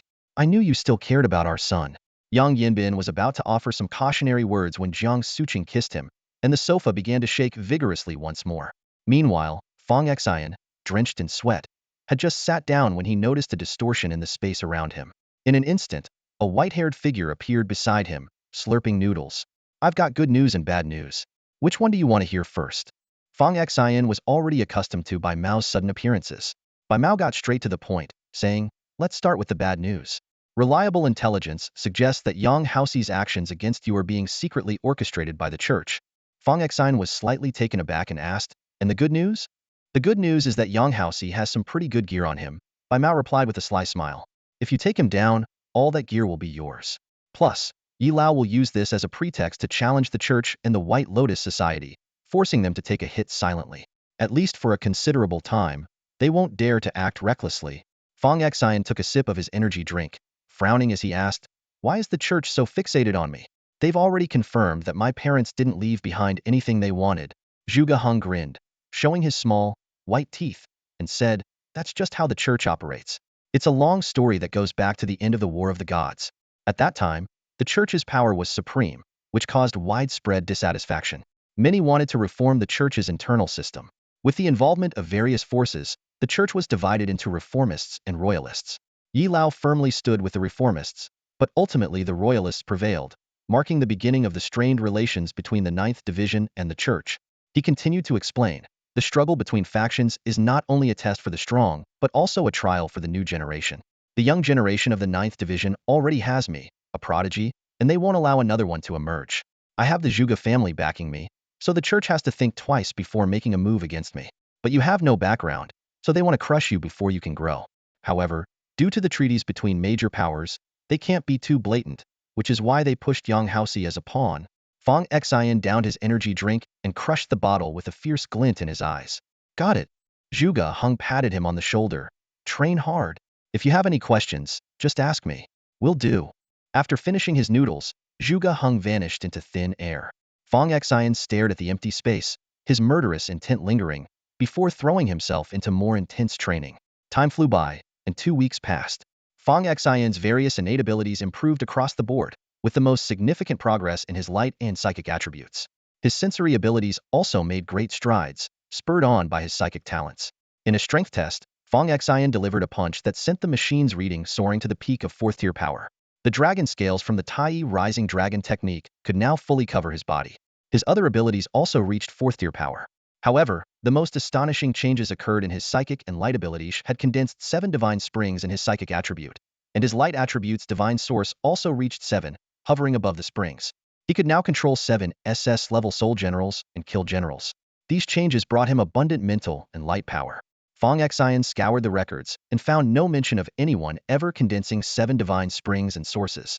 He knew all these anomalies stemmed from the enhancement of his killing talent. This Friday, Fong Xion took some time to research the burial sites of fallen warriors from the War of the Gods. If these warriors hadn't entered reincarnation, summoning them as soul generals would be a good option. However, according to Tiger Guard MO, the exact locations of 2 of the 13 Tiger Guards remained unconfirmed, so Fong Xion decided to recruit these 2 first. He selected a task close to their location from the mission list, planning to find them while completing the mission. Meanwhile, rumors that Yang Haoxi would face Fong Xion in a life-and-death duel were spreading like wildfire. Yang Haoxi's silence spoke volumes. To ensure Yang Haoxi would act, Zhang Chong was deliberately spreading the word every day, fueling the public's curiosity and excitement, effectively putting Yang Haoxi in a difficult position. As a result, Yang Haoxi would have to fight for his reputation, allowing Zhang Chong to achieve his goal by using him as a tool. In the gravity chamber, Fong Xion delivered a punch that registered an astonishing 24,900 kilograms, and he shook his fist with satisfaction. Zhang Xiaocha handed him a water cup, her eyes filled with concern. Brother, the threat from Yang Haoxi is becoming more serious, Zhang Xiaochai said with a grave expression. I've heard he's equipped with many high-level artifacts, all provided by the powerful forces backing him. Fong Xion took a sip of water, his brows furrowed. His artifacts? He exclaimed angrily. Those are clearly my artifacts. I'm not joking, Zhang Xiaochai said urgently. It's said that his family has given him several precious artifacts. Fong Xion retorted furiously. So what if he has power and influence? Taking my artifacts and aiming for my life. Seeing the worry on his sister's face, he changed the subject. I heard that Yang Haoxi's group has been spreading rumors, trying to isolate you from your classmates, forbidding anyone from associating with you? No, I chose to distance myself from them. Zhang Xiaochai shook her head. That's my sister. Fong Xion gave her a thumbs up. Come on, let's grab some food. As they headed to the cafeteria, a voice boomed through the loudspeakers, echoing across Tiandun Academy. Fong Xion, come to the death platform. I challenge you to a duel to the death. Turning towards the voice, they saw Yang Haoxi standing proudly, his eyes filled with malice and ruthlessness. This scene quickly drew the attention of many students, who gathered around. Fong Xion, if you have the guts, come to the death platform. Otherwise, bow down and admit defeat. Yang Haoxi taunted, gesturing provocatively as he stood on the platform behind the field. Throughout the academy, people were paying attention to this unfolding drama. In the dean's office, Su Basing stood by the window with a teacup in hand. Zhuge Heng leisurely played a computer game. Hua Chang was seething with anger, gritting his teeth. If Fong Xion doesn't beat Yang Haoxi to a pulp, I'll do it myself. Sun Bijuan watched the death platform with cold eyes. Nearby, Li Bauer and others were discussing the situation. Yang Haoxi must have brought some excellent gear. Xion might struggle, Shi Tailang said with concern. Zhang Yaozu quickly hushed his pessimism, while Bai Yulin silently prayed for Fong Xion. Among the crowd, Zhang Chong's supporters began jeering. Fong Xion chicken out? Wasn't he arrogant before? If he's scared, he should kneel and apologize to young Master Yang. Under the watchful eyes of everyone, Fong Xion walked towards the death platform. As he passed Zhang Chong, he suddenly slapped him hard across the face. Why did you hit me? Zhang Chong yelled, clutching his swollen cheek. Just passing by, couldn't resist, Fong Xion replied casually. Finally, with all eyes on him, Fong Xion stepped onto the death platform. On the platform of life and death, Fong Xion had just stepped up when a bright light emanated from the center. From this light, an owl emerged, flapping its wings and perching on a stone pillar at the edge, its gaze shifting between Fong Xion and Yang Haoxi. Are you here to sign the life and death duel? The owl asked. Yes. Yang Haoxi grinned widely. The owl then turned to Fong Xion. Fong Xion maintained a calm exterior, though inwardly he was thrilled. Yes. Once the life and death contract is signed, if either party dies during the battle, the other party cannot be held accountable. Are you ready? The owl declared from atop the pillar. I'm ready. Yang Haoxi replied eagerly. I'm ready, Fong Xion replied calmly. With a flap of its wings, the owl conjured 2 contracts before them. Since you have both decided, sign now. The contract will take effect immediately upon signing. Yang Haoxi immediately cut his finger to sign. Fong Xion skimmed through the contract and signed his name as well. They exchanged contracts, completing the signing process. The life and death agreement is now effective. Good luck to both of you. The owl's voice barely faded when Yang Haoxi hurled a mysterious light towards Fong Xion. Upon closer inspection, it was an egg cracking open, releasing dozens of blue-striped ghost-faced spiders, exuding a chilling aura. Wherever the spiders passed, the ground was left with blackened spots. Damn! Sneak attack! That scoundrel Yang Haoxi has no honor. Shi Tailang cursed from the stands. Bai Yulin remarked solemnly, Yang Haoxi has a witchcraft talent. Fortunately, Brother Xion has a psychic talent, which can counter witchcraft. Just as he finished speaking, Yang Haoxi donned a headband-like item. When Fong Xion attempted to use his psychic abilities, he found their effectiveness greatly reduced. Damn, that bastard has a high-tier artifact to evade psychic attacks. At least a tier 10. Shi Tailing frowned deeply. Bai Yulin was about to mention Fong Xion's Beastmaster talent, but he saw that the two wolves Fong Xion had summoned were restrained by a golden bracelet thrown by Yang Haoxi, unable to exert their full power. Damn, Yang Haoxi's family is really willing to spend big. Bai Yulin wanted to say more, but was stopped by Shi Tailing and Zhang Yaozu in unison. Yang Haoxi sneered. Let's see what else you've got. Bring it on. I can block it all. Today, I'll show you that talent alone is worthless without a background. How could you ever hope to beat someone like me, backed by generations of effort? Dozens of blue-striped ghost-faced spiders leaped into the air, their backs emitting a pale blue poisonous mist that enveloped Fong Xion. Fong Xion's figure flickered, and in an instant, he appeared in front of Yang Haoxi. Light like a blade, dragon scales covering his arm, and the dragon fist enhanced by the Tai Rising Dragon technique aimed straight for Yang Haoxi's face. With a close-range strike, Yang Haoxi's face distorted like rubber, his body flying backward. Yet when he landed, the earth-colored aura surrounding him nullified Fong Xion's attack. Yang Haoxi sprang to his feet, rubbed his mouth, and with a sinister smile, pressed his chest, enveloping himself in witchcraft energy. Tier 4 peak combat power. Gasps erupted from the crowd. With energy shielding his body, young Master Yang has reached Tier 4 peak combat power. In the school building, Sun Bijuan, who was knitting a sweater, abruptly stopped, her eyes cold and steely behind her glasses. She turned and quickly walked towards the dean's office. Dean Su Basan was enjoying his tea when the office door was suddenly flung open. Su Bashan's hand shook, spilling tea all over his face and drenching his shirt. Even Bai Mao Zai, who was playing a game, involuntarily twitched his hand for the first time. Seeing Sun Bijuan storming in with a fierce demeanor, Bai Mao Zai, unusually, stood up from his seat. Faced with the formidable reputation of the Abbess Miju, he dared not meet her gaze and felt a pang of guilt after all. He had previously passed Sun's contact information to Shang Tianke. Sister-in-law, what brings you here? Su Basang hurriedly put on a smile and stepped forward to greet her. Sun Bijuan's brows were furrowed as she sternly said, that little guy from the White Lotus Society is hiding a treasure. His power isn't his own. It's borrowed. I can't believe you two didn't notice. Sister-in-law, it's not my fault. It was all Zhuge Heng's arrangement.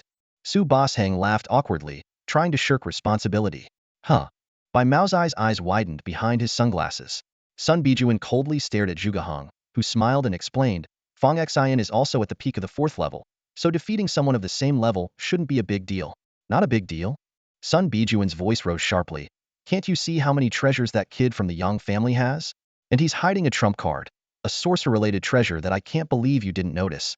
Zhuge Heng forced a flattering smile. Please don't be mad. Fong Xion is tough and can take it. Take it? The Yang kid has a treasure that resists mental attacks, but Fong Xion has nothing to defend against sorcery. What is he supposed to use to protect himself? He has one. Zhuge Heng immediately replied. That guy has a treasure to resist sorcery. It's just that he's embarrassed to use it unless absolutely necessary. What kind of treasure would be embarrassing to use? A very flashy pair of red underpants. Sun Bijuan was momentarily stunned, as if she had just realized something. Outside the life and death stage, the crowd was already in an uproar. When they saw Yang Haoxi shrouded in an aura, exclamations erupted all around. Yang Haoxi is at the peak of the 4th level? No way. Shi Tailong's eyes widened in disbelief. Bai Yulin gritted his teeth. Damn it, having family backing and resource advantages really makes a difference. Li Bauer, who was munching on chips, paused mid-bite, staring blankly at Yang Haoxi for a few seconds before grumbling indignantly, that brat's cheating. Fake underpants brother Zhang Chong, rubbing his swollen cheek, gloated, haha, young Master Yang has reached peak 4th level combat power. How's Fong Xion supposed to win now? Before he could finish, Fong Xion suddenly spread his arms wide, unleashing the Tai Rising Dragon technique with full force, enveloping himself in dragon scales formed by his aura. Holy crap. Brother Xion is also at the peak of the 4th level. This is a real showdown. Zhang Chong held his face, as if slapped by an invisible hand, glaring at Fong Xion with envy and resentment. What good is talent? Young Master Yang's family has provided him with plenty of treasures. Besides, sorcery is so tricky. How's Fong Xion supposed to win? In an instant, Fong Xion closed the distance between himself and Yang Haoxi, launching a flurry of punches like a torrential downpour. This was the true embodiment of the brute force talent, known for its relentless close-quarters assaults that leave no room for the opponent to breathe. However, in a bizarre twist, Yang Haoxi remained unscathed under this furious barrage.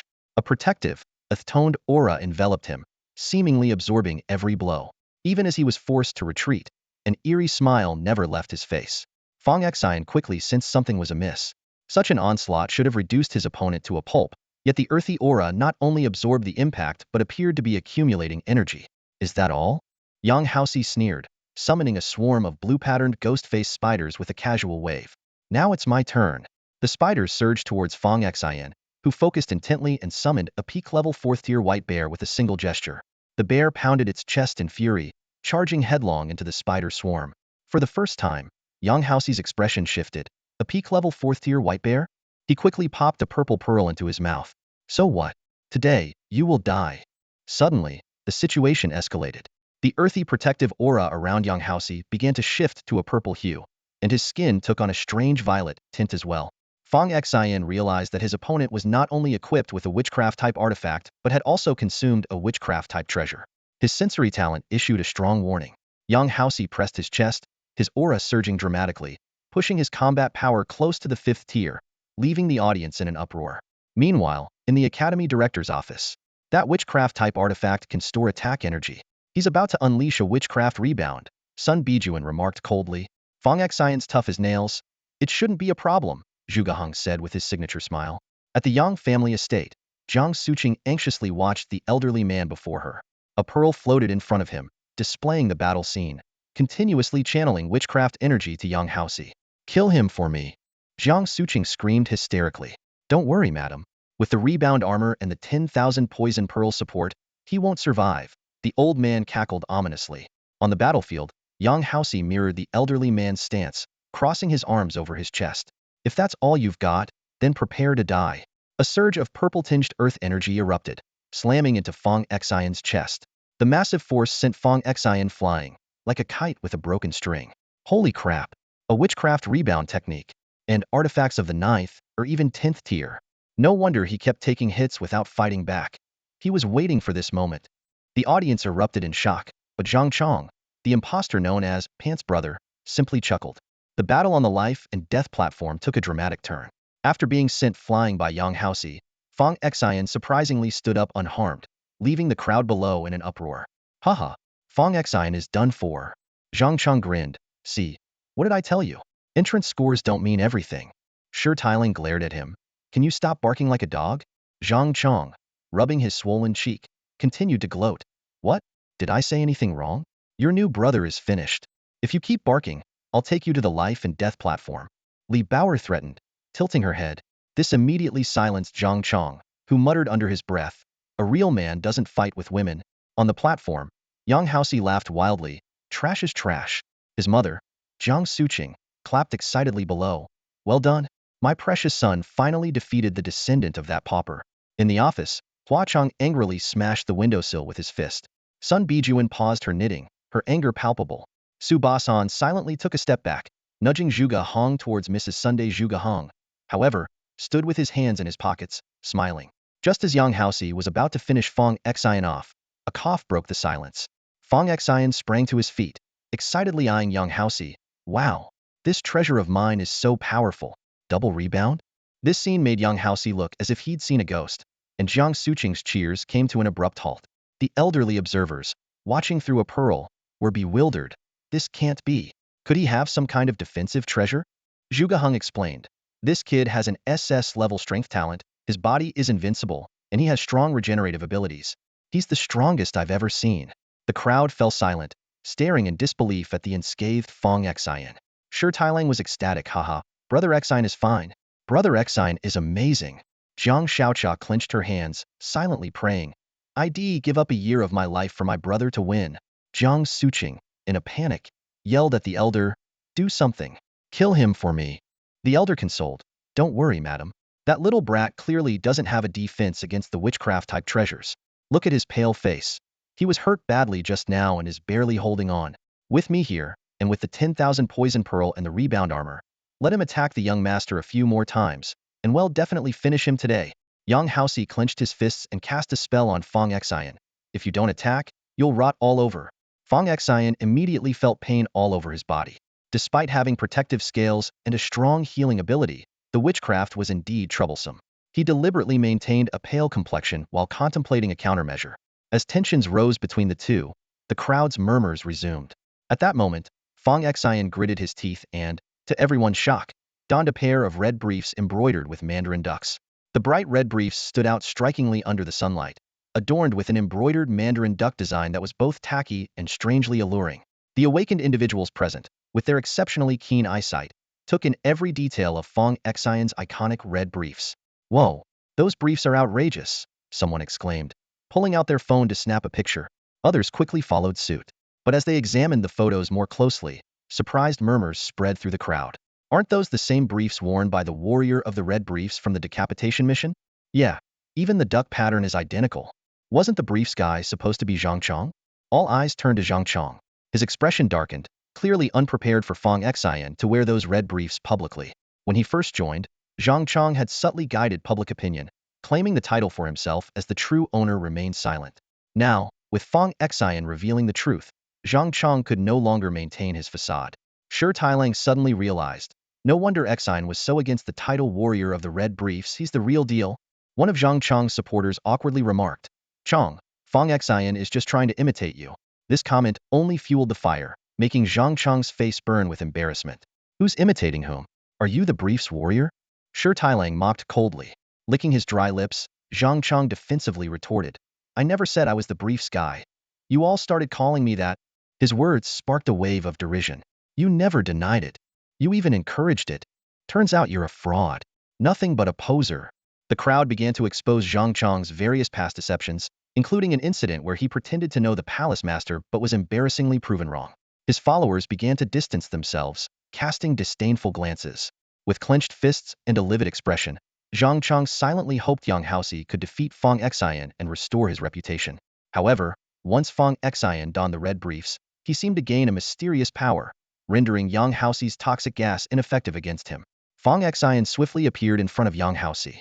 Although his attacks were deflected by Yang Haoxi's voodoo artifact, the power was significantly reduced. Realizing that a frontal assault was not the best approach, Fong Xion knew he had to remove Yang Haoxi's headband, which protected against mental attacks. Harnessing the power of light within him, Fong Xion suddenly vanished, reappearing behind Yang Haoxi. Without hesitation, he tore off the headband along with some hair. Yang Haoxi roared in pain, turning to unleash a cloud of poison, but Fong Xion, clad in his red briefs, stood his ground, firmly gripping Yang Haoxi's jaw. "Look at me, you brat," Fong Xion commanded, unleashing the power of his divine eye. As Yang Haoxi's pupils dilated, Fong Xion braced his opponent's head with his left hand and delivered a series of powerful elbow strikes with his right, leaving Yang Haoxi's face a battered mess. From afar in the Yang family home, Jiang Suqing watched the scene unfold through a floating orb, shrieking and frantically urging the voodoo elder, "Kill him! Kill him!" The elder's eyes gleamed with malice as he channeled voodoo energy into the orb. Sensing a new force entering Yang Haoxi's body, Fong Xion immediately suspected an external connection through an artifact. Without hesitation, he tore open Yang Haoxi's jacket to investigate. The earthy yellow aura around Yang Haoxi came from an old-fashioned vest-like artifact. Without a second thought, Fong Xion stepped forward and swiftly stripped off his outer and inner garments. It was then he discovered a palm-sized talisman stuck to Yang's chest, resembling a patch of dog skin plaster, emitting an eerie yellow glow. Fong Xion tore the talisman off without hesitation. Instantly, the external force that had been flowing into Yang Haoxi's body ceased. He staggered and fell to the ground, blood trickling from the corner of his mouth, yet his eyes still burned with a fierce glare. "Fong Xion, you bastard!" Yang Haoxi roared. "I'm the young master of the Yang family. My grandfather is the vice president of the White Lotus Society, and my uncle holds a high position in the church. This isn't over. They'll have your head by tomorrow." This threat only fueled Fong Xion's murderous intent. He grabbed Yang Haoxi by the ankle and swung him like a rag doll, smashing him violently against the ground. The onlookers watched the brutal display of strength with furrowed brows. Yang Haoxi screamed in pain, feeling the increasing force in Fong Xion's grip, and quickly changed his tactic. "Fong Xion, if you kill me, my mother and the forces backing me won't spare you." This plea did nothing to deter Fong Xion, who only intensified his assault. Yang Haoxi finally felt fear, his voice trembling. "Fong Xion, I was wrong. I truly know I was wrong. Please don't kill me. I'll give you anything you want. You wanted to kill me, and now you're begging for mercy." Fong Xion sneered. Keep mouthing off, and I won't even leave you a complete body. He suddenly hurled Yang Haoxi into the air, delivering a fierce roundhouse kick. Yang flew like a cannonball, crashing heavily into a pillar. Fong Xion immediately closed the distance, his arms clad in aura-formed dragon scales, unleashing a relentless barrage of attacks on Yang Haoxi. In mere seconds, Yang Haoxi was unrecognizable, sliding down the pillar lifeless. Fong Xion's fists were stained with blood, this fight having vented half of the pent-up rage he'd been harboring. The other half was reserved for Huashe. Shaking the blood from his fists, Fong Xion walked expressionlessly to the edge of the combat stage. The crowd below was silent, the murderous aura he exuded stifling any attempt to breathe. Fong Xion raised his hand and pointed at Zhang Chong in the crowd, beckoning with a finger. You, get up here. The moment Fong Xion pointed at Zhang Chong, an overwhelming sense of fear surged through him. The gruesome image of Yang Haoxi's tragic death was still fresh in his mind, serving as a stark reminder of the terrifying power possessed by those with strength-based abilities. Being called out by Fong Xion to face him on the life-and-death platform, Zhang Chong felt his legs go weak, cold sweat trickling down his back, and even his bladder contracting uncontrollably. Chong, Fong Xion is calling you, came the jeering voice from the crowd around him. Zhang Chong turned stiffly, noticing that those who once followed him now wore amused smiles as they watched the scene unfold. Their gaze made him feel as if the sky was collapsing around him. Zhang Chong had always enjoyed belittling others to elevate himself, often targeting Fong Xion to assert his presence. Yet he never imagined that the stepping stone he carefully chose would turn around and push him into a corner. Oi, Zhang Chong, Xion is calling you. Did you leave your ears back in the dorm? Shouted Shi Tailang, the chubby boy, with a tone full of schadenfreude. Zhang Chong opened his mouth, but it was as if an invisible hand was gripping his throat, rendering him speechless. He stared blankly at Fong Xion, who stood on the platform with a cold, unyielding demeanor, feeling on the verge of collapse. Get up here. Fong Xion commanded again, his voice carrying an undeniable authority. Xion, I know I was wrong. Zhang Chong finally found his voice, his facial muscles twitching uncontrollably. I shouldn't have targeted you. Please, show mercy and forgive me. I won't dare again. Shi Tailang, seeing this, was even more gleeful. Zhang Chong, do you think an apology will suffice? You've been picking on our Xion all the time, even impersonating him. The rules of the life and death platform are clear. If you don't accept the challenge, you must follow the victor's commands for the next month. Zhang Chong gritted his teeth, deflated like a punctured balloon. For the next month, I'll do whatever Xion says. If Xion asks me to go east, I'll go east. At that moment, Bai Maozi patted Fong Xion on the shoulder and retrieved the sticky object. Zhuge Heng took it and explained, this is just a part of a treasure artifact. It's useless to you, but it's good evidence, and I'm going to use it to stir things up with the White Lotus Society and the church. With that, he suspended the object in the air, reaching into the void with one hand.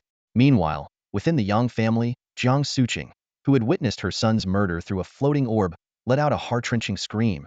Give me back my precious son. Didn't you say you could kill that little brat? She clawed desperately at the face of the old man skilled in witchcraft. He was my only beloved child, and you got him killed. You and Fong Xion will pay with your lives for my son's death. The old man, enduring the pain on his face, replied in a deep voice, Madam, the young master's cheating has been exposed. Tian Shield Academy will definitely pursue this. We need a plan. I don't care about any plans.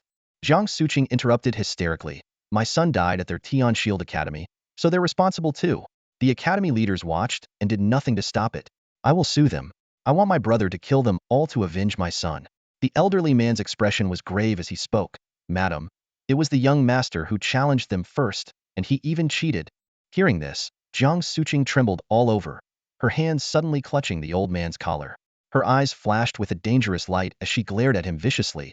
If you don't tell, and I don't tell, who will know? You have to die. Only after you're dead can I justifiably go to Tiandun Academy to demand an explanation for my son. The old man's face changed drastically, about to speak.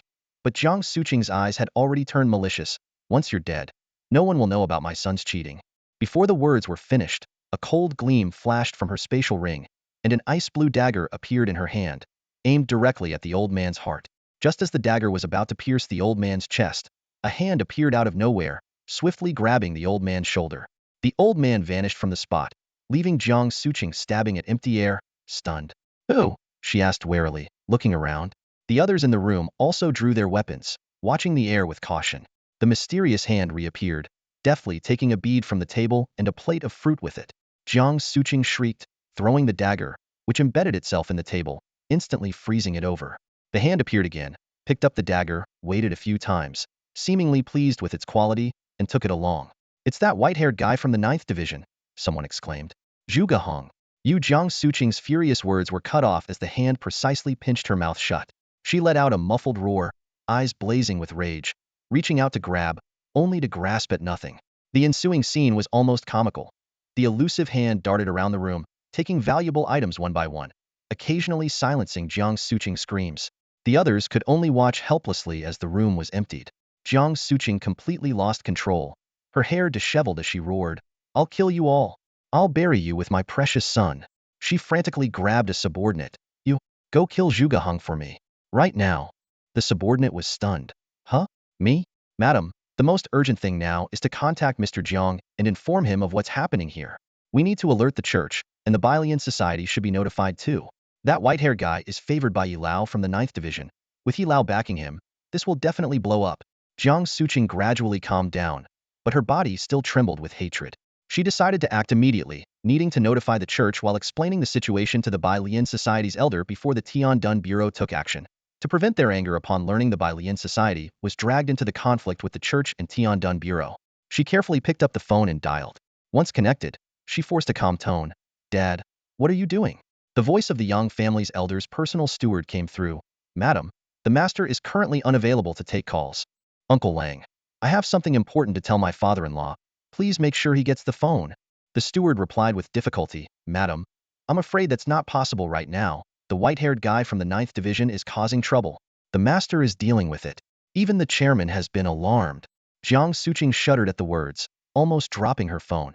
On the other end, Uncle Lang fell silent for a moment before speaking in a grave tone. "The old master is aware of everything now and is furious. You should prepare yourself for the consequences." The call abruptly ended. Her legs went weak, and she stumbled towards the door, colliding with her husband, Yang Yinbin, who had just come in. "Yinbin, our son is dead," she cried out, preempting his anger. Yang Yinbin's face twitched, and his fingers trembled as he pointed into the air. "I warned you not to get involved in the conflict between those two powerful groups. Now look what's happened. Not only have you been used as a pawn, but that street thug from the ninth section barged into the White Lotus Society's headquarters, causing a commotion and alerting the leader." He took a deep breath and continued. "The person behind the ninth section is a ruthless figure, carved out of bloodshed, climbing to his position over a mountain of corpses. Once he strikes, he will stop at nothing to destroy your entire family." Wiping her tears, Jiang Suqing argued, "My brother is part of the church. Even if the ninth section wants to act, they have to think twice." "The church?" Yang Yinbin suppressed his fury, his fingers trembling violently. "The church may be powerful, but do you know how many people have long harbored resentment against it? The one from the ninth section is just waiting to take a bite out of the church. After the failure of the reformist faction, how many heroes were purged? Taishu Xiong of the White Robe Army, Chang Huchen of the Tianqian Army, Li Yuanying of the Mabe White Phoenix Camp. All these figures who achieved great feats during the chaos of the gods were purged. Yet, the one from the ninth section, a staunch reformist, remains unscathed. Doesn't that tell you something? Why are you yelling at me?" Jiang Suqing wiped her tears again. "Our child is dead, and as a father, you don't feel any pain? What am I to you? A tool for your desires, or a means to connect with the church?" Yang Yinbin sighed, gently holding his wife's shoulders and wiping away her tears. "Suqing, let's end this here. I'll bring Housie's body back for a proper burial. We can't continue being pawns in others' battles. The most important thing now is to confess to the old master and ask for his help to protect us. What about avenging my son?" Jiang Suqing looked up at her husband with hatred in her eyes. "If you, as his father, won't seek revenge, I will as his mother. Even if it means dying, I will avenge my precious son. He was a part of me, my very life." Just as Yang Yinbin was about to console her, hurried footsteps approached from outside. A middle-aged man stood at the door, hands at his sides. "Sir, madam, the leader has personally ordered you to go to the White Lotus Society's headquarters immediately." The leader bypassed the old master to deliver this message? Yang Yinbin was taken aback. "Yes," the middle-aged man replied sternly. "The person from the ninth section threatened to destroy the White Lotus Society's headquarters if he doesn't get an explanation. He has the transfer order from Elder Yi of the ninth section and has brought 2 groups, ready to act at any moment." Yang Yinbin's face turned deathly pale, and Jiang Suqing was filled with panic, clutching her husband's arm tightly. "What do we do, honey?" Yang Yinbin frowned deeply, a look of despair on his face. as he turned to the middle-aged man at the door. A lie? Did the old master say anything? The old master said that once you reach the headquarters, you have to kneel all the way from the mountain gate. A lie paused. He also said you should be prepared mentally. While you may escape death, punishment is inevitable, and even shedding a layer of skin would be considered light. The couple turned ashen, their faces as white as paper, as if they could already see the impending punishment. On the platform of life and death, Fong Xion retrieved the dragon confinement bracelet that had trapped two wolves, pondering its effectiveness against beast-taming abilities. He picked up the 1,000 poison pearl from Yang Haoxi's mouth, a high-grade artifact capable of launching poisonous attacks and defending against toxic gases. However, the thought of it having been in someone's mouth made him uneasy, so he carefully wiped it several times before storing it in his spatial ring. Among the spoils of battle, besides the mental defense headband, the most eye-catching item was an unassuming old-style vest. This vest was actually a powerful piece of reflective armor. It not only deflected enemy attacks back at them, but also accumulated damage over time to unleash a powerful counterattack at a critical moment. Among all the captured equipment, the dragon restraining bracelet was a 7th-grade artifact, while the 10,000 poison bead and the headband were 9th-grade artifacts. Surprisingly, this inconspicuous reflective vest was a rare 10th-grade artifact. In Yang Haoxi's spatial ring, there were numerous miscellaneous items. Although it contained a few artifacts, none matched the quality of the equipment just acquired. Notably, this wealthy young man carried several million in cash, a sum considerable yet not even a fraction of what Fong Xion casually carried. Fong Xion nonchalantly organized the equipment. Nearby, Zhuge Heng reached into the void and pulled out a panicked elder. He then mysteriously retrieved some benefits from the void, flashed his signature bright smile, and disappeared with the startled old man in front of everyone. Fong Xion turned to Jiang Shaocha, gently flicked her forehead, and said warmly, "It's all good now. Here, this is for you." He handed her Yang Haoxi's spatial ring, which contained not only cash but also items like an invisibility cloak, a revolver, a headscarf, a scarecrow, a human skin drum, and the 10,000 poison bead. "Brother, if you give these to me, what will you use?" Jiang Shaocha asked in surprise. "I'll use something even better, of course," Fong Xion replied with a smile. Considering his higher battle frequency and greater strength, he decided to give the lower-grade equipment to Jiang Shaocha, keeping a few high-grade artifacts for himself. Jiang Shaocha silently accepted the gift. The thrilling life-and-death battle silenced those who had once been incited by Zhang Chang to boast that they could surpass Fong Xion. Shi Tailang and others gathered around, while Li Bauer munched on chips and looked up to praise. "Brother Xion, you're awesome." "Fong Xion, my grandpa said he would like to invite you over to our house when you have time. He wants to meet you." Fong Xion was momentarily taken aback when Li Bauer mentioned that her grandfather wanted to meet him. Considering the old man from the Li family had once lent a helping hand and possessed incredible power, it was indeed appropriate to pay a visit and express his gratitude. He agreed without hesitation. Shi Tailang, standing nearby, curiously asked, "Bauer, when those people from the church came to cause trouble, they called your grandpa a deputy commander. Which unit is he a deputy commander of?" Zhang Yaozu immediately nudged Shi Tailang with his elbow. "How shameless of you to say our grandpa. Is he your grandpa?" "He's mine and Bauer's grandpa." Li Bauer gently replied, "Let's not talk about the commander stuff. It's better for everyone." The group understood and knew that some things were better left unasked. After sending a message to her grandfather, Li Bauer relayed to Fong Xion, "My grandpa said after the midterm exams, if you have time, you can come over to our house. Is that okay, Xiongua?" Fong Xion thought about meeting Chu Xinyao's father after the midterms, but since he had ample time, he could visit during the holidays. "Let's go on the day of the holiday. Will the old man be available?"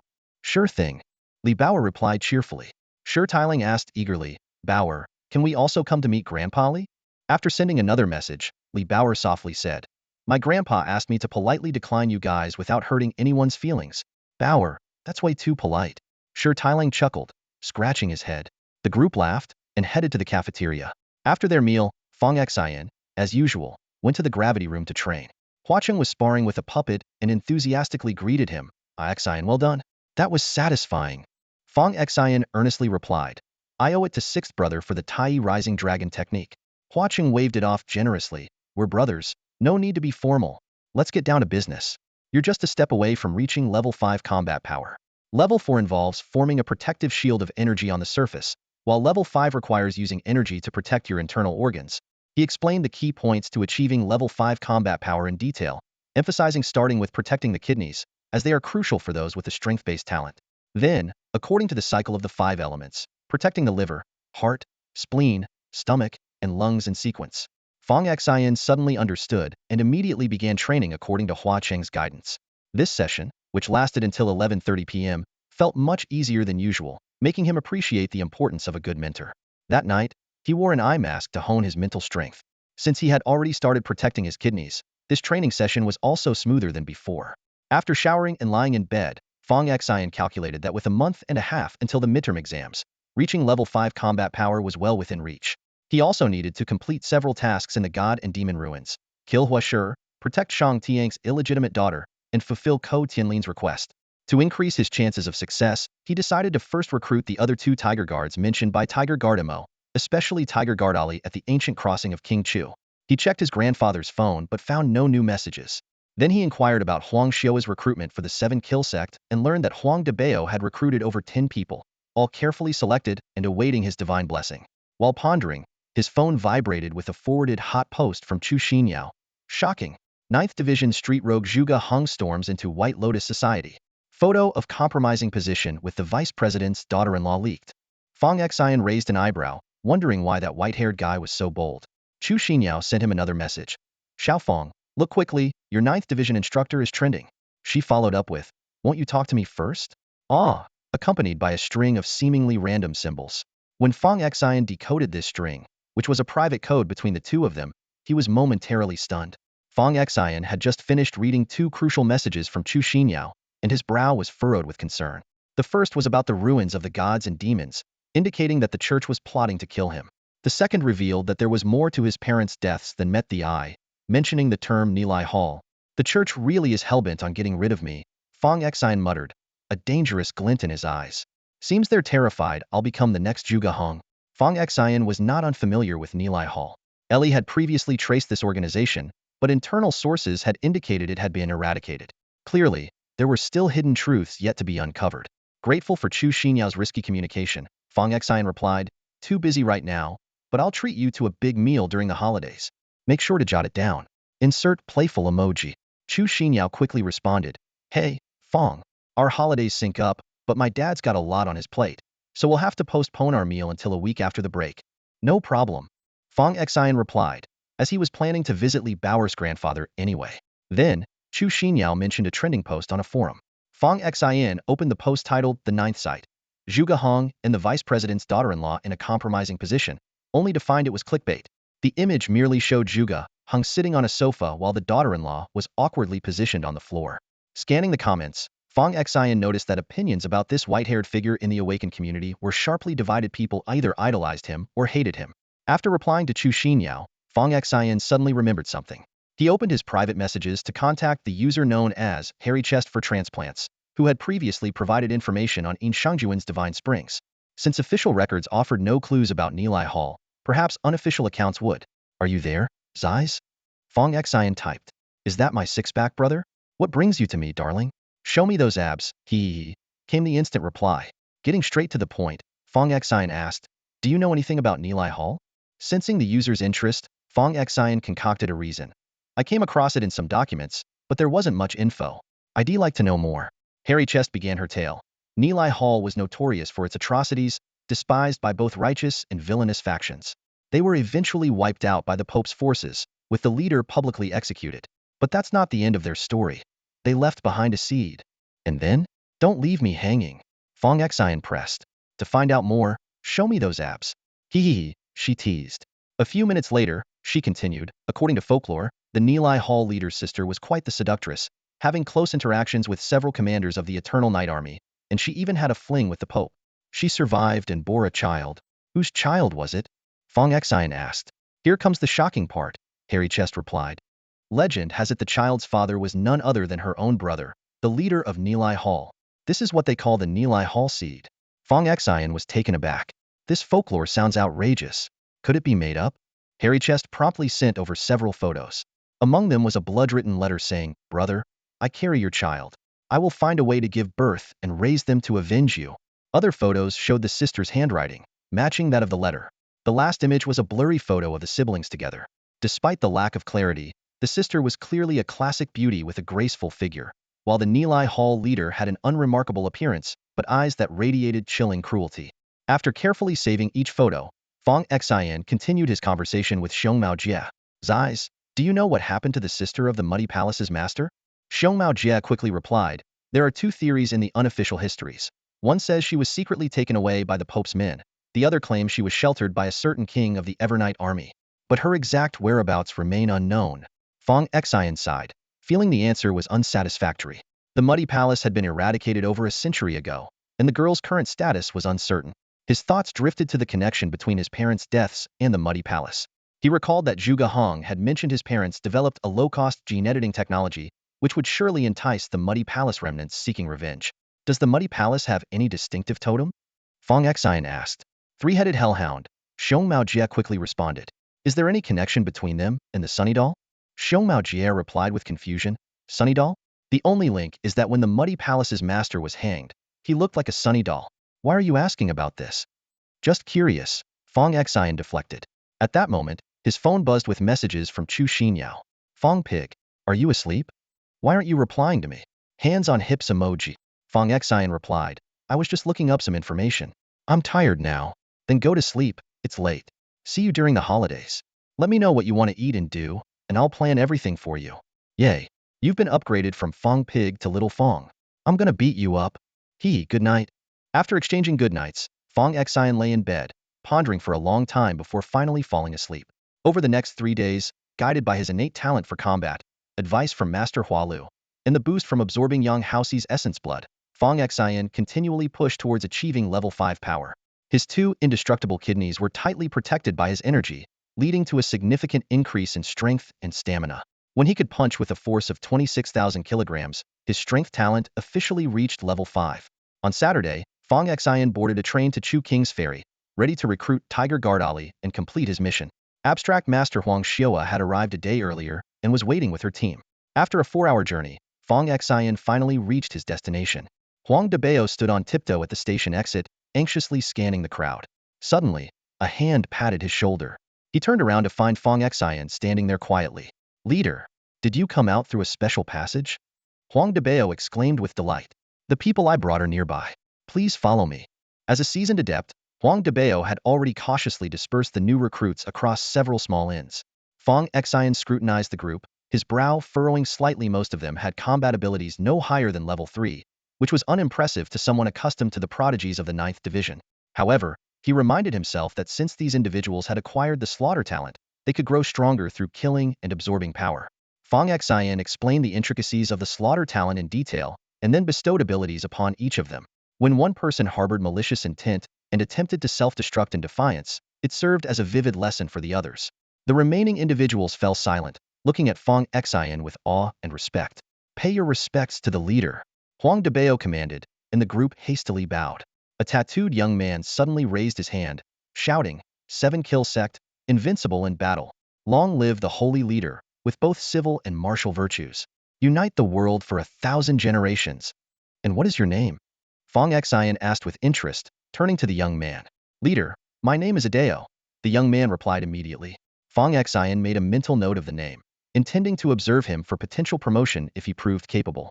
After discussing their future plans with Huang, opting for a cautious approach to build strength before revealing their power, Fong Xion checked the time and decided to follow Hu Weimo's suggestion to summon Hu Wei Ali. As they were about to venture to the realm of gods and demons, having an additional Hu Wei would increase their chances of success. Upon arriving at the Chu King Ferry, the scene was desolate. Tall reeds swayed in the wind with a rustling sound. The wind chimes on the old wooden houses rang softly, as if whispering tales of bygone days. Hu Weimo floated beside the ferry, murmuring, the Chu River remains, but old friends are gone. The commander often spoke of faces unknown, as peach blossoms still smile in spring breeze. Now I finally understand. Fong Xion raised his hand to cast a spell, symbols forming a circle of blood suspended in midair. He reached into the circle and declared loudly, in the name of my slaughter, I summon the spirits from all directions to appear. After a moment of silence, a fierce wind arose, flattening the reeds. A delicate hand clasped Fong Xion's fingers, followed by a melodious female voice. Who calls upon me? With a gentle tug, Fong Xion brought forth a golden-haired woman from the circle. She wore a floral crown, her features exquisite, clad in a long gown of white and blue with wide sleeves, her golden waist sash highlighting her perfect figure. She lightly stepped on the water's surface, gracefully floating, surrounded by a holy radiance. Ali, Hu Weimo called out. Brother Imo. Ali turned, her eyes sparkling with joy. She then looked at Fong Xion. placing their still-clasped hands over her heart, solemnly pledging, "I am reborn by this summons. Ali swears to serve my master unto death." Very good. Fong Xion beamed with genuine delight. Upon inquiry, he learned that Ali possessed dual S-level talents in archery and psychic abilities, having reached a peak combat strength of level 11 in her prime. Ali studied Fong Xion carefully. Does the master bear the surname Fong, as in square? Yes. Why do you ask? Ali pondered. The great commander Taishu Xiong once had an old friend. I see his shadow in you, master. Might you know of Fong Qingdi, the foremost of the 4 divine generals of the Shin court? Fong Xion froze for a moment, his heart skipping a beat when he heard Ali mention Fong Qingdi. Are you really the grandson of Fong Qingdi? Ali asked with a look of surprise. You think I'm pretending to be his grandson? Fong Xion replied with a hint of humor. Ali smiled slightly. No wonder you're so strong. She paused before continuing. The relationship between Commander Taishu Xiong and your grandfather was as close as that of Boya and Ziki. Is Commander Taishu Xiong still alive?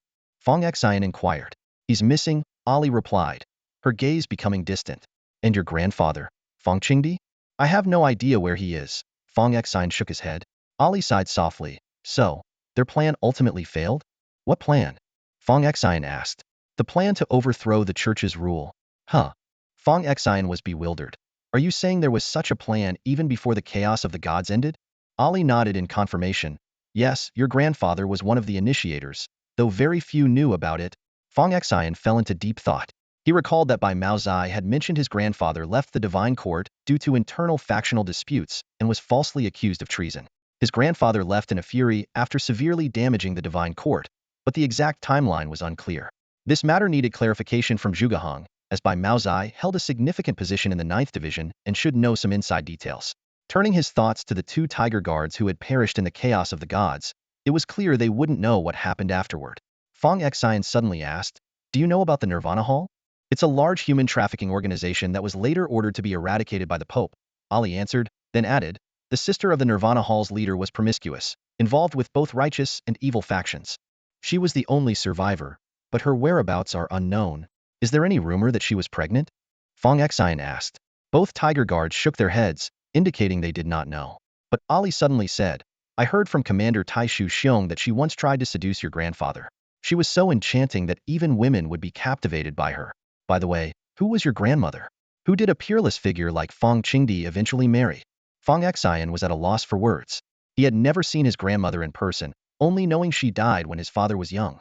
His only impression of her was from a photo not stunningly beautiful, but gentle and charming. Hearing about his grandfather's involvement with the sister of the Nirvana Hall's leader stirred strange thoughts in Fong Xion's mind. The clues about the Nirvana Hall remained incomplete, and the truth behind his parents' murder was still shrouded in mystery. Realizing the time, he noted that he would return to school tomorrow. If he left now for Guyuan Ridge, he could still recruit another Tiger Guard, Zhan. Strengthening himself was the priority. According to the Tiger Guard MO, Zhan ranked 3rd in combat strength among the 13 Tiger Guards. After securing 2 S-level Soul Generals, Fong Xion pondered. Finding an SS-level Soul General was extremely challenging, but he recalled sensing that there might be surprises in the divine relics when he awakened his summoning talent. He bought a ticket to Guyuan Ridge and arrived at his destination around 4 in the morning. The night was dark, with only a few scattered stars lazily twinkling.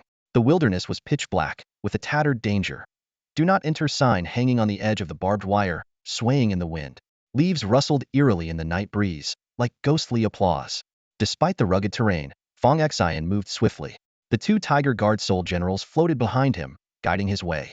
In the distance, amid the wild landscape, weathered wooden grave markers stood on scattered mounds of earth, their inscriptions long faded. Fong Xion suddenly stopped and retracted the 2 Soul Generals. A few meters away, beside a large rock, a young monk with a handsome face was contentedly gnawing on a pig's trotter, a blissful smile on his face. Hearing footsteps behind him, the young monk froze, hastily stuffing the half-eaten pork trotter into his tattered cloth bag. He spun around quickly, facing the direction of the sound, and met Fong Xion's scrutinizing gaze. What are you doing here? Fong Xion asked. The young monk licked the oily residue from his lips and replied earnestly, practicing my spiritual discipline. Pork trotters through the gut, Buddha in the heart, right? Fong Xion chuckled lightly. The young monk eyed Fong Xion, a hint of mischief in his gaze. Do you know me? Do you know which temple I'm from? No, I don't. I have no idea. Immediately, the young monk put his hands on his hips, puffing up with arrogance. Then I'll eat it. What can you do about it? Go report me to the abbot. Go ahead. Unperturbed, Fong Xion pulled out a device, scanning the young monk. From Shinkong Temple, huh? Secular name Chun Puti, Dharma name Yaoning. Eh. The young monk's expression froze, eyes wide with panic. Oh no. Officer. Brother. I was wrong. I admit my voice was a bit loud just now. Please be generous and let it slide, he pleaded, pulling another whole pork trotter from his bag and offering it with a fawning smile. How about it? Would you like a pork trotter too? Fong Xion took the pork trotter, looking at him with a bemused expression. You came all the way out here in the middle of the night to eat pork trotters? Meowning immediately straightened up and said seriously, Ah, you've misunderstood, good sir. I came here to guide lost souls and follow some evildoers I was tracking, to enlighten them. In simple terms, I'm here to earn merits. Just then, dozens of lights suddenly appeared at the other end of the wild burial ground. They were a swarm of mutated fireflies, their glowing wings illuminating a 3-meter radius. In this eerie glow, dozens of figures swiftly darted by. Leading them was a young man covered in blood, carrying an unconscious little girl on his back. Dozens of pursuers were relentlessly chasing, attacking with a playful malice. They weren't aiming to kill, merely to make the young man stumble. With one misstep, the girl was thrown from his back, but he quickly scrambled to his feet, cradling her as he continued to flee for their lives. At the head of the pursuers was a young couple. The man wore a pink designer suit, a playful smile on his face. Xiao Wu, do you really think you can escape? Zhao Shuo, a young man in a pink suit, advanced menacingly towards the disheveled Xiao Wu, hands casually tucked in his pockets. With a nonchalant gesture, he sent pebbles from the ground soaring into the air, pelting Xiao Wu like a humiliating rain. Xiao Wu clutched his pale-faced younger sister, Xiao Yu, tightly. Yuer, please wake up. The little girl, eyes brimming with tears, weakly murmured, Brother, it hurts. Trembling with rage, Xiao Wu turned to face Zhao Shuo. Zhao Shu, I've already given you everything you wanted. What more do you want? Hand over your sister, and I'll let you go, Zhao Shuo replied, a mocking smile playing on his lips. Never. Xiao Wu roared. Zhao Shuo, is your family devoid of humanity? When your father was down and out, it was my father who helped him back on his feet. Now that my father is gone, you not only seize all our assets but also want to eradicate us completely. Do you have any conscience? Zhao Shuo shrugged indifferently. Whose fault is that? Your father brought it on himself. He helped us just because we asked? Isn't that pathetic? These words infuriated Xiao Wu further, his eyes blazing with anger. My father must have been blind to help such ungrateful beasts like you. Zhao Shuo wrapped his arm around the waist of a woman beside him, who nestled against him coquettishly. She was once Xiao Wu's lover, now cozying up to his enemy. Clutching his sister tightly, Xiao Wu concentrated energy into his legs and leaped, attempting to flee. Zhao Shuo's eyes glinted with mockery. Right here will do. It's a perfect graveyard, with plenty of restless spirits to keep you company. As Zhao Shuo waved his arm, huge rocks rose from the ground and rained down like meteors. Xiao Wu couldn't dodge in time and was struck by a boulder, his protective shield shattering instantly. He spat blood as he crashed to the ground, landing several meters away from Fong Xion. Fong Xion observed silently from behind a large rock. His scanner revealed that although Xiao Wu only had a combat level of rank 3, he possessed a rare level talent. Watching this young man burdened with a vendetta and caring for his sister, Fong Xion pondered deeply.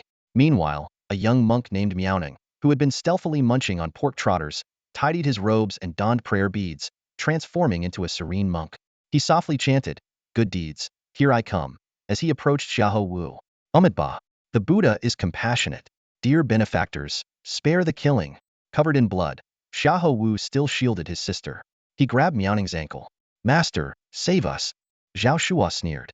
You meddlesome bald monk. He commanded the rocks and branches around to attack the young monk. With a gentle smile, Miaoning pulled a candlestick from his bag and blew on it softly, igniting a glow. A beam of light coalesced into a protective shield in midair, enveloping the siblings Miao Nong and Xiao Wu. The massive rocks and tree trunks that flew towards them were deflected, crashing to the ground. Zhao Shuo's eyes blazed with menace. Get him, he barked. Behind him, a burly man pressed his hands to the ground, summoning 2 enormous earthen hands that reached for Miao Nong and his companions. But just as the hands closed in, they cracked open, golden light seeping through the fissures. Standing amidst the candlelight, Miao Nong maintained a solemn expression. Dear benefactors, refrain from all evil and do all that is good. Though blessings may not yet come to those who do good, calamities have already been averted. While those who do evil may not yet meet disaster, their blessings have already departed. Shut up, you bald monk. I hate your kind the most. Kill him. Zhao Shua's narrow eyes flashed with murderous intent.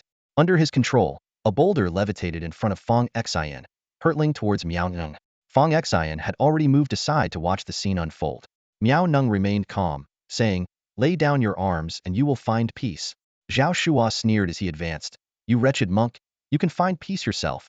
The boulders continued to rain down, causing the shield to tremble and nearly shatter.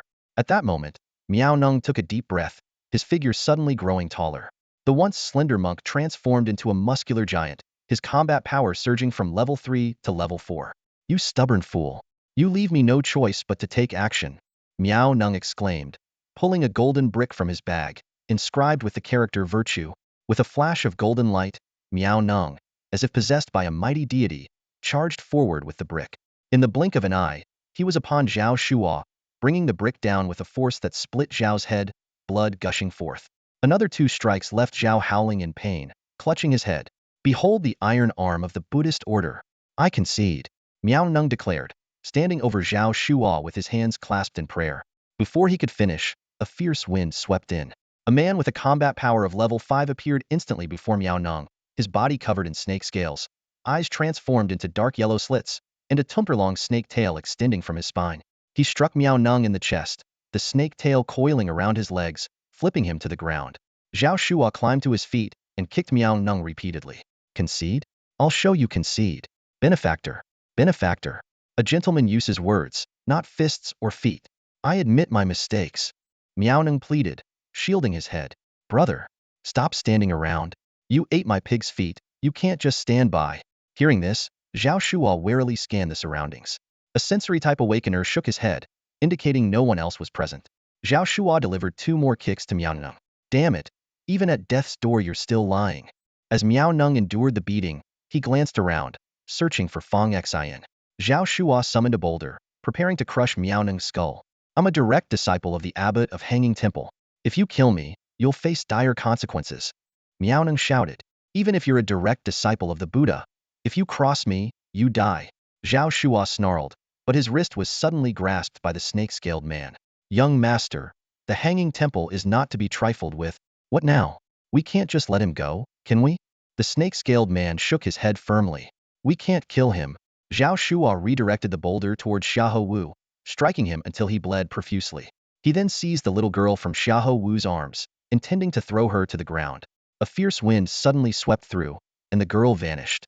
The crowd looked around in alarm, spotting a shadowy figure standing not far away. As shards of rock sliced through the air towards the figure, Fong Xion tilted his head slightly to dodge them. The glow of fireflies illuminated his youthful face. "Uncle Qin, Xiahou, you cannot be taken away. I'm really mad now. We can't kill this monk, but can we kill this interloper?" Zhao Shua said in a low voice. The snake-scaled man fixed his gaze on Fong Xion, revealing his fangs, his tongue flicking out like a serpent's. "Trying to escape? Did I give you permission?" Fong Xion cast a calm glance, locking eyes with the snake-scaled man's yellow, slit pupils. In the next moment, a thick snake tail whipped towards him.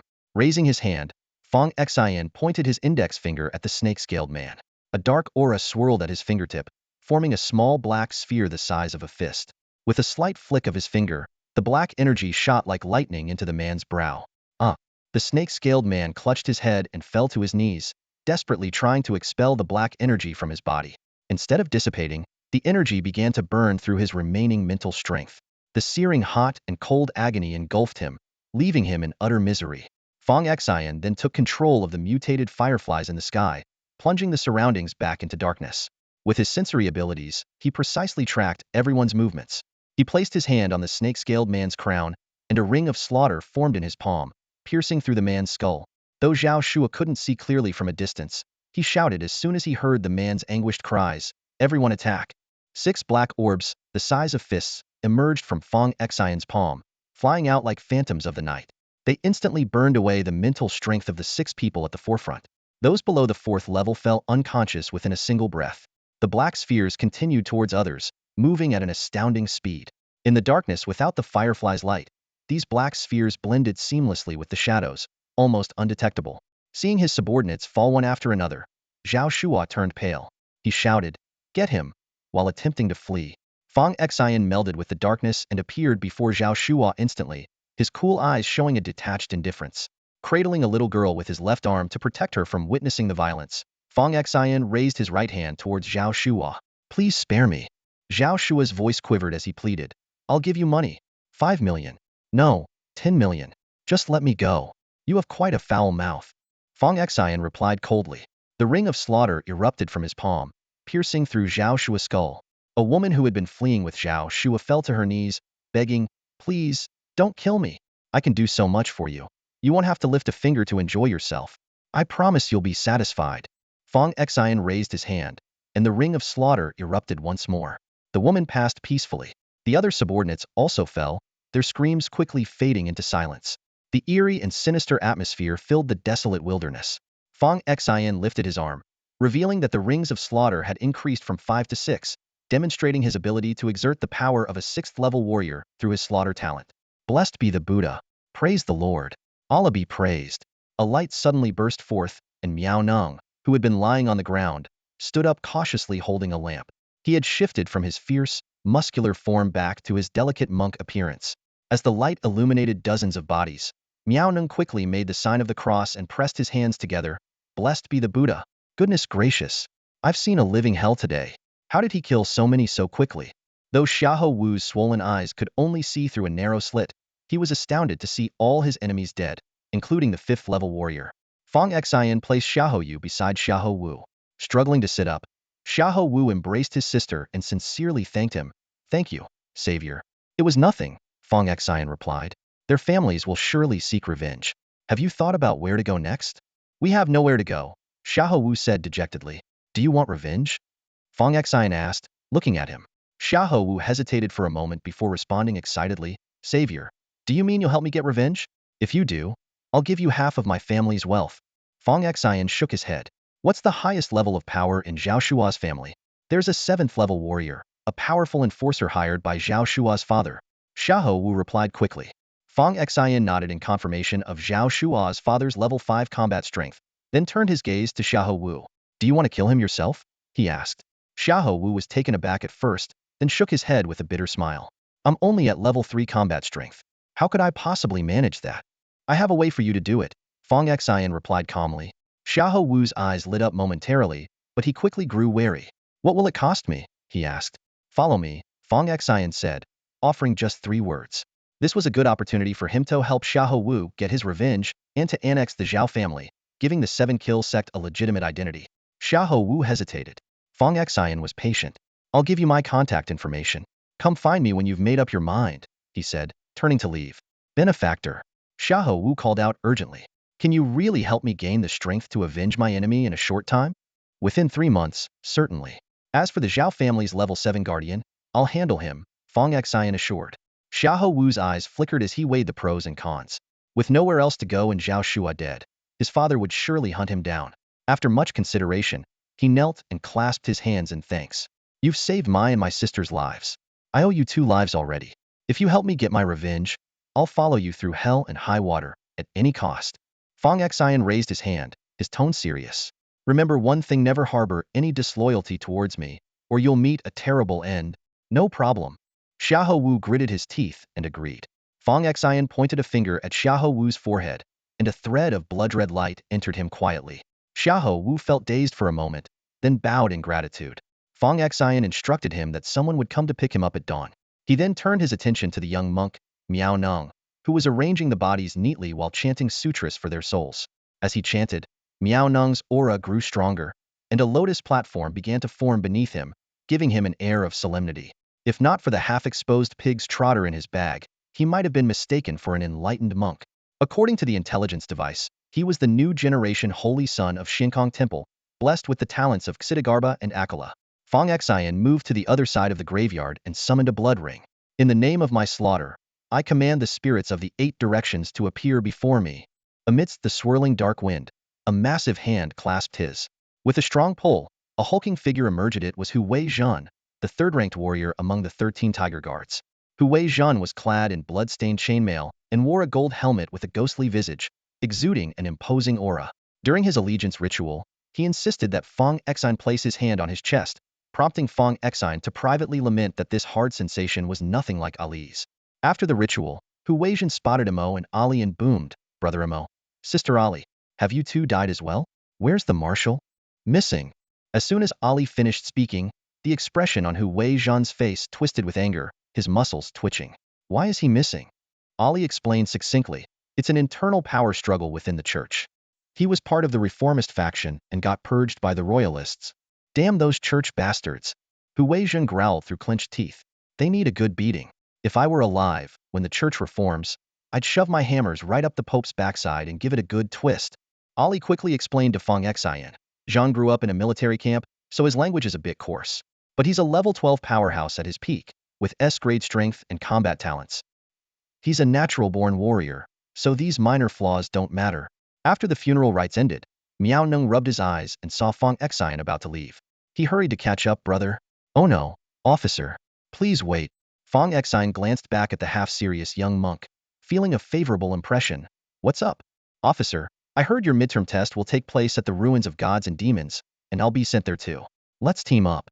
"No need." Unwilling to give up, Miao Nung caught up and clung to Fong Xion's arm, his round face full of anticipation. "Big brother, I sense a strong killing intent in you. That place is lawless. Everyone will be in a frenzy. You're bound to go on a rampage, but killing brings karma. Take me with you. You handle the fighting, and I'll perform the rites. No karma for you, and I earn merit." "It's perfect." Fong Xion chuckled. "Doesn't Buddhism emphasize destiny? If fate allows, we'll meet inside." "Brother, let's reintroduce ourselves. My secular name is Chun Puti, and my monastic name is Miaonung." This time, Fong Xion didn't use an alias. "Fong Xion." "Great, Brother Xion. It's settled then. If we run into each other inside, we'll team up. You kill, I bury. You take the resources, I earn merit. Deal." After leaving Gu Yuan Ridge, Fong Xion entrusted the siblings Xiahou Wu and his sister to Huang Debao's care, then returned directly to Tiandun Academy. Upon arriving at the academy to report to Sister Xiao Lu, and preparing to rest in his dorm, he noticed a hint of pity in Sister Xiao Lu's eyes. "What's wrong, Sister Xiao Lu?" Just as she was about to speak, the space around them distorted, and Bai Mao Zai appeared next to Fong Xion. With an unusually serious expression, he placed a hand on Fong Xion's shoulder. "Come with me." In a dizzying whirl, Fong Xion found himself in the morgue. In the center of the room was a bed, upon which lay a body covered with a white sheet. Cheng Bingqing and the dean, Su Basan, stood nearby, looking at Fong Xion with sympathy. "Take a look," Zhuge Hong said softly. Fong Xion slowly lifted the white sheet, and when he saw the person beneath, his hand began to tremble violently. Fong Xion's hand trembled slightly as he stared at the familiar yet pale face before him. His mind went blank, and he stood frozen, unable to comprehend the reality in front of him. He leaned closer to confirm once more, then anxiously ran his fingers through his hair, overwhelmed by a torrent of emotions. As he pulled down the white cloth, revealing the fist-sized, gaping wound in the chest of the corpse, his eyes flared with a fierce, murderous intent. Su Basan sighed and gently placed a warm hand on Fong Xion's shoulder, wanting to offer some words of comfort, but realized that nothing he could say would suffice. Nearby, Zhuge Hong silently observed, thinking to himself, "If you need to cry, just cry." Fong Xion bent down, gently tidying his aunt's disheveled hair. He placed his hand on Fong Huilan's forehead, beginning to sense her final moments. The scene gradually became clear in his mind. It was a stormy night when a group of people in raincoats broke into his aunt's home. Their movements revealed uniforms, and a badge with an eye symbol was pinned to their chests.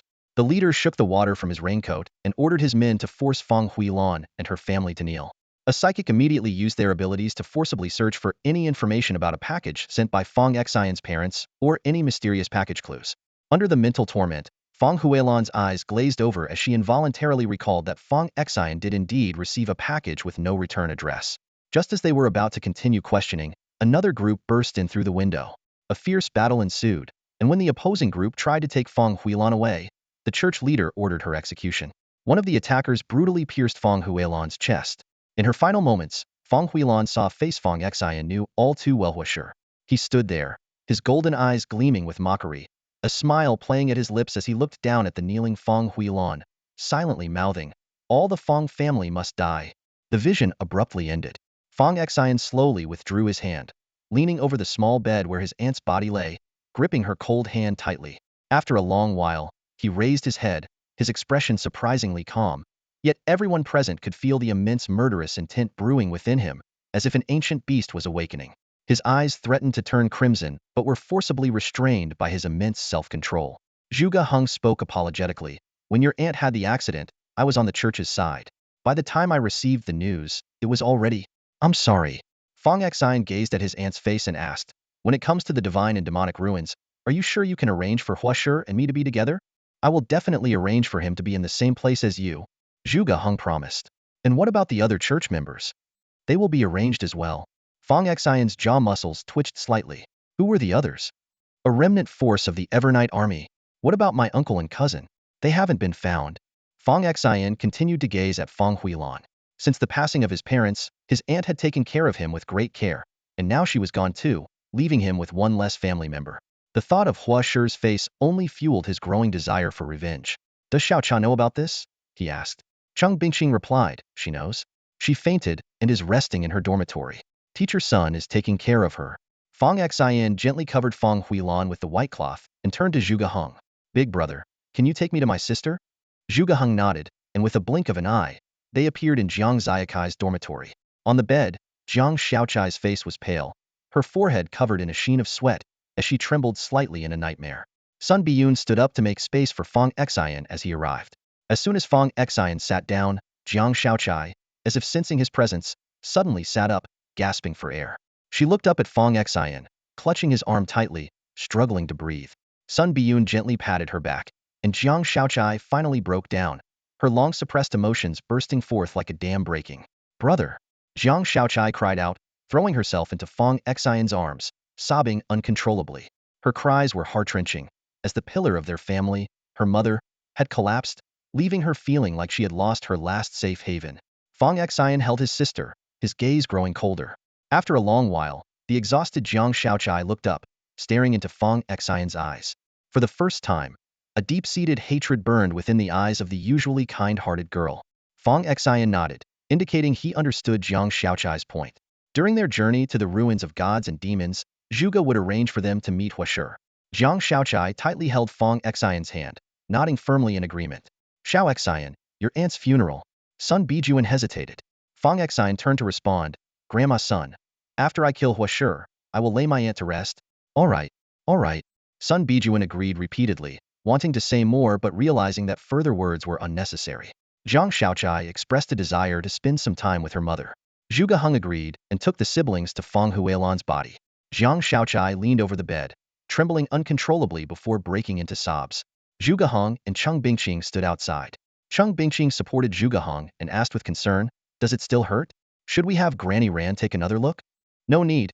A few days of rest will suffice. Zhuge Heng shook his head. I need to leave now. Please tell Fong Xian that I had to go. With tears in her eyes, Cheng Bingqing choked up, teach those bastards a lesson. Before she could finish, Zhuge Heng had already vanished. Fong Xian exited the room and saw Cheng Bingqing leaning against the wall. Teacher Cheng. Cheng Bingqing snapped back to reality. Heading back? Seeing Fong Xian nod, she explained, after your aunt's incident, Zhuge rushed to the church's Red Lotus district branch, killed their second-in-command, and severely injured their leader. The Pope intervened and critically injured Zhuge. If it weren't for Master Yi arriving in time... She left her sentence unfinished, but Fong Xian understood and silently noted the favor in his heart. As he was about to leave, Su Boxian caught up with him. Fong Xian, wait, I have something to say. What is it, Dean? Su Boxian approached and explained. Xiao Cheng retrieved your aunt's final memories.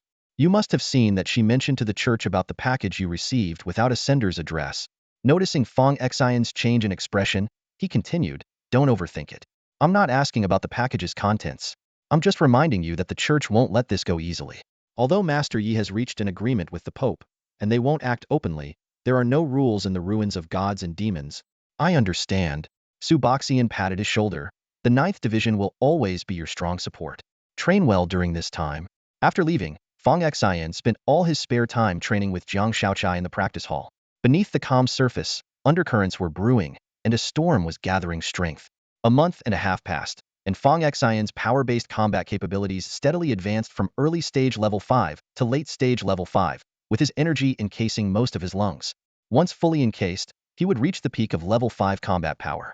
His other talents also made breakthroughs with rigorous training. The Great White Bear advanced to level 5 combat power, and both his light and psychic abilities reached level 5. Though his sensory abilities lacked combat power, a level 5 sensory ability allowed him to create a web-like field, perceiving subtle changes within his range and predicting others' short-term movements through the eye of perception. Finally, the midterm test leading to the ruins of gods and demons commenced. Gather your belongings. Sister Xiaolu's voice rang out ahead. The students of Tiandun Academy quickly assembled into their designated groups. The 36 freshmen from the 9th Division were organized into 6 smaller teams, each having selected a leader during the past half semester of training. Fong Xion was the team leader for Li Baoer, Xin Yu, Bai Yulin, Zhang Yaozu, and Shi Tailang, with a rank equivalent to the major leaders in other divisions. Principal Su Boshang stood on a high platform delivering the routine address. In the distance, several uniquely designed aircraft waited, each capable of carrying over 1,000 passengers. After the speech concluded, Sister Xiaolu turned to lead the group towards boarding. The 9th Division, being smaller in number and enjoying special privileges, boarded the aircraft first. Each team had a different destination, assigned randomly. The aircraft lifted off silently. It wasn't until Sister Xiaolu announced their arrival that everyone realized the journey had been perfectly smooth. As they disembarked, they were greeted by a mist-shrouded ancient mountain range, resembling a dormant primordial beast, exuding an intimidating aura. In the presence of these divine relics, humans felt insignificantly small. Fong Xion gazed at the ruins, his heart pounding fiercely. A compelling sense of summoning emanated from the depths of the relics, stronger than when he had previously summoned the Tiger Guardian. He sensed that a formidable spirit awaited him inside. Through his sensory abilities, he discovered that his combat talent was unrestricted here, seemingly capable of unleashing full 6th-level power. As he descended the gangway, Fong Xion received 2 messages. Ko Tianlin advised him to use the Jade Token to locate their people, suggesting they could discuss any issues together. Shang Tianke requested that he protect his daughter and, if encountering people sent by his ex-wife, to take action with any gains belonging to Fong Xion. More aircraft began landing, bringing in waves of people. Both official and private groups from Longhua arrived in a grand spectacle. Zhuge Heng appeared quietly, handing Fong Xion a small spatial orb, explaining that it could help locate members of the church. He also revealed that Fong Xion's sister might have been captured by the church, and his uncle might be in the hands of remnants of the Eternal Night Army. Led by Sister Xiaolu, the group boarded a shuttle bus heading towards the relics. It took them half an hour to reach the perimeter, where the scene was bustling with noise. As someone shouted, "The 9th Division has arrived," numerous eyes turned towards these talented students, often referred to as the Monster Room. Suddenly, 2 loud roars echoed from the sky, and 2 rankings appeared out of thin air: the Dragon Tiger list and the Top 100 list. The crowd's excitement escalated further. Standing amidst the crowd, Shi Tailang gazed up at the 2 massive leaderboards suspended in the sky. The Dragon and Tiger list displayed individual rankings, while the Top 100 list recorded the scores of various organizations. He murmured to himself, "If I could just squeeze into the top 30 of the Dragon and Tiger list, let alone the top 10, that would really make me famous. It's a genuine national ranking." He continued to calculate. Besides the rewards, the most valuable thing is the reputation. If I actually make it onto the list, even my dad would have to show me some respect. Before their departure, Sister Lu had thoroughly explained the rules of the divine and demon ruins. Each person could stay in the ruins for a maximum of 7 days. Inside, there existed a special crystal core called the Demon God Marrow, capable of rapidly restoring vitality and mental strength, a true treasure. However, obtaining it wasn't easy, as fierce beasts often guarded these cores. Participants had to place the acquired cores into a test space ring to record points, which could be obtained from the beasts or by defeating other participants. For safety, powerful organizations provided their members with teleportation charms. If danger arose, crushing the charm would immediately transport them out of the ruins, though it would also freeze their score. As Shi Tailang studied the leaderboards, pondering his chances, he suddenly thought, the remnants of the Eternal Night Army have also entered, but fortunately, they don't participate in the rankings, or the leaderboard would definitely shift. Fong Xion silently observed the bustling crowd around him, thinking that with the infiltration skills of the Eternal Night Army, their members might be mixed in among them. Suddenly, the crowd grew restless. The church people are here. All eyes were drawn to the approaching convoy in the distance. The vehicles kicked up clouds of dust, carelessly covering nearby people in a layer of grime, displaying their arrogance. The church's entourage was formidable, including a large number of new recruits and dozens of clergy members leading the way. One particular group of about 10 people stood out, with Huashi among them. Amidst the throng of people, Fong Xion and Huashi locked eyes. Huashi's golden pupils glimmered with a mocking light, his face still full of arrogance. He gave Fong Xion a significant smile, then mimed a stabbing motion, reenacting the scene of him killing Fong Xion's aunt. His companions played along, mimicking the agony of being stabbed and falling to the ground. Fong Xion bared his teeth in a cold smile in return. As Huashi noticed the smile on Fong Xion's face, An inexplicable irritation stirred within him. His golden eyes flickered briefly as he suppressed this unusual emotion, returning the smile before signaling his teammates to prepare for a brutal display. However, Fong Xion remained completely unfazed. When we get in there, don't rush to kill him, Washer said with a cold smirk to his nearby teammates. First, extract the information we need. Then I'll make sure he suffers a fate worse than death. His teammates responded with sinister grins. Don't worry, Brother Hua. That little brat is no match for us. The oldest teammate at the front gave a stern reminder. Don't underestimate him. He managed to kill Yang Haoxi when he was at the peak of level 4. He might be at level 5 by now. So what? Huasher replied arrogantly. Even if the power is suppressed in the divine and demon ruins, I can still exert peak level 5 strength. Plus, we have that artifact. With all our preparations, we have nothing to fear. Meanwhile, Shi Tailang watched Huasher's group from a distance, his eyes full of hostility. Brother Xian, once we're inside, let's stick together. The church will definitely target you, but the ruins will suppress any power over level 5. If we join forces and follow your lead, we'll definitely take them down. Bai Yulin, who had now switched to his brother He Yulin's persona, spoke fiercely. Those hypocrites from the church. Brother Xian, just say the word, and we'll risk our lives to help you take them out. Li Bauer put her chips into her space ring and pulled out 2 machetes, her soft voice delivering the most ruthless words. Let's chop them up. Fong Xian smiled slightly, confident in his own abilities. With 2 wolves, a bear, and 3 soul generals, he alone was as powerful as a small team. Coupled with his unrestricted killing talent, dealing with Huasher would be a breeze. He was eager to absorb the church members' talents and vitality, aiming to elevate his light attribute talent to SSS level. No need. You guys stay back and keep an eye on my sister and the palace master's illegitimate daughter. Someone's targeting her, and I promise to protect her. I'll handle Huasher and his crew first. Brother Xian. It's too dangerous to face so many of them alone. Zhang Yaozu expressed his concern. Don't worry, I've got this. Fong Xian waved toward Jiang Xiaocha from afar, who promptly ran over. Brother, the church people are here too. Let's deal with them together. No need. I'll beat him to a pulp first and let you finish him off. In their casual conversation, they mentioned the previous Dragon and Tiger rankings top score of over 200,000 points in Ji Schwanz's recruitment by the Sky Shield Bureau. Just as they were speaking, Fong Xian seemed to have eyes in the back of his head, sensing someone behind him. He slightly turned aside as a fair hand brushed past his shoulder. Turning around, he saw a pair of round and full Xingtian eyes. This person was 6'3", with a robust build yet surprisingly fair skin. The most striking feature was the cute baby face that starkly contrasted with the burly physique. Complete with pigtails above the neck was a girl, below the neck was a warrior, creating a visually unforgettable contrast. Uncle Fong. The sudden voice of a young woman startled Fong Xian and the others. The voice was clear and pleasant, evidently belonging to a young girl. Fong Xian found her face somewhat familiar, and after a closer look, he instantly recognized her as Shang Tiang's daughter. Her features indeed bore some resemblance to Shang Tiangke, but she seemed to be a perfected version of his appearance. My name is Shang Qingzhu. The girl confidently extended her hand to Fong Xian. After a brief handshake, Shang Qingzhu produced a small sphere from her sleeve and handed it to Fong Xian. What is this? Fong Xian asked, puzzled as he took the sphere. This is something my father promised to give you. It was supposed to be delivered after the midterm test, but since you need to handle some personal matters early, he asked me to give it to you now. Fong Xian carefully sensed the sphere's interior and discovered it contained a powerful spirit beast, a golden striped tiger at the peak of level 5. Thanks, he said sincerely, appreciating Shang Tiang's gesture. Knowing the church intended to target him, Shang Tiangke had provided this support in advance. You follow them for now. I have some business to take care of, but I'll join you soon, Fong Xian instructed. Okay, Shang Qingzhu nodded in agreement. At that moment, a sudden gale swept through the ruins of the gods and demons, and the mist from the mountains surged toward them. Figures emerged from various factions, joining forces to press down on the ruins, causing the mist to swirl and form several large vortices in the air.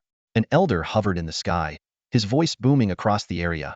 The gods and demons' ruins are now open. Everyone must enter in an orderly manner, with a 7-day time limit. Begin now. People rushed toward the vortices. In the distance, Huasher gestured, pointing first at his eyes, then at Fong Xian and the ruins, signaling to meet inside, before leading his group into the ruins. Fong Xian turned expressionlessly to look at Zhuge Hong, who gave an almost imperceptible nod. Fong Xian then stepped into the vortex, experiencing a dizzying sensation before landing on solid ground. Although the mist still enveloped the area, visibility extended to about 30 meters. Li Bauer and the others soon joined him. Fong Xian quickly stored away the golden striped tiger given by Shang Tiangke, confirming that his killing abilities were not suppressed here. Did everyone bring their maps? Go ahead and start exploring. We'll meet at Wangtian Peak, Fong Xion instructed. Xion, are you sure you don't want us to come with you? Shi Tailing asked, his voice filled with concern, while the others looked on questioningly. Fong Xion waved them off with a smile. Don't worry, just wait for me. Seeing his firm stance, they did not press further. Fong Xion retrieved the spatial sphere given by Zhuge Hong. After bouncing in the air a few times, it flew swiftly in a certain direction. Fong Xion followed closely, a fierce glint in his eyes. Sure, here I come. Tap, tap, tap. Fong Xion's footsteps echoed in the vast emptiness. In front of him, a small transparent orb darted about like a lively tadpole, guiding his way. Around him, figures occasionally appeared through swirling portals, their arrival points completely random. Only those who held hands in advance could be transported to the same location. Fong Xion glanced down at the map in his hand. This precious document, obtained at the cost of countless explorers' lives, detailed forbidden zones, dangerous areas, and high-probability locations for the appearance of the divine demon Marrow. In a short time, he had already witnessed several skirmishes. Some fought fiercely over the Marrow, while others came specifically to settle scores. Fong Xion was among the latter. The orb's trembling intensified, signaling that his target was near. His body was encased in dragon-scale armor formed by condensed energy, and a faint blood ring flickered in his palm, with 3 spirit generals ready to strike. What thrilled him even more was that the rules here seemed not to restrict his lethal talents at all. His sensory field expanded, and sounds of fighting reached him. Breaking through the mist, a nauseating scene unfolded before him. A dozen church members were bullying a couple. One of them, the very person who had once conspired with Hua Shi to frame Fong Xion's aunt, was using his foot to lift the girl's chin, his face twisted with lechery. Your boyfriend can't protect you, so why stick with this loser? Why not come with me? The girl angrily pushed him away, only to be beaten in return. The man then unzipped his pants, intending to urinate on them to further humiliate the couple. They fought back, but met a tragic fate. The man was killed on the spot, and the girl, refusing to submit, was pierced through the head by a beam of light.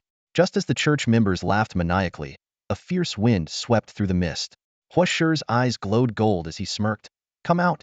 That damned white-haired fool must have set you up to come here. In a flash of darkness, Fong Xion grabbed the culprit by the throat and pinned him against a tree. Even then, the man rasped defiantly, Let go of me, you bastard. The other church members quickly surrounded them. Hua Shi whistled sharply. You little brat. 3 seconds, let him go. Fong Xion grinned and delivered a punch that shattered the man's neck. The headless body staggered a few steps before collapsing, the rolling head still bearing an incredulous expression. Fong Xion flicked the blood from his fist and turned to face the other church members. Don't worry, there's enough for everyone. Hua Shi's golden eyes burned with fury. Do you know the consequences of killing a church member? The consequence is that a church member is dead. I'll make sure you learn that once you've provoked the church, there's no escape for you, even in the afterlife. Energy surged around Fong Xion as he faced the encircling threat. Shi Zhengxin cautiously scanned the surroundings. Is he alone? Hua Shi pulled out a device resembling a smart scanner, confirming there was no sign of any 9th Division personnel.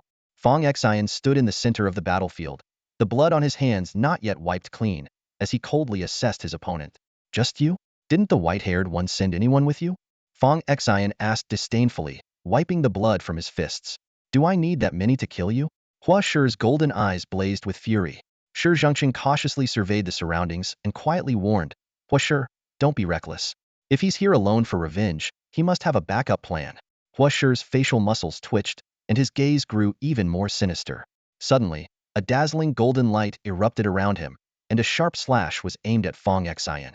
Behind him, the spectral image of a deity appeared, mirroring his movements as it launched a fierce attack on Fong Xion. The other church members immediately understood and joined the assault, aiming to force Fong Xion to reveal his trump card. Fong Xion nonchalantly waved his hand, instantly summoning a black and a white wolf. Shortly after, a large white bear and a golden-striped tiger appeared as well. Little brat, is that all you've got? Hua Shi roared, as a golden lion made of light materialized beside him. The majestic lion opened its mouth with a roar, unleashing a blinding beam of light. Unfazed, Fong Xion raised his palm, where 7 small black spheres the size of soybeans appeared. They quickly expanded to fist size, forming a defensive array in midair. Not only did they block Hua Shi's beam, but they also turned it pitch black upon contact. This black energy rapidly spread to the lion of light, intensifying like fuel to a flame. The lion roared in agony, powerless against it. Hua Shi's face turned pale, and he staggered.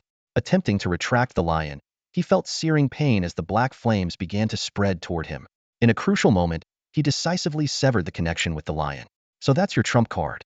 Form the array. Huesher shouted. A dozen church members sprang into action, channeling their light power to form an array. Huesher spat in contempt. This black flame is strange. But with so many of us, we can't kill just one of you? Fong Xion slowly raised his hand, a cold smile playing on his lips. Church dog, didn't they teach you that in a fight, quality matters more than quantity? In his palm, blood-red runes appeared, linking together to form a spinning blood ring that rapidly expanded. 3 figures emerged from it. At the forefront, Xian, the tiger guard, clashed his hammers together with a deafening roar. Huh, you church bastards. I'm going to have some fun with you today. Shi Zhongqing turned pale at the sight of the 3 tiger guards. Tiger guards? How is this possible? He can summon the tiger guards personally trained by Tai Shu Xiong. The clash of tiger guard Zhan's twin hammers echoed in the air, a metallic symphony of impending violence. The moment he spotted the church members, his eyes blazed with murderous intent. He charged at Shi Zhongqing, leading with his hammers, which sliced through the air with a deafening roar. As Fong Xion's realm advanced, so too did the power of his 3 spirit warriors. A single spirit warrior could unleash a level 5 power for 30 minutes. All 3 together could sustain it for 10. To push to level 6, one warrior could last for 10 minutes, while all 3 would only manage 5. The church members' actions were clearly a probe into Fong Xion's capabilities, but Fong Xion was equally eager to gauge their true strength. For now, he commanded his spirit warriors to maintain level 5 power, ready to escalate to level 6 for a decisive blow once the opponents revealed their hand. The sudden appearance of the 3 spirit warriors left the dozen church members in shock. Hueshir's golden eyes flickered, clearly taken aback by Fong Xion's prowess. His expression turned grim as he coldly declared, to summon Taishu Xiong's Tiger Guard, you must be aligned with the rebels. So, the 9th Division feigns fighting the insurgents while secretly harboring them. Capture him, and we'll report to the Pope. We'll convene a high-level meeting to teach these disobedient fools of the 9th Division a lesson. Fong Xion regarded Hueshir with a simple smile, though his eyes burned with a sharp killing intent. Leave? With all connections to the outside severed, do you think you can escape alive?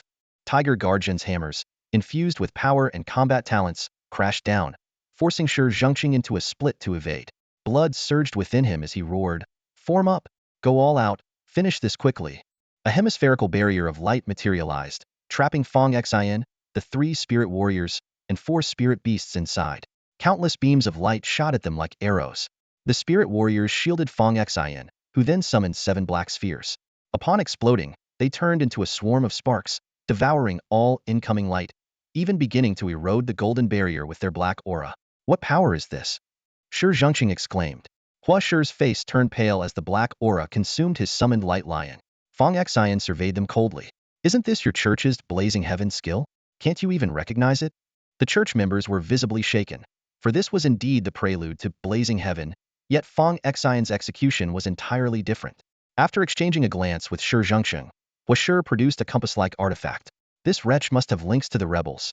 Luckily, we came prepared with an artifact to temporarily circumvent the laws, or we'd be in real trouble today. He embedded a red gem into the compass, enveloping all church members in its glow. Half of them placed their hands on the compass, their bodies trembling violently, while the others' strength surged to level 6. Shi Zhongqing commanded sternly, quickly, don't let them endure too much strain. The rejuvenated church members closed in, and Hueshir arrogantly sneered at Fong Xion. Stunned? Aren't you, little wretch? Their combined light power scattered the surrounding mist. Fong Xion looked at them and sneered. What do the rules of the divine demon ruins have to do with me? As he spoke, his eyes turned blood-red, and he summoned 6 varying-sized rings of slaughter to coil around his arm. The rings shot forth, instantly piercing Shi Zhongqing's chest. Shi Zhongqing felt a sudden heat in his chest, followed by excruciating pain. He staggered back, gazing down at the gaping hole in his chest, a metallic taste rising in his throat as blood trickled from the corner of his mouth. He collapsed to the ground with a thud. The sudden turn of events left everyone present utterly stunned. Hueshir's face turned ashen, but he quickly regained his composure and roared with a fierce expression, all together. With so many of us at level 6, we can't take down just one of him? Fong Xion merely pointed at the 3 soul generals from a distance, instantly elevating their combat strength from level 5 to level 6. Hu Weizhong let out a hearty laugh, his eyes wide like copper bells, and his beard bristling. Damn it, this is exhilarating. Church scum, die at the hands of your grandpa.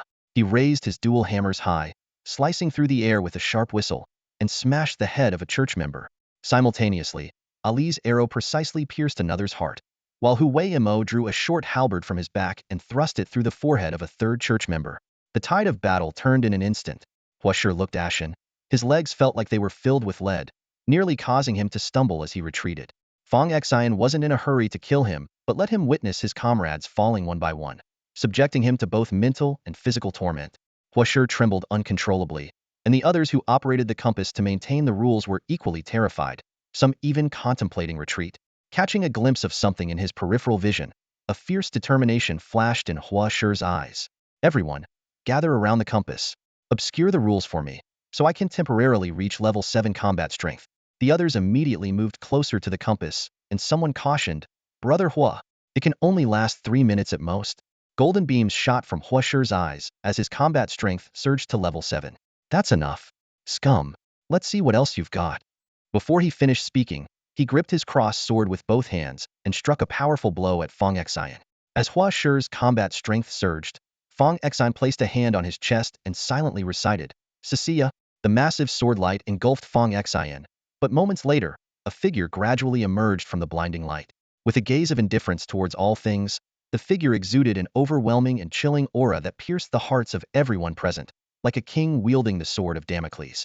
The murderous intent swirling around him was enough to freeze the blood and extinguish all hope. Fong Xion slowly raised his arm, surrounded by 7 rings of slaughter. So, it's you filthy ants who claim to be descendants of the light. That's all for today. Thank you so much for watching. I hope you guys enjoyed. If you wish to have another part of this recap, please give us at least 1,000 likes. Please don't forget to comment and subscribe to our channel for more content like this. Until next time.